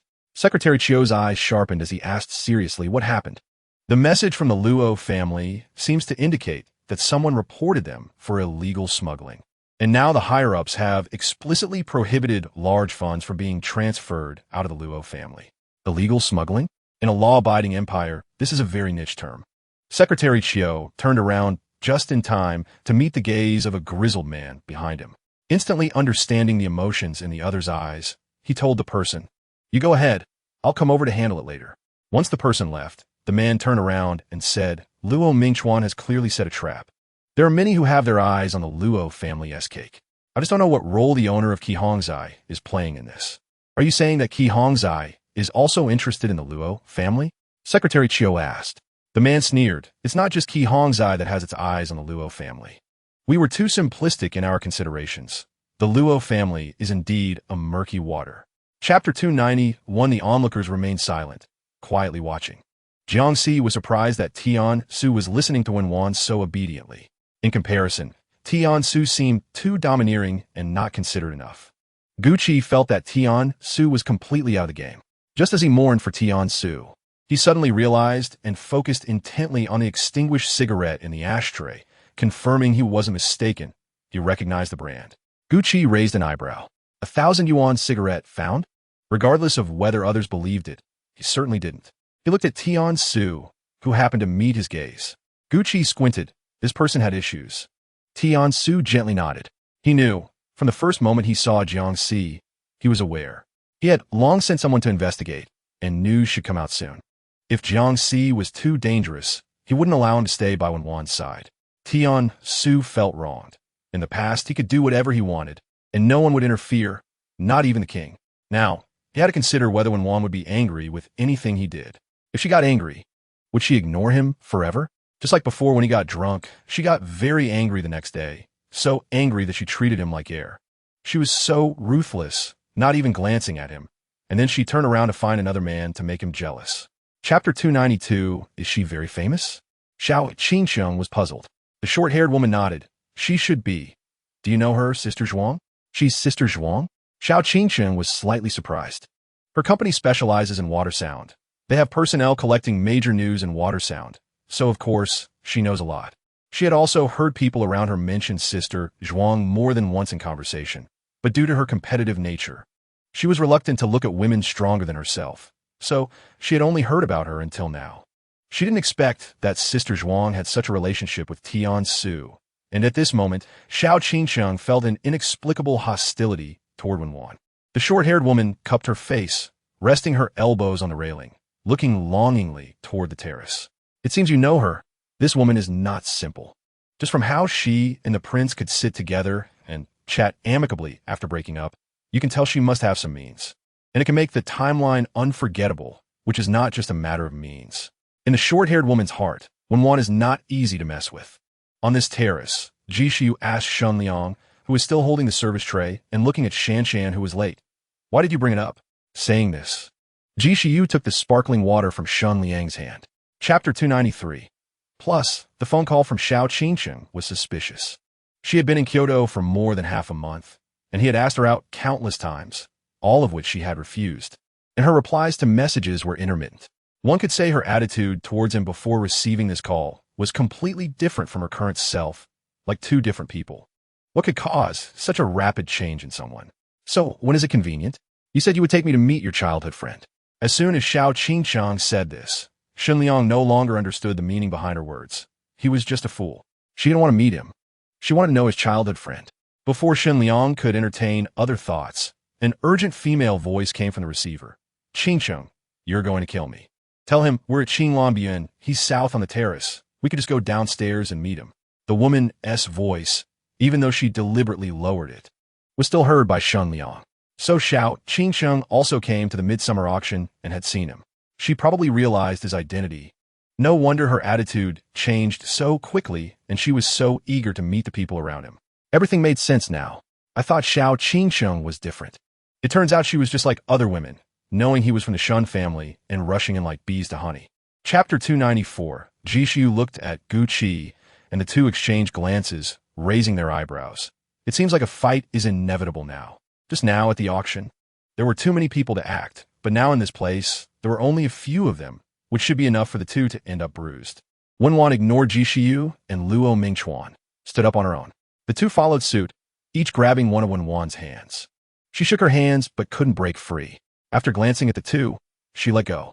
The two locked gazes fiercely at each other and simultaneously said, "Let go."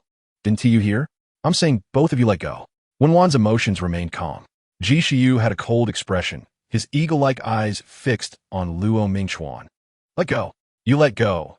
And I'll let go. Luo Mingchuan's eyes were equally determined, his grip tightening.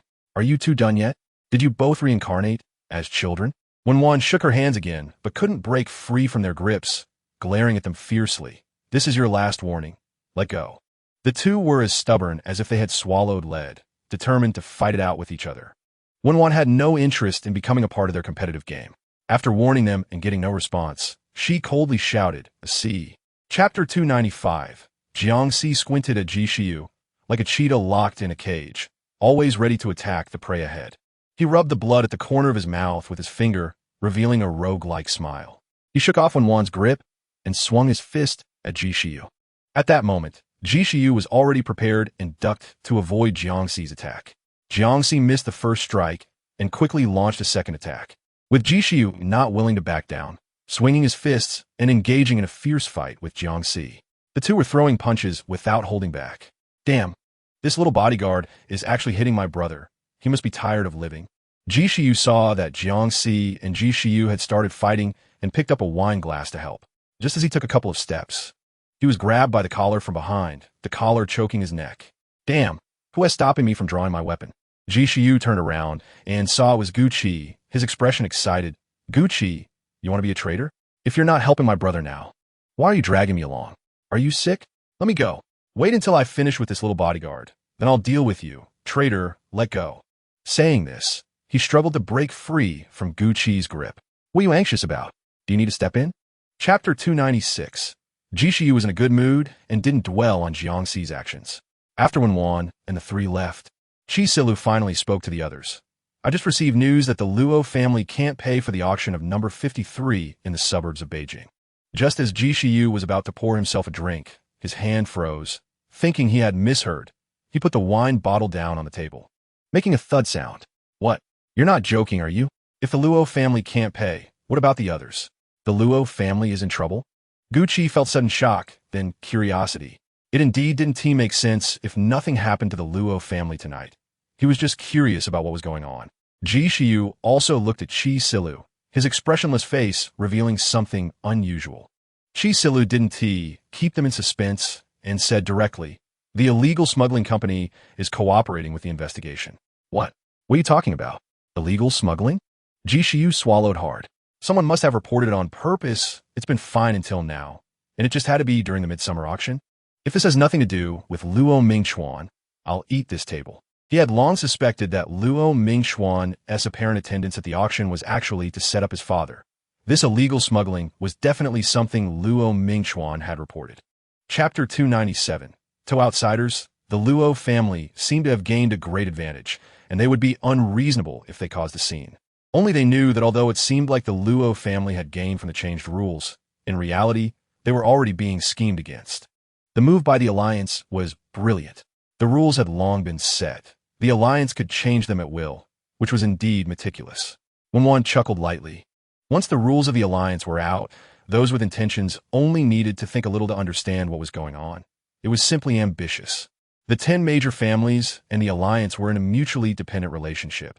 As long as the Alliance swallowed the Luo family, they could also swallow the Qi family, the Gu family, and even others. Luo Mingxuan continued his actions without pause, sighing. In that case, the Alliance and Wang Shan want to take down the Luo family within a year. This pressure is also on you. Wen Wan flicked her hair casually. While speaking, Luo Mingxuan had already finished dressing Jiangxi's wound, and as he tidied up the medicine box, he replied, the one under pressure should be the Luo family. Not me. What did you talk about with He Zhao tonight? Wen Wan asked. Luo Mingxuan's expression darkened. He wanted to destroy the Luo family. Aren't you two on the same page then? That was before. Previously, Luo Mingxuan was unable to protect himself, filled with resentment, determined to take down the Luo family with him. Chapter 298.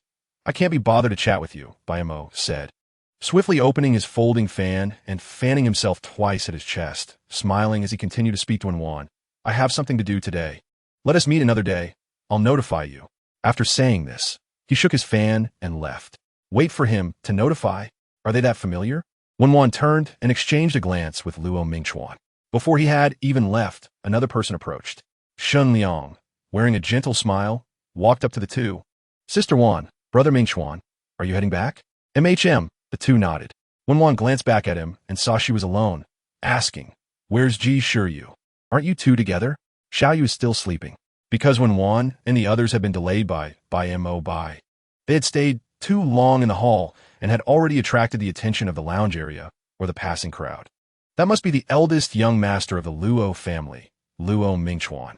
Did you see the announcement from the Alliance? This time the Luo family is in trouble.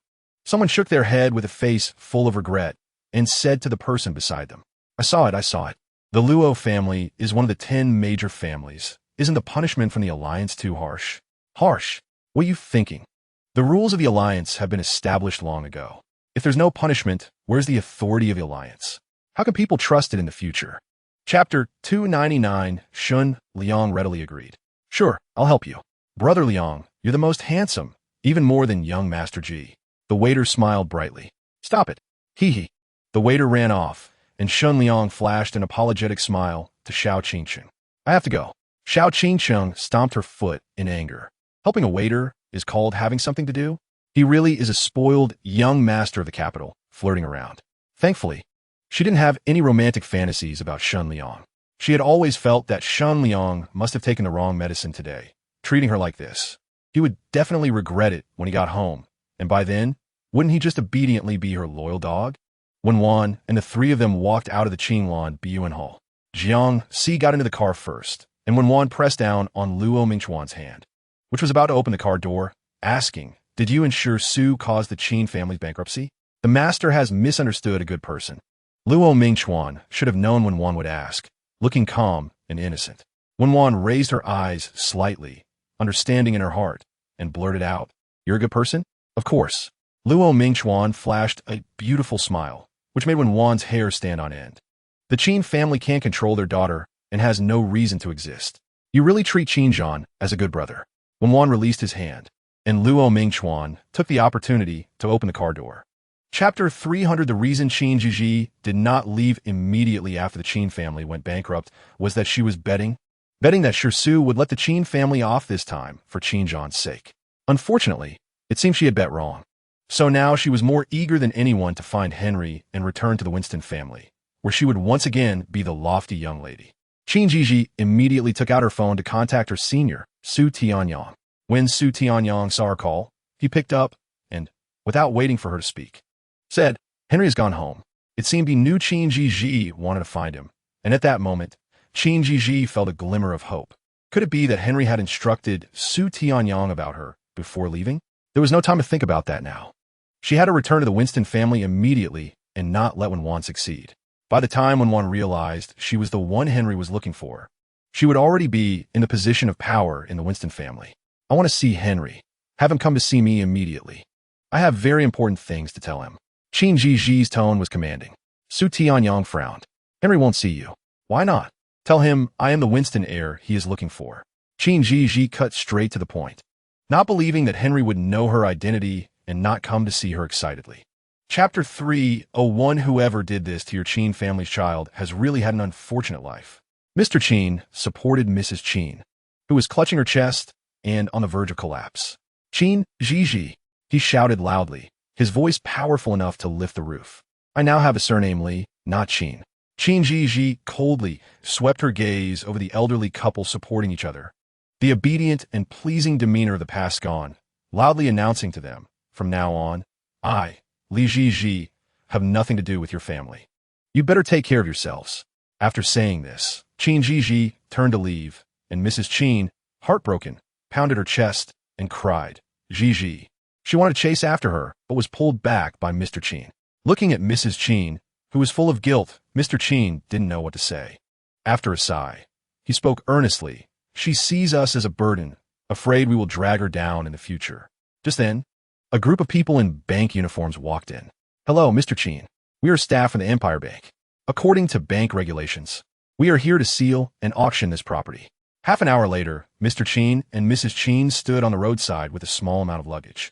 At a loss for what to do, Qin Jiji leaned her head against the sofa, casually flipping through her phone. Chapter 302. The two of them knew very well whose call it was. Qinzhan took out his phone, saw the caller ID, glanced at Qin Jiji, and then answered the call. Dad, you looking for me? On the other end, Mr. Qin's slightly tired voice came through. I can't find Jiji. I called her phone, but it didn't connect at first, and now it's turned off. Is she okay? Dad, it's fine, don't worry. She's a grown person. She won't be in trouble. Qinzhan reassured him. On the other end of the phone, there was a long pause as if time had stopped. If it weren't for Mr. Qin's heavy breathing, Qinzhan would have thought the call had been disconnected. After a long time, Mr. Qin finally spoke slowly. Can you ask your Su to let the Qin family off for your sake? This was the first time Mr. Qin had opened his mouth to Qinzhan. In the past, he would never have bowed his head in front of Qinzhan, even if it meant dying. But now the Qin family was bankrupt, and the head of the family no longer existed. Now, they were just a father and son. A Su hasn't completely wiped us out. He's already gone easy on the Qin family. Qin Zhan said slowly, his voice devoid of emotion. Mr. Qin's heart twisted painfully. The Qin family was finished. This time was really over. Silence, a long silence again. Chapter 303. Chris first looked at the eternal love ring in Wen Wan's hand, then fixed his gaze on her amber-colored eyes. A rush of heat surged from his body straight to his head, and tears swirled in his aged eye sockets. Miss, you have suffered. Chris didn't move, his voice trembling as he spoke. Wen Wan must have endured a lot over the years, just from this narrow little room. One could tell. The simple decoration in the living room, without even a single gem, showed what kind of impoverished life Wen Wan was living. Chris's eyes were filled with heartache, feeling more distressed than if he himself had been wronged. Wen Wan had no idea that Chris compared her billion-dollar villa to a small house. The luxurious decoration style in his eyes had become shabby.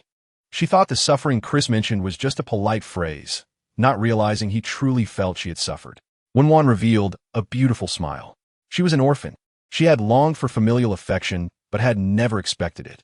Even though the system had given her the bloodline of the Winston family and provided her with family, she knew in her heart she was not the person they expected. Chapter 304. Chris finally snapped back to reality from his excitement, remembering he had a son. Bending slightly, Wei Wei said to Wen Wan, Miss, since you don't plan to return to G Continent, let Henry stay and take care of you. He has been trained as your personal butler since childhood. I know he made a mistake before, and I hope you can forgive him this once. As Chris spoke, Henry looked at Wen Wan with hopeful eyes. Chris and Henry were lifelong servants of the Wen Winston family, serving for generations. As the heir of the Wen Winston family, if Wen Wan were to refuse Henry's stay at this moment, it would mean denying Henry's existence. A personal butler denied by an heir would be considered a mistake in existence. Being deemed a mistake, Henry's future life would face its darkest moments. After Chris finished speaking, Wen Wan did not answer immediately, but instead scrutinized Henry. She was contemplating the significance of Henry's existence. Time passed second by second. Henry, oppressed by time, felt anxious and short of breath, the color from his face visibly fading. His golden hair seemed to lose its luster, like a prisoner awaiting execution. You can stay, Wen Wan finally said, and Henry let out a sigh of relief. Chapter 305. After covering her mouth for a while, she suddenly remembered she hadn't turned on her mic. She had covered it for so long in vain. Kong Xiaoro had not turned on her camera or microphone, and the fans in the live broadcast room were eagerly calling out on the screen. It was clear that everyone was excited and wanted to catch a glimpse of the cool sister's beauty. She definitely wouldn't turn on the camera now. Wouldn't that be admitting she wasn't the cool sister herself? If she exposed herself, how could she sell products and make money from the cool sister's fans? She couldn't let anyone know she was a fake hiding behind her phone. Soon, smart netizens began to question her identity. This person has merchandise linked in the live broadcast room. Is this selling without showing their face? Is this person really the cool sister? I find that hard to believe. Yeah, it's been months since she released her first piece. How is her sound level 0? Is this person really a rich lady? No coin spent? Another fake rich lady persona. Live streaming to cut leaks? Haha. Cool sister? A rich lady who donated 600 million selling face masks? Or is it 999 yuan for 12 pieces? Don't lie to me, I haven't read much. Where there are doubters, there are supporters. The group of Cool Sisters fans in the live broadcast room was unhappy. How dare anyone say their cool sister wanted to die? Chapter 306. Kong Xiaoro's eyelids twitched. Ran. The level 60 person she had blocked had come back, now with a level 70 account. Kong Xiaoro felt a bit panicked. She wanted to end the broadcast and run away. A level 70 big shot must have spent over 9 million. Such a person must be very powerful in real life. How could she afford to offend him? Blocking him was equivalent to offending him, and he would definitely seek revenge in real life. Kong Xiaoro was terrified. As an ordinary person, she had never encountered this kind of situation. She wanted to end the broadcast, but didn't want to miss the opportunity to make money. If she ended the broadcast, people would realize they had been deceived and would ask for refunds. In that case, she would still be broke. She felt very conflicted. If she held on a little longer, her earnings today could break 100 million. Kong Xiaoro gritted her teeth, feeling anxious. The netizens on the screen noticed Kong Xiaoro's lack of response and were awakened by something Rand said. The netizens were drawn to strong personalities. Those who had said the same thing earlier were ignored by the crowd, but because of Rand's high level, many began to ponder his words. One after another, they started to request refunds, and Kong Xiaoro looked at the refund requests in the back end, completely panicking. What should she do? She couldn't let them refund. Chapter 307. Speaking of which, Xiao Qingsheng was the owner of the top 3 guilds in Shuain, Qingsheng Entertainment. Therefore, Xiao Qingsheng was the real big shot. With a true big shot supporting her, Kong Xiaoro felt fearless. Xiao Qingsheng brushed a carnival, but received no thanks from the seller of gentleness, which was not surprising. A 3,000 yuan item was just a small fish for the owner of Qiu Hongjai. If the seller of gentleness thanked her, she would have to suspect her identity. This morning, she had interacted with Wen Wan, and her impression of her was aloof, beautiful, and arrogant. When she introduced herself, Wen Wan didn't even give her a glance. From the fact that the seller of gentleness was live streaming without sound or camera, it was clear that this person matched Wen Wan's pride and disdain. Xiao Qingsheng brushed another 10 carnivals, wanting to test the seller of gentleness again to see if she would thank her. Little did she know that this action further confirmed that the seller of gentleness was the cool sister. The public screen was bustling. Wow, Qingsheng and the cool sister must know each other. Otherwise, why would she come to the live broadcast room to brush items for no reason? I become a fan of a true wealthy person. The cool sister is still too low-key. No wonder I can't meet rich people. It turns out rich people only play with other rich people. I'm about to become a fan of both of your friendship. What a divine friendship. With the owner of a major Shuain guild supporting a live broadcast seller. I'm so envious of your friendship. Chapter 308. From the followers today. It seemed that Wang Shan had a presence in Kyoto, and not a small one. Wang Shan acted without principles, and when Wan was afraid they might do something extreme, like suddenly breaking the alliance and destroying everything. Don't worry, no one is allowed to touch my things. Luo Mingxuan gazed into Wen Wan's amber eyes, smiled brightly, and added, Of course, what S mine is the master S. His voice was seductive in Wen Wan's ears, and the red mole at the corner of his eye looked like a vortex, forcibly pulling Wen Wan into it to sink. Wen Wan's eyelids twitched, and she immediately woke up, changing the subject. It's been a long time since we've had so many people. Let's have hot pot tonight. Wen Wan's sudden change of topic made Luo Mingxuan smile in agreement. Sure, hot pot is lively with many people. He smiled gently, like a spring breeze in April. I'll go change my clothes and get ready. In the live broadcast room of Shuain, Kong Xiaoro had earned a fortune today. In front of the screen, Kong Xiaoro looked disheveled, but her face was glowing with excitement. Today was a good day, the day she Kong Xiaoro would escape poverty and become rich, reaching the pinnacle of her life. As night fell, Kong Xiaoro was still reluctant to end the broadcast. Chapter 309. Don't ask. Just know that I'm already a loyal fan of the cool sister. The cool sister is not only domineering, but also generous. This billion in subsidies is way better than what some shopping platforms do. I've converted. Seeing the topic on the public screen shift, Kong Xiaoro breathed a sigh of relief, a false alarm. The goddess of luck was favoring her. Her career was thriving.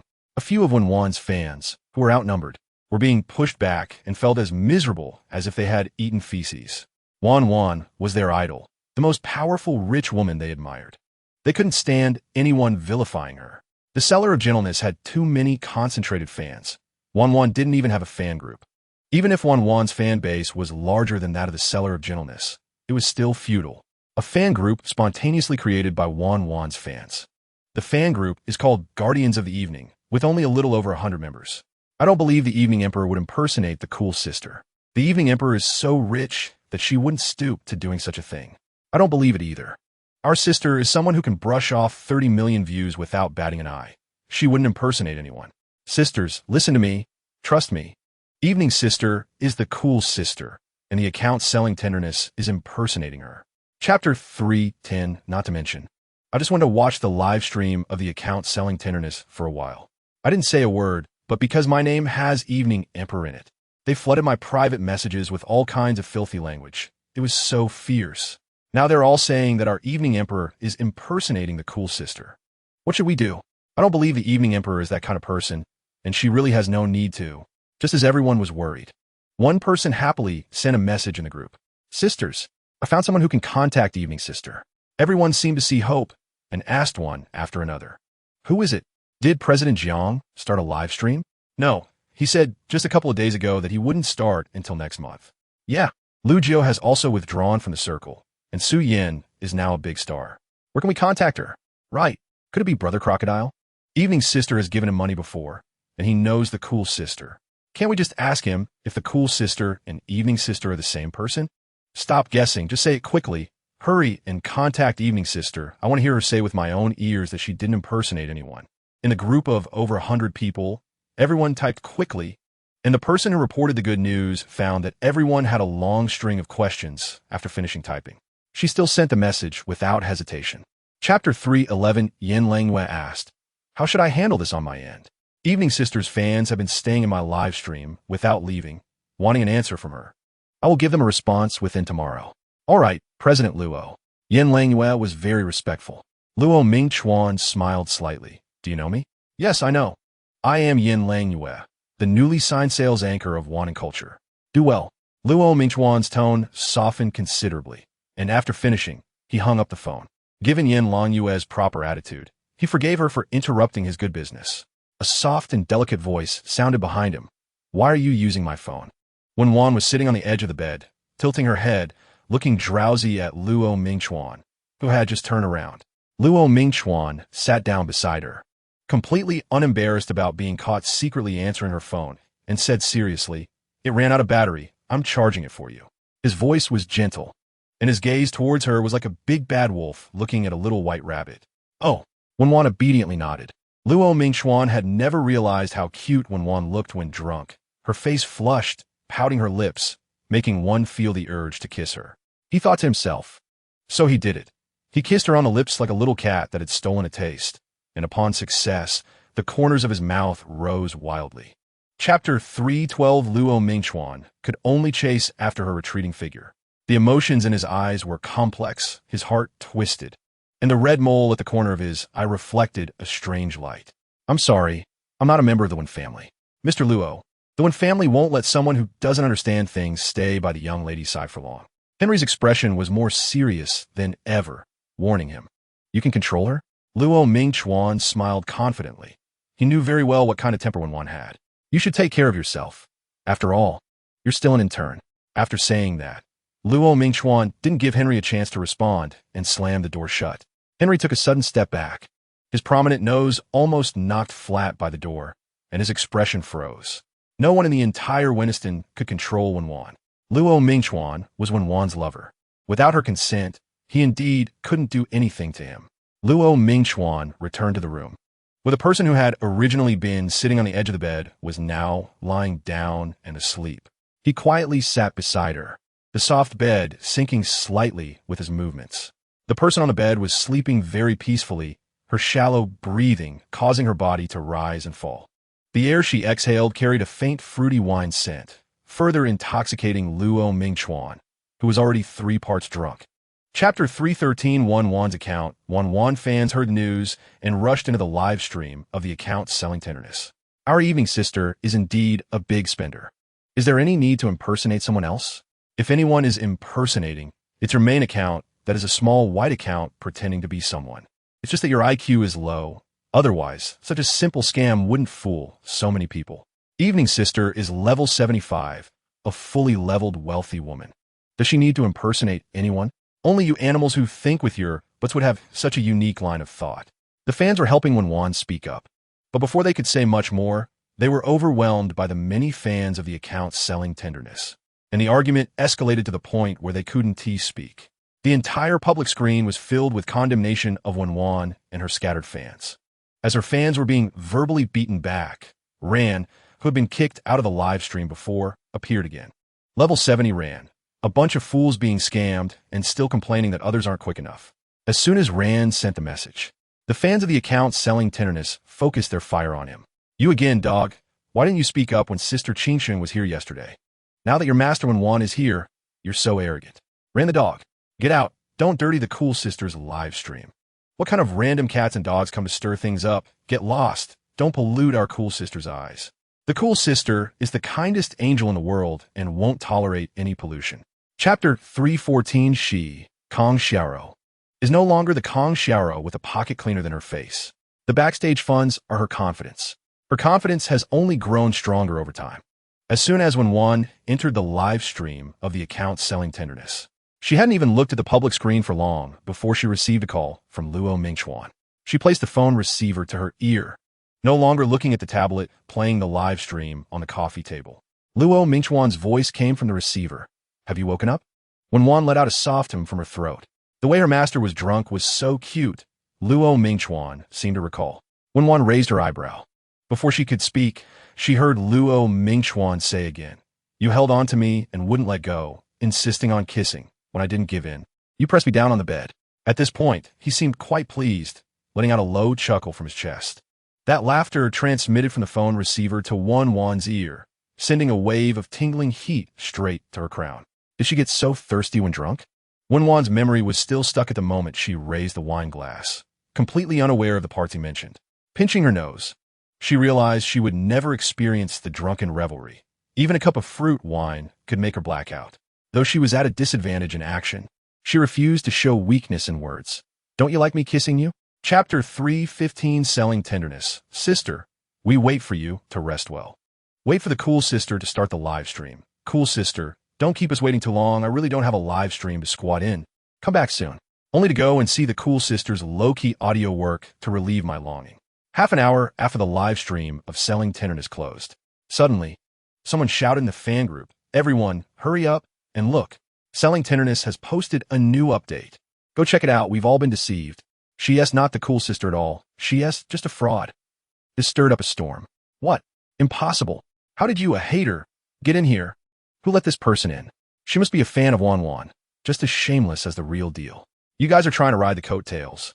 Now that the real deal has been exposed for impersonating our cool sister, you're directly attacking her, right? Stop talking nonsense. We are all loyal fans of the cool sister and won't be fooled. Get out. This group is not for Wen Wan and her dog. The people in the group seemed blinded by a black cloth, refusing to believe the truth. The person directly posted a screenshot in the group. Screenshot JPG.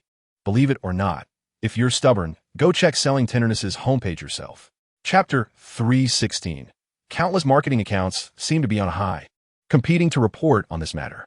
In an instant, the name Kong Xiaoro became an adjective, describing someone who takes shortcuts for profit and will eventually be caught, indicating her level of notoriety. Now, Kong Xiaoro was not just famous in the village, but nationwide. The worst off were the fans who were tricked by Kong Xiaoro's perfect persona, desperately searching for ways to get their money back. What to do? Has anyone gotten their money back? How can I get my money back? That was my grad school money. I even lied to my mom, saying I bought materials with it. Hug, sister, I feel hopeless. Kong Xiaoro has been arrested, which means this part of the money has become fraud proceeds, and it's hard to get back, unless this matter is settled. But who knows how long this case will drag on? It's definitely not just a matter of a day or two. Ooh, me too. The money I spent on masks was supposed to be used for rent. I impulsively ordered them. Who would have known she was a fraud? Now the masks are gone. The money is gone, and I'm about to lose my place to live. Is there anywhere in the city center of Nan City that can shelter me? I might have to stay there for a while. Chapter 3:17. This sister, no one on the internet has been able to find even a hint of her identity. Selling Tenderness really dares to be bold. Thanks to the cool sister acting fast, otherwise, the consequences of putting on those toxic masks would be unimaginable. I saw a report saying someone's face was rotting and festering from long-term use of that luxury mask. It was terrifying. In a hotel room. What did you say? Selling Tenderness is not Miss Wen's account? Didn't TU swear it was her before? Xiao Qingcheng raised her voice, her face flushed, glaring angrily at her assistant. I was also deceived. The assistant lowered his head almost retracting into his stomach. I saw it online. It seemed credible. Who knew she was a fraud? You. Xiao Qingcheng pointed at the assistant's nose, forcefully waving her hand, her arms slicing through the air with a whoosh.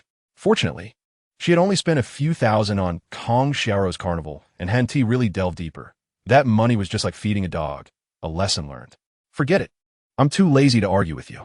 Xiao Qingcheng huffed through her nose. As soon as she finished speaking, the assistant continued. Qingcheng, I just saw online that someone said Wen Wan might be Miss Wen. Chapter 3:18. No, she just came to me for help. It's also my fault for not telling him that Wan Jia's account is Wen Wan. Shun Liang explained, showing a regretful expression. Ji Shi, resting his chin on his hand, curled his lips. You'd better not say it. Wan Jia doesn't like people talking too much. I know. Shen Liang pondered for a moment, but Ji Shi immediately interrupted him, warning, no buts. If you don't want to die, don't get involved in Xiao Qingcheng's matters. Upon learning that Wen Wan was the owner of Chiohongjai, Jishi's previously highest admiration for the timeline was now ranked second. His current mindset was that anyone who offended Wen Wan was opposing him. Wen Wan was his idol, and he couldn't stand to see his idol being bullied, regardless of the strength of the person bullying her. She was a diehard fan of Wen Wan. Shun Liang understood Jishi's warning look, realizing that offending Wen Wan was not just offending Chiohongjai, but also Shirshu and Luo Mingchuan. He wasn't stupid. The internet was in an uproar, while Villa No. 1 at Zhaoshan Academy remained serene and elegant. Bang, bang, bang. The sound of fists striking a sandbag echoed throughout the garden. Wen Wan stood by the garden with a teacup in hand, her gaze fixed on Jiangxi. Chapter 319. The gift is too small. Let us get a bigger one. Her tone was indifferent. Too small? The carnival costs 3,000 each. In some places, that's the monthly salary for some people. Liang Xiaorong swallowed hard. So what size do you want? 100,000? Wen Wan herself wasn't sure. She just wanted something convenient for herself and hadn't thought much beyond that. 100,000? Liang Xiaorong's voice rose, utterly shocked. Wasn't Wan serious? 100,000 was enough for a normal family's expenses for a year. If a gift cost 100,000, it might scare people. Wen Wan must have a money printing machine at home. Hearing Liang Xiaorong's astonished voice, Wen Wan asked in confusion, "What? Is that not okay?" "It's not that it's not okay, it's just that 100,000 is a bit too much," Liang Xiaorong said honestly. Wen Wan asked, "Then how much do you think is appropriate?" 1,000 is fine. We can send a gift worth 1,000 to your account as your special customized gift. Only you can use it. How does that sound? Liang Xiaorong proposed. As the CEO of Shuayin, he naturally had to consider the entire ecology of Shuayin. Originally, the carnival at 3,000 each was already out of reach for ordinary people. Adding a larger amount gift would lead to a backlash against Shuayin across the internet in less than half a day. Chapter 320. Isn't it true that our Shuayin will have the support of the 10 Great Families Alliance in the future? I heard the major shareholder is a very young woman. I wonder which family's daughter she is from among the 10 great families. Just as everyone was passionately discussing this, the glass door of the conference room shook, and everyone immediately fell silent, their gazes collectively turning towards the door, their eyes filled with anticipation. A young woman dressed in professional attire, holding a folder, pushed open the glass door of the conference room with her shoulder. Upon entering, she saw all the big shots sitting in the conference room, and they were all staring at her with eager eyes. Her face instantly turned red, and she quickly bowed and apologized. "Sorry, I walked into the wrong room." She turned to run while holding the folder. As she turned, she bumped into someone. That person felt like a solid wall, and she kept apologizing, sorry. Looking up, she saw it was a foreigner, and she momentarily froze, apologizing, sorry. The glass door was closed, and the people in the conference room regretfully withdrew their gazes. The glass door of the conference room opened once more. The gazes that had just been withdrawn shot back like lightning. A tall, expressionless foreign man appeared at the door. Chapter 321, if he was not mistaken. These people should be the ones following the car. At this moment, he finally understood Wen Wan's intention back then. Using him as a pawn could lure out the people behind. Although this tactic was dangerous, it was effective. Wen Wan did not respond to Quan San. Instead, she looked with great interest at Jiangxi, whose features were obscured in the darkness. Only the light from behind illuminated his outline. "These people are looking for you, right?" she asked. Although it was a question, her tone was more certain. Jiangxi did not answer, and Wen Wan continued, "I leave these people to you. Handle them yourself." Jiangxi took advantage of the car's headlights to glance at the kneeling individuals. "Let them go." Wen Wan unhesitatingly instructed Quan San. "All right, let them go." At first, she thought she would catch a big fish, but unexpectedly, they were all small fries of no value at all. When this group heard that Jiangxi, the god of death, was going to let them go, their bodies, originally trembling like leaves, gradually calmed down. Before they could express their gratitude, one of them was kicked down. Jiangxi's leather boot felt like iron. The person being kicked felt as if their ribs had shattered sharp, piercing pain, making their whole body numb. With Jiangxi's foot pressing down on them, it felt like a 1,000-pound stone was crushing them, rendering them unable to breathe or move. Chapter 322. The fans were anxious and frustrated, feeling as if the sky were about to collapse. The two main figures were either engrossed in selling goods or had vanished without a trace. This bet couldn't possibly be lost just like that. In the Wan's bodyguard team fan chat group, Is Sister Wan not going to show up today? This was already the umpteenth time someone had asked this in the group. The group was not as active as before. The atmosphere was lifeless. They had been waiting from morning until afternoon without seeing Wen Wan's appearance. At first, everyone was still making excuses for her absence. But as time passed, it turned into silence. The silence stretched on for a long time until dusk was approaching. Someone in the group spoke up. Could it be that Wan Huang has run away? That Qingfeng Langyue is in a pretty dire situation, with only 6 days left to go offline. Someone replied instantly, and soon everyone came out. It turned out they were all lurking, waiting for Wen Wan to appear. Sister Wan is not that kind of person. Since she accepted the bet, she wouldn't go back on her word. I believe in her. I don't know if I should believe her. Didn't Sister Wan not show up at the charity gala last time? This sudden remark plunged everyone back into silence. They seemed to remember that incident. They had originally gone hoping to see Wen Wan, but she did not appear at the charity gala, and they were mocked by other wealthy fans for a long time. Chapter 323. Watching the leaderboard of the peak competition, the points of the Big Mouth Senior kept rising, and their hearts sank lower. Finally, someone couldn't hold back. It's already the second day. What are we waiting for? Sister Wan probably won't show up. His words were realistic and cruel. Others who wanted to refute him found themselves powerless. Each person's heart held a scale. Hope and imagination felt so flimsy. They didn't want to face it, yet they couldn't change it. That sense of helplessness occupied everyone's heart, lingering in a corner with remnants of trust in Wen Wan. They were reluctant to believe, but had to confront the reality. It seems Qingfeng Langyue hasn't started streaming either. Another message made everyone's hearts grow colder. This is really the end. Sisters, farewell. It was nice to meet like-minded people during this time, though I feel reluctant. The harm this situation has caused me will take time to heal. Sigh. Group leader, disband the group. Keeping this place of sadness will only hurt me more. Goodbye. This is pointless now. I'm preparing to uninstall Shuayin as well. My wounded heart can't withstand any more hurt. Whoa, no. I'm crying. Don't do this. We promise to protect Wan Huang. I believe she will come back. Don't leave. Let us wait a little longer, okay? Chapter 324. Sister Wan is so rich. She actually gifted you several $100 million in real estate. Langu, you're so enviable. I'm going to be jealous to death. Xiao Yuan suddenly realized why Yin Langyue said she didn't understand Wen Wan. It was precisely because she didn't understand. Who knew Wen Wan had such astonishing financial power? Gifting things worth over $1 billion? Xiao Yuan couldn't imagine Wen Wan's wealth. I also think I'm pretty enviable, Yin Langyue replied without a hint of modesty. Ding! A message popped up on her phone. Yin Langyue glanced at it and asked the driver, Jiago, how long until we reach Nanshui Bay? Soon. We missed the rush hour, about 20 minutes. Okay, thank you. Xiao Yuan saw Yin Langyue finish asking and immediately focused on replying to the message, curiously asking, what is wrong with Langu? You'll know when the stream starts. Yin Langyue replied without looking up. Xiao Yuan became even more curious, stretching her neck. Could it be Sister Wan? Did Sister Wan contact you? Yes, Yin Langyue said with a mysterious smile. Xiao Yuan got excited. Look at your expression. It must be tonight. We're definitely going to take revenge. We've been scolded by Big Mouth fans these past 2 days. How dare they look down on us? Tonight, we'll show them. Chapter 325. Compared to Big Mouth Senior. His words made Big Mouth Senior seem too small-minded. Big Mouth Senior also caught the implication in his words. His face turned green, and with a sharp gaze, he pointed at the camera. I'm currently ranked first with 150 million points. Look at you. It's been 2 days, and your score is still 0. What qualifications do you have? What courage do you have to challenge me? In front of me? You're nothing but trash, understand? Stop struggling. Just surrender. Sooner or later, you'll lose anyway. Apologize to Sister Qingsheng and get out of Shuayin. After Big Mouth Senior finished speaking, the live chat erupted. Right. He's just trash. How dare he challenge our senior? He's just humiliating himself.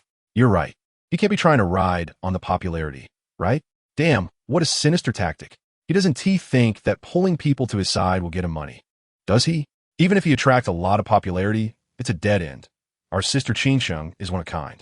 Unless Qingfeng Langyue can rally all the wealthy fans online, he'll never be Sister Qingsheng's opponent. I'm not a fan of anyone, but based on this incident, Big Mouth Senior has already reached the top.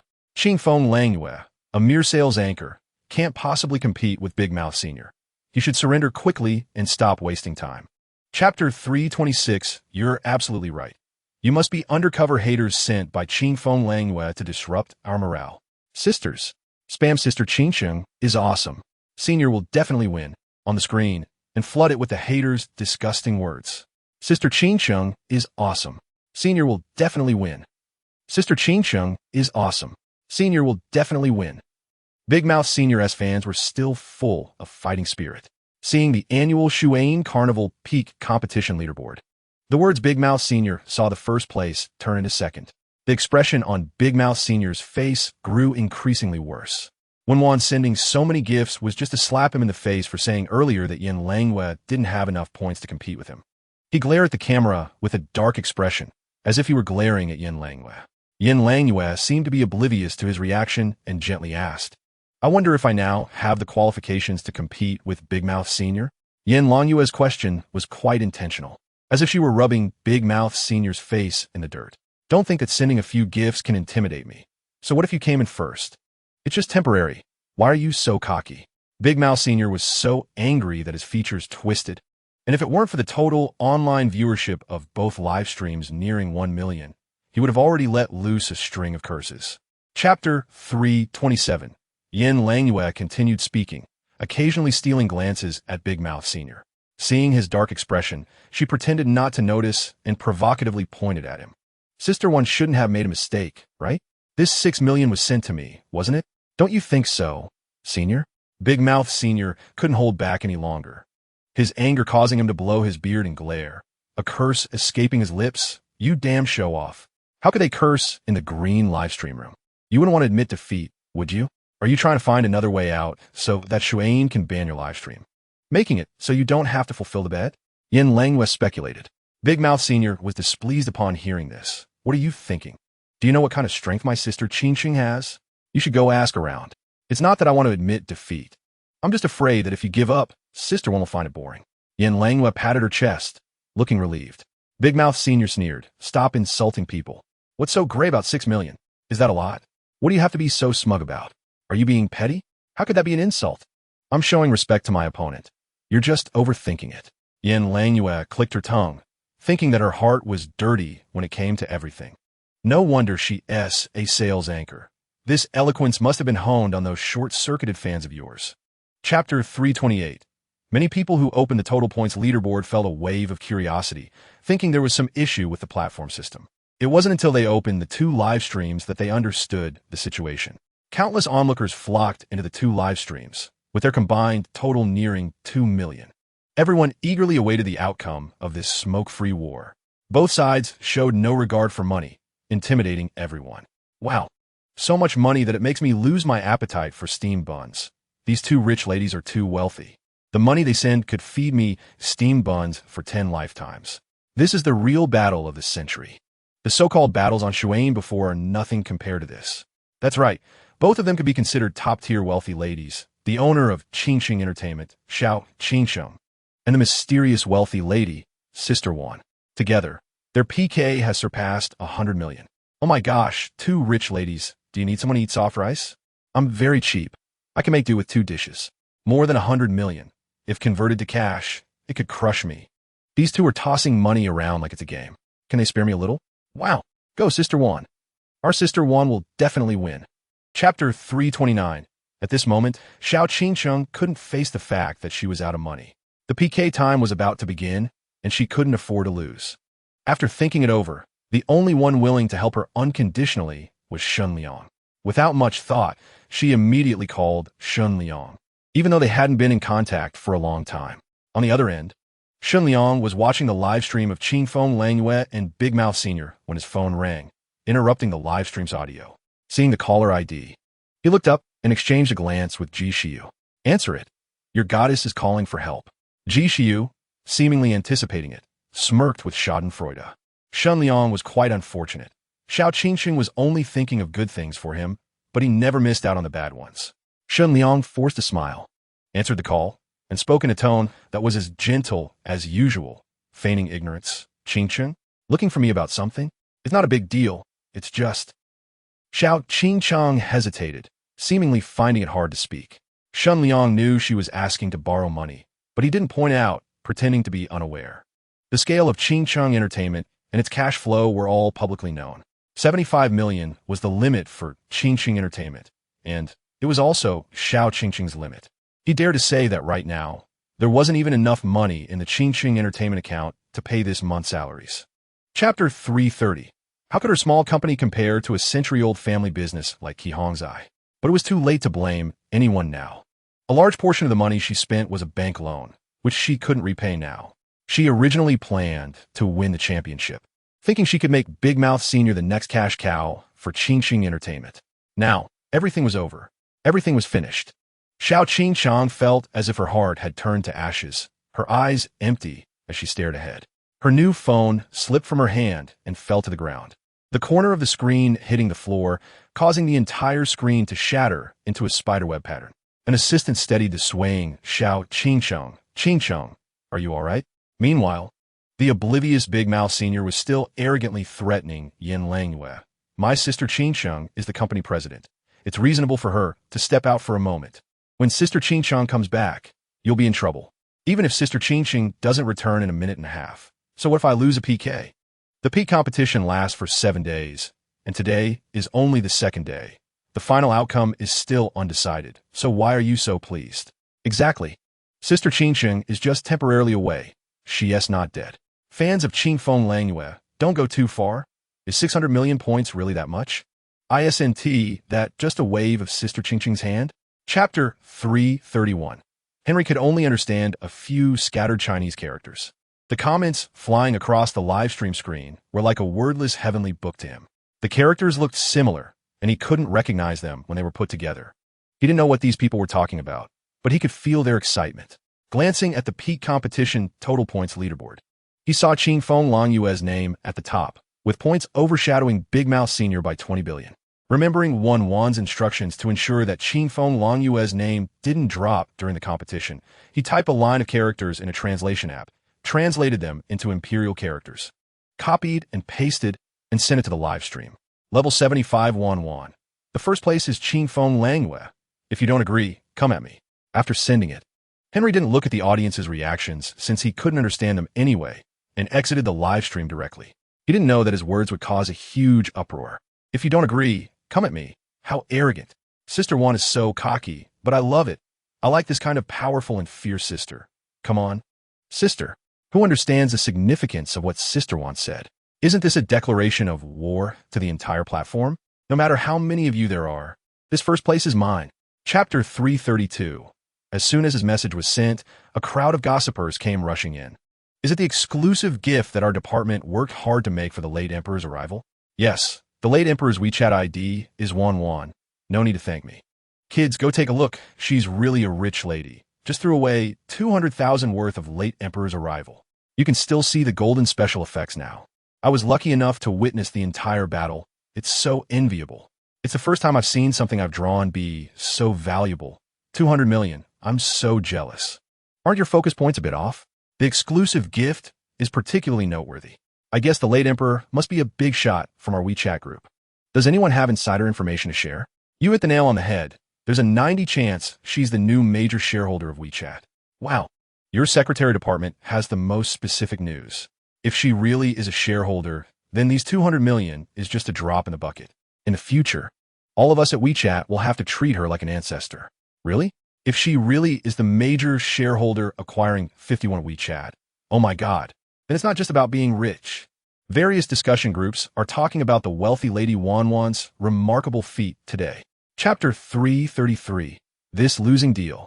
No one wants to do it. It's true. Everyone nodded in agreement. A skinny man seemed to remember something and said to Hu Jun, Old Hu, the Golden Melody Awards should have finished by now. Aren't you going to check? Why are you asking Old Hu? It seems their company didn't submit any songs this year. Someone asked in confusion. The skinny man explained. Previously, Old Hu's company had an artist who attracted a lot of black fans and was signed by Wan and Culture at a high price. I heard he was nominated for this year's Best Male Singer at the Golden Melody Awards. Speaking of this person, everyone more or less had an impression. Even if they weren't in the entertainment industry, they still paid some attention to these matters. Su Yan, right? I just saw that the Best Male Singer award at the Golden Melody Awards has already been won by him, currently trending #1 on Weibo Entertainment. Doesn't that mean Wan and Culture has produced a superstar? I have to say, Wan culture is really strong. How long has it been since they were established? I heard the CEO is still a streamer. There must be someone powerful behind them. Their strength is terrifying. It's good that Wan culture doesn't only do live streaming. Otherwise, we would all be in trouble. But it's a pity for old Hu, letting a superstar slip away. Hu Jun, clear about his own understanding, laughed twice and disagreed. You really overestimate me. Even if you gave me 10 Su Yans, I wouldn't be able to cultivate a superstar. Su Yan's strength is unquestionable. And our daunting media really doesn't have that strength and financial resources. Chapter 334. After ending the call with Chu Ci, Wen Wan took the sparkling water that Henry handed over. She placed the cup to her lips and took a sip. The peach flavor flowed between her lips and teeth. After swallowing the sparkling water, Wen Wan asked, "Where's Jiangxi?" On the rooftop terrace, Henry replied, holding a tray. Wen Wan instructed him to pour another cup. Henry poured another cup of sparkling water, and Wen Wan took the cup and went straight into the elevator. The elevator door slowly closed. Henry's little head spun around. He seemed to have heard Wen Wan flirting on the phone with a strange man. He needed to investigate that man's identity as soon as possible. Any man related to Wen Wan must go through the strict inspection of the Winston family. Rooftop terrace. The sound of footsteps was getting closer. Jiangxi was sitting on the terrace sofa, looking up at the sky with a cigarette in his mouth, the glowing tip emitting a thin wisp of smoke. The dim light shone on his side profile, his well-defined cheekbones barely visible in the smoke. Everything was calm and desolate. Only the black earring on his earlobe flickered with a bloodthirsty light, cool and rebellious. With his mouth empty, the cigarette was taken away, and Jiangxi was slowly sat up straight. A glass of water was pushed in front of him. The water was clear, with a string of small bubbles on the cup's wall, making a hissing sound. Chapter 335. Wen Wan's words were to the point. She had made her point clear. Jiangxi was a smart man, and he knew how to weigh the pros and cons better than she did. Jiangxi felt like he was a transparent glass in front of Wen Wan, with no secrets to speak of. I don't have a heart. After a long time, Jiangxi slowly spoke. He didn't understand love and couldn't give Wen Wan what she wanted. Wen Wan tightened her arms around his neck, whether you have one or not. I decide. All right. Jiangxi replied decisively, without a hint of hesitation. Wen Wan showed a bright smile, as long as Jiangxi didn't refuse. Even if he was an ice block, she could warm him up. Wen Wan was a doer. Since Jiangxi was flirting, she would respectfully comply. She naturally straddled Jiangxi's lap, wrapping her arms around his neck. With her weight on him, Jiangxi's fingers tightened on the sofa, his brows raised. His puzzled gaze fixed on her, as if asking what she was doing. I want to collect interest first. Wen Wan lowered her gaze to Jiangxi's eyes, like a queen looking down from above, commanding, "Kiss me." Jiangxi slightly tilted his chin up, a faint smile spreading across his lips, his rebellious charm making people dizzy. Before Wen Wan could immerse herself in this smile, the man leaned in and kissed her lips. Chapter 336. Shut up. This is becoming ridiculous. Father Luo pointed at Luo Minglu, warning him. Luo, she is joining forces with that bastard alliance to suppress the Luo family. You better be on high alert. Do you hear me? Don't be stupid and fall into their trap again. Once the Luo family's crisis is over, I'll settle the score with you. The night was filled with bright lights and intoxicating drinks. An exciting day began in the evening. TW Bar, VIP second floor. The private room door was pushed open, and the inside was as quiet as a study room. Bang! A glass shattered under someone's foot, the glass fragments scattering like stars in the sky. The person paused, lifting their foot to step on the broken glass. Get out! Get out! Luo Minglu shouted angrily. He raised the wine bottle to throw it, but stopped when he saw the person's figure looked somewhat familiar, squinting to get a better look. Young Master Luo. What a temper. Luo Mingchuan smirked, a teasing smile that didn't reach his eyes. The familiar voice entered his ears, and Luo Minglu sobered up significantly. His eyes full of joy. Brother, it's you. Luo Mingchuan ignored his disgusting address and walked straight to the leather sofa across from him, his sharp gaze landing on Luo Mingliu's open collar. Chapter 337. Jiangxi's injury was usually handled by Wengu. Could it be that the injury worsened? Luo Mingchuan didn't go to work. Why did he follow to the hospital? When did these three people get so close, going in and out together? Could it be that the three of them got into a fight and got hurt? A scene of the three fighting flashed in Wen Wan's mind. Did they fight? She asked. Wengu replied no. Wen Wan frowned. If they didn't fight, what did they go to the hospital for? Which hospital did they go to? Maria International Hospital. Maria International Hospital. Underground parking lot. A black nanny car was opened, and shiny handmade leather shoes stepped onto the ground, paired with a meticulously tailored suit that showed not a single wrinkle. Shichi, why are you here? Luo Mingchuan's androgynous face showed a hint of displeasure. A streak of green burst out from behind Shichi. Luo Mingchuan, how dare you ask? Didn't you have your people kidnap me and my brother? What? Trying to shirk responsibility. I haven't even asked you what you brought us here for. Jishiyu was like a submachine gun, firing questions at Luo Mingchuan. He had finally decided to be diligent today and planned to learn well from his brother, but now, Luo Mingchuan had ruined his plan. Chapter 338. The green is truly authentic. Henry saw his actions and couldn't help but exclaim in his mind, recalling a new term he had recently learned, shammate. Shammate? Jishiyu found it hard to accept. Pointing at Henry's hair, you, a blonde, are calling me shammate? Don't be ridiculous. As Shichi took a step forward in his shiny leather shoes, Henry raised his hand to stop him. Mr. Shichi, I told you, you can't leave. Henry, he wants to leave, why stop him? Luo Mingchuan grabbed Henry's arm, the red mole at the corner of his eye flashing with a strange light. Shichi's gaze fell on Luo Mingchuan, staring intently into his fox-like eyes. This was the second time Luo Mingchuan had subtly hinted for him to leave. Why? A vague suspicion rose in his heart. He had contact with the young lady. He had to be checked. Henry's words passed through Shichi's ears, his eagle-like eyes narrowing. What do you and Luo Mingchuan want to do? Is this smear campaign to make a video to send his sister Wan to frame my brother? Chapter 339. The air felt like it had been paused.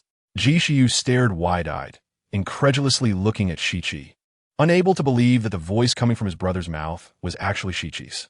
That voice was from Shichi. God, he's really going to break.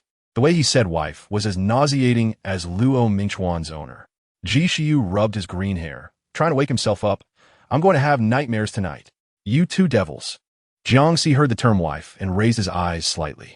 His expression hidden beneath a black mask. A sense of displeasure enveloped his heart, surfacing a hint of irritation. Everyone else's gaze fell on Shichi, their hearts beating like a drum. Don't go crazy. Who is your wife? Luo Mingchuan's entire being radiated displeasure. Damn it. Just because you say wife you think you're the legitimate one? How naive. Shichi ignored everyone and stepped forward. Before he could make his next move, Jiangxi's arm was already blocking his way. Shichi raised an eyebrow, their gazes clashing, sparks flying in their eyes, igniting the air. Shichi emanated a chilling aura.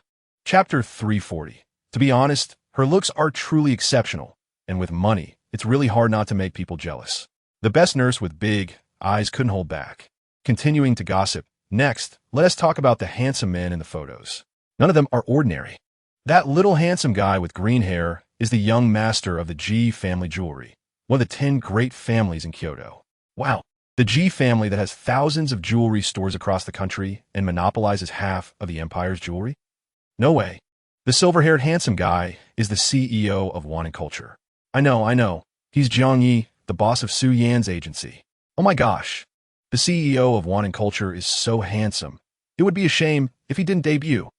Another nurse excitedly pointed at the person on her phone, saying, I know this one. He's so handsome he has no friends. Director Chu CI, an international director, also from Wan Culture. Recently, Wan Culture invested $800 million in a TV series, and he's the main responsible person. And this one, President Luo of W Group, our company's big boss, so beautiful. Feels even more beautiful than a woman. Who says otherwise? Who is this breathtakingly handsome guy? Chapter 341. Shichi's feelings are too bizarre. Now that they meet again, Shichi's feelings are still stuck at 65, unmoving. After fishing for so long, it was time to take some action. Luo Mingchuan frowned. The most undesirable thing had happened.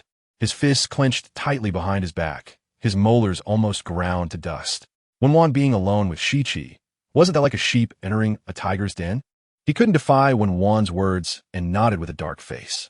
Jiangxi, leaning against the pillar, glanced at the two with deep meaning before following Luo Mingchuan away. Shichi had a faint smile at the corner of his mouth. Among so many men, Wen Wan still chose him in the end. He was Wen Wan's first choice. She loved him, and with others, it was just a game. With him, it was true love. Wen Wan got into the car, and Shichi followed closely without hesitation.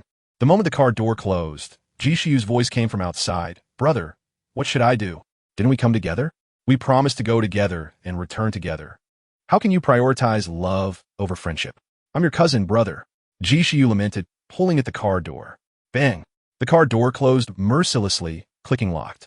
Jishiyu knocked on the car door. Sister Wan, take me along, sister, good sister. Chapter 342. His mouth was clearly so soft. How could he say such hurtful words?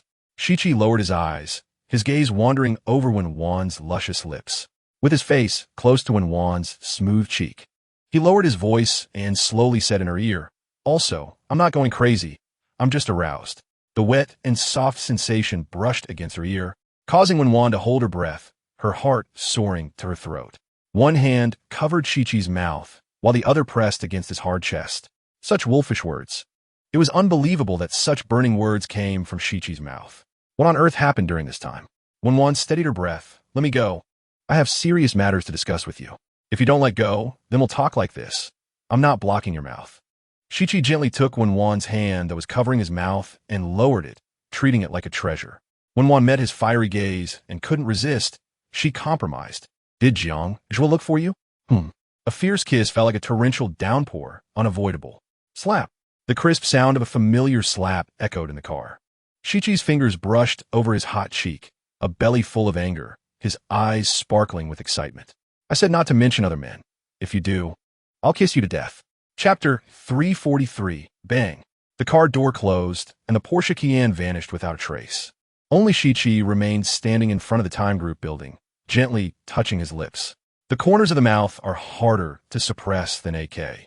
Private Assistant Shi Su watched as his boss was pushed out of the car by someone. He glanced at Shi Su's expression. The usually cold and frosty face was now filled with a spring-like warmth. There was a hint of speculation in his heart. Cautiously stepping forward, he said, "Boss, everyone has arrived in the conference room. You're an hour late." Zhou, the assistant, dare not say anything more and shut his mouth. Even if the boss was late, they did not dare to ask or say anything. Let's start the meeting," Shi Su instructed, taking his finger off his lips. Zhou's attention was drawn to Shi Su's swollen lips, and his head buzzed. It was obvious he had been kissed, and there was even a wound. He couldn't help but imagine how intense the kiss must have been. He wasn't mistaken. It was a woman who pushed Shi Su out of the car. It was undoubtedly the boss's wife. His boss, the big iron tree, had finally bloomed. Incredible. The boss's wife's car was a Porsche Cayenne. What was the license plate number? He must check the surveillance room later. This was a matter of life and death. "What are you dazed about? Do you want me to have someone carry you up?" As Shi Su approached the elevator, he turned around and saw no one behind him. Chapter 344. The heart is never satisfied, and the snake swallows the elephant. The culture of Wanted is insincere to others and will eventually be consumed by desire. Just as online discussions reached a peak, someone suddenly exposed that they had been plagiarized by Wen Wan, and the plagiarized song had won the Best Song Award at the Golden Melody Awards 2 days earlier. This news was like a bomb, shattering Wan and culture's image in front of everyone. The victim of the plagiarism, named Wang Chao, was a creative online singer with over a decade of experience. Having created thousands of songs and garnered hundreds of thousands of fans on Shuain, making him a somewhat well-known small singer. Wang Chao released a video on Shuain claiming he was plagiarized by Wen Wan. The video was a 3-minute accusation against Wan and culture and Wen Wan for taking his work as their own and detailing how he was suppressed by capital. The voice of a lower-tier individual naturally drew sympathy from countless other lower-tier netizens. Damn, Wan and culture is really shameless. They can do such plagiarism. It's truly eye-opening. This blatant plagiarism, is it really plagiarism? This is clearly stealing someone else's labor. It's no wonder it's capital. I've really learned something. Wan and culture and Wen Wan must publicly admit their plagiarism online and apologize to Wang Chao, or else Wan and culture will stink in the entire entertainment industry. Chapter 345. Who knew this group of useless subordinates would land him in such a big mess? He couldn't let this incident affect his retirement funds. Within an hour, they had no satisfactory response to calm the online discussions, cancel all of Wen Wan's awards, including Su Yan's Best Male Singer Award, blacklist Wan and culture, and prohibit Wan and culture from participating in any song evaluations. If such incidents happen again, you won't need to come anymore. Bang! His fist slammed on the desk, and the deputy director didn't dare breathe, his heart racing to his throat. Fortunately, it didn't affect anyone else. The punishment was severe, the heaviest in the history of the Golden Melody Awards. For any entertainment record company, this This was a fatal blow. The victim of the Wen plagiarism incident, Wang Chao, was sitting crookedly on a chair, swinging his legs. He held a cigarette between his index and middle fingers, his thumb fiddling with the cigarette butt. He looked very relaxed. Brother Chao, if you do this, you'll offend Wan culture, which indirectly offends the W group. A hip-hop dressed youth sitting opposite Wang Chao said worriedly. The W group was a newly emerging financial giant in Kyoto, definitely capital. Offending capital was no joke. Wang Chao looked indifferent, took a puff of his cigarette. The glowing tip bright red, and exhaled a large cloud of white smoke, looking at the hip-hop youth with vacant eyes. Chapter 346. Just based on Wang Chao's empty words, you conclude that Wen plagiarized? Everyone has 9 years of compulsory education. How are you so excellent? Where's the evidence? I could say you're plagiarizing me as a person. Wen, the great god of music in ancient Greece, would plagiarize an online singer who doesn't even have a representative work. Calling a singer is already elevating him. Does he really consider himself a musician, looking down on others? I suggest you shake your brains before speaking. Saying plagiarize right off the bat is ridiculous. The Ministry of Culture didn't say Wen plagiarized. Did you even read the announcement? What are you all celebrating? Can Wen prove his innocence in an hour? I'll eat shit live. To put bluntly, the official giving Wen an hour is just to show that the Ministry of Culture is being lenient. Do you think the ministry believes in Wen? What a joke. Don't even say an hour. Even if you gave him a day, he'd still be plagiarizing. This is a nailed-down issue. There's nothing to argue about. Wan culture is shameful, and the plagiarizers should compensate Wang Chao for his mental distress. All profits from the song should go to Wang Chao. In a short time, a wave of people suddenly appeared on major platforms, repeating that Wan culture should compensate Wang Chao, their words echoing like a swarm of machines. Chapter 347. Jiang Yi returned to the office from the film crew, where Su Yin and his manager, Brother Xiang, were already waiting. Seeing Jiang Yi enter, the two stood up to greet him. Sit down, don't be polite. Jiang Yi waved casually.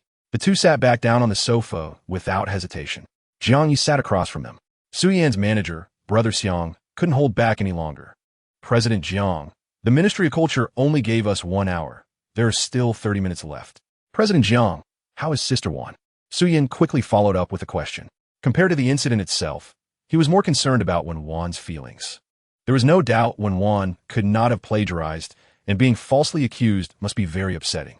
Jiang Yi looked slowly at the two before finally speaking. She is fine. As for Wang Chao's matter, the company's legal department is already handling it, and there will be results soon. What if he insists that teacher Wen plagiarized him? If we drag this out, our company will be disqualified. Brother Xiang frowned, worried.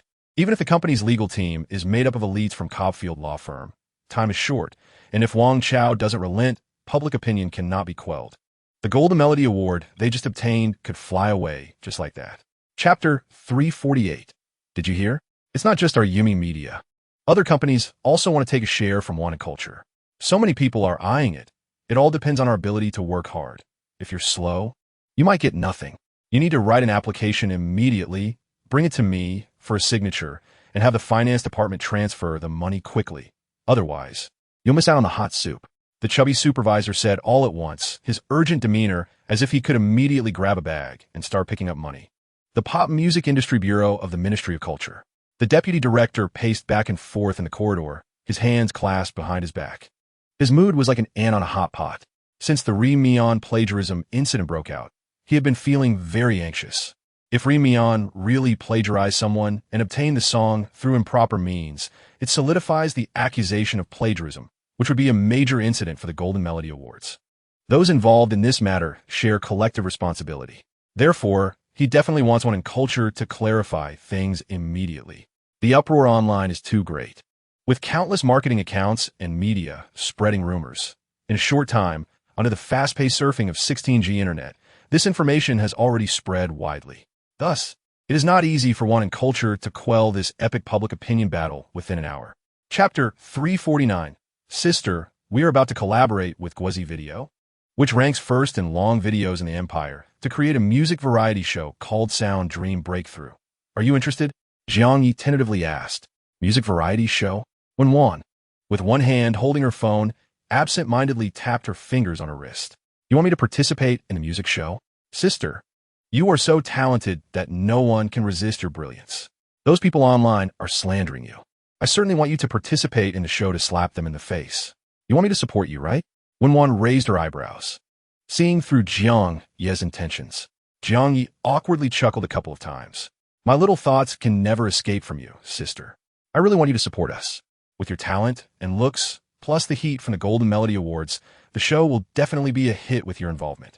This is our first collaboration on a variety show, and we naturally want to make a splash and gain fame and fortune, spreading the name of Wen culture. This is an opportunity, so I want to fight for it. So, you plan to sell me out?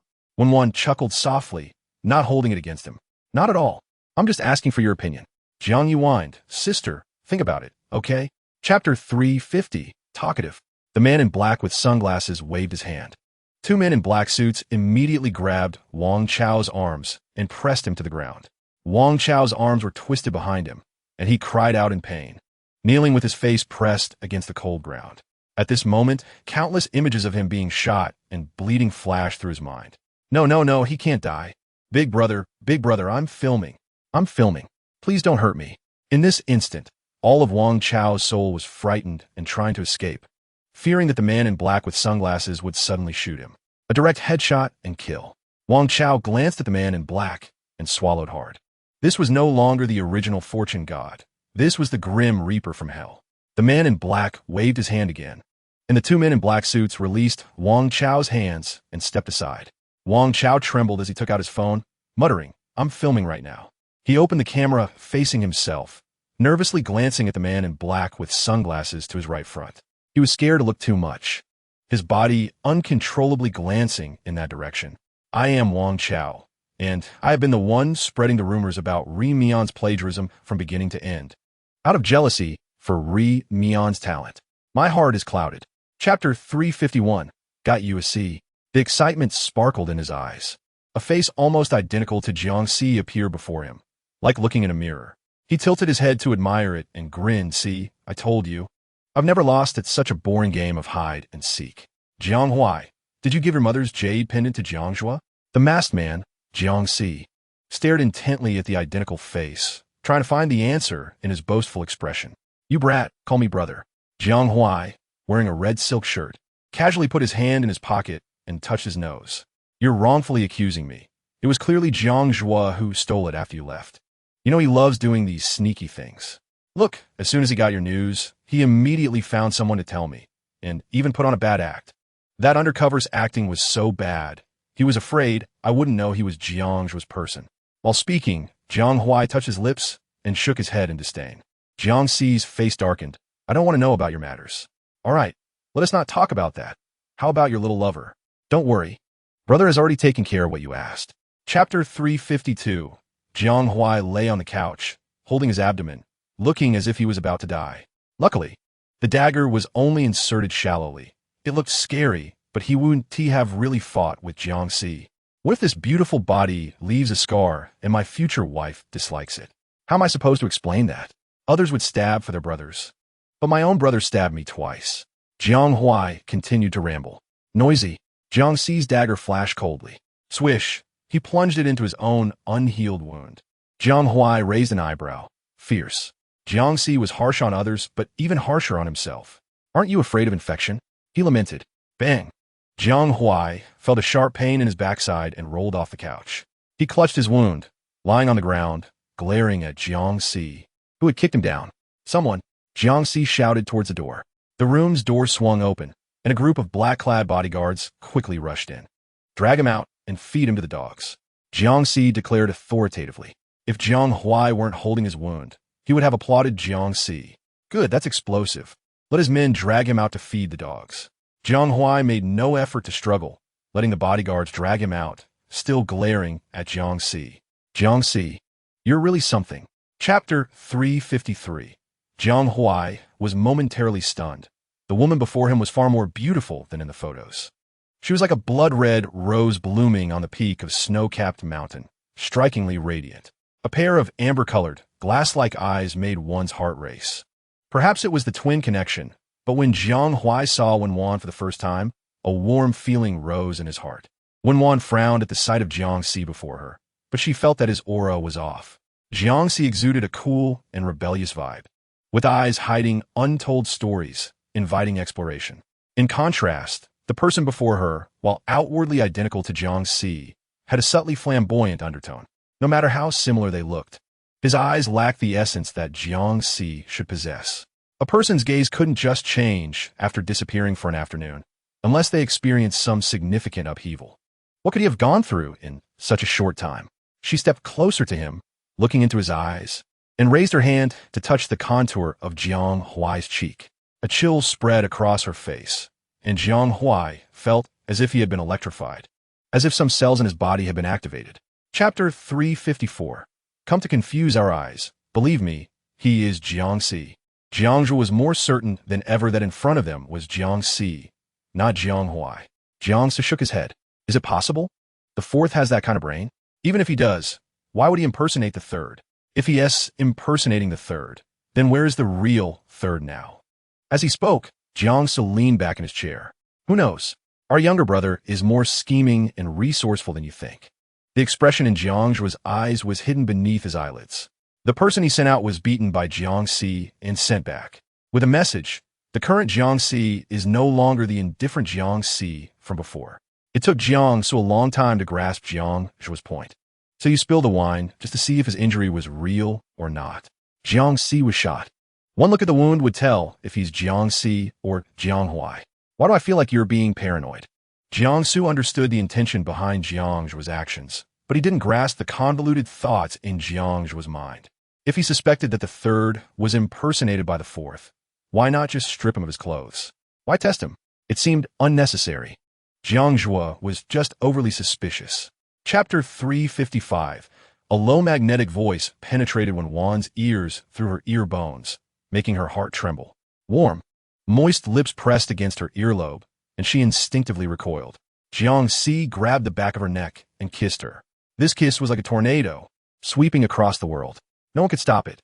Jiangxi's favorability level 10, current favorability value 28. Walking into the private room, Jiangxi returned to his seat. Third, your movements are too slow. Why does it take so long to change the medicine? Where have you been? Jiangzhu asked knowingly, a hint of teasing on his face. Jiangxi's lips curled into a rebellious arc. What else could I do? Of course, I was doing a good deed. Doing a good deed? The two were confused. They still didn't know what he was up to. The third was talking nonsense. Jiangxi explained, someone asked for directions, and I pointed her the way. Wipe the lipstick off the corner of your mouth. Jiangxi suppressed a laugh, his eyes full of mockery. You needed to use your mouth just to ask for directions? Jiangxi heard this, lowered his head, and gently rubbed the corner of his mouth with his long fingers, a meaningful smile on his face. He pulled his hand away, looking at the faint red color on his fingertip, and instantly recalled that striking figure, as if she were softly calling his name. Chapter 356. Jiangxi displayed the flamboyance of a rake and a show-off to the fullest. Who the hell has that kind of perverse hobby? We were just passing by. You should keep the video for yourself, Jiangxi retorted. No decorum. Jiangzhu, full of righteousness, reminded him, the woman you're looking for is from Shirshu. You should be more restrained. I understand. Jiangxi's face was full of regret as he sighed. I thought that girl looked pretty good.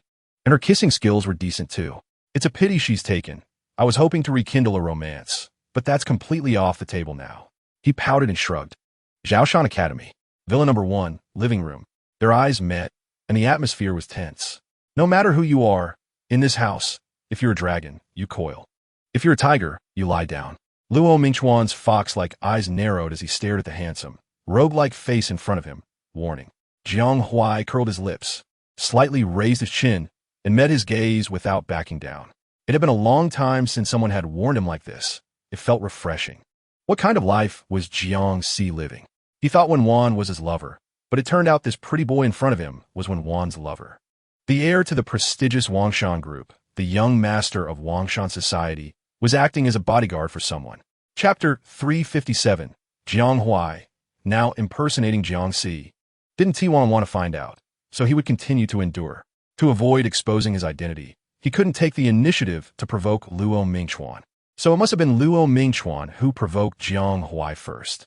Luo Mingchuan's fox-like eyes squinted slightly, emotions dripping from his gaze. I saw the master kissing him on a rooftop last night, and I got jealous. He didn't hide his feelings of jealousy. Whether it was Jiang Yi, Shirshu, Chu Ci, or Jiang Si, he was equally jealous of everyone close to Wen Wan. Then why provoke him? Do you want me to misunderstand and hit him? Wen Wan laughed lightly. Luo Mingchuan turned his face aside, seemingly sulking. I don't know. He didn't know what he wanted to do, but he knew he was crazily jealous. He restrained himself from hurting anyone because he knew Wen Wan would be angry. Wen Wan pinched his face, straightened his head, and kissed the corner of his mouth. Okay? Don't be angry anymore. Let me kiss you too. Luo Mingchuan's lips slightly curled up, pretending to be unhappy. Not enough. He wanted more than Jiang Si. Don't be too greedy. Wen Wan's fingertip gently brushed his lips. She only felt her body move forward, falling into an embrace. And then a weight pressed down on her, her back softening as she was pinned to the sofa. Chapter 358. The next day. Time group building. Bang. The door to the president's office was pushed open violently, making a loud noise. Gucci had an angry expression on his face as he strode directly to Shirshu's desk. With a loud slap, he slammed his palm on the table. Shirshu, who was busy with a pile of documents, heard the sound and slowly lifted his head, his gaze sharp as an eagle, fixed firmly on Gucci. Gucci, shielded by his anger, showed no fear. It was the first time he had ever been this angry. How could you collaborate with that bandit Jiangzhua? He asked bluntly. How do you know? Shirshu casually countered. Gucci retorted, you just entered Jiangzhua's private room yesterday, and the whole circle knew about it right after. That spread pretty slowly. You're only coming to find me now, Shirshu calmly replied, unhurried. You still have a mood to joke.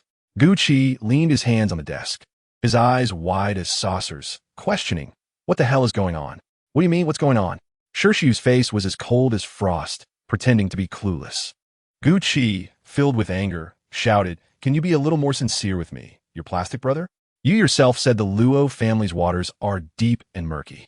Chapter 359. Shirshu shook his head, indicating that they were not the same person.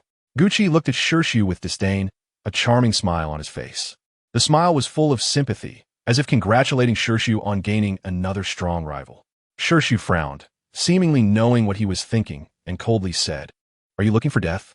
Gucci awkwardly chuckled twice, rubbing the handle of his coffee cup, shifting the subject. No wonder he wore a mask and a hat throughout the auction. He must be afraid of being recognized. Your wife is really brave. Someone the Wangshan group is looking for in both the black and white markets, and she is hiding right under their noses, flaunting herself like this. That takes some real guts. She wants the Wangshan group. It can't be because of Jiang Si, right? Gucci looked at Shirshu, guessing. If that's the case, the timing would be too pitiful. He kindly reminded him, don't end up with nothing, working for someone else's benefit. She won't treat me that way, he said firmly, not allowing anyone to speak ill of Wen Wan. TSK, you really have been tamed by her like a loyal dog, Gucci mocked. Who was the one who was dying just a few days ago? Laughing so cheaply today, it's really eye-watering. Chapter 360. Moreover, the surveillance at Yunzhou International Hotel just happened to break down yesterday. You're overthinking it, Jiang Si said, sinking into the sofa. Jiang Zhuang is always suspicious. He'll go crazy sooner or later. But it doesn't matter. He's sick, and Wan Shan will return to him. The third brother is back in Z country. Isn't that perfect? One less competitor, he continued, playing the lute to a cow. Jiang Zhuang turned his head, too lazy to pay attention to Jiang Su, not interested in idle talk.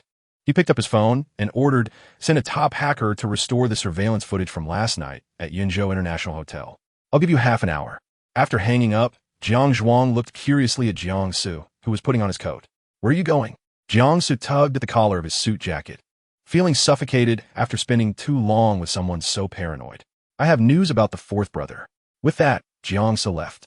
Jiang Zhuang's eyes changed slightly as he watched Jiang Su's figure disappear at the door. Half an hour later, Jiang Zhuang said to the person on the phone, where's the surveillance footage I asked for? I'm sorry, Second Master. That footage cannot be restored. The person on the other end replied in panic. Chapter 361. Jiang Huai's smile widened, looking down at him with eyes filled with bloodthirst and ruthlessness. Jiang Su trembled uncontrollably, wanting to speak, but his throat felt crushed, only able to cough. Jiang Huai's face loomed larger before him, the fear in his heart spreading. He couldn't breathe. His heart felt like it was being squeezed in someone's hand. Jiang Si, this demon, wanted to kill him. The desire to survive amplified, and Jiang Su struggled harder. Jiang Huai licked his lips, and wave his arm. Jiangsu fell onto the moss-covered concrete floor of the rooftop. His face turned red. His throat felt like it was filled with chilly water, a sharp pain coursing through him. He gasped for air, having survived a near-death experience. With his palms on the ground and his legs trembling, he struggled to get up. Jiangxi, you bastard, you want to kill me. Jiangsu screamed at Jiangxi, his heart racing from the previous scene that had terrified him into believing he would die. His feet felt unsteady, half his heart still hanging outside the wall. You're the one who wanted to kill me first. Jiang Huai's eyes were cold as he looked at him, a smirk revealing a roguish grin. As the saying goes, play is play, but don't joke with life. Chapter 362. A subordinate was checking Jiang Su's injuries while speaking. Huh? Why does young Master Su have a tourniquet on his leg? Pointing at the tourniquet, the subordinate looked at Jiang Zhuang in confusion. Jiang Zhuang didn't look much. Just wave his hand, and another subordinate instructed everyone, hurry up and carry young Master Su back. A few people behind him quickly stepped forward to lift Jiang Su away. The subordinate then asked, Second Master, should we investigate who did this? To dare to act under the nose of the Wanshan Association is a provocation. Jiang Zhuang took a cigarette from the pack with his mouth. With the cigarette, but in his lips, he mumbled, No need, I know who it is. Who? Who would dare to act against young Master Su and has a gun? Could it be our enemies from Z country chasing after us? The subordinate held a lighter to Jiang Zhuang's cigarette, shielding him from the rooftop wind with one hand. The lighter's blue flame licked the red cigarette tip, smoke wafting and dispersing in the breeze. Then tell me, which enemy would take you down and kindly give you a tourniquet? Jiang Zhuang squinted and asked. The subordinate shook his head. I don't know, it can't be. The subordinate's mind was filled with Jiangxi's fierce image. If it was Jiangxi, the vendetta would turn into brotherly conflict. Chapter 363. Water flowed from the faucet, washing his hands. A trickle of red water flowed down the white sink into the drain. With wet hands resting on the wash basin, Jiang Huai stared at his reflection in the mirror. A sly smile crept out from under the black mask. The person in the mirror had eyes that curved like a crescent moon. Jiang Huai looked at the person in the mirror as if he were looking at Jiangxi. He slightly hunched over, leaning forward, talking to himself. I've avenged you. I'm truly the best brother in the world, right? His words were full of self-praise. What to do? I'm even a bit moved saying this. If Jiangxi knew, he would probably be moved to tears. After a moment, he pulled out a paper towel from below the sink and gently wiped his fingers. At that moment, someone walked up beside him, placing their hands under the faucet, triggering the water. You're Wen Wan's new flame, aren't you? The person washing their hands casually looked up, and through the mirror's reflection, their snake-like eyes met Jiang Huai's. Jiang Huai remained still, watching the mirror image of Luo Minglu, not knowing what to think. I saw you at the midsummer auction, Luo Minglu continued. Jiang Huai turned, and Luo Minglu's wet hands blocked his path. Chapter 364. The man with the noodle hair was furious, feeling that he was giving Wen Wan a chance to curry favor with him. But the service staff kept blocking him again and again. In a fit of rage, he pointed at himself and coldly snorted, Do you know who I am? How dare you speak to me like that? Saying this, he forcefully took off the sunglasses on his nose. The service staff froze in shock upon seeing his face. A star. She excitedly pointed at the noodle-haired man, stammering for a long time before finally speaking. The popular music producer, Ding Kai. Ah, the noodle-haired man, Ding Kai, confidently flipped his hair. Now that you know who I am, why aren't you leaving? Don't waste our dining time. After finishing with the service staff, he approached Wen Wan. You little fan, you're being a bit inconsiderate. Hurry and pull out the chair for me to sit. He reached out to touch Wen Wan, but suddenly, his hand was grabbed and forced behind his back. His head slammed onto the table. A wave of dizziness hit him. Crack! The hand behind his back felt like it had been broken. Ouch, ouch, ouch. Ding Kai grimaced in pain, letting out a scream like a slaughtered pig. The one who subdued Ding Kai was the late-arriving Jiang Huai. Jiang Huai was strong, pressing Ding Kai down on the table, rendering him immobile. He used all his strength, but couldn't break free. Chapter 365. Jiang Huai frowned and looked at Wen Wan, trying to find an answer on her face. Wen Wan remained calm. Hearing that this was the restaurant's signature dish, it should be good. So why was she just staring blankly? Move her chopsticks. Jiang Huai didn't see anything unusual on her face. Perhaps today he was a bit sensitive after confronting Jiangsu. He thought too much. This was just a simple meal. Thinking this, he finally took off his mask and picked up his chopsticks. Kyoto. In Jiangsu's room. Due to the Empire's gun prohibition, they always had doctors accompanying them when going out, fearing gunshot wounds. For these doctors, gunshot wounds were just everyday occurrences. After removing the bullet, treating the wound, and administering 4 fluids, it wasn't long before Jiang Su woke up. He slowly opened his eyes, and Jiang Zhu's back came into view. He stood by the floor-to-ceiling window, looking at the distant scenery, motionless. Hearing movement behind him, Jiang Zhu maintained his position and began to tell Jiang Su about what had happened in Z country while he was unconscious. Upon hearing the news of Jiang Wang's disappearance, Jiang Su's pale face became excited as he exclaimed, "What does the third brother want to do? Why did he take our father?" Due to his excessive excitement, it affected his wound, and his expression management instantly collapsed. Chapter 366. Luo Mingchuan had walked over, glancing down at the somewhat mangled small cake on the table. A smile tugged at his lips. He leaned down closer to Wen Wan, his long fingers gently brushing over the corner of her mouth. "So careless. You've got it all over your mouth." His voice was low, carrying a hint of affection. Wen Wan's lips felt as if they had been electrified, the places he had touched faintly warming. She raised her gaze, staring at the face so close to hers, her slender fingers lifting his chin, then placing a kiss on the corner of his mouth. When their lips parted, Luo Mingchuan's expression lingered with unfulfilled desire. He used the finger that had just touched Wen Wan's lips to gently graze his own mouth. His smile was like melted honey, spreading at the corners of his mouth. It turned out the master liked this. Luo Mingchuan chuckled softly, using his finger to pick up a dollop of cream the size of a peanut and smeared it on Wen Wan's lips. Before she could react, he lowered his head and kissed her. It was so sweet. Luo Mingchuan took a breath, as if treating Wen Wan's lips as the most tempting dessert, savoring it deeply. In an instant, their breaths became erratic, the hot air from each of them brushing against the other's face, intertwining, and the air was filled with an ambiguous warmth. Chapter 367. Wen Wan really fell for this, her soft heart feeling pricked. She immediately explained without a hint of hesitation. "Of course, I can't present it. It's not that I'm afraid of what the online onlookers might say, right?" This was one reason for Wen Wan's excuse. The second was that she was also worried about her other fish feeling sad and clamoring to move in. With so many beautiful people around, who could resist that temptation? No way, no way. Luo Mingchuan, having shed his previous disappointment, smiled brightly. "What does it matter? The master won't forget. The whole internet knows I'm living off you." To him, living off someone seemed to be a glorious honor. Wen Wan was aware of the situation online, but seeing it with her own eyes and hearing it with her own ears was fundamentally different. She did not dare underestimate the netizens' ability to spread rumors. Today they learned that they lived together, and by tomorrow, they could come up with news that she had given birth to 8 children. It was that ridiculous. Wen Wan straightened her expression, her tone serious and earnest. "You represent the W group now. Establish your image well. Gossip is fine, but solid evidence is not." "Got it." Luo Mingchuan's tone still held a hint of disappointment. His disappointment lasted only a few seconds before he lifted his head, a glint of mischief flashing in his eyes, the corners of his mouth lifting slightly as he spoke without reservation.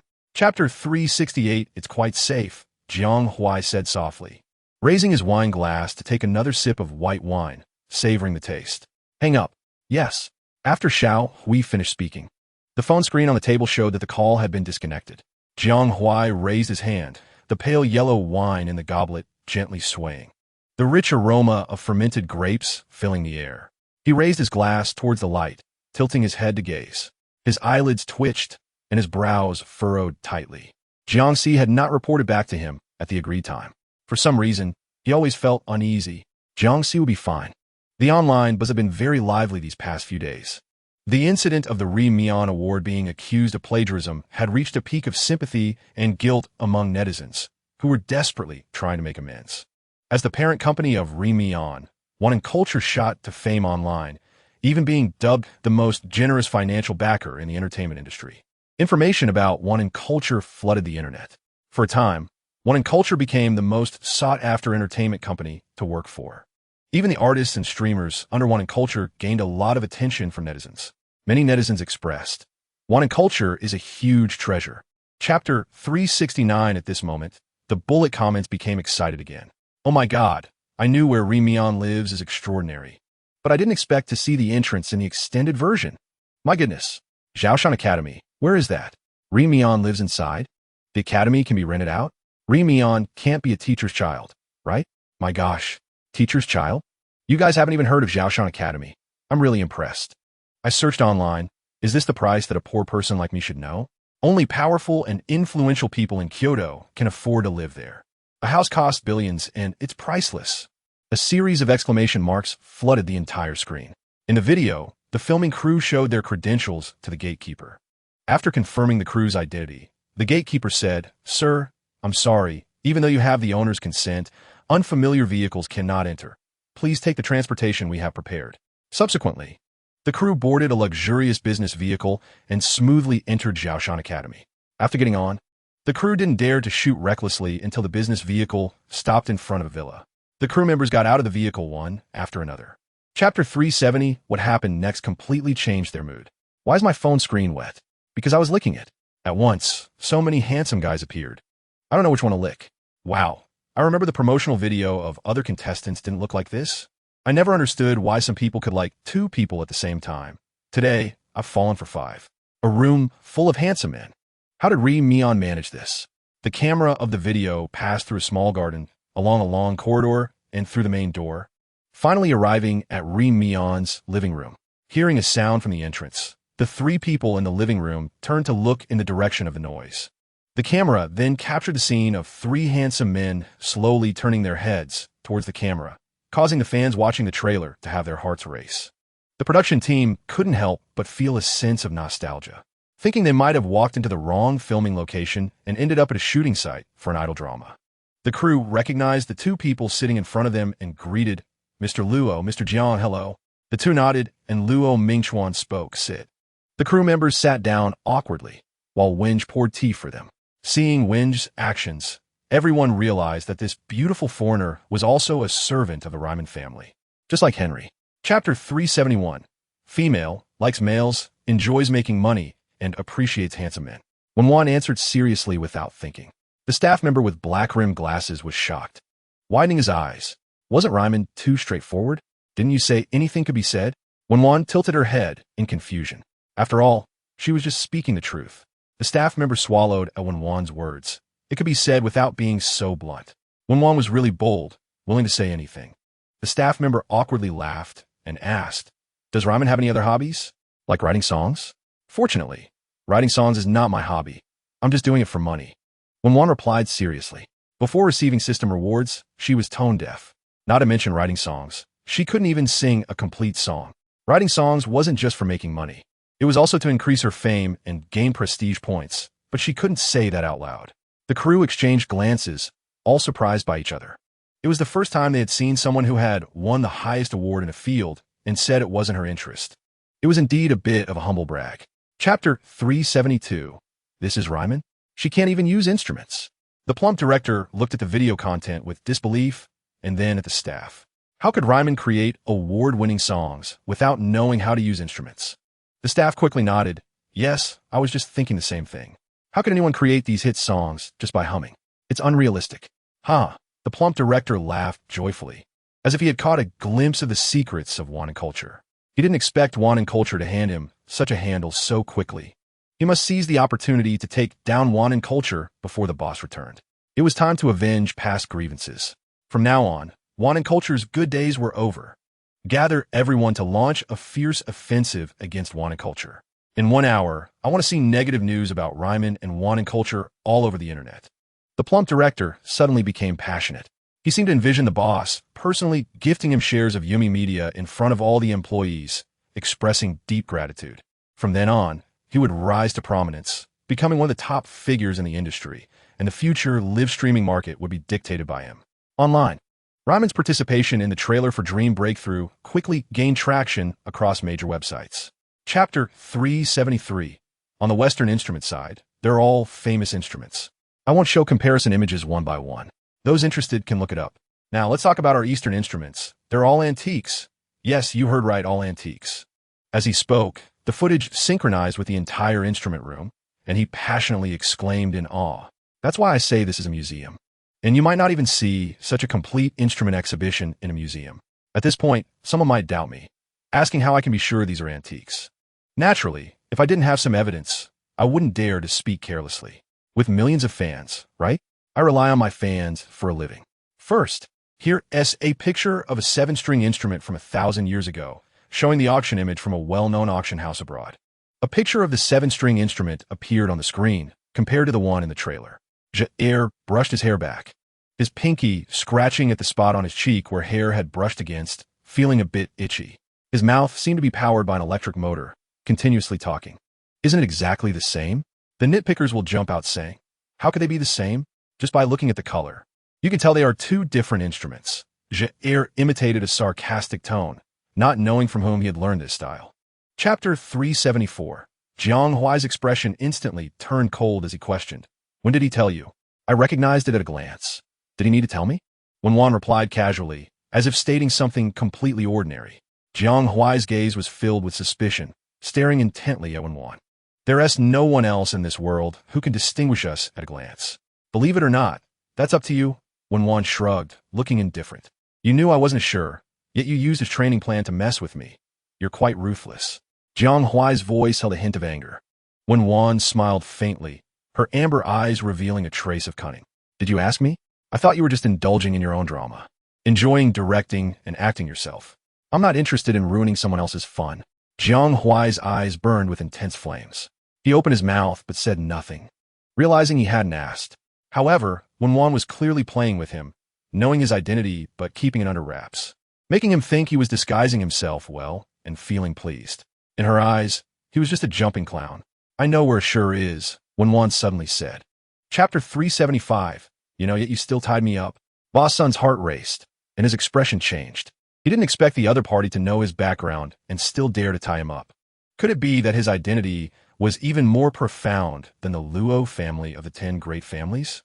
Jiang Zhua uncrossed his legs, leaned forward, resting his elbows on his knees, and spoke softly. Sorry, I forgot to introduce myself. My surname is Jiang, for the Wangshan group. Boss Sun's heart suddenly twitched, beads of sweat forming on his forehead, as if he had seen death approaching, and his face instantly lost all color. If he hadn't misheard the earlier person call him Second Master, then he was. You are Jiang Zhua, Boss Sun exclaimed in terror. At the same time, another lucky person nearby shook like a leaf. Second Master, we don't know where we offended you. Please spare us. He fell to the ground, begging for mercy. Jiang Zhua raised an eyebrow. It seems we know each other now. I wonder if we can talk business. We can talk, definitely can talk. The people on the ground shouted, as if not answering would immediately seal their fates. Jiang Zhua nodded in satisfaction and turned to the other person. Boss Sun? We can talk. Boss Sun gritted his teeth. Chapter 376. Father Luo had a dark expression and said nothing, while Luo Ming's snake-like pupils gently turned. Ask my brother for help. He won't just watch the Luo family collapse. Warm tea splashed onto Luo Mingliu's face. Luo Minglu instinctively closed his eyes. Tea splattered everywhere. The fragrance of tea flowed down his cheeks. He wiped his palm from his eyes to his chin, calmly looking at the instigator, Luo, father. Honey, what are you doing? Luo mother reacted a beat late, trying to pull Luo father, but couldn't. She quickly grabbed 2 napkins to wipe Luo Minglu. Minglu, are you alright? Luo Minglu pushed Luo mother's hand away, glaring at Luo father, feeling powerless, insisting on occupying that position, stubborn, domineering. Just wait to beg for a living in the second half of your life. You, unfilial son, get out. Get the hell out. Luo mother grabbed Luo father's arm. Honey, don't be angry. He's just confused for a moment. He said the wrong thing. Saying this, Luo mother glared at Luo Minglu. Hurry up and apologize to your father. Say you were confused and not clear-headed. That's why you said such nonsense. I didn't say anything wrong. Everything I said is the truth. He is incompetent and won't admit it. The Luo family will inevitably fall into his hands. I'll see how he explains to the deceased ancestors. Chapter 377. Shirshu sneered. Uncomfortable? Sorry, please hold it in. The 2 locked eyes, sparks flying, secretly competing. All right, let's all say less. Listen to me. Wen Wan used all her strength to shake off their hands. No matter how she shook, she couldn't separate their hands. In the end, each held one of Wen Wan's hands. Seeing Wen Wan unhappy, neither of them continued to struggle. They sat properly like kindergarten kids beside Wen Wan, waiting for a lecture. I think you all see the current situation of the Luo family. The Wangshan group is not playing by the rules, and with the pressure from the alliance, the Luo family will fall soon. Wen Wan said, looking at Luo Mingchuan with a serious expression. Does the Luo family still want to continue? With the Wangshan group as a bandit, it's inevitable that the Luo family will fall apart. Recently, the situation of the Luo family has been grim. Plus what Luo Mingchuan and Shirshi were doing behind the scenes. The Luo family could be described with one word: tragic. 100 years of foundation is about to turn into bubbles. Luo Mingchuan also anticipated that Wen Wan would ask him, and the answer had long been in his heart. He nodded. He still wanted the Luo family, no matter the cost. He promised his grandfather to protect the Luo family. For his determination, Wen Wan was not surprised. She just smiled and said, "Do you want the shell or the core?" Chapter 378. A black plastic bag rested on Jiang Huai's shoulder, like carrying a black quilt. The item seemed light as he strode forward, his shoulder feeling almost weightless. He walked with confidence, like a model on a runway. He stopped in the middle of the living room, scanning the two unfamiliar faces. His gaze swept past Shirshu's face and landed on Wen Wan. Oh, so lively. So many male models, rehearsing a program. He raised his lips in a flamboyant smile, forcefully throwing the black plastic bag to the ground. The action was quick and decisive. The black plastic bag made a slight muffled sound as it hit the carpet. Shirshu frowned slightly, taking in Jiang Huai's unfamiliar gaze. How could Jiang Huai appear here? Didn't he return to country, Z? From Jiang Huai's ability to come and go freely in Wen Wan's villa, it was clear that Wen Wan had a deep relationship with these twin brothers. So, Wen Wan's interest in the Wangshan group wasn't just because of Jiang Si, but because of the two brothers. His eagle-like eyes were deep and cold, a fire burning in his heart, desperately hiding his emotions from being discovered. Just as his emotions surged, he quickly reined them in. Wen Wan didn't like his impulsiveness he had to endure. Chapter 379. Luo Mingchuan's tone was cold, devoid of warmth. Luo Minglu felt as if he had been stepped on the tail, feeling both wronged and angry. Luo Mingchuan, I'm your real brother. She's just an outsider. Everyone here is bullying me. Answer. Luo Mingchuan commanded without saying much. Luo Minglu rolled his eyes, gritting his teeth, speaking indignantly. He disclosed everything that had happened to the Luo family recently, including today when Ba Sun was threatened by Jiangjua. Wen Wan glanced at everyone and said, "Since that's the case, let's end it here for today. It's dismissed." After speaking, Wen Wan stood up, only to be tightly held between the two hotheads. Wen Wan tried to shake them off, but couldn't, glaring at both of them. "Brother, I've been kicked out of the Luo family. Please take me in." Luo Minglio's pitiful voice came through. Jiang Huai stood up from his sofa, hands in his pockets. "I haven't heard of anyone taking in a burden to be someone else's kept man." "You just heard that. I want to stay," Luo Minglu said confidently, secretly plotting to use this opportunity to break apart Wen Wan and Luo Mingchuan. Proximity to the water tower makes it easy to get a close view. "No way." The others reacted in unison. Chapter 380. She buried this guest deep in her heart and said to Jiang Huai, "Don't go out these days. If you seek death, I'm busy recently and don't have time to save you." "You?" Jiang Huai pointed at Wen Wan with a hand holding the sandwich, then at himself, laughing. "Save me?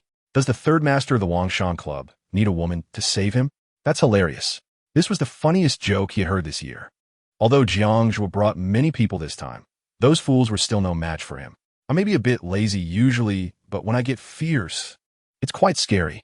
Jiang Huai sneered. Wen Wan picked up the milk on the table and took a sip before saying, "Suit yourself. I don't mind playing the good person, helping you spread your ashes before Asi returns. Why don't you ever say something nice?" Jiang Huai showed his teeth in dissatisfaction. Wen Wan smirked. "Want to hear nice words? That's another price. I don't know what Asi likes about you." Jiang Huai expressed disdain. Wen Wan put down the milk, confidently declaring, "Isn't it obvious? It's clearly my beauty." Jiang Huai clicked his tongue. While Wen Wan was better looking than average, saying she was beautiful in front of him felt a bit like showing off. Chapter 381. This kiss was all aggression and dominance, lacking any technique. Until Wen Wan's head was oxygen deprived and she was about to faint, her lips were suddenly free. Gasping for breath, Shirshu gently released his grip on Wen Wan's neck, his eyes filled with confusion and regret. "I'm sorry. I should have choked you. I was petty. I was jealous, Wen Wan. I was wrong." Wen Wan glanced coldly at the man in front of her and said, "Take me to the recording site of Yinmeng Tu Wei." After that, she didn't look at him again. Her indifference was chilling. She was angry. Shirshu's heart was in turmoil. One hand propped up on the car seat, the other clenched tightly. watching Wen Wan, who seemed to be pretending to sleep with her head down. He cursed himself. Why couldn't he control himself? Country Z, Bro City. A certain manner. In a tidy and luxurious room, Jiangxi is bound by a bracelet and anklet, leaning against the edge of the bed, sitting on an expensive handmade carpet, with his head lowered. His figure appears solitary and stubborn, as if he is out of place with the surrounding luxury. Click. The door is pushed open from the outside. Footsteps approach, finally stopping in front of Jiangxi. He still keeps his head down, sitting on the carpet motionless, as if he has fallen into a deep sleep. A sofa chair is gently placed behind the newcomer, who then sits down. Chapter 382. Jiang Wang sees his reaction is so intense, excitement flashes in his eyes, and he chuckles lightly. So concerned? Love really is a good thing. It can make people lose their minds. This is the first time I've seen such a flustered expression on your face. Jiangxi does not deny his care for Wen Wan, just tilts his mouth slightly, a rogue and handsome smile spreading at the corners of his lips. Aren't you afraid that I will inherit the Wangshan society and be the first to take action against you? That will have to wait until you take the position of president of the Wangshan society. To be honest, I'm quite looking forward to that day. Jiang Wang stands up, his tone relaxed. Think it over well. I'll wait for your agreement. At the moment he turns around, he adds, by the way, don't think about escaping. This room is specially made for you, with walls of copper and iron. The fingerprint lock on the door can only be unlocked by me. Besides, both your handcuffs and shackles require my fingerprint and password to unlock.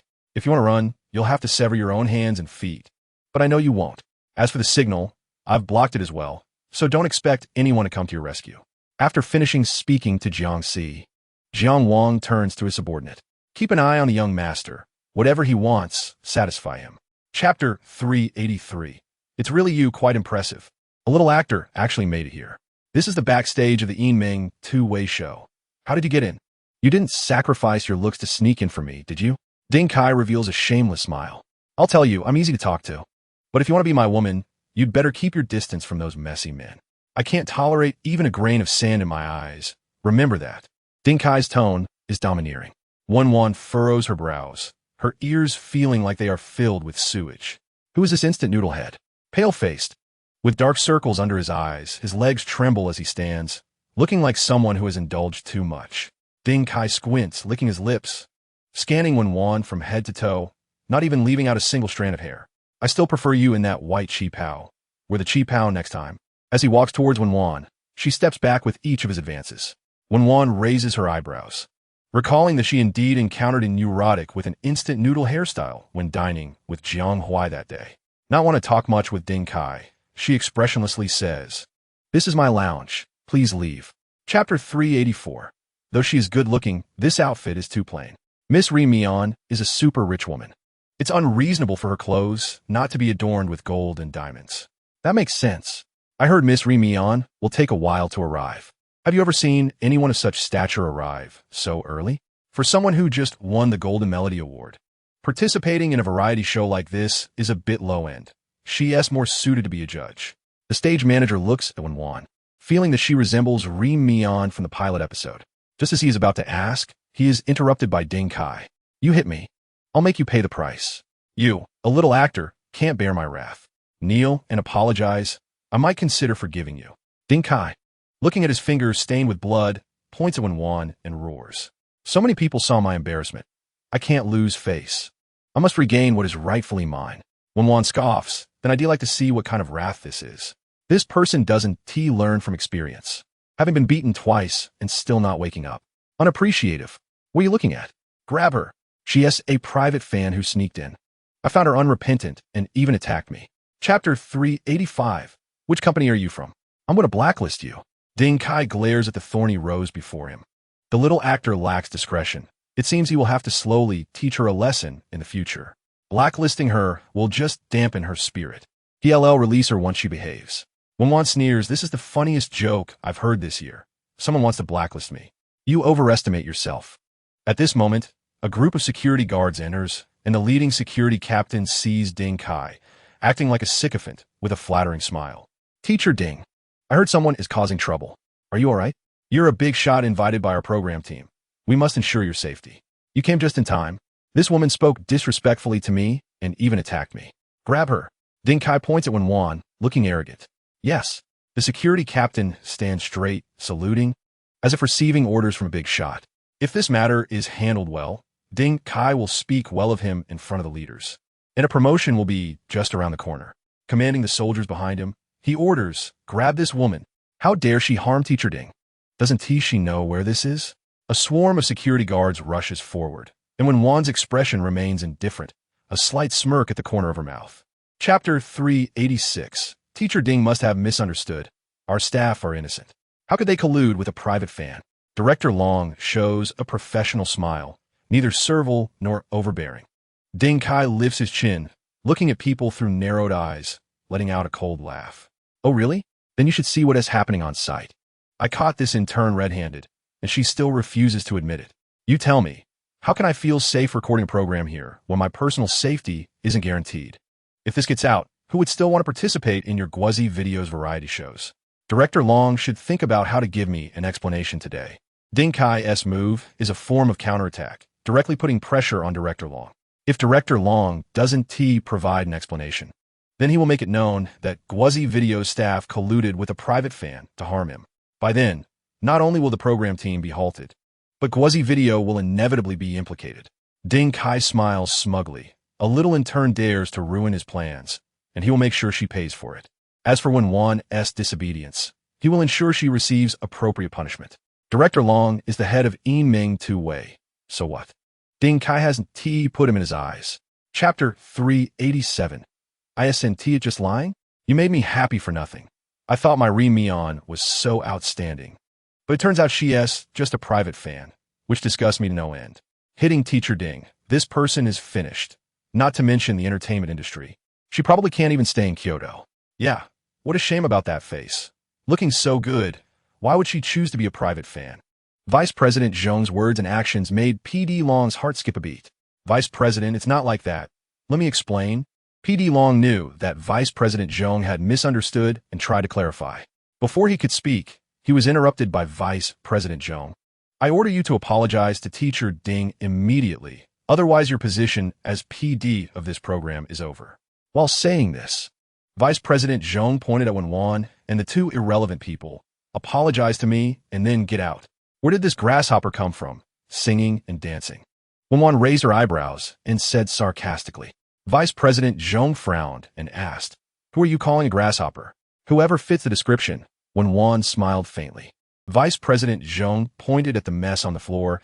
"You barged into the backstage of the program and damaged the sponsor's items. Take this fan to the police station." Chapter 388. President Chung had not interacted with Ding Kai, but the circle was small, and many were aware of his character. He didn't explicitly say anything about Japan's Mian, but mentioned his company, intending to downplay the situation. The W group behind Wan culture was not a kind entity. His words today were meant to serve as a warning to Ding Kai. As long as Ding Kai was smart enough, he wouldn't recklessly harm Mian again. President Chung joked, "This is just a misunderstanding." Ding Kai smiled with a hint of malice. President Chung replied, "Let's hope it's a misunderstanding." Wen Wan retracted her hand and thanked President Chung on the phone. "Sorry for bothering you. I won't trouble you any further." "Not a bother at all. If you need anything, just call me," President Chung said politely before hanging up. At this moment, the PD beside them finally reacted, watching as the crowd at the door dispersed and returned to their tasks. These staff members had signed confidentiality contracts, and what happened backstage at that moment would not be disclosed to the outside world. PD Long chased everyone away, checked the time, and said to Ding Kai in a friendly manner, "Teacher Ding, the live broadcast starts in 15 minutes. You should return to your lounge." Chapter 389. Teacher Ding was straightforward. He liked doing business with wealthy people like them. Wen Wan said as she deleted the video from her phone's cloud, showing Ding Kai a blank screen. Ding Kai's expression darkened, confirming the video was completely deleted. "I'll remember you." He gritted his teeth, glaring fiercely at Wen Wan before turning to leave. "How fortunate." Wen Wan smiled faintly. The system's cold mechanical voice echoed in her mind. "Host, aren't you afraid he will check the authenticity of the video and discover you deceived him?" "Didn't he check already?" Wen Wan felt good and replied, "What if he does check? You really are ruthless, using a fake video to exchange for 2 million. Wen Wan shrugged. All's fair in love and war. If Ding Kai didn't check, that was his problem. Being deceived was his own fault. People like him probably harassed many others. Besides, her time was precious, earning over $1 billion in a minute. And she had probably given him a significant discount on that $2 million. If calculated, the time Ding Kai wasted could wrap around the earth countless times in paper currency. This money should be yours. You deserve to be rich, the system complained. If it had hands, it would be giving a thumbs up right now. Chapter 390. After a moment of silence, he recalled another matter and asked, "Has everything been arranged with Luo Minglu? Are you sure we should take action against him?" "It's not my decision. It's Luo Mingchuan's," Shirshu said without taking his eyes off his phone, as if nothing could interrupt his view of Wen Wan. "Don't you think your relationship is strange?" Gucci looked at Shirshu with a mischievous gaze, as if trying to read the answer on his face. He added, "It's like the concubines competing for favor in a drama, fighting openly and secretly every day for Wen Wan's attention. Yet they can get along harmoniously for her sake." After Gucci finished, Shirshu didn't answer immediately. It took him a while to say, "As long as I don't die, he will always be a concubine." His words were shocking and dramatic, a romantic brain's astonishing declaration. "Bro, are you okay?" Gucci felt like he had been hit on the head. Did Shirshu really say that? He couldn't believe his ears. Unfortunately, he hadn't recorded it earlier. He wanted to send Shirshu's outrageous statement to those Plasta brothers to wake them up. Chapter 391. Does the crocodile think it can just eat anything? You're at work earning a salary, yet you want to get teacher E. Mion's autograph through the back door. Exactly, no way. This host is hilarious. He just tricked everyone into going to the restroom for a signature. Isn't he the moody, handsome guy? How did he turn into a funny guy? PD Long watched the increasing number of viewers in the live broadcast room, his smile never fading. Haoyu's hosting style was indeed very suitable for Shuayin. Previously, he had some hesitation. After all, Haoyu had never hosted such a large variety show, especially a live one. He didn't expect his ability to control the situation and interact would be so strong. No wonder Wan and Culture valued him as the future variety show host. At this moment, Haoyu solemnly announced, "Let's open the door to the music journey together for Music Dream Breakthrough. Now, let's invite the judges of this event. Welcome the popular music producer Ding Kai. Welcome Teacher Ding. The famous lyricist and composer Shi Li Juan. Welcome Teacher Shi. And the powerful singer-songwriter Lin He. Welcome Teacher Lin." Chapter 392. The atmosphere in the lounge was tense, and it was even more so on stage. Haoyu stood in the center of the stage, with Bao Xiaowei and Zhao Sun on his left. Thank you to the judges for their comments, and now it's the most nerve-wracking moment. Judges, please score the song created by Bao Xiaowei. He made a gesture inviting them to proceed. Bao Xiaowei was nervously holding Zhao Sun's hand, sweating profusely. After a few thuds, the judges revealed their scores. Teacher Ding Kai, 10 points. Teacher Tan Fei, 8 points. Teacher Shi Li Juan, 9 points. Teacher Lin He, 9 points. In the end, Bao Xiaowei's total score is 36 points. Haoyu announced the scores and congratulated Bao Xiaowei. The two exchanged glances and sighed in relief. To get such a high score from 4 judges is impressive. Congratulations to Bao Xiaowei and our Zhao Tianho. Please take a short break. Haoyu invited the two off the stage. The judges are strict. Zhao Tianho's interpretation of this song is excellent, and Bao Xiaowei's writing is also amazing. How do they only get 36 points? I suspect the later contestants will find it hard to surpass this. There are only 40 points in total, so 36 points is quite high already. A 4-point growth margin is excellent. Tan Fei has always been strict, and this 8 points, I estimate, is the highest score he gave today. Chapter 393. Everyone held their breath, whether in front of the screen or at the scene. It seemed as if they could only hear the sound of high heels, with their hearts beating in sync with the sound. In their eyes, they could only see the silhouette of someone whose face was not clear. No one dared to blink, fearing they would miss a glimpse of Wen Wan's face. The light and shadow flowed over Wen Wan's face, first as a blurry silhouette, then gradually becoming clear. At the moment, everyone saw her true appearance. They all held their breath and gasped. The contestants in the waiting area looked at each other. Has anyone seen Ri Mian in person? Does she really write songs like us? Isn't she a star? How can the difference between people be so great? Yes, just like that. Can writing songs make someone a star and earn money? You're wrong. She seems really not short of money. I saw in the preview that her house seems to be worth over $1 billion. No way. Richer than me and better at writing. How is this industry so competitive? It's almost turning into a mudslide. Bao Xiaowei watched the performances of others and became calm. Anyway, this episode won't get first place. Second and third place don't make much difference.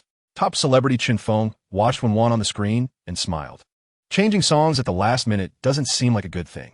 First place is definitely yours. Chapter 394 Under the Stage. Hao Yu's hand holding the microphone was sweating profusely. In no time, the microphone felt like it had been pulled out of the water. At this moment, he felt more nervous than when he first hosted on stage. It's not that he didn't believe in Wen Wan's strength, but the other contestants were also very strong, and there were big stars helping them sing. In this situation, Wen Wan was at a disadvantage without any help. The piano accompaniment came from a corner, and the camera focused on Wen Wan's profile. She lowered her eyes, making it hard to see her emotions. When the first note slowly flowed from her lips, everyone tensed up. The night filled the windows. Memories felt cool like the wind. I once thought love was light, capable of illuminating unseen places. A breeze blew in from nowhere, stirring Wen Wan's black hair, strands fluttering.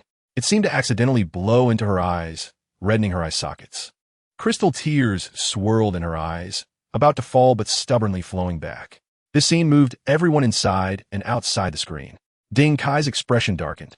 He didn't expect Wen Wan's voice to be even better than the diva Zhao Sun. He had to admit that the song Shattering the Moonlight was one of the most touching songs he had heard today and even this year.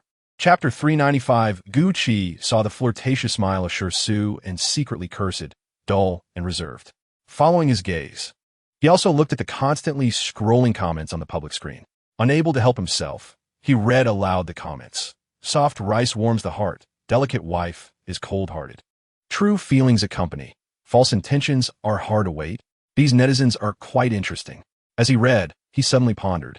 This soft rice wouldn't be Luo Mingxuan, would it? Gu Qi wore a teasing smile, speculating.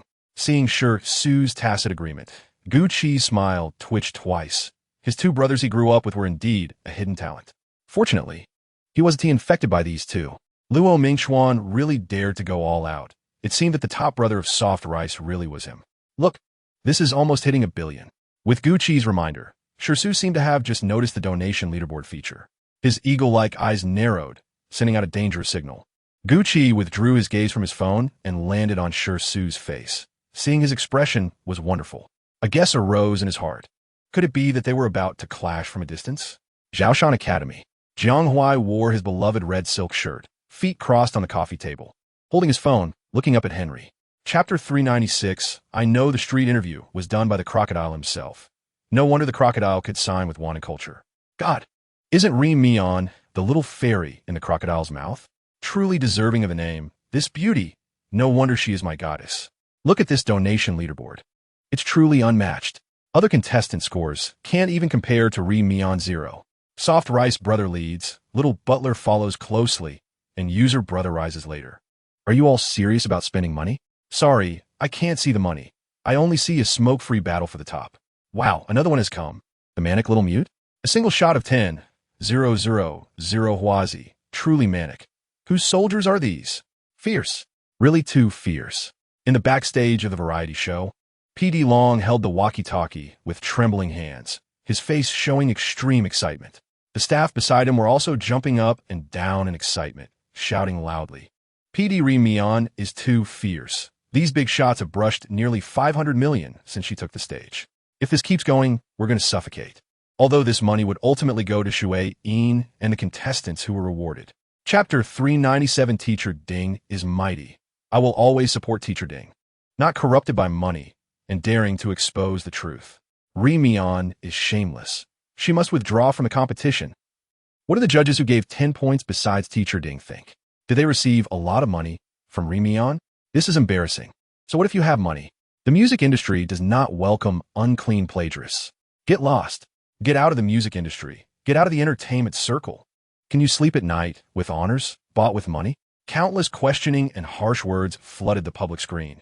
This group was organized and disciplined, completely unconcerned with the live broadcast content, focused solely on spreading the accusation of Ri Mian's plagiarism. As soon as someone spoke up for Ri Mian, they would be attacked. A group of people cursing them fiercely. The filthy words were hard to listen to. Countless bystanders were cursed and joined this chaotic battle. P.D. Long held the walkie-talkie with trembling hands and pressed a button on the soundboard. This button connected the soundboard directly to Ding Kai's ear return. At the same time he pressed the button, P.D. Long shouted into the microphone, Ding Kai, are you crazy? It's live. You're making things difficult for Wen Wan in front of 60 million people. What do you want to do? PD Long's face turned red and his neck thickened with anger, wanting to yell into the microphone a few more times, but was reminded by a staff member beside him. PD, Teacher Ding's ear return has already been taken off. Chapter 398 Ding Kai. Hate people like you who plagiarize. I will not compromise in front of capital. People like you should quickly withdraw from the competition. Stop jumping around in front of 60 million people. You really look like a clown. Ding Kai's tone was harsh, his expression filled with disdain, standing up and pointing at Wen Wan's nose as he scolded. His demeanor and expression seemed to suggest that there were indeed capital forces wanting to bribe him to give a high score to a plagiarized work. He is an upright person with professional ethics, not corruptible by money. At this moment, his noble character is moving and impressive, making the other judges feel quite awkward. Is there capital to bribe them? Why haven't they received any money? Not having eaten lamb, yet causing such trouble, Ding Kai is utterly detestable. So much so that not a single judge dares to help Wen Wan with a word, fearing that Ding Kai would accuse them of condoning plagiarism for monetary gain. Wen Wan doesn't care about this. She raises an eyebrow and speaks. Judge Ding should have heard that he who claims must provide evidence. You could say I plagiarized, but where's your evidence? Ding Kai sneers, as if looking at an arrogant little ant. With your level, how could you possibly change songs at the last minute? Especially to such a remarkable song? If you had such a song, why not use it in the competition directly? Before he could speak, Wen Wan coldly laughed and continued. Accusing me of plagiarism without evidence. I am a newcomer and cannot compete with Judge Ding, who has been rooted in the music industry for years. But I cannot allow you to slander me. In that case, I have no choice but to resort to legal means to protect myself. Ding Kai's expression changed multiple times. This woman actually dared to threaten him with the police. He has no evidence to prove Wen Wan plagiarized, so she could countersue him for slander. With over 60 million people in the live stream, it has reached the point of spreading rumors, which is a criminal offense. What a good calculation. If the charge of spreading rumors sticks, his future would be ruined. Ding Kai would never allow such a thing to happen. He looked at Wen Wan with a cold, indifferent gaze. Are you threatening me? Judge Ding, that's not the case. You defamed and slandered me first. I'm simply using legal means. What's wrong with that? Sharp-tongued and obstinate, you cannot prove that this song is your original work. You are just a plagiarist. Wen Wan had no intention of continuing to entangle with Ding Kai, so she straightforwardly replied, Fine, if I prove that I did not plagiarize, what will you do? Shameless. You can still smile. Apologize to me and get out of the entertainment industry, or you won't have a good outcome, Ding Kai shouted loudly. Isn't it too much to try to create a reputation as a genius composer? It's undeniable that her voice is indeed good, but someone with such character is unnecessary in the music industry. Fans turning to hate, her good relationships are being ruined like this. Disrespectful to her seniors. Arguing publicly with such an authoritative judge as Ding Kai. Even if she did not plagiarize, she won't be able to continue in the entertainment industry. I said long ago that some people should not participate in variety shows. No filter can last forever. Wen Wan, apologize and get out of the entertainment industry. I wonder what the Golden Melody Awards committee thinks about awarding a plagiarist. In no time, the public screen was filled with calls for Wen Wan to exit the entertainment industry, and the Golden Melody Awards were once again thrust into the spotlight. These comments seemed to transform into sound through text, the voices like a tide drowning everyone. Ding Kai looked at the crowd condemnation of Wen Wan with satisfaction. The eyes of the public are sharp.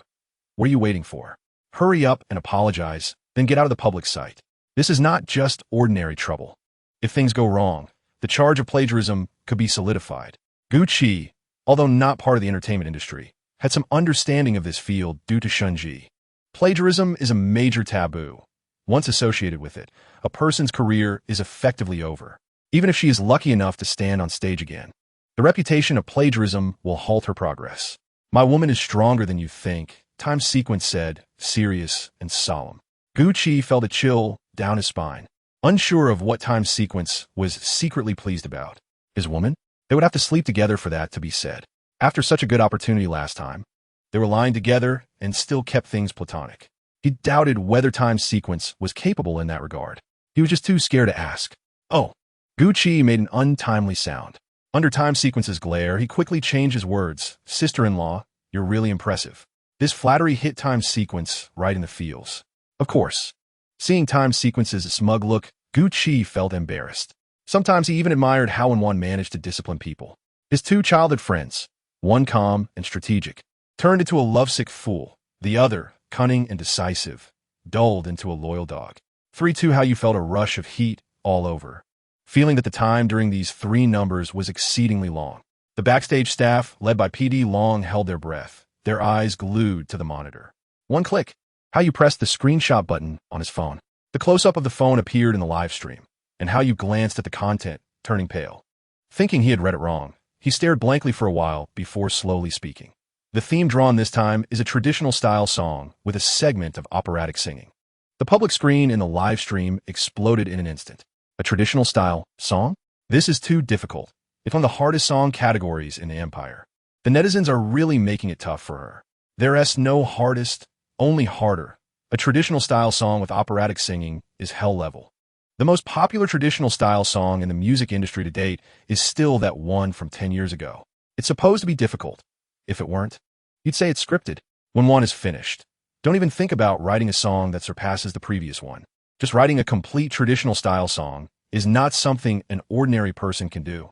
Is it really that hard to write a traditional-style song? Aren't there people writing them every year? Writing a traditional-style song isn't hard, but writing a good one is. Writing one that's both good and includes operatic singing is like walking a tightrope on a cliff. Do you think it's easy? Oh my gosh, I'm so curious. What is she trying to do? Can someone explain? Or should we let her speak for herself? She won't really run away, right? But she looks too calm. Is she pretending? Just as everyone was speculating, she walked into the instrument room where the instruments were piled up. She picked up a long bamboo flute, blew off the dust on it, and casually grabbed a piece of tissue. While walking to the stage, she gently wiped it. The whole process was without a hint of delay. Passing through the dimly lit corridor, she returned to the stage. The countdown on the screen showed 5:02. What is she doing? There's still 5 minutes, and she's still wiping the flute. This is really making me anxious. I'm anxious too. By the time she finishes cleaning, the flowers will have wilted, and old Wong's son will be buying soy sauce. Isn't she supposed to be unable to play an instrument? Why is she even picking up the flute? What? She can't? Then why bother cleaning it, just putting on a show? Look, she's moving. Is she finally going to start writing? Huh? Why did she put the pen down again? Is she done? Just write a little more for another minute. Even if it doesn't sound good, at least write a complete song. Otherwise, it would be too embarrassing. Chapter 4:0, for the judges were stunned, looking at Wen Wan with shining eyes. In their hearts, they were filled with endless admiration. A genius had finally appeared. Someone who would lead the Empire's music scene to greater heights. They were incredibly excited, almost wanting to rush onto the stage to hug Wen Wan and not let her leave their sight. PD, we VE struck gold. The live broadcast has surpassed 1 billion viewers, refreshing the highest online number for Shuain. The staff shouted excitedly, "We're going to make a fortune. We must get a raise this month." What? 1 billion online? Does that mean we're famous? Other staff were also stirred up. We're famous. Our variety show is really popular.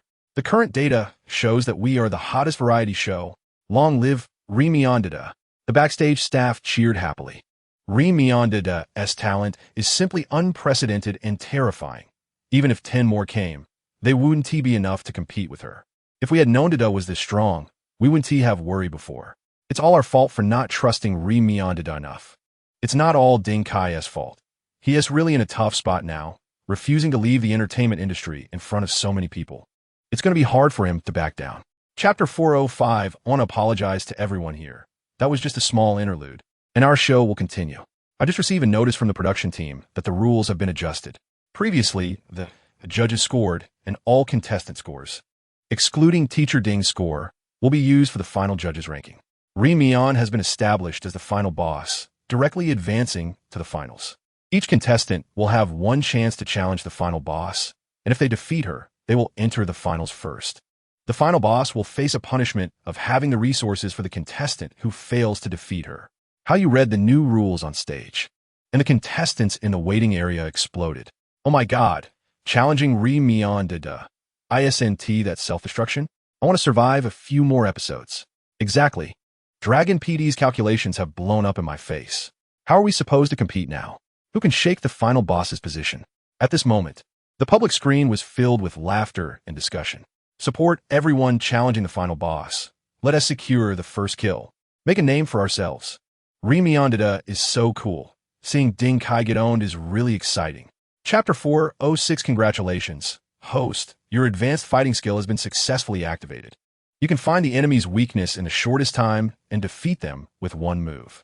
Congratulations, Host. Your advanced agent skill has been successfully activated. Your thinking has become sharper, allowing you to sense potential dangers and excel at escaping from pursuers in different environments. Overall physical fitness 15, current overall physical fitness 80. A chill surged in Wen Wan's heart. Could something really happen? Her expression hardened. Right now, she was terrifyingly strong. She could kill anyone who stood in her way. If you don't obey, just fight. Akugio Jianghuai was nestled on the sofa, arms crossed, feeling a chill run down his spine as if he had been plotted against.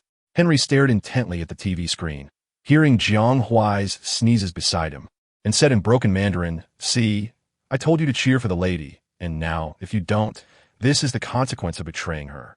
Throughout history, traitors have never ended well. All right, a tiger falling to the ground gets bullied by dogs. Jianghuai rolled his eyes. If he didn't cheer, he'd be a traitor? The butler's mouth was more chatty than a parrot. He held it in, seeing when one fiercely slapped Ding Kai's face on the variety show. Jianghuai's expression involuntarily brightened a bit. Chapter 407. I don't believe it. This is definitely scripted. Just wait, I'll come back and scold you. I'm back. Sorry, I was too loud earlier. Rimianda is a goddess. Beautiful, rich, and talented. Even the conservatives in the comment section think your comments are too conservative. I timed it. The creation process for Tangled in a Web took 1 minute and 58 seconds. Shocked, right? Ignorant humans, sob. I want to be a pendant for Rimianda. What are you thinking? Do you have the looks of a little butler? Or the muscles of a little bodyguard? Or the gold coins of a soft rice guy? You have none of these. So what are you doing? The popular internet influencer, Zhuang Xiangcai, due to the previous exposure of Wen Wan's residence at Zhaoshan Academy, quickly attracted millions of fans. His followers rose from 3 million to 5 million. His status also rose accordingly, and his advertising fees doubled. This made Zhuang Xiangcai extremely happy. Every morning, the first thing he did was bow towards Zhaoshan Academy, as if worshipping Wen Wan, the goddess of wealth. With Wen Wan's variety show on fire, he naturally hurried to record videos and post them. Chapter 408. The prince's looks are absolutely stunning. The three of them can't debut. Can't they shoot a short drama for me? I just don't understand. Why do we have to call our big woman a delicate wife CP? Can't we call it a delicate husband? I didn't know until I went online. Rimianda eats really well. I don't know if anyone remembers, but there was a news story about a car accident where $2 million supercars collided on the Kyoto Bridge. I'm afraid you don't remember, so I found it. Zhuang Xiangcai said, showing video footage of a red and yellow supercar crashing into each other, with Wen Wan stepping out of the red car. Sisters, does this look familiar? This fierce and beautiful person is Rimianda. What a pity. The 40 million Pagani Huayra was destroyed like this, resulting in a loss of 70 to 80 million from this accident, more money than my number of fans. The more Zhuang Xiangcai spoke, the more passionate he became, enviously wiping his saliva. Speaking of, the owner of the yellow supercar that collided with Rimianda, didn't he disappoint with his looks? He.S. the second young master of the Luo family, one of the 10 great families in Kyoto. The eldest master is naturally our Luo Zong, meaning this person is Luo Zong's younger brother. Next up is International Director Chu Ci. How coincidental. This time, it's also an interview with Brother Crocodile. At that time, Director Chu had just returned to the country, just joined Wan and Culture, and was filming a drama with an investment of 800 million. Chapter 409. Manchester International Music Academy. The serious and spirited principal and vice principal were walking around the campus when suddenly a melodious piece of music entered their ears. The principal instinctively grabbed the arm of a student passing by. The student, caught by the principal, spun around in fright, and upon realizing it was the principal, was even more terrified. Principal, I'm sorry, I didn't do anything today. Unity, friendship, respect for teachers. The student clasped his hands above his head, murmuring, "Stop with the useless stuff." The principal waved away his hands and directly asked, "Who wrote this song?"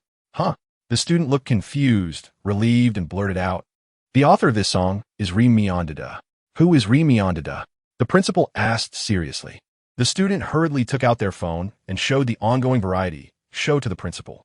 Pointing at the person on the screen, they said, "It's her. She's Rimianda." "What show is this?" The principal asked. The student excitedly replied, Ming Tu Wei, a music variety show from the Empire. And Ri Mian Dada is a contestant. She composed this song in just 10 minutes. It's amazing. Chapter 410. Big Brother? Jiang Huai touched his lips. His expression one of extreme disgust. I'm young and beautiful, and you call me Big Brother? It's not Big Brother, it's just a title. Please spare me, I'm begging you. Ding Kai pleaded. How annoying. Listening to you is truly disgusting. Jiang Huai waved his hand, dismissing him. A Maybach rushed in front of the abandoned factory, interrupting Jiang Huai's words. In an instant, the Maybach kicked up a cloud of dust and stopped in front of several people. How did this person find this place? Jiang Huai waved his hand to fan away the dust, looking at the figure getting out of the Maybach. As soon as he appeared, a chilling aura enveloped the surroundings, as if to freeze the entire abandoned factory. He first glanced at the instant noodles pig head kneeling on the ground, then shifted his gaze to Jiang Huai. His expression very displeased, filled with the fury of storm. It was one thing for Luo Mingchuan to get there first today, but Jiang Huai had caught Ding Kai before him. If it weren't for his men keeping watch outside the program group, he wouldn't have been able to find Jiang Huai at all. Ding Kai kept knocking his head on the ground, suddenly feeling a pair of shiny handcrafted leather shoes appear in front of him.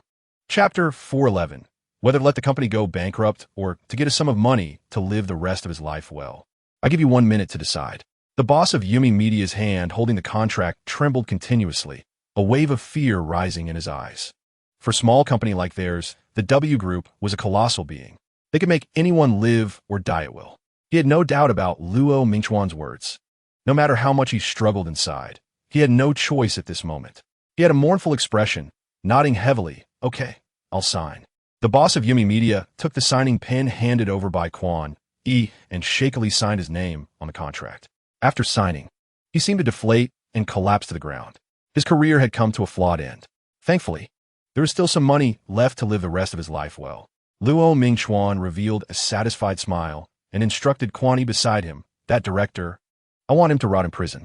After saying this, Luo Mingchuan ignored the Yumi Media boss who was still immersed in pain and got straight into the car.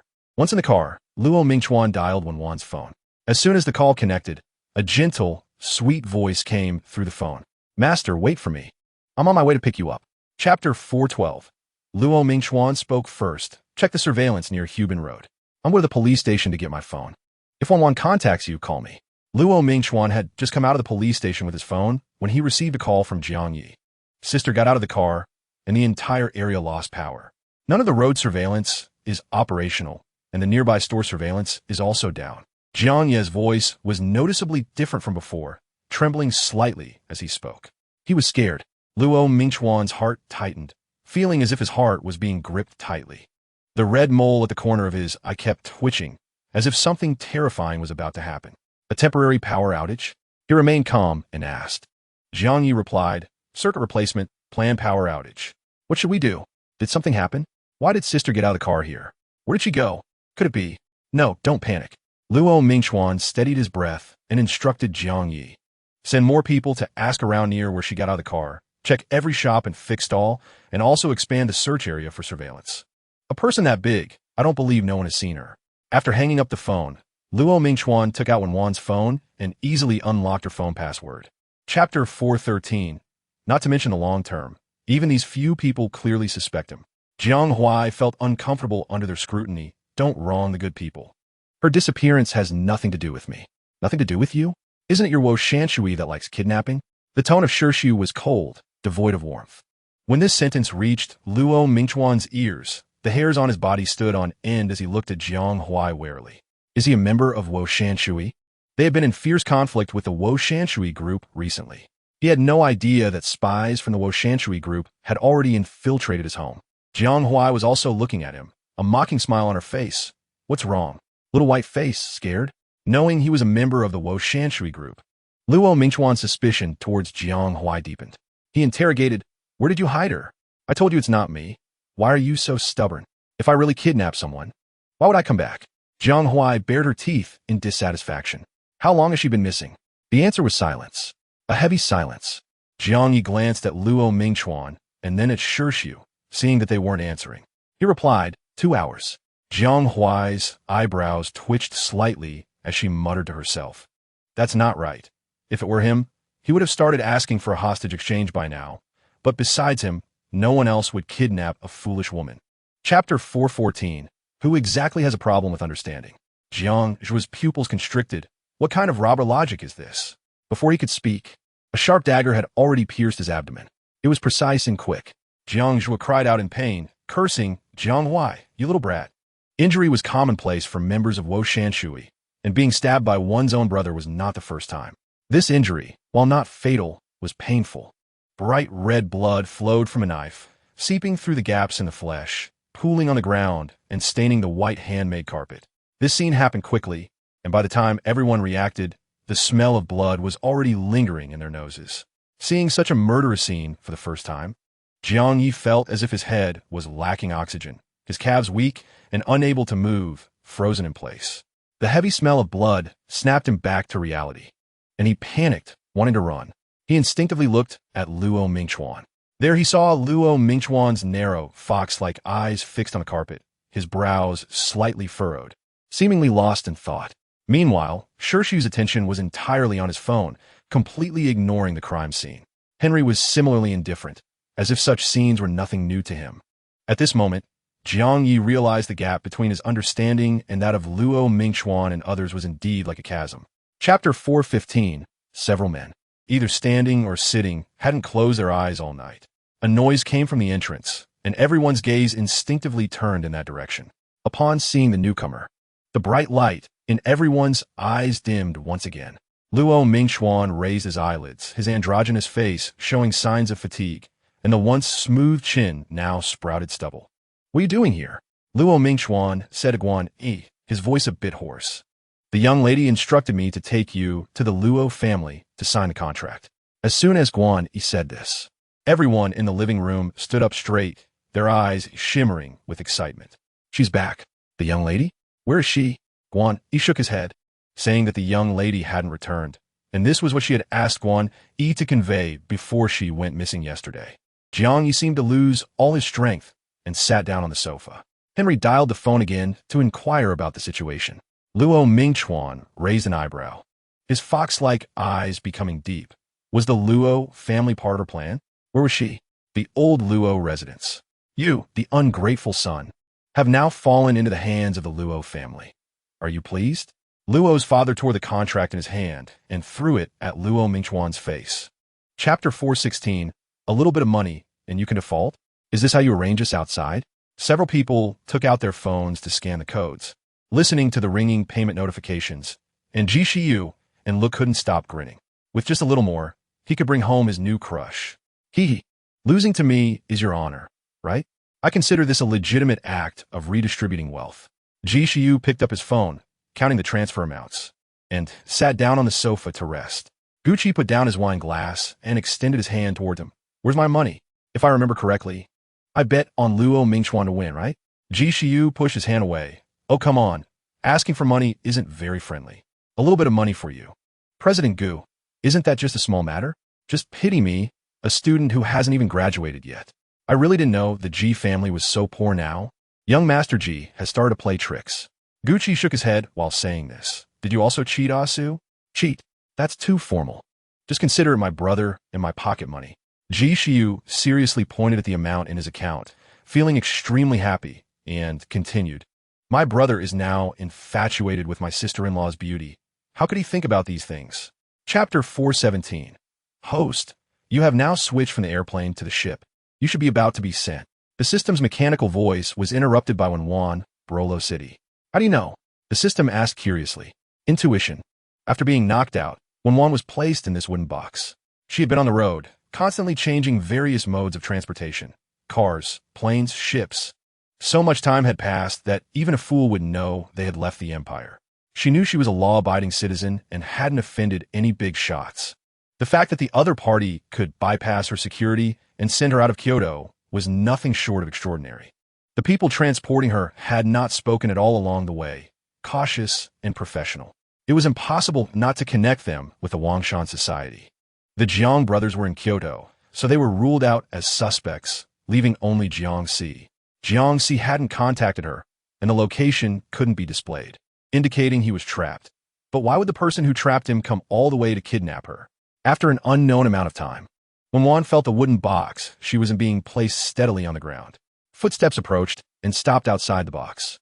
The lid of the box slowly opened, and a beam of light spilled inside. Chapter 4:18. Congratulations, from now on you'll be a child pampered by your mother. Luo Mingchuan lowered his eyes, sarcastically, not finding when Wan had put him in a bad mood, leading to indiscriminate attacks. Congratulations, my ass. Do you want me to send you? Jiang Huai shot him a glare and left the restaurant. This notification was very strange. Wasn't the old man unconscious? Even if he woke up, Jiang Si took him away and released news of the marriage. Then where was Jiang Si? Why couldn't he be contacted? Something was very off. Meanwhile, Jiang Zhuang and Jiang Su also saw this notification. The old man woke up? He still wants to get married? Jiang Su looked nervous. Does that mean we're not? Thinking that Jiang Wang woke up meant that their imprisonment of him would be exposed. Given Jiang Wang's temperament, they would suffer terribly. Jiang Su felt an overwhelming sense of panic and unease. Why are you panicking? Is he really awake? We should be questioning that. Jiang Zhuang squinted, looking out the window. Jiang Su asked, what do you mean? Borolo City is a ceasefire zone with complex population movements. Why would the old man hold a wedding there? Jiang Zhuang retorted. Are you saying there's a trick here? Jiang Zhuang sneered. Isn't it obvious enough? Even if it's to appease him, it wouldn't require such a grand spectacle. Chapter 4:19. Jiang Si was initially taken aback, then grasped her head and deepened the surprise kiss. For a moment, the air was filled with pink bubbles, and the two were locked in a passionate embrace. Jiang Wang and the butler, standing at the door, turned red with embarrassment. Jiang Wang coughed awkwardly. When had he ever seen Jiang Si so desperate? This child had always been taciturn and serious. Seeing Jiang Si lose control like this was a first. Being swayed by a woman wasn't necessarily a good thing. The butler gently closed the door, sighing, young people these days are so passionate. I've never seen Fourth Master like this. This Miss One is truly something special. Fourth Master has had a hard life. Having a warm and understanding woman by his side must give you peace of mind. The sounds of conversation and footsteps faded away. Inside the room, Wen Wan was pinned to the bed by Jiang Si, their kisses continuous and breathless. She pushed against his shoulders, her eyes alluring. Someone's coming. Feeling the resistance on his shoulders and the softness leaving his lips, Jiang Si couldn't help but lean in for another quick kiss on Wen Wan's lips. Her soft and delectable lips were like her person, making one's heart melt. He obediently got off her, helping her sit up in the bed as they both sat on the edge. Chapter 4:20.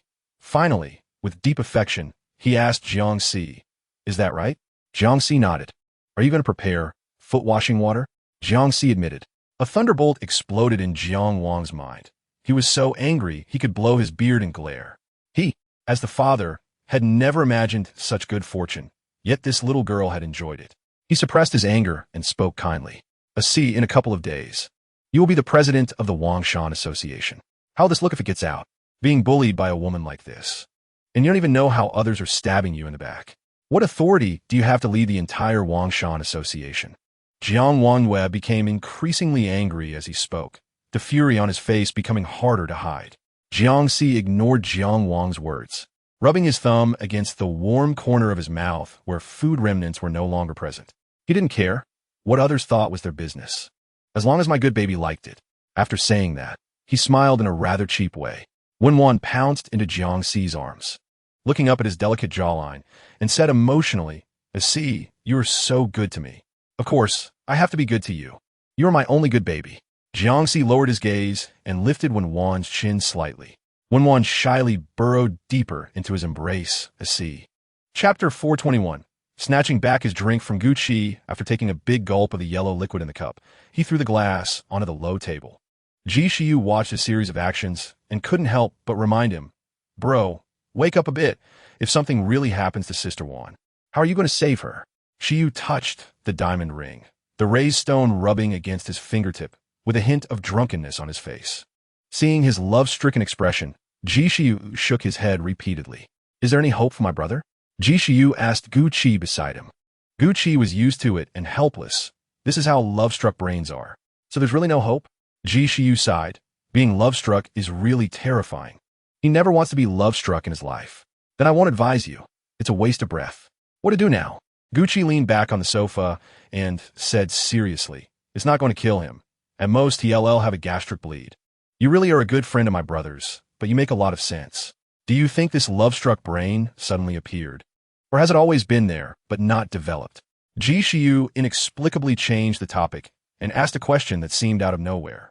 Gu Qi smiled, a charming grin, and asked, "What? You want to grow one too?" Chapter 422. His arm was grabbed, and Ji Shiyu glared at Gu Qi angrily. "Why are you pulling me? My brother is going to his death." "He won't go," Gu Qi assured. "Even if Shiyu is love-struck, he can rationally analyze this situation. It's not something they can interfere with.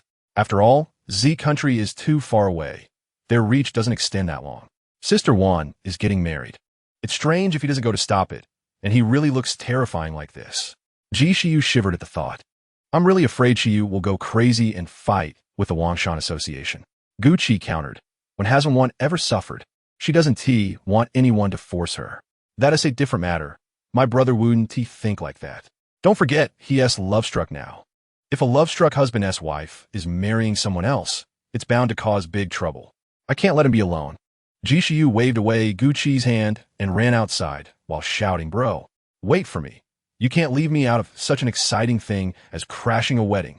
Z country, Bulow City. Cedar Manor. "Have they arrived in Bulow City?" Jiang Wang asked the butler. "Yes, President. It seems the second master has also been injured by the third master. Let him handle the minor scuffles." Chapter 423. Two annoying people appeared in front of him, and Jiang Wang paused with the teacup in his hand. "Didn't I tell you to go back?" The butler replied, "President Jiang, you are allergic. A C is worried about your health." Wen Wan answered, gently and graciously, looking like a good daughter-in-law. "Allergic?" Jiang Wang glanced at the butler, who lowered his head and stepped aside. "I'm fine, just annoyed. Don't disturb me." Jiang Wang's tone was unkind, and just as he was speaking, Wen Wan suddenly buried her face in Jiang Xi's arms and began to cry. "Oh, what is wrong, good baby?" Jiang Xi was at a loss and gently stroked Wen Wan's hair. Wen Wan cried, her eyes like rain-soaked pear blossoms. "Is President Jiang not fond of me? He doesn't accept my greetings, so he doesn't recognize me in his heart." "Father, good baby has a heart to greet you. Why are you pretending to be sick? I see you are fine. Were you allergic?" Jiang Xi's gaze turned sharp as he questioned Jiang Wang. Jiang Wang's cunning eyes narrowed, his irises burning red. "Are they putting on a show here?" Wen Wan, unbothered by the elders watching, kept burrowing into Jiang Xi's embrace. "See, don't say that. President Jiang must not like me. I can't reach the Jiang family." Chapter 424. "What do you mean, third brother? What do you mean? I'm confronting you."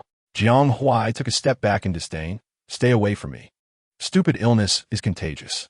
Saying this, he shifted his gaze to the silent Jiang Zhua. "Second brother, you should manage your gun well. I won't accompany you anymore." Jiang Su glared at Jiang Huai's departing back, feeling that the third brother was becoming increasingly arrogant, completely dropping the pretense. They had truly been blind in the past. In the past, when the fourth brother was favored, they thought it was sufficient to guard against him, not realizing that the third brother was secretly helping the fourth brother to grow his influence. Indeed, he was like a rat crawling in the gutter, insidious. "Are you confident about tomorrow's events?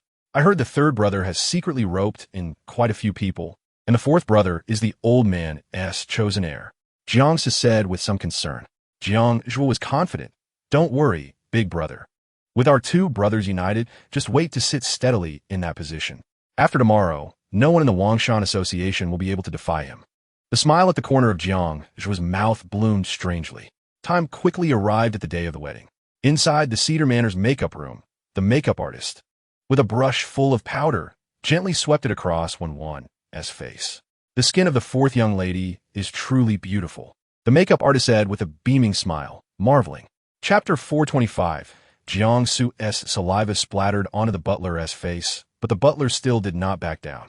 "This is really the president's intention. I did not lie to you." Jiang Su, no matter how foolish, could not believe this.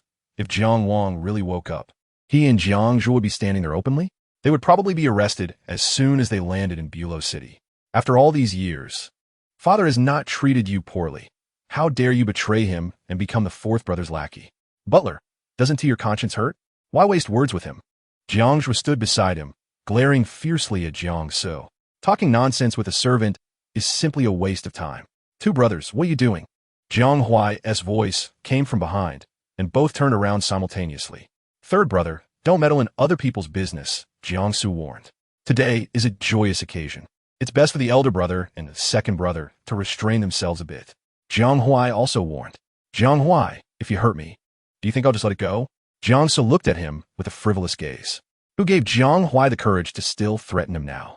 Jiang Huai raised his eyebrows arrogantly, his tone contemptuous, as if provoking Jiangsu. You better not hold back. I'm looking forward to your counterattack. I wonder how long you can keep smiling. Can't you see the old man and Jiangxi? Maybe Jiangxi will kick you out if he takes that position. Chapter 426. Wen Wan turned to look in Jiang Zhua's direction, surprised that her charm could attract such attention from Mr. Jiang Air. Her calm words were distant and devoid of warmth. It turns out there was no relationship between the two. It seems that the second master is just infatuated. Poor second master. The woman he loves will become his sister-in-law, and they will see each other every day. How suffocating that must be. I would be on the verge of collapse too. The sounds of pity from the crowd reached her ears, but Jiang Zhua had no intention of explaining. His scholarly face wore a faint smile, but the smile didn't reach his eyes. After the auction, Miss Wen, I hope you are well. Mr. Jiang Air interrupted my wedding. I don't think I can be well. Wen did not give Jiang Zhua any good expression. Anyone whose wedding is disrupted would not be happy. And Wen Wan was just reacting as a bride whose wedding had been ruined. I am saving you. Miss Wen will thank me later. Jiang Zhua positioned himself as a savior, speaking from a high place with words of pity for all. Wen Wan sneered. Save me? Then I really should thank you. Jiang Zhua no longer entangled with Wen Wan and stated his purpose directly, announcing it to the crowd. Chapter 427. The crowd, who were hiding everywhere, did not forget to gossip. Wasn't Chairman Jiang unconscious? I see he looks fine now. So it turns out the real power grabber is the second son of the Jiang family. Doesn't that mean the chairman's confidants have betrayed him to side with the second master? This twist is too exciting. Thinking about it, this wedding was planned by Chairman Jiang. Jiang Zhua's face turned pale. From the beginning, he did not show himself in order to let him relax his guard. Once he exposed his accomplices, he would strike and take them all down. A good scheme, a good calculation. He was impulsive. You actually woke up. So all of this was arranged by you? You must be disappointed that you didn't poison me to death, right? Jiang Wang's face was serious, looking at Jiang Zhua with the eyes of an enemy. Jiang Zhua's expression suddenly changed, a fierce look flashing through his eyes. It wasn't me. It was my brother who poisoned you. I heard my brother allied with Jiangxi to harm you. I am here to save you. Jiang Zhua shifted the blame. What nonsense are you talking about? The situation in front of them changed rapidly. Jiangsu understood that Jiang Zhua had already set a trap for him and now wanted to sacrifice him to save himself. Earlier, he said they were in the same boat, but unexpectedly, he was the first to push her out to take the hit. Chapter 428. Crazy. Jiang Zhua shouted angrily. Given Jiang Huai's character, Jiang Zhua did not dare to gamble. He finally compromised and said, What do you want? Have your men put down their guns, hold their heads, and squat over there. Jiang Huai raised his chin and pointed to an empty space nearby. All right, don't be impulsive. Jiang Zhua raised his hands, slowly bending down to place the gun on the ground, a strange expression flashing across his face. Wen Wan's pupils contracted as she sensed something was wrong in the distance. There's a sniper. Get down, she shouted. At the same time Jiang Huai heard her, bullets were already flying towards him. A faint sound of bullets piercing flesh. Pain appeared on his handsome face. A sharp, excruciating pain shot from his shoulder, his hand weakened, and the rocket launcher rolled out of his hand. Several of Jiang Zhua's subordinates aimed their guns at Jiang Huai's head. You want to fight me? Even an old man is no match for me. What about you? Do you think you can create any waves? Jiang Zhua looked pleased, chuckling twice. You don't think I'm some reckless fool who came here empty-handed, do you? After he spoke, he no longer cared about Jiang Huai, who was pressed to the ground by his subordinates, and shifted his gaze to Wen Wan. His sniper, hidden in such a concealed spot, was surprisingly discovered by Wen Wan. Chapter 429. Although he believed in her, he only then relaxed his tightly clenched fists, leaving deep nail marks in his palms. Jiang Huai also breathed a sigh of relief. Luckily, Wen Wan was unharmed. Otherwise, he would be uneasy. Good skills. Jiang Huai raised his eyebrows, approvingly. Second brother, you might as well surrender and have your men stand down. Surrender? What a joke. I said no one leaves today. Jiang Zhua's face broke into a strange smile. Beep, beep. A faint electronic sound rang in Wen Wan's ears, and her mind buzzed instantly. Not good. There's a bomb, she shouted loudly. The explosion sound drowned out her shout and Jiang Huai's maniacal laughter. Wen Wan, don't go over there, Jiang Huai shouted. Jiangxi had already thrown himself forward recklessly. The shockwave from the explosion sent him flying 7 or 8 meters, crashing heavily to the ground. The deafening explosion temporarily deafened everyone present. A burst of flames mixed with thick white smoke engulfed the area where Wen Wan and Jiang Zhuo were. The strong smell of gunpowder covering any other scent. The bomb was on Jiang Zhuo. No objects within about 3 meters of the blast point were spared, and several subordinates who were too close were blown away, dying on the spot. Chapter 430. Jiang Wang was greatly shocked when Wan actually survived. How'd she do it? It was unbelievable. He had indeed underestimated this woman. Even he, with the bomb so close, could not have escaped. It truly opened his eyes. Originally, Wan also thought she was going to die. When she discovered the bomb tied to Jiang Zhuo, her entire being was in a state of shutdown. In that instant, she reviewed her more than 20 years of life. The most exciting moments were those few months after binding to the system. She thought about her massive wealth, how she hadn't fully enjoyed life and handsome men yet, and how she hadn't become rich enough to rival nations. Why is a wealthy life so short? Ending just like that? Although she felt a sense of unwillingness, she still thought that the past few months of being alive were worth it. If it weren't for the system, she might have already turned to dust or rotted in that cold, damp basement. Before she could come to terms with it, the system's prompt forcibly rang in her mind. The system perceives the host encountering extreme, life-threatening danger, automatically triggering the protective mechanism, automatically using the luck card and consuming 10 million reputation points, changing the luck card's function. Luck card successfully used, bomb power reduced by 50. Congratulations to the host for gaining the protective, invincible body of the god of luck for 3 seconds. Chapter 431. After all, you said something very true. I don't want him to turn against me because of you. Just now, he knew he would die, but still wanted to save you. Your influence on him is too deep, far exceeding that of me as his father. Wen didn't he fully believe his grandiose words? Jiang Wang indeed did not want to turn against Jiangxi because the pawn had not yet completed its mission. So you don't want him to know that I'm still alive? Wen Wan tilted her head and examined Jiang Wang, feeling that this old man's brain was quite strange. Unless she hides herself or locks Jiangxi away to erase his memory, he will eventually find out that she is alive. Yes, Jiang Wang nodded. In that case, since Jiang Wang delivered himself to her, Wen Wan would not let her go. She said straightforwardly, "So what do I get out of it? I've heard that top wealthy families are very generous with breakup fees. A legendary family like Wang Shan, which operates in all gray areas, shouldn't be too stingy, right?" As soon as Wen Wan finished speaking, it seemed to refresh Jiang Wang's understanding. She asked him for money? Jiang Wang looked at Wen Wan with a probing gaze. He realized he was getting old and could not understand this person's thoughts. Usually, when women face such situations, shouldn't they cry, make a scene, and threaten to hang themselves? Chapter 432. When he smiled and handed me a bun, I asked him if it hurt. He said it hurt at first, but later when he thought about how I would get better after eating the bun, it didn't hurt anymore. He also said that he no longer had a mother and couldn't lose a brother again. He wanted to become strong and brave and would always protect me. From that moment on, I told myself that my life belonged to him. Jiang Huai's face grew paler as he spoke, but my illness never got better. I thought about suicide, but was afraid that if I died, he would be left alone and helpless, so I could only survive. But Asi had never given up on me. This was the first time Jiang Huai spoke of the past in front of Jiang Wang. Jiang Wang knew that the two of them had lived through hardship, but he didn't expect it to be this bitter when it came from Jiang Huai's mouth. The two brothers held grievances against him, one unwilling to speak and the other disdainful of speaking. It was as if he was pulled into a long memory by Jiang Huai. His voice was low as he recounted the past. "The first time I saw you two brothers, you were dark and thin, hardly bigger than a gun handle.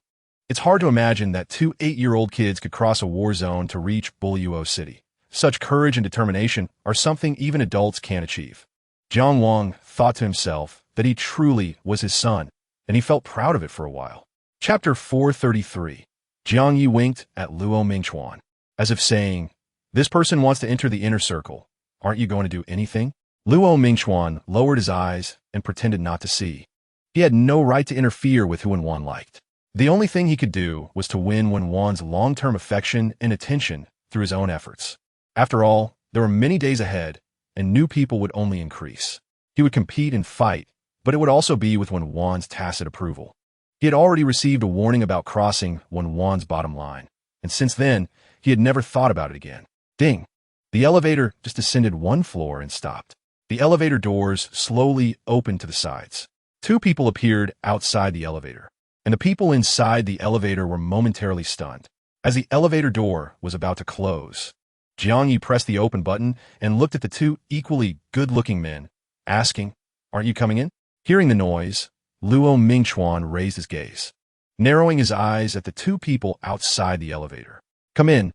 Thank you." Star, with a doll-like face, excitedly pulled Fong Ziqi's arm and walked into the elevator. He grinned at Wen Wan, greeting Boss Wen Wan. "Wen Wan." Fong Ziqi also greeted. Jiang Ye's eyes lit up. Sister Wan was indeed a beauty magnet, casually running into two handsome men she knew. Chapter 434. By the way, congratulations on winning the national finals of Xingyao, and good luck at the world finals. Wen Wan made a gesture of encouragement. Fong Ziqi smiled and replied, "Thank you. We will do our best." "Yes. Leading the Wan team to the pinnacle of the world is our mission." Star raised his right fist to the sky, full of confidence and energy. Wen Wan smiled knowingly. "I believe in you. Boss Wan, you didn't come to the national finals this time. Next week, at the Shuain Entertainment Star Competition, do you want to come see us compete live?" Star looked at Wen Wan's expression eagerly. Just as he was speaking, Luo Mingchuan hung up the phone and walked over, arranging everything for them to leave soon. Wen Wan nodded. "The Entertainment Star Competition, right? I will go. You all perform well. We will leave first." As Wen Wan spoke, she put on her sunglasses, and Luo Mingchuan took her hand as the five of them exited through the side door. Fong Ziqi stared at the two holding hands, feeling a mixture of emotions inside, leaving him feeling empty. Star followed his gaze to watch the few of them walk away, nudging Fong Ziqi's shoulder with his own. Chapter 435. Chu Si's breath became chaotic as he raised his desire-filled eyes, staring intently at Wen Wan's amber-colored pupils. Wen Wan's eyelashes drooped, her fingers gliding from his forehead to his chest. Light yet heavy, light as a strand of hair brushing past. Heavy as if every place she touched left a deep imprint in Chu Si's heart. Her slender fingers traced a circle on his chest, pressing heavily on the center of the circle. "Does it hurt here? Let Dr. Wen check it for you." A hissing sound escaped from between Chu Si's teeth. Wen Wan raised her eyes. Chu Si's face was flushed, red to the roots of his ears. Those once cold and aloof eyes were now filled with intense desire. Wen Wan leaned down, her soft lips brushing against his hot ear. "Does the patient Chu like this voice from Dr. Wen?" "Yes." Suddenly, the car came to a screeching halt, almost throwing Wen Wan out. Chu Si reacted quickly, protecting her head, and his dazed expression instantly cleared. "Are you all right?" he asked nervously. Before Wen Wan could answer, the side door of the car was opened from the outside. The wind rushed into the car, and someone in a red outfit appeared at the car door. Wen Wan's expression froze. "Jiang Huai, why are you back in the Empire?"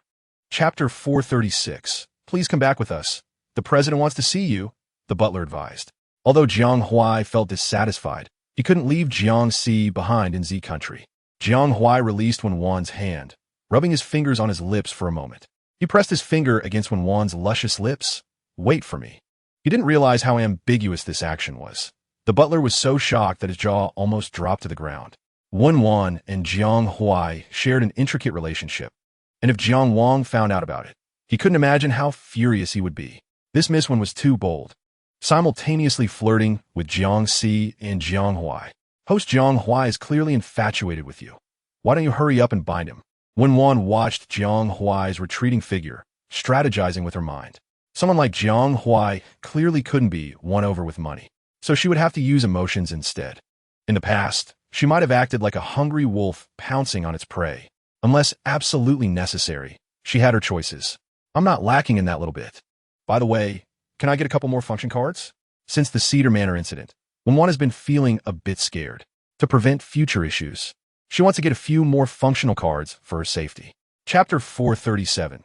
Xiao Hui pursed his lips, saying that the crying was too loud, like a pig being slaughtered.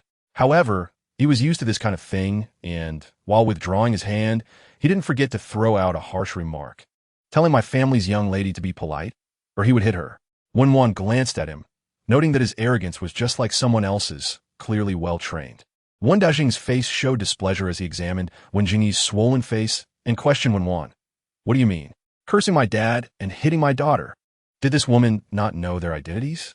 How could she be so arrogant? These slaps not only struck Wen Jingyi's face, but also the face of their Wen family. Wen Ruashi, is this the doctor you invited? Your grandfather usually dotes on you the most. You are truly filial. Wendo was furious. Wen Ruashi stood in front of Wen Wan, saying, my uncle and cousin have dirty mouths, insulting the doctor I invited and obstructing her from treating grandfather. She deserves to be hit. In the traffic jam, the bored crowd saw the commotion and gathered around. Indeed, this beautiful woman was in the wrong. The doctor came with good intentions to treat the elderly, and not only did she not appreciate it, but she also insulted others. It's really hard to be a good person these days. Chapter 438, 3 million, and this person can actually say it out loud. It's simply a sky-high price. This family willing to give 300,000 is really a fool. Exactly. This family's money is easy to earn. If I had known earlier, I would have gone up to stab him a couple of times. Wen Ruashi was afraid her grandfather would misunderstand Wen Wan and quickly explained, Grandpa, her fees are high. I knew from the beginning, and I agreed. When Lao patted Wen Ruashi's hand, looking kindly, don't worry, even if you didn't agree, I should still pay this money. He was the patient, and his body knew how miraculous Wen Wan's 3 needles were. So this 3 million was worth it, if, as the master said, Wen Wan was indeed his destined benefactor. He would gain at least 10 more years of life. Even if not, Wen Wan saved his life, and he should repay her. Wenda and his daughter were anxious upon hearing that Wen Lao really wanted to give Wen Wan 3 million. Dad, absolutely not. Grandpa, she's just a scammer. You can't give her anything. No matter how many times they said it, they didn't believe that Wen Wan had this ability. It must have been luck. She just happened to stab him, and Wen Lao woke up by himself. So it had nothing to do with her. If they had waited a little longer, they wouldn't have been scammed out of 3 million by this person. Chapter 439. After checking the pulse, Old Bai prescribed a regimen. Thank you, Old Bai, for your trouble with this old bone of mine. When Lao expressed his gratitude, Old Bai waved his hand. You're too polite. You are a founding hero of the empire. It's my fortune to be able to help you with your health. Are you saying you don't consider me a friend? Not at all, Old Bai thought to himself. If Wen Lao wanted to restore his health in a short time, he could ask someone to fetch Yuji Ihua pills. You mean the priceless Yuji Ihua pills? Exactly. I've heard that Yuji Ihua pills have the ability to restore health, but this thing is hard to come by. I will. Wen Lao nodded and changed the topic. Next month is my 90th birthday banquet. Old Bai must come and honor us. Of course, even if you don't invite me, I'll shamelessly come to ask for a drink. Drink as you like, but I have an unreasonable request and hope Old Bai can help. We're friends. Just say it. Wen Lao no longer held back. I know you medical families must have special connections. Could you please deliver an invitation to my benefactor's residence? I want to take this opportunity to thank her properly. Chapter 440. Meng Fu's flustered yet composed demeanor amused Qin Zhizhi beside her. Qin Zhizhi chuckled. Although she didn't know what the Qi Huang Meng family did, she could tell that Meng Fu was genuinely very restrained. This restraint wasn't fear or nervousness, but a dignified demeanor locked by rules that fell out of place. It was like a robot with its own programmed motions, perfectly identical no matter how many times repeated. If placed on an elderly person, it would be seen as a stiff old antique. On a young woman like Meng Fu in her 20s, it seemed quite endearing. Sister Wan, she really is both young and mature. Let's go. Let's eat together. When Wan invited Meng Fu. Meng Fu nodded yes. Let us go, let us go. It's just right that it's lively today. Not only should we fill our stomachs, but we should also feast our eyes. Qin Zhizhi couldn't wait. The three sat in a booth on the first floor of TW Bar. Why not go to the second floor? When Wan asked, compared to the first floor, the second floor is a members-only area, which comes with a lot less hassle. In the short 2 minutes since they entered, several groups had already tried to approach them to flirt. If it weren't for manager Luo sending someone to block them, they would have become a tourist attraction. Every person who was stopped left with great regret. Chapter 441. Punish Miss when to drink 3 glasses. Right, punish her with wine. Do you all want to punish me? What level are you? Wen Jingyi shot a scornful glance at everyone, her face showing displeasure. A few people suddenly felt awkward, their movements of holding the cups stiffening in place. They were all friends of the little-nosed woman and weren't familiar with Wen Jingyi, but the little-nosed woman often mentioned her in their presence. With this preconceived notion, they assumed everyone was friends. It was unexpected that when they made a joke, Wen Jingyi really showed a long face. Considering her status, with a mere flick of her finger, they could disappear from Kyoto no one dared to speak. The little-nosed woman felt embarrassed too. It was her birthday, and she had begged Wen Jingyi to attend her birthday party. She actually had her own selfish motives, wanted to show off to her friends that she was a good friend of Wen Jingyi. Wen Jingyi was the granddaughter of Wen Lao, a big shot in Kyoto's political scene, far surpassing those rich second-generation heirs. She considered herself a good friend of Wen Jingyi, but unexpectedly, Wen Jingyi gave her no face at all.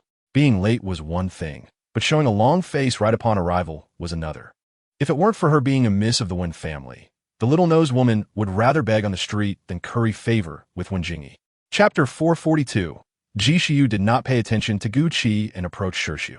Shirshu leaned on the sofa, pretending to doze off, his expensive suit impeccably worn, exuding an air of nobility and restraint.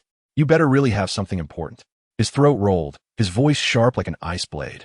Ji Shiyu vowed, "It's definitely a big deal. If it's not, chop off my head." "Brother, guess who I just saw?" Sigh. Gu Qi sighed and sat beside Shirshu, "I guess." "Just say it." Wen Wan came to TW. The tightly shut eyelids of a certain someone suddenly opened, his hawk-like eyes fixed on Ji Shiyu. Ji Shiyu felt a chill at the back of his neck. He swore he hadn't said a word against Wen Wan, yet his brother looked like he wanted to kill someone. Ever since Shirshu returned from Bro City, he had been acting strangely. Wen Wan's return confirmed that the wedding snatching had been successful, but Ji Shiyu sensed that Shirshu was unhappy. Why was he unhappy? A man's heart is as deep as the ocean, especially Shirshu's heart, which was bizarrely twisted. Under Shirshu's gaze, Ji Shiyu did not hide anything. Sister Wan and Qin Jiji were on the first floor, and he heard Luo Mingchuan and manager Luo chatting, which didn't sound like it was about anything good. "Luo Mingchuan is here too?" Gu Qi asked. "Yes, but he isn't with Sister Wan. He should be here for business or something," Ji Shiyu explained. Chapter 443. But then he thought, among the people she knew, there shouldn't be anyone who would come to be a male model, especially dressed so provocatively. A vacuum suit and a transparent shirt. It was enough to make one blush, eyes stinging. Wen Wan leaned back against the red leather sofa, her left hand supporting her right elbow, her fingers lightly tapping under her chin.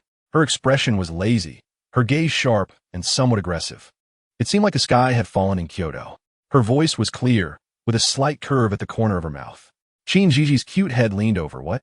She didn't understand what Wen Wan was talking about. How did the sky in Kyoto fall? Following her gaze, she looked at the two masked men in front of them. Why were they still standing? Didn't she tell them to sit down? Was there really a show to perform? Over here, Wen Jingyi was bored, looking like a queen, completely out of place among the friends attending the little-nosed woman's birthday party. After she got angry earlier, the little-nosed woman had been trying to appease her, not daring to say a word to the other friends. The little-nosed woman felt very aggrieved, but endured it. Seeing that Wen Jingyi seemed to be interested in the two masked male models not far away, she had a sudden idea and called over a waiter. Chapter 444. Grandiose. Shirshu snorted coldly, grabbing Wen Wan's hand just as she was about to leave his suit and placing it on his chest. "Wife, I miss you." The low, seductive voice was in her ear. The touch was hot and solid. Wen Wan hadn't drunk any alcohol, yet she felt the scent of liquor in the air was intoxicating. This guy must have taken a charm class. He was so flirty. Her hand was pressed against him, and the muscular feel was quite good, Wen Wan evaluated in her heart. Shirshu's vacuum suit, unlike his usual meticulous appearance, truly won Wen Wan's heart. She gripped a couple of times, her fingers sinking into his skin. On her right, Luo Mingchuan took her right hand, mimicking Shirshu's actions and placing it against his chest. Leaning closer to her ear, he asked, "Are my pectorals firmer than his? Is that something to compare?" Wen Wan found it amusing, savoring it, pinching a bit, and concluded that compared to Asi, it fell short. She deliberately did not agree with him. Luo Mingchuan wasn't angry, his fox eyes hidden beneath the mask. "It's fine. I just need to be bigger than someone else." Immature, only deceiving oneself. "Do you think you're bigger than me?" Shirshu snatched Wen Wan's right hand away, placing both of her hands on his chest. "Wife, you say I'm bigger than him." Chapter 445. Qin Jiji's mouth twitched. "Manager Luo, please call the psychiatric hospital. This lady seems to have escaped from there. Hurry and have them come take her away. You dare speak to me like that? I'll ruin your reputation."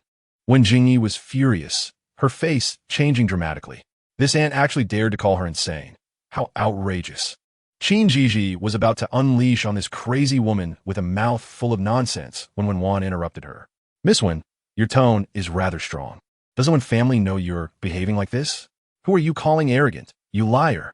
Wen Jingyi crossed her arms, hurling insults. Look at you, a nouveau riche. So eager to spend money. Ordering so many male models can't satisfy you? You dare to steal my people. How lowly. Your people? Wen Wan chuckled, playfully hooking a finger under the chins of Luo Mingchuan and Shirshu. I didn't expect my darling to be so charming. I guess I should lock him up at home, or else others will covet him. With this statement, she immediately drew a smile from Shirshu. His wife called him darling and wanted to lock him at home. Wasn't this forced love? Wen Wan truly loved him too much. He was the happiest man in the world. Chapter 446. I am the eldest lady of the Wen family in Kyoto. I have plenty of money. I'll give each of you 1 million right now. So come with me. Wen Jingyi was very confident. She was offering 2 million to keep these 2 men. They had probably never seen so much money in their lives. So why not hurry over? Wen Jingyi smiled triumphantly. But after a while, when she saw the 2 men didn't move, her smile faded. What does this mean? Is it too little? They should know their place. They're just here to sell themselves, and they want to raise the price? Wen Jingyi glared at the 2, trying to make them recognize their status. There were not many wealthy and beautiful ladies like her left. Why did these 2 cling to a soon-to-be broke liar? Luo Mingchuan wrapped his left arm around Wen Wan's waist, gently leaning his head on her shoulder, looking weak and delicate as he pouted. The ugly woman is so fierce. I'm scared. Master, protect me. Shirshu felt disgusted for a moment, but suddenly had an epiphany.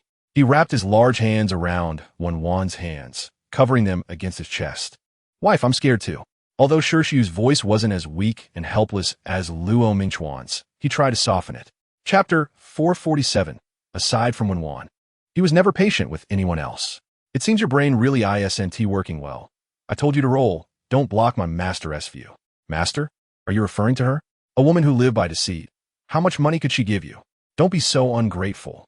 Wen Jingyi was still immersed in her own script as a young lady, not taking anyone seriously, pointing at Wen Wan and mocking her. She dared to say she was the noblest woman in all of Kyoto. These men really were blind. If she hadn't just been warned not to cause trouble, she would have snatched them back long ago. You talk too much. Shirshu could no longer tolerate it. He stood up, his hawk-like eyes filled with disgust. He took out his phone and dialed, immediately sending the young lady back to the Wen family. You 2 are overacting. You're sending me home? Do you know which way the Wen family's door opens? Before Wen Jingyi could shout a few more arrogant words, a group of men in black quickly approached. They reached behind Wen Jingyi, not giving her a chance to react. Swiftly, they covered her mouth and carried her away. Ah, who are you? Jingyi. The woman with the small nose looked at the group of men in black and shouted, How dare you lay hands on Wen Jingyi? Chapter 448. Aggrieved and resentful feelings intertwined in Wen Jingyi's heart. She really couldn't take it anymore and yelled at Wenda. What kind of love potion did that bitch feed you to make you hit me for her after just 1 meeting? Do you think this is fair to my mother? Are you still thinking about marrying her back to support her, letting her openly suppress me in the Wen family? Is that what makes you happy? Slap. A louder slap echoed throughout the living room. Shut up. Your grandfather is right. You are truly spoiled and becoming more lawless. If I don't teach you a lesson today, who knows how much trouble you will bring to the Wen family in the future. Wenda's face was as dark as coal. Wen Jingyi cursed, You've hit the nail on the head. You're embarrassed and angry. Wenda, you scumbag. Someone, take the young lady to her room. From now on, she is not allowed to leave the room even a step. If I find out who dares to let her out, they will be kicked out of the Wen family. 2 servants, following Wenda's orders, stepped forward and restrained Wen Jingyi's arms. Let go of me. I command you to let me go. Wen Jingyi struggled desperately, seeing that Wenda was serious. Her tone immediately softened, as if the previous quarrel was just a fleeting moment. Chapter 449. Feeling a soft, wet sensation on her back, Wen Wan's heart trembled. If you keep messing with my company, I won't let you off. She wanted to scold him last night, but didn't he have the strength in her groggy state? Now that she was awake, she couldn't hold back her anger. This man, Shirshu, was acting unreasonably. It was one thing to compete with Luo Mingchuan, but he even meddled with her company. Just as Wen Wan was about to get up, Shirshu's big warm hand wrapped around her waist. His face pressed against Wen Wan's back, separated only by a thin nightgown. Wife, I was wrong. I'm not human. Please forgive me. I won't dare again. When Luo Mingchuan provoked him, he was momentarily hot-headed and only wanted to push Luo Mingchuan away, without thinking further. He indeed caused some minor troubles for him, but he didn't lose anything significant. Sure Su believed that his sins were not enough to warrant severe punishment. Wen Wan squinted her eyes. Who would have thought that the powerful Sure Su would apologize in such a lowly tone, like a well-behaved little puppy? If it were before, he would be choking her by the neck, yelling for her to repeat herself. A 100-point favorability really could turn someone into a love-struck fool. Even with love-struck Sure Su, his actions were still quite extreme. Chapter 450. Seeing Sure Su's reaction, Luo Mingchuan's anger for being tricked by Sure Su last night dissipated significantly. What are you looking at? Do I have flowers on my neck? Luo Mingchuan pretended to stroke his chin and showed off the kiss mark on his neck. Jiang Ye's throat was dry, and the words he wanted to say got stuck in his throat, unable to swallow or spit it out. Luo Mingchuan was deliberately showing off to irritate him. He was originally Wen Wan's little lover, so it was understandable that Wen Wan favored him. But when faced with the reality, Jiang Yi couldn't help but feel a pang in his heart. It was also his fault for not being competitive. He couldn't compare his family background and talent with Luo Mingchuan. He thought that as long as he kept improving his abilities, Wen Wan would eventually notice him. But for so long, his relationship with Wen Wan seemed to be getting more distant. If he had known earlier, he should have been more persistent. Instead of being the president of an entertainment company, he should have been Wen Wan's canary. Just as Jiang Yi was feeling down, he heard Wen Wan's bright voice behind him. When did you come back? Why aren't you sleeping? This was directed at Luo Mingchuan. But before Luo Mingchuan could respond, Sister, Jiang Yi stood up from the chair, turned around happily, and sweetly called out. Chapter 451. Inside the car, Jiang Yi stared intently at Wen Wan's profile. Wen Wan turned her head and met his affectionate peach blossom eyes. The deep affection in his eyes was warm and passionate. Yet couldn't he hide the enormous sadness and grievance. Like an abandoned puppy, he looked up at his owner, pleading for her affection. What happened? Wen Wan asked. Jiang Yi felt a pang in his heart, hugged Wen Wan's waist, and buried his head in her bosom. Sister, his aggrieved voice trembled. Wen Wan's heart tightened suddenly. Was her little wolf dog being bullied? What is wrong? If you don't say, I want to know. Her voice was very gentle. Her slender fingers ran through his fluffy, silver hair, rubbing it. Jiang Yi's hair was fine and soft, like a plush toy, which softened Wen Wan's heart a little. Sister, do you not like me anymore? Don't want me? Jiang Yi buried himself in her embrace, speaking in a muffled voice. Wen Wan's fingers paused, stunned for 2 seconds. How could that be? You're so cute. How could I not want you? She still wanted to cultivate him into a big shot in the entertainment industry.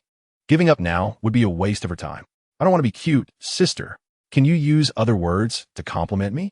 Chapter 452. The host, with a passionate voice accompanied by music, introduced the members of the two teams. The Starshine Entertainment Star Competition's main battlefield for this live broadcast was on the Shuayin platform. Starshine belongs to the national esports game. Even without much promotion, the number of people flooding into the live broadcast room reached millions. Watching the live broadcast, as the 2 rows of team members walked out, the barrage in the public screen was moving so fast that it was just a blur. One team, Fearless Heroes, bravely climbing to the peak. Oh my, the looks of the team and Star are simply the ceiling of appearance among professional players. With looks like that, I could eat 2 bowls of rice just by licking them. In my lifetime, I can still see Star participate in the entertainment competition. Everyone, hurry and worship the king of trash talk. Are esports players this competitive now? If this were in the male model circle, they'd also be considered top male models. Fun. Don't be a professional player anymore. Become a male model. Sister will recommend you. Actually, the looks of the LRT team are not bad. They're just not as eye-catching as the Wan team. LRT team fans, please tell them that I won't go back. From today on, I'm a fan of Wan team. Chapter 453. In this round, Chun Feng's team banned Fun's MVP hero for the national competition, and the other 2 heroes were also Fun's core and commonly used heroes.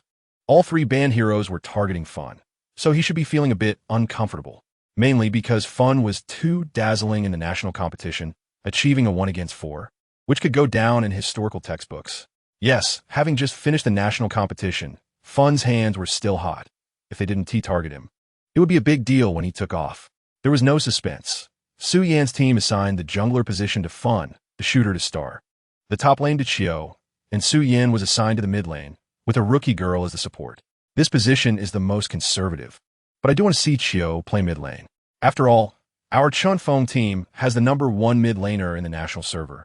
and, as a star player, Su Yan will definitely find it tough. The pressure ultimately falls on Su Yan.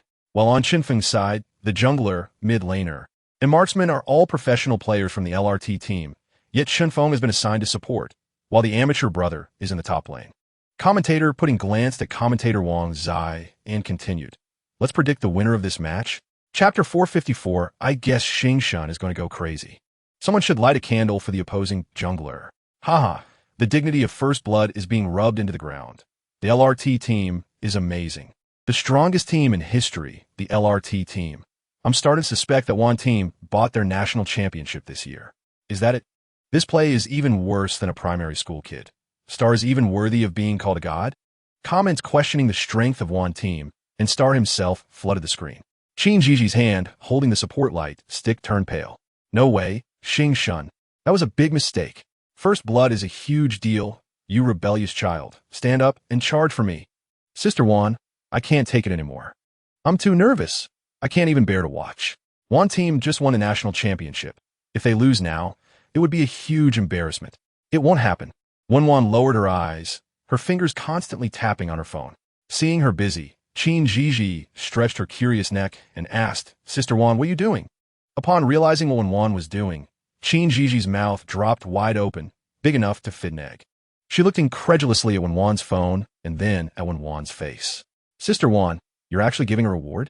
The Wan Emperor has arrived? Chapter 455 Feng Ziki grabbed Star's finger and shook it off. Yes, my mistake. I shouldn't have tried to save you. How do you say that? I saw you being entangled by the river's female ghost, deliberately watching me get killed. Star, with a baby face, was fuming. Deliberately not giving me MVP, not letting me leave early. Just up and leaving, you sneaky little person. Although it was a narrow victory, it was really exciting, even in a headwind. We can turn the tide. Fun is forever a god. Is this the legendary tower stealing strategy? This is just for entertainment. Who would dare to play like this in a formal match? 666, didn't you hear the rules? The MVP from the last match will be swapped out. Fun and Qinfeng's mid laner will be off the stage for the next match. Feng Shun is left. How do we play now? My goodness, hell mode. Su Yan's team is doomed next match. Fans of one team were extremely worried in the comments, while fans of LRT team were all smiles. After a 20-minute break, the host walked to the center of the stage with a microphone. Welcome back. In the last match, Su Yan's team faced Qinfeng's team and secured the first victory. According to the rules, we will swap out the MVP players from both teams in this match. Chapter 456, I didn't expect to see teacher Ri Mian on stage today. Your new song Shattering the Moonlight is my favorite.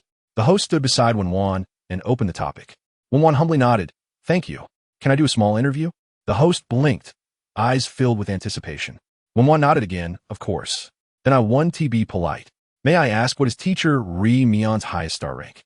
The star ranks in the game are divided into two major ranks. One is the beginner star rank, and the other is the star rank above, which is the official entry level.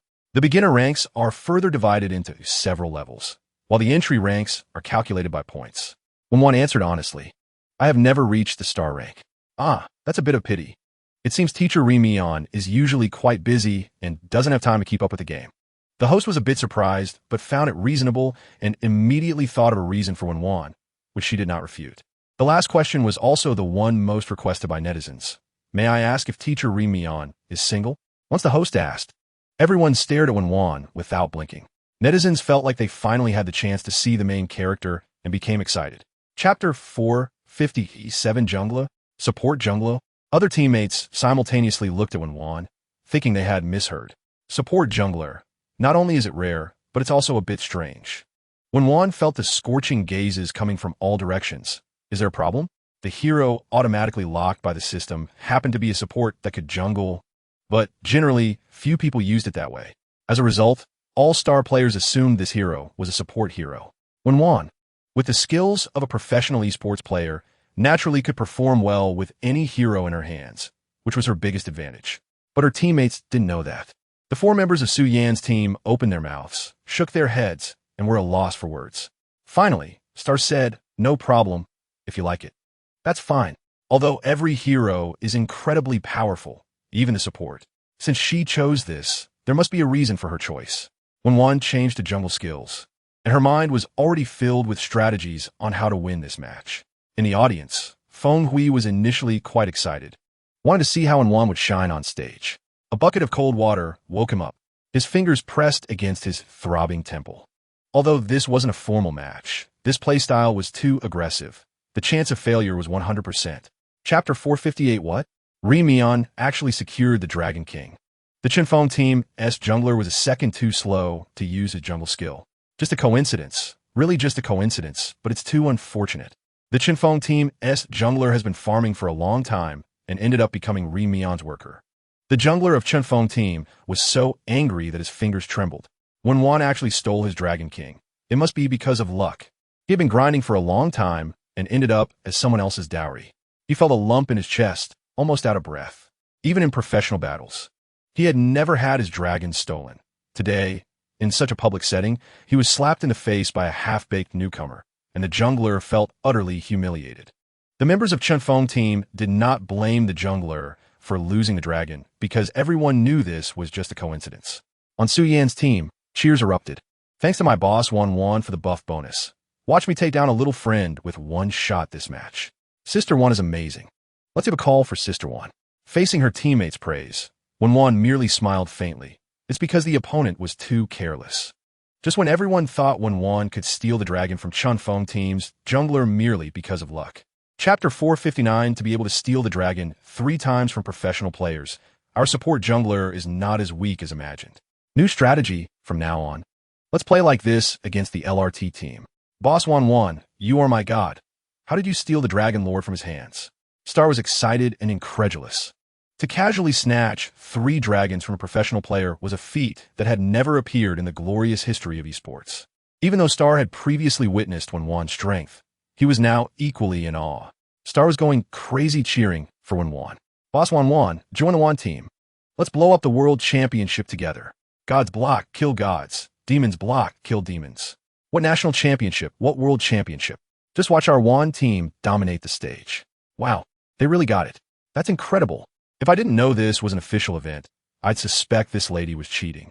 They could actually snatch that. I'm really starting to think the LRT team's jungler is throwing. Come on, dude, you're a professional player. How could you be beaten like this by a random player? Chapter 460. Is there still a need to arrange? Star raised an eyebrow, a cocky expression flashing across his baby face, directed at Wen Wan. Coughing lightly, Star corrected himself and continued, with Ri Mian's strength, even with our eyes closed, they could carry us. Hey, the host was all smiles, looking curious. It seems teacher Ri Mian's strength has received high recognition from Star, so Star really knows teacher Ri Mian. I just heard you call him teacher Ri Mian, Wen Wan. Star turned to look at Wen Wan, and seeing her expression unchanged, he replied to the host, it's a secret. Heaven knows how much he wanted others to know that Wen Wan was their boss. Under the strong promotion from numerous netizens, Wen Wan's performance in the Star Glory Entertainment Celebrity Tournament was magnified, a trending topic titled Surprise. The secret of Wan Team's Star God is actually topped the trending list, with topic popularity exceeding 80 million, all within 3 hours. This was a height that even first-line stars could hardly reach. The first to post about this topic was a video featuring a few months ago, when Star was live streaming with Wen Wan and Feng Ziki.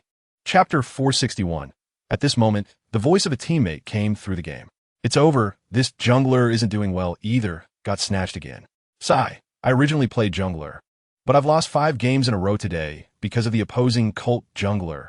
Now, I have a phobia of dragon pits. Hearing this from his teammate, Mu Feng felt a chill run down his spine. The public comments were full of laughter. Now you're honest, I've been saying it for a long time. The dragon taming army only has eyes for dragons.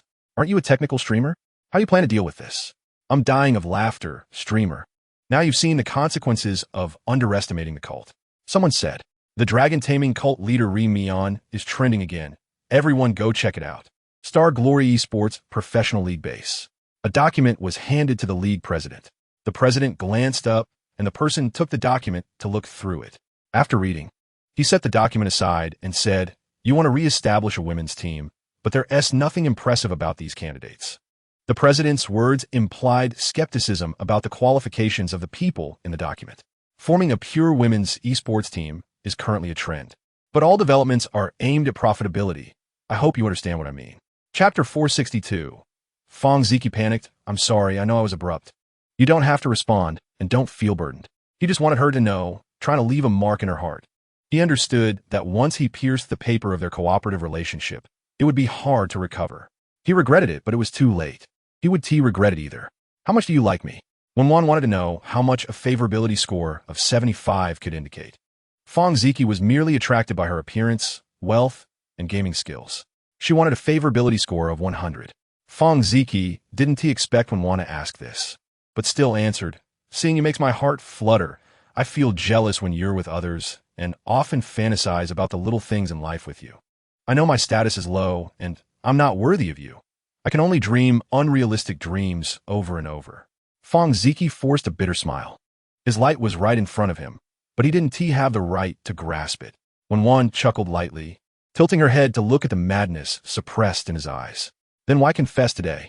I originally planned to win the world championship and then feel confident enough to confess to you," Fong Ziki explained. "Today, I changed my mind.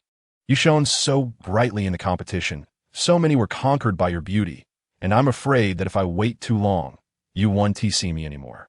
Chapter 463. Wen Wan lazily nestled in the comfortable car seat, casually holding her phone to her ear. After a while, Jiang Huai's carefree voice came through the receiver. "Miss me? Could it be that I'm the one who wants to see you see? I'm just checking on you." Wen Wan's gaze fell on the neon lights retreating outside the car window. Stubborn, foolish woman. Jiang Huai's flamboyant eyebrows couldn't help but lift slightly. With Wen Wan at the Snowseeder Manor, Jiang Xi's situation was constantly monitored by her. He didn't believe she was trying to inquire about Jiang Xi's situation. He smirked, "Don't stretch your little hands too far. If you get hurt, I'll be heartbroken." His voice was soft, like a lover whispering sweet nothings. Hypocritical. Wen Wan replied with disdain. Jiang Huai chuckled lowly. "I'll let you see how sincere I am another day." Looking forward to it, Wen Wan smiled lightly. Her laughter irresistibly charming. It traveled through the phone into Jiang Huai's ears, causing ripples on the calm water surface. After a moment of silence, he said, "I suspect you're trying to seduce me. Third Master's self-control is so poor. I haven't even tried to seduce you, and you're already leaning in. Cheaper than rotten cabbage." Jiang Huai sensed the dissatisfaction in Wen Wan's words and realized something. "What's wrong? Who bothered you? I feel so sorry for bumping into you." Chapter 464. A wave of tingling crawled up the back of her head again. Cough. Wen Wan pretended to cough, forcibly pulling her thoughts away from the memories. "Since you're here, you should listen to the Wan and Cultural Quarterly meeting as well." Seeing her strong and composed demeanor, Luo Mingchuan's lips curled up. He didn't bring up the topic she had sidestepped. The meeting was lengthy. Wen Wan only listened to the important first half and didn't plan to attend the second half. During the intermission, after lunch, she followed Jiang Yi to his office. Seeing Luo Mingchuan following Wen Wan, Jiang Yi frowned and said, "Mr. Luo, are you so free today?" His implication was that during work hours, he should be at his work post, not slacking off. Wen Wan had come to the company with great difficulty, and just as he was about to find an opportunity to approach her, this big Buddha showed up. "Supervising work, is that not okay?" Luo Mingchuan chuckled. Realizing Jiang Yi was trying to dig a pit for him, one reply left Jiang Yi speechless. Goodnight Culture is a company under W Group, so it's only natural to inspect the work.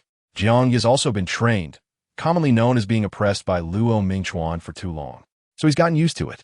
The two exchanged a few words, which was harmless. "Didn't you say there was something important to discuss?" Wen Wan had a faint smile on her lips. Chapter 465. Ahem, it seemed that it takes two to tango. It was her who couldn't resist the temptation of beauty. "Lo and Go send me a set of clothes." Wen Wan changed the subject.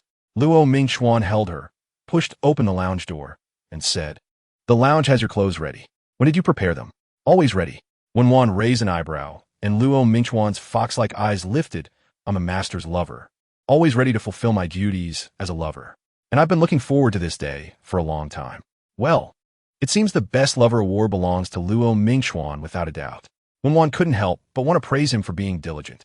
Suddenly, it reminded her of when she first met him, his eyes filled with despair, yet a fierce determination. His exterior was covered in barbs, licking his wounds alone in the dark. Now, as Wen Wan thought, taking a shower was indeed not simple. A fierce battle began, and the temperature in the bathroom rose with the sound of flowing water. "Call me again for dinner." Wen Wan was so sleepy, she couldn't lift her head. She really needed to boost her stamina to 100. The fox spirit seemed to have an endless supply of energy. In contrast, Luo Mingchuan looked well-fed and in high spirits, gently covering her with a blanket and softly kissing her forehead. Chapter 466. The plane had just landed at the private airport when she received a call from Chu Ci. The 8 dramas had wrapped up, and he wanted to celebrate with her. Wen Wan naturally agreed. As for why, of course, she was a bit tempted by the gift that hadn't been unwrapped last time. Half an hour later, Chu Ci appeared at the private airport, and Wen Wan had only just received his message when she walked out from the VIP lounge. Qin Jiji walked beside Wen Wan. Sister Wan, which handsome guy is here to pick you up? Guess? Qin Jiji mentally went through the possible handsome guys around Wen Wan and guessed. The team must be preparing for a competition. It's unlikely. Su Ge has gone abroad for business, and Ming Chuan seems to be out of Kyoto. Could it be that little wolf dog Jiangyi? Guess again. Not right. Su Yan, King Su? Qin Jiji guessed again. Wen Wan shook her head. You'll see soon. Just as they were talking, the two arrived at the parking lot. The crowd in the parking lot couldn't help but look in one direction. Not far away, Chu Ci had become a striking sight. Leaning against the obsidian black Cullinan, his back straight, his body lines smooth, exuding a proud and elegant demeanor. Even in a simple white shirt and light blue jeans, he couldn't hide his ethereal charm. Chapter 467. They must have arranged for a sea of roses. So, when Chu Ci said he really liked classic red, Wen Wan initially thought he was referring to the interior color of the Cullinan. It was only now that she realized he meant red roses. It turned out to be a misunderstanding. I remember now. Chu Ci pouted. I thought you forgot. And I was getting ready to be heartbroken. All right, don't be sad. Let me comfort you. Before Chu Ci could react, Wen Wan's soft lips had already pressed against his, like a dragonfly touching the water. The heated lips told Chu Ci that something had just left its mark. Chu Ci pressed his lips together, savoring the moment. His lips couldn't help but curve upward in a wild smile. Spring feelings stirred. His body returned to the driver's seat as he buckled his seatbelt and started the car. Do you have any dietary restrictions? He asked. Wen Wan casually replied, I'm not picky. That's great. Chu Ci maintained a faint smile. I want to take care of you. Wen Wan seemed not to hear what he was saying and asked, What did you just say? Why did you suddenly ask about my dietary restrictions? Nothing. Just wanted to ask what you like to eat. I'll cook for you tonight. Chapter 468. Wen Wan didn't ask him when he filled the tub. Everything felt like a wolf entering the tiger's den, premeditated. Wen Wan bit her lip, her swollen lips red from his kiss. Soothing and heated. She pressed her hands against his chest, the water soaking his white shirt, making it transparent. Just then, Wen Wan felt something hard against her hand, revealing itself from his wet shirt. It was a chest chain. Wen Wan's amber pupils constricted suddenly. Chu Ci noticed her gaze and quickly took off his shirt, kneeling in the bathtub to expose himself boldly. The wet, delicate skin was adorned with a chest chain made of countless small diamonds, like a sky full of stars. With Chu Ci's rapid breathing and rising chest, the stars sparkled. So stunning it was deadly. A fatal temptation. Wen Wan couldn't control her racing heart. Her arms sweeping across the water surface, creating countless droplets as she wrapped her arms around Chu Ci's neck. Their foreheads touched. Wen Wan gazed into Chu Ci's eyes. Filled with desire, he slightly parted his lips, exuding sexual tension. Do you like it? Chu Ci's breath brushed against Wen Wan's face, sending a shiver down her spine. Which one are you asking about? The bathtub or this? Wen Wan teased, lightly tugging at his chest chain, careful not to break it. Chapter 469. Before the movie started. Chu Ci was actually quite busy, but he managed to squeeze out a few days. If he didn't fight for it, Wen Wan would truly forget him. Before he joined the team, he had to leave an indelible impression on Wen Wan. He wanted her to be haunted by thoughts of him. Next week, a workaholic. Wen Wan knew Chu Ci's schedule was packed, but she didn't expect it to be this full. Chu Ci had seamlessly arranged it. Although it sounded a bit cliché, I want to work hard for my dreams, he replied. His past dreams were globally recognized. Now his dream was to urgently gain global fame, to have a good identity, and stay by Wen Wan's side. To earn more money for Wen Wan. Galaxy Tower. President's office floor. The general manager of Time Group has arrived. Just as expected. I'm so into his looks. The general manager is here to see our Luo general. Two rivals meeting. Will they end up fighting? What to do? If they start fighting, I'll be too excited. Both faces are too stunning. I'm already starting to feel pity before it even begins. The crowd outside the office was excitedly watching the door of the president's office, eagerly anticipating something. Chapter 470, TW Bar. A luxurious private room, quiet as a chicken. Ji Shiyu couldn't bear it any longer, crossing his arms and bumping his knee against Gu Qi's. What's wrong with my brother again? He was excited enough to kill 10 bulls a while ago, and now he's acting like he's dying. Gu Qi mirrored Ji Xiu's posture, leaning in to whisper something in his ear. Ji Xiu blinked his starry eyes twice. Are you saying that Sister Wan has another man? Isn't that normal? Isn't he used to it yet? Ji Xiu glanced at Gu Qi and moved from one end of the sofa to the other. Which outstanding woman doesn't have a few outstanding men around her, brother? You should be more open-minded. He struck hard. Xiu tilted his head back and finished his drink, coldly staring at the green-haired guy who approached. Ji Xiu, facing Xiu, was not afraid. He sighed. Face the reality, stop giving me those sharp looks. I have Sister Wan protecting me now. Be careful, or I'll report you to Sister Wan. Gu Qi nodded repeatedly from the side. Ji Xiu had found the right way to handle Xiu. He moved to the other side of Xiu. Ah Su, you can't stop her from finding another man now. Chapter 471. Unfortunately, sitting in front of such a spectacular scene were three men, three significant figures in Kyoto's upper-class society. The male models were nervously afraid to look at the three, like they were about to take an exam in a subject they hadn't studied, feeling uncertain. Each of you tell a successful story about attracting women for 10,000. Who'll go first? Ji Xiu's gaze swept over these people. The male models stood frozen in place, their eyes darting around, not saying a word. Ji Xiu repeated bluntly, what's going on? Can't understand? I asked you to share how you usually flirt with rich women. Got it. The male models' hearts raced. What did these three big shots want? Were they really interested in the male models' private lives? These three had terrifying backgrounds and looks. If they wanted to steal their jobs, what would happen? Let's start from this side. Ji Xiu casually pointed at someone with a notebook that manager Luo had given him. Thus, a serious yet unserious seminar officially began. During the discussion, Ji Xiu and Gu Qi stared wide-eyed and agape, repeatedly amazed. It can be done like this. I've learned. In every field, there are outstanding individuals. The 4-hour consultation gave Ji Xiu a new perspective on the world. Chapter 472. Wen Jingyi covered her reddened, tingling cheeks, glaring fiercely at Wen Wan. How dare you hit me? Do you know where this is? Move aside. Wen Wan didn't want to stoop to her level. This person had been hopping around in front of her for too long, and she was genuinely annoyed. Annoyed by her, and even more by her overpowering perfume, which affected her breathing quality. Seeing Wen Wan's arrogant demeanor, Wen Jingyi was furious and raised her hand to slap Wen Wan back. Who would have thought that Wen Wan reacted extremely quickly, grabbing her wrist with one hand while slapping her face with the other. Wen Wan's 2 slaps were stylish and fierce, leaving the surrounding people stunned. Those around them dared not intervene, just staring blankly. Although they had never seen Wen Wan, they could tell from her attire and aura that she was not an ordinary person. Moreover, knowing they were in the Wen family and slapping Wen Jingyi in front of so many people was enough to prove her unusual status. Let go of me. There was a bone-cracking pain radiating from Wen Jingyi's wrist. Where did this woman get such strength? Was she trying to take her life? Someone. Security. Wen Jingyi shouted loudly. Chapter 473. Sorry, I called the wrong name for Miss Wen. Old Man Wen smiled gently, and Wen Wan shook her head. He had never mentioned his surname, so it was understandable that Old Man Wen got it wrong. He handed the invitation to the Qi Huang Meng family, and since Wen Wan was here, he must have assumed her surname was Meng. Old Man Wen changed the topic. I didn't expect Miss Wen to be friends with M.O. Bai. Please let M.O. Bai take good care of Miss Wen. I'll go greet other guests. Okay, Grandpa Wen, I want to let you down. I'll take good care of Miss Wen. Bai M.O. Bai was gentle and obedient, looking like a graceful young man. Goodbye. You're busy.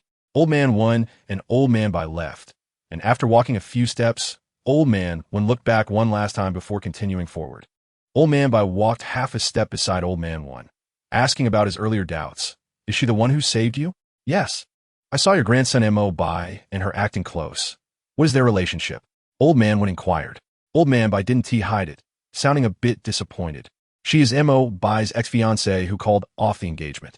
Old Man Wen stopped in his tracks, staring at Old Man Bai's face in surprise. The heir of Qiu Hongjai? Yes, this little girl was previously weak and sickly, but now she is lively and bouncy.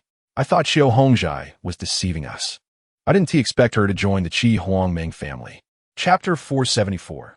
The starkly different attitudes of Wen De and his daughter towards Wen Wan made everyone feel suspicious.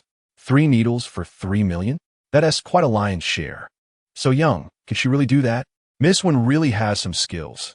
Everyone in the Wen family doesn't trust the eldest Miss Wen, but they believe in an outsider. Interesting. Old man Wen's expression darkened when Jingyi was making things difficult for Wen Wan in front of him, which was not just a slap to his face, but to the entire Wen family's reputation. He said sternly, "Does she not have a mouth? Can't she apologize herself?" "Grandpa, I'm your biological granddaughter." When Jingyi protested, feeling unjust. Why should old man protect Wen Wan? Moreover, she claimed that Wen Wan was a fraud and inappropriate. Do you know that she went to a bar and ordered a male model the night she got the money? I just had a little argument with her, and she had someone hit me. The injuries on my body took a month to heal. When Jingyi spoke passionately, it seems the gossip about the eldest miss when having a conflict in a bar over a male model was true. I heard that for a male model. The eldest miss when fought with someone, and it turns out to be the person in front of us. The murmurs of the crowd came from all directions. Chapter 475. Everyone stretched their necks, staring intently at old man Bai, hoping he would reach a conclusion. Is it toxic? When Jingyi was excited. Old man when furrowed his brows in worry. No way is it really toxic? Too bold to attack in public? That's terrifying. Luckily, the eldest miss when discovered it. The crowd was worried for Wen Wan. If it were really toxic, she would be in big trouble. Old man Bai looked excitedly at Wen Wan. This is Yuji Ihi Wan. Wen Wan nodded. Old man Wan, Yuji Ihi Wan. Old man Bai presented the pill in front of old man Wan. Is it really? Old man Wan was momentarily excited. Previously, old man Bai said the fastest way to cure his illness was with Yuji Ihi Wan. But this thing was priceless, an exclusive secret formula of the Qi Huang Meng family. Elder Bai nodded. I'm sure. What is Yuji Yuan? When Jingyi couldn't understand what they were saying, it was just a broken pill. I foolishly believed Elder Bai's words. And I didn't expect you to be an accomplice of the Wen family as well. You are colluding to harm my grandfather. Someone in the crowd asked in confusion. What is Yuji Yuan that can make Elder Bai and Elder Wen so surprised? Don't you know? Do you know the Qi Huang Meng family?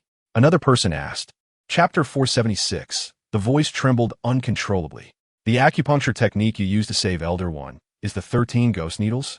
Wasn't it lost to history? After hearing that this acupuncture technique was lost, the descendants of the Qi Huang Meng family created a new acupuncture technique based on the 13 ghost needles, which is now the 3 ghost needles. I have long admired the Qi Huang Meng family's 13 ghost needles. I wonder if I could ask Miss Wen for some guidance. Elder Bai was polite. As for medical discussions, I am naturally more than happy to. While Elder Bai was talking to Wen Wan, Wen Jingyi immediately interrupted them. Elder Bai, stop acting. As the head of the Bai family among the 10 great families, what do you want to plot against the Wen family by colluding with a fraud?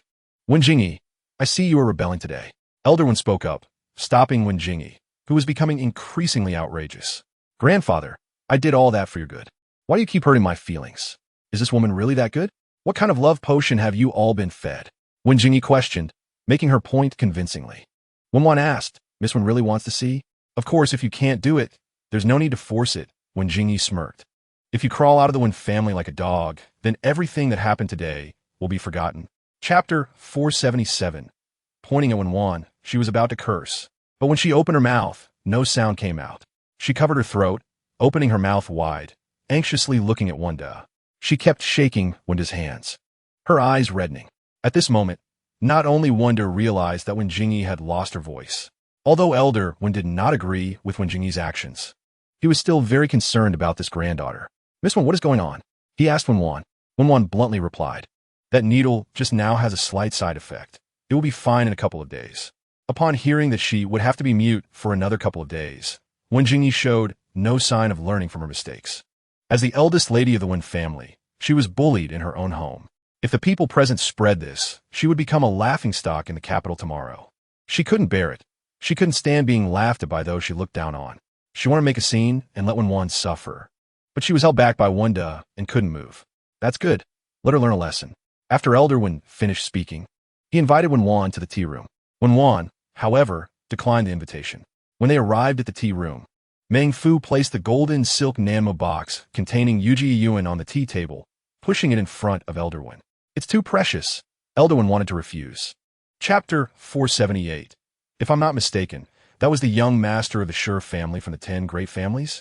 The love triangle of the Bai family, Shi family, and Qi Huang Meng family? The wealthy truly know how to play. It's not just a love triangle. It seems this Miss Wen is also a star, quite popular online. and has a special relationship with the new head of the Luo family. The crowd whispered, and as the main characters left, they dispersed as well. After putting Wen Wan in the backseat of his car, Shirsu also got in. Just as he closed the car door, the front passenger door was opened, and Bai shamelessly sat down. Shirsu frowned. "Get out, what are you doing here?" "To send her," Bai said confidently, showing no awareness of interrupting others. Shirsu reminded him again, "Get out. I'm sending my fiancée, not you," Bai insisted. Shirsu didn't know Bai's relationship with Wen Wan and didn't dare to cross Wen Wan's boundaries, looking pitifully at Wen Wan. "Wife, make him get out." The look on his face made Wen Wan feel like he was a little dog abandoned by its owner. Wen Wan glanced at the two, but said nothing. TW Bar, a bright and quiet VIP room. Chapter 479. I thought it was Shirsu and Luo Mingchuan competing in drinking, but it turned out to be Bai.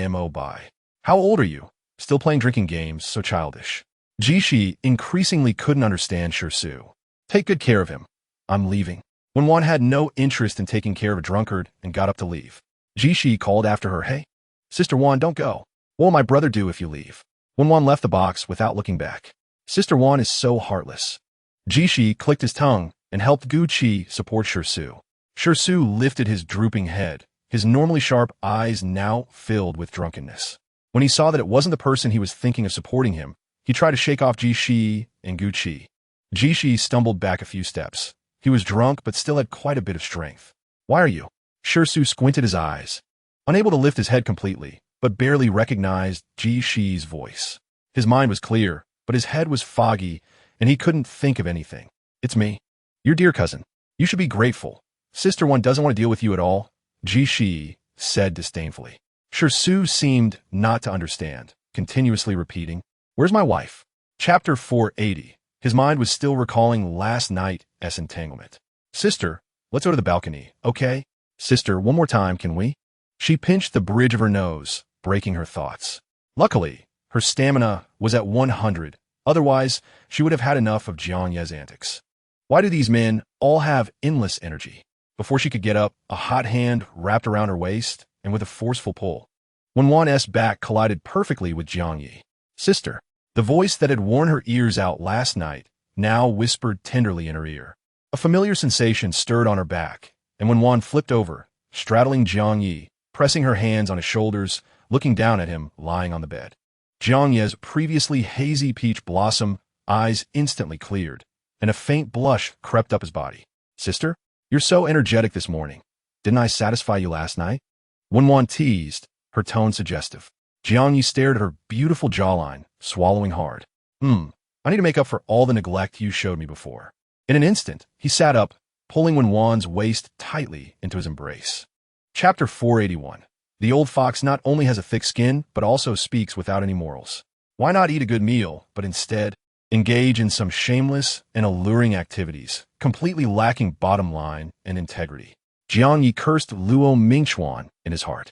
Wen Wan's lips twitched, her bright eyes raised. Seemingly endless was the dispute over the strawberry picking. Time group building. Gu Qi pushed open the door to the time sequence office. The time sequence chief stood tall in front of the floor-to-ceiling window, the bustling street scene of Kyoto laid out before him. Hearing the sound behind him, he did not move. "What are you looking at?" Seeing him so focused, Gu Qi walked behind him and stood still, a charming smile hanging on his lips. "Did you find out?" "It's him," Gu Qi said succinctly, without any unnecessary elaboration. "How do you plan to handle it?" "That depends on what my wife thinks." Gu Qi crossed his arms, his long legs bent as he sat on the back of the black sofa in the office. With great interest, he said, "My little sister-in-law has many hidden identities. The events at Old Man Wen's birthday banquet last night not only spread throughout the upper circles of Kyoto this morning, but the entire political world knows about it. With such a big move, what does she really want to do?"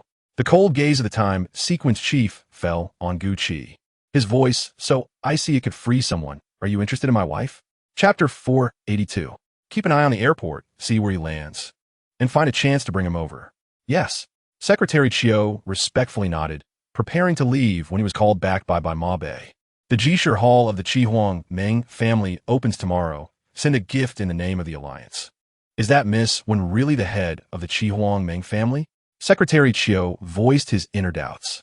Although he was not present at the Wen family's birthday banquet last night, The news about Wen Wan had spread like wildfire, regardless of its truth. Old Man Wen personally acknowledged that his illness was cured by Wen Wan, which indicates that her medical skills are not to be underestimated. Bai Mabe did not answer directly, but stated what he was certain of: she is the person behind Luo Mingchuan. Isn't that the W Group? After the last auction, Secretary Chiu had been investigating Wen Wan's identity, and apart from being the owner of Qi Hongzai on the surface, he could only find out that she was a golden creator at the W Group's Goodnight Cultural Entertainment Company. Bai Mabe nodded, and Secretary Chiu struggled to digest this news in disbelief. He had always known that there was someone behind Luo Mingchuan, but he didn't expect it to be Wen Wan. Just a single W Group was already hard to deal with. Now the power behind the W Group is not only the owner of the internationally renowned auction house Qi Hongzai, but also the head of the Qi Huang Meng family, a hidden family with miraculous medical skills that has survived for over 1,000 years. Chapter 483. The imperial medical masters and international medical tycoons were all excited and trembling at the return of the Qi Huang Meng family. They knew that the world of medicine would inevitably be overturned. As the opening ceremony approached its finale, both the audience on-site and in the live broadcast room were wide-eyed, all eagerly awaiting the arrival of the final segment. Now, let us invite the head of the Qi Huang Meng family to speak. The host's passionate voice fell. The camera and the crowd's gaze focused on the entrance of the stage. The first to appear before everyone was a figure wrapped in a black satin cheongsam that hugged a curvaceous body. The fabric of the cheongsam was of excellent quality, revealing dark patterns and luster under the morning light. That black was not just simple black. It looked as if the night had been crushed and sewn together, radiating a deep blue halo. Wen Wan appeared on stage, radiant and poised. "Hello everyone, I am Wen Wan, the head of the Qi Huang Meng family." The crowd gasped. Those who were originally discussing fell silent, and the frenzied barrage of comments in the live chat momentarily paused. After a brief pause, the crowd erupted in cheers, and the screen in the live room experienced a wave of retaliatory spamming. What? My wife is the head of a hidden family. Chapter 484. Receiving Wen Wan's gaze. The time sequence chief felt even more distressed. Wen Wan was heartbroken over the broken hairpin that Bai Mabe had given him. His expression darkened further, grinded into powder and scattered into the sea. The time sequence chief once again instructed Gu Qi. He would not give Wen Wan the chance to restore the white jade hairpin. After speaking, he pulled Wen Wan's hand and left. TSK. What a pity for a hairpin. What did the little hairpin do wrong? Ji Shiyu lamented while playing with a white jade hairpin. It's such a pity for something so beautiful. Ji Shiyu was immersed in her own performance, while Gu Qi wore a charming smile, kindly reminding her. It was given by Bai Mabe. The next second, the white jade hairpin was thrown back into the gift box by Ji Shiyu, and her hand that had touched the hairpin rubbed back and forth on Gu Qi's tailored suit. Take it away, hurry and take it away. No wonder. His brother said it's toxic. Bai Mabe is a tumor. It's strange if the things he gives aren't toxic. He won't be poisoned to death, will he? Thinking this, she rubbed her hand hard against Gu Qi while she was wiping her hands. She suddenly realized something. Wait, wasn't the item sent by the Alliance? What happened? What secrets are you not telling me? The time sequence chief pulled Wen Wan to the top floor of the Jishir Hall building, which was Wen Wan's lounge. Chapter 485. Fang Ziki and Star went abroad for a competition. Jiang Yi had a business management training course over the weekend. Only one person was left, the time sequence chief. Wen Wan immediately found the time sequence chief's number and dialed it. The phone rang 5 times before it was answered. In Wen Wan's memory, every time she called the time sequence chief, it was picked up instantly. Today felt a bit unusual. What are you doing? This was Wen Wan's first question. After a long silence without a response from the time sequence chief, she asked again, "Why aren't you speaking?" "A bit busy." The time sequence chief's tone was extremely cold.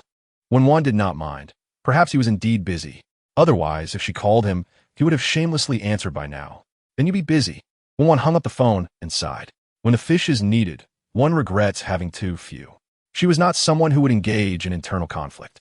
She did not feel disappointed over a few fish, so she opened her phone to look for other places to spend money. Now was the time to raise a few more. She browsed through several live broadcast rooms, and wherever she went, fans supported her. Due to the recent opening of the Jishir Hall, her reputation had soared. Besides being recognized as the best songwriter at the Golden Melody Awards, netizens were even more interested in her identity as the head of a hidden family. Her identity was too hot to handle.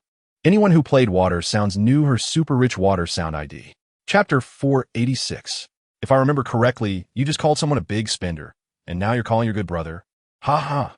Watching the cheerful atmosphere on the public screen, Wen Wan couldn't help but smile. This male anchor was quite interesting. The dance anchor blinked, asking what good news. No more pretending.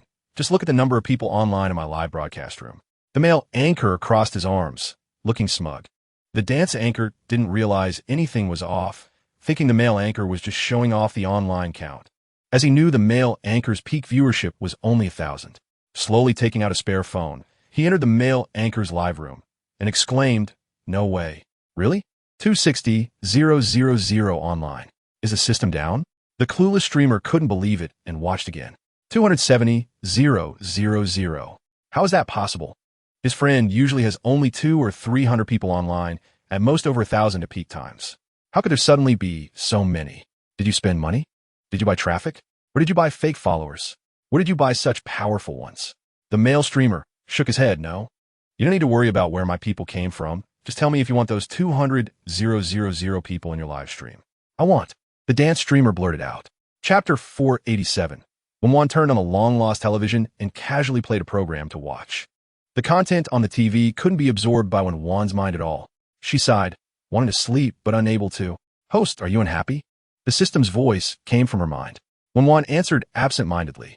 "How did you see that? This is your 51st side today. If you have any grievances, you can tell Tian Tian, and Tian Tian can help you analyze it." Tian Tian. Wen Wan propped her chin up, staring at the leaves outside the window, blending into the night. Forget it. She was just sleepless. It was just a pointless complaint. She had never felt her villa so desolate. Even the temperature-controlled indoor environment felt a bit chilly. Suddenly, the sound from the TV stopped. The once bright Zhaoshan Villa No. 1 was now pitch black. Power outage? Zhaoshan Villa is one of the top villa areas in Kyoto. Even if the power goes out, the villa has a backup circuit. How could there be a power outage?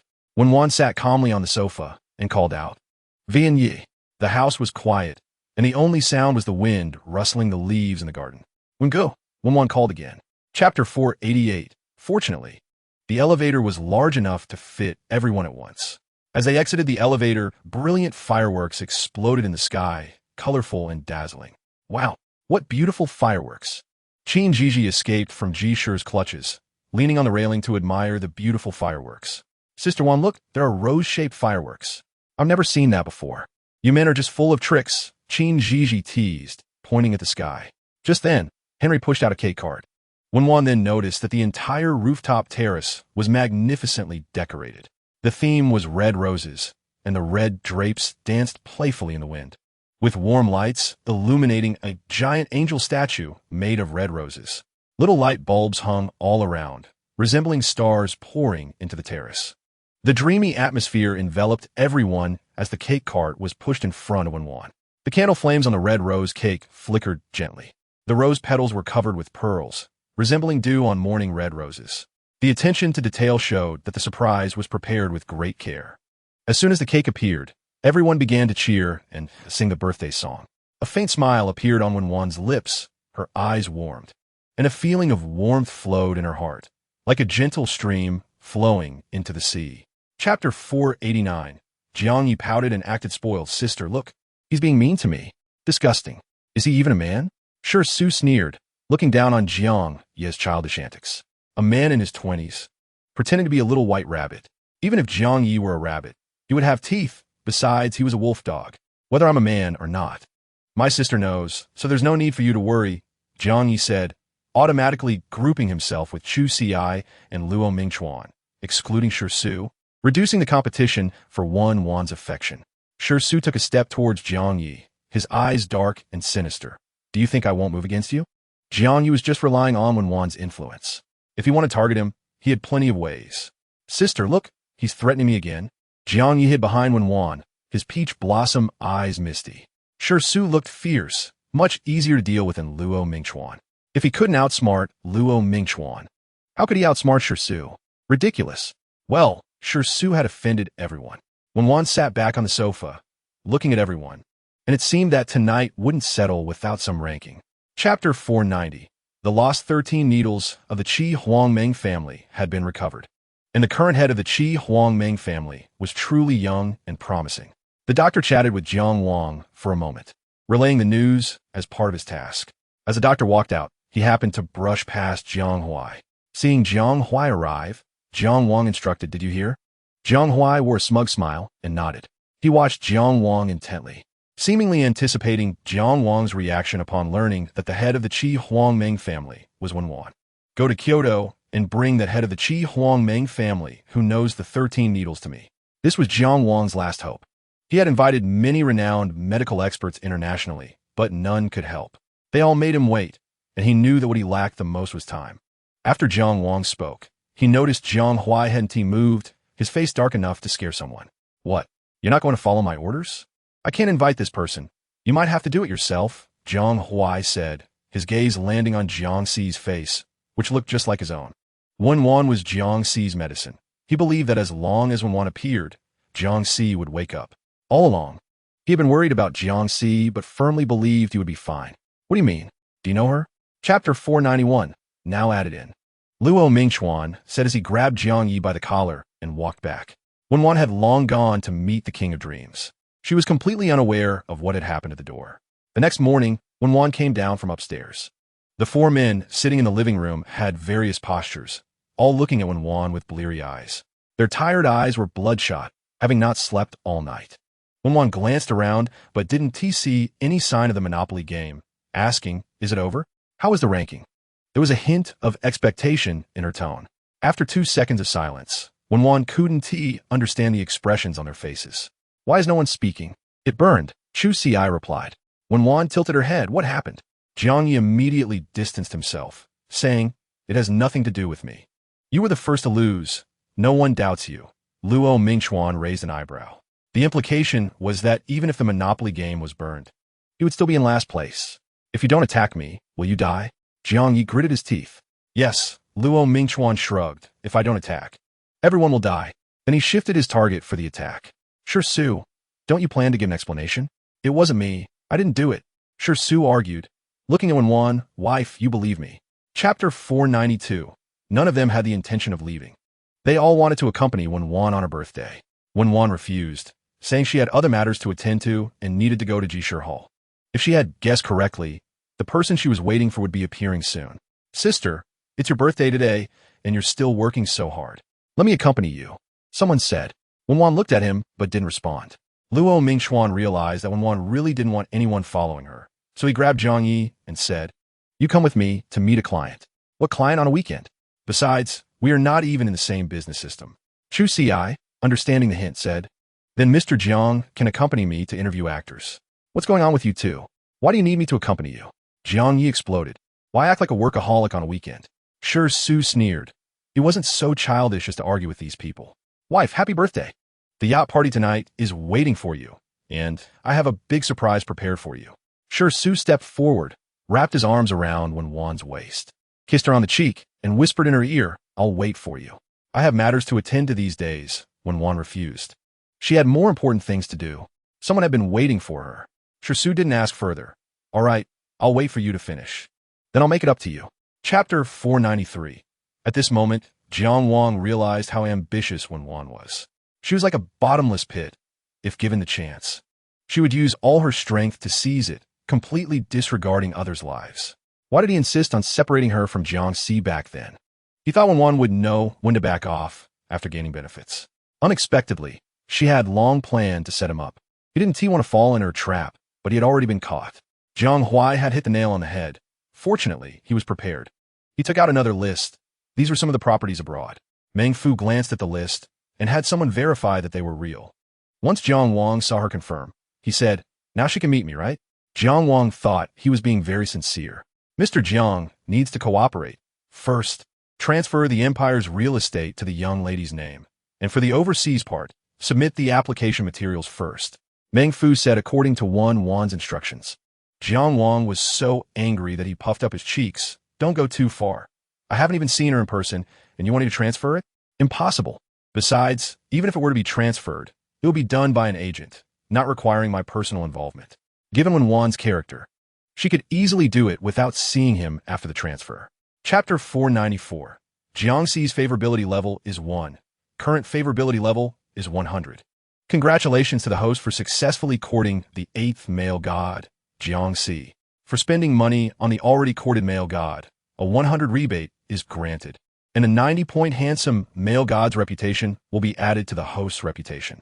Congratulations to the host for obtaining 577 million reputation points from Jiangxi. The host's current reputation is 10,588,000. Congratulations to the host for receiving a hidden reward. Naka Group Identity Card 1. Southeast Sea Island Luiying Island 1. Wen Wan raised an eyebrow. Had she become the island owner? Not bad at all, it was indeed nice. She could raise a group of handsome men on the island and thought about the sunny island life, feeling quite pleased. Looking at the new identity card, her W group was now one of the top groups in the empire. Many assets were undisclosed, estimated to rank in the top 10 globally. This Naka group seemed unfamiliar. The name sounded exotic, like a foreign enterprise. The system wouldn't give her a useless identity card. This identity card, as a hidden reward, must have its merits. Wen Wan instructed the system in her mind, lick it and introduce Naka Group. Naka Group is one of the largest military trade enterprises in the world. Its business includes defense systems, military equipment, etc., mainly weapon exports, accounting for 75% of total revenue, with clients including leaders from war-torn regions. Chapter 495. The butler confirmed that Wen Wan was serious and would not harm Jiang Wang, so he let go of his hand. Wen Wan's fingers rested on Jiang Wang's pulse, her brow furrowed. This was the pulse of someone about to die. Her gaze shot toward the butler like a sharp sword. The butler felt a chill in his limbs, wondering inwardly if Wen Wan had seen something. It shouldn't be, right? The butler's momentary guilt flashed in his eyes, which Wen Wan caught. Isn't the butler going to explain? Jiangxi and his brother didn't know what Wen Wan was up to, and followed her gaze to look at the butler. Jiang Huai raised his eyebrows. Butler, do you have a secret? The intimidation in his tone was no less than Jiang Wang himself. The butler pretended not to understand. Third master. I am loyal to the chairman and have never had any intention to harm anyone. The chairman's injury has nothing to do with me. You know, I'm not asking about that, Wen Wan interjected. The butler lowered his head. I don't know what Miss Wen means. How long has he been coughing? Wen Wan struck at the heart of the matter. The butler's pupils suddenly shrank, lowering his head, and his fingers unconsciously tightened around the hem of his clothes. The chairman only coughs occasionally. His back felt cold. He hadn't expected Wen Wan could really find out. He had underestimated Wen Wan's strength. The butler fell silent, and Wen Wan didn't ask further. She turned to Jiangxi and his brother and directly said, his health is depleted. He won't last much longer. Chapter 496. My subordinate? Wen Wan had just regained consciousness, her mind still in a daze, and she casually brushed it off. Where would I have a subordinate? It's too dangerous in Broland. I never thought of sending someone here. As she spoke halfway, she remembered it should be the person in charge of the Naka group from her new identity card. It seemed that he really was her subordinate. Get off me. You're so heavy I'm struggling to breathe. Wen Wan's palm pressed against Jiangxi's well-defined muscles. Jiangxi buried his face in Wen Wan's neck. Don't worry. I'll help you get dressed. Before long, Wen Wan had washed up and dressed, and she and Jiangxi arrived in the reception room. In the reception room, Jiang Huai was sitting opposite a young man, wearing glasses with an elegant demeanor. Both turned to look toward the sound of footsteps. Upon seeing Wen Wan, the young man quickly walked up to her, took a step, and bowed with his right fist against his chest, showing respect and humility. Zhu Kuan, I have met the young lady. Jiangxi and Jiang Huai's eyelids twitched. Zhu Kuan? Is he the person they were thinking of? A prominent figure internationally, the second in command of the Naka Group in international military trade. They had never met Zhu Kuan in person, but they had heard that he was cautious and brutal. How could he be the polite young man before them? Chapter 497. Now he had become a useless person. I had followed him for over 30 years, and the Wangshan Society would have half of my efforts. No one understands the Wangshan Society better than I do. Even if a new chairman is to be appointed, it should be me sitting in that position. It shouldn't fall to you two inexperienced kids. Uncle Liu exuded a calm and steady demeanor built over many years of hard work. It's been over 30 years. It should be his turn for this position. The new president should be Uncle Liu, who has dedicated 30 years to the Wangshan Society, with both merits and hard work. You two have not contributed to the Wangshan Society, but instead severely injured the president and tried to usurp power. Your intentions are despicable. Only Uncle Lu has the courage to lead the Wangshan society. You two are still too young, so just give it up. A group of people supported Uncle Lu. The noise was overwhelming. Jiang Si waved his hand, and a crowd surged from all directions, surrounding Uncle Lu and the others. Uncle Lu and the others visibly panicked. They had the least contact with Jiang Si, but had heard a little about his methods. Jiang Si's motto is to act rather than talk. As the crowd approached with weapons in hand, the guests instinctively took 2 steps back. They wouldn't act again, would they? I don't want to go through that scene from the last wedding banquet again. Chapter 498. The faces of those present turned pale. If this fell into General Zuo's hands, whether or not they were from the Wangshan society, they would be skinned alive. Sensing that Jiang Huai and Jiang Si were about to lose their composure, Uncle Lu felt pleased and laughed heartily. Just surrender. This is the price for competing with me for something. Young people still lack the tough lessons of society. Today is a free lesson for you. The person behind you is General Zuo, Jiang Huai said firmly. Uncle Lu didn't give a clear answer, but his triumphant smile revealed the truth. General Zuo didn't hide like Uncle Lu. He openly admitted it. Knowing it's me at the end of your life, so what? The Wangshan society was originally his possession. Just as both sides were about to draw their weapons, a gunshot rang out from above. Be careful, General. A subordinate was the first to notice something unusual above and forcefully pulled General Zuo aside. Crash! The heavy crystal chandelier, weighing hundreds of kilograms, fell to the ground like a shower of flowers. Crystal shards rolled joyfully in all directions, refracting colorful light under other illuminations, beautiful like a piece of art. General Zuo was shaken. The spot where the chandelier fell was exactly where he had just stood. Chapter 499. What are you doing? At the same time, a fierce-looking person appeared before everyone, accompanied by a group of similarly dressed subordinates. The city lord has really arrived. Now the Wangshan society is truly finished. And this woman is done for. The crowd sighed. What a pity for such a bold woman. Her mistake was being too arrogant, provoking someone she shouldn't have. I'm here. Won't you let my people go? The city lord spoke to Jiang Huai with an imposing demeanor.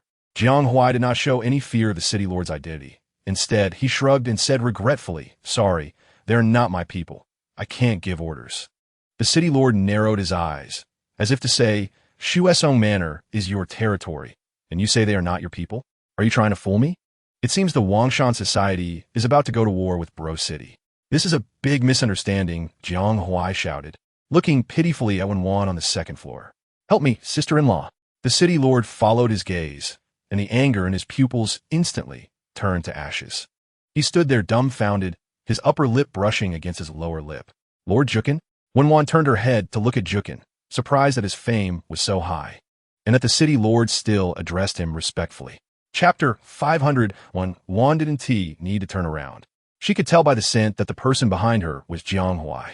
Jiang Huai, holding her, said in a carefree tone, What are you sighing about? Did you miss me after just a short while? Thinking about hiding away to wipe her tears. Jiang Huai's words were nonsensical. Wen Wan pushed him away from her ear. Your delusions are a disease. You need to be cured. You're my medicine. Jiang Huai's face, pushed away, seemed to magnetically return to Wen Wan's neck, rubbing against it. My aphrodisiac. He chuckled lightly, his lips brushing against the skin of Wen Wan's neck. When are you going to give me a title? There are quite a few people asking me for title. They're lining up. Given my good stamina, how about you let me cut the line? Jiang Huai's teeth sank into her porcelain white skin, causing Wen Wan pain. She broke free from his embrace and faced him. Her elbows rested on the railing, and her hair danced lightly in the wind, unintentionally brushing against the bite mark on her neck, bright and alluring. Wen Wan ignored the heat on her neck. Her lips pressed tightly together, ambiguous in expression. Si is ahead of you. Why don't you ask him if he agrees to let you cut in line? Chapter 501. A wave of public awareness about Wen Wan's identity surged online again. Countless marketing and entertainment media began to dig deep into Wen Wan's identity. This time, Wen Wan did not stop them, allowing them to probe and uncover the truth. One hidden identity after another was revealed. First, she was the largest shareholder of the Shuain short video platform, the chairman of W Group, the owner of Qihong Zai, and the head of the Meng family of Qihuang. The identities uncovered by netizens and media were made into PPT short videos and articles, circulating across the internet. Each identity made the netizens gasp in surprise. At this moment, in the eyes of countless netizens, it was no longer just a simple matter of being born into wealth. But they did not know that Wen Wan's identity was far more than these. Even if they hadn't uncovered all her identities, the various praises from netizens and marketing accounts were enough to make Wen Wan a household name in the empire. Not long after, Wen Wan became an idol sought after by the new generation of young people, not just for her looks and wealth, but also for her talent. A person so outstanding, still showcasing her talents in various forms, shining in every field. Wen Wan's life seemed like it was on a cheat code, evoking both admiration and jealousy. Chapter 5:02 The seasons changed. The withered yellow leaves signaled that a year had passed since Wen Wan inherited the Weston family. This grand and mysterious family inheritance ceremony began on a refreshing morning. The sky over Ji Province was golden that day, and the people of Ji Province were filled with joy and excitement, welcoming the return of the new generation of the Weston heir, leading them toward wealth and peace. The entire province celebrated together, not just Ji Province. Forces from all over the world were secretly observing as this ancient family finally announced its return to the pinnacle of the world after many years. Global media, both news and entertainment, focused on this grand inheritance ceremony. It was truly a once-in-a-hundred-years event, but the inheritance ceremony was confidential, and no one had first-hand information. Nevertheless, everyone was still excited. At the same time, netizens who saw various online messages about the Weston family began to stir. Ji Province's empress? Is the media accurate? Are they so sure that the Weston heir is a woman? Looking at this morning's updated world wealth list, the first entry is anonymous, gender female. If this isn't the Weston heir, I'll drink all the seawater around Ji Province. Chapter 5:03. Did you see that person? Ji Shiyu followed Gu Qi's direction and focused his mind. That teacher? What about him? His name is Ju Kuan, Gu Qi explained. Ji Shiyu blinked and tilted his head in confusion. What does his name have to do with anything? Gu Qi glanced at his silly expression. The point is, he calls Wen Wan young lady. And what does that have to do with me digging for gemstones? Do you know about the Ka Group? Who doesn't know? The #1 international military trade group. Are you joking with me? Gu Qi, the second in command of the Ka Group, is called Ju Kuan. So what? What about it? Ji Shiyu shivered. What did you say? You mean that teacher is the #1 arms dealer in the world? Ju Kuan? No way. Same name, same surname. The #1 arms dealer, cold-blooded and cruel, treats human lives like grass. He must be muscular, covered in tattoos, with a dragon on the left and a tiger on the right, shaking with muscles as he walks. The delicate-looking teacher in front of him doesn't look like a legal coffee. Ji Shiyu stared into Gu Qi's serious eyes. After pondering for a moment, he shouted, "Oh my God, Sister Wan is the young lady of the Ka Group." Ji Shiyu swallowed, his throat dry and hoarse. Chapter 5:04. System Upgrade Progress 100. System upgrade successful. System entity loading. In the Empire's winter month, heavy snow covered half the country. On the southeastern island of Luiying, the branches were lush, resembling a scene from a fairy tale. The light blue sea splashed against the beach, wetting a silver patch, gradually receding, leaving imperceptible traces. The salty sea breeze carried the scorching heat of the sun, swaying the tall vegetation around. It also stirred the hearts of a group of handsome men outside the villa on Luiying Island. Jiang Yi leaned against the huge floor-to-ceiling glass outside the villa, peering in through the expensive, crystal-clear glass with his peach blossom eyes. From his position, he could see the open kitchen inside the villa. Wen Wan was turning a cake turntable with her left hand, while her right hand held a cream spatula, carefully smoothing the white cream on the cake, her expression focused and serious. In fact, the 2-meter-high cake castle had already been airlifted to Luiying Island early in the morning. Everyone saw it, including Wen Wan. Why is the birthday girl making the cake herself? And why won't she let us in? Jiang Yi didn't understand Wen Wan's intention and asked. No one answered, so he turned to look at the 10 or so people behind him. Someone leaned against a big tree, with an unlit cigarette in his mouth, looking cool and rebellious.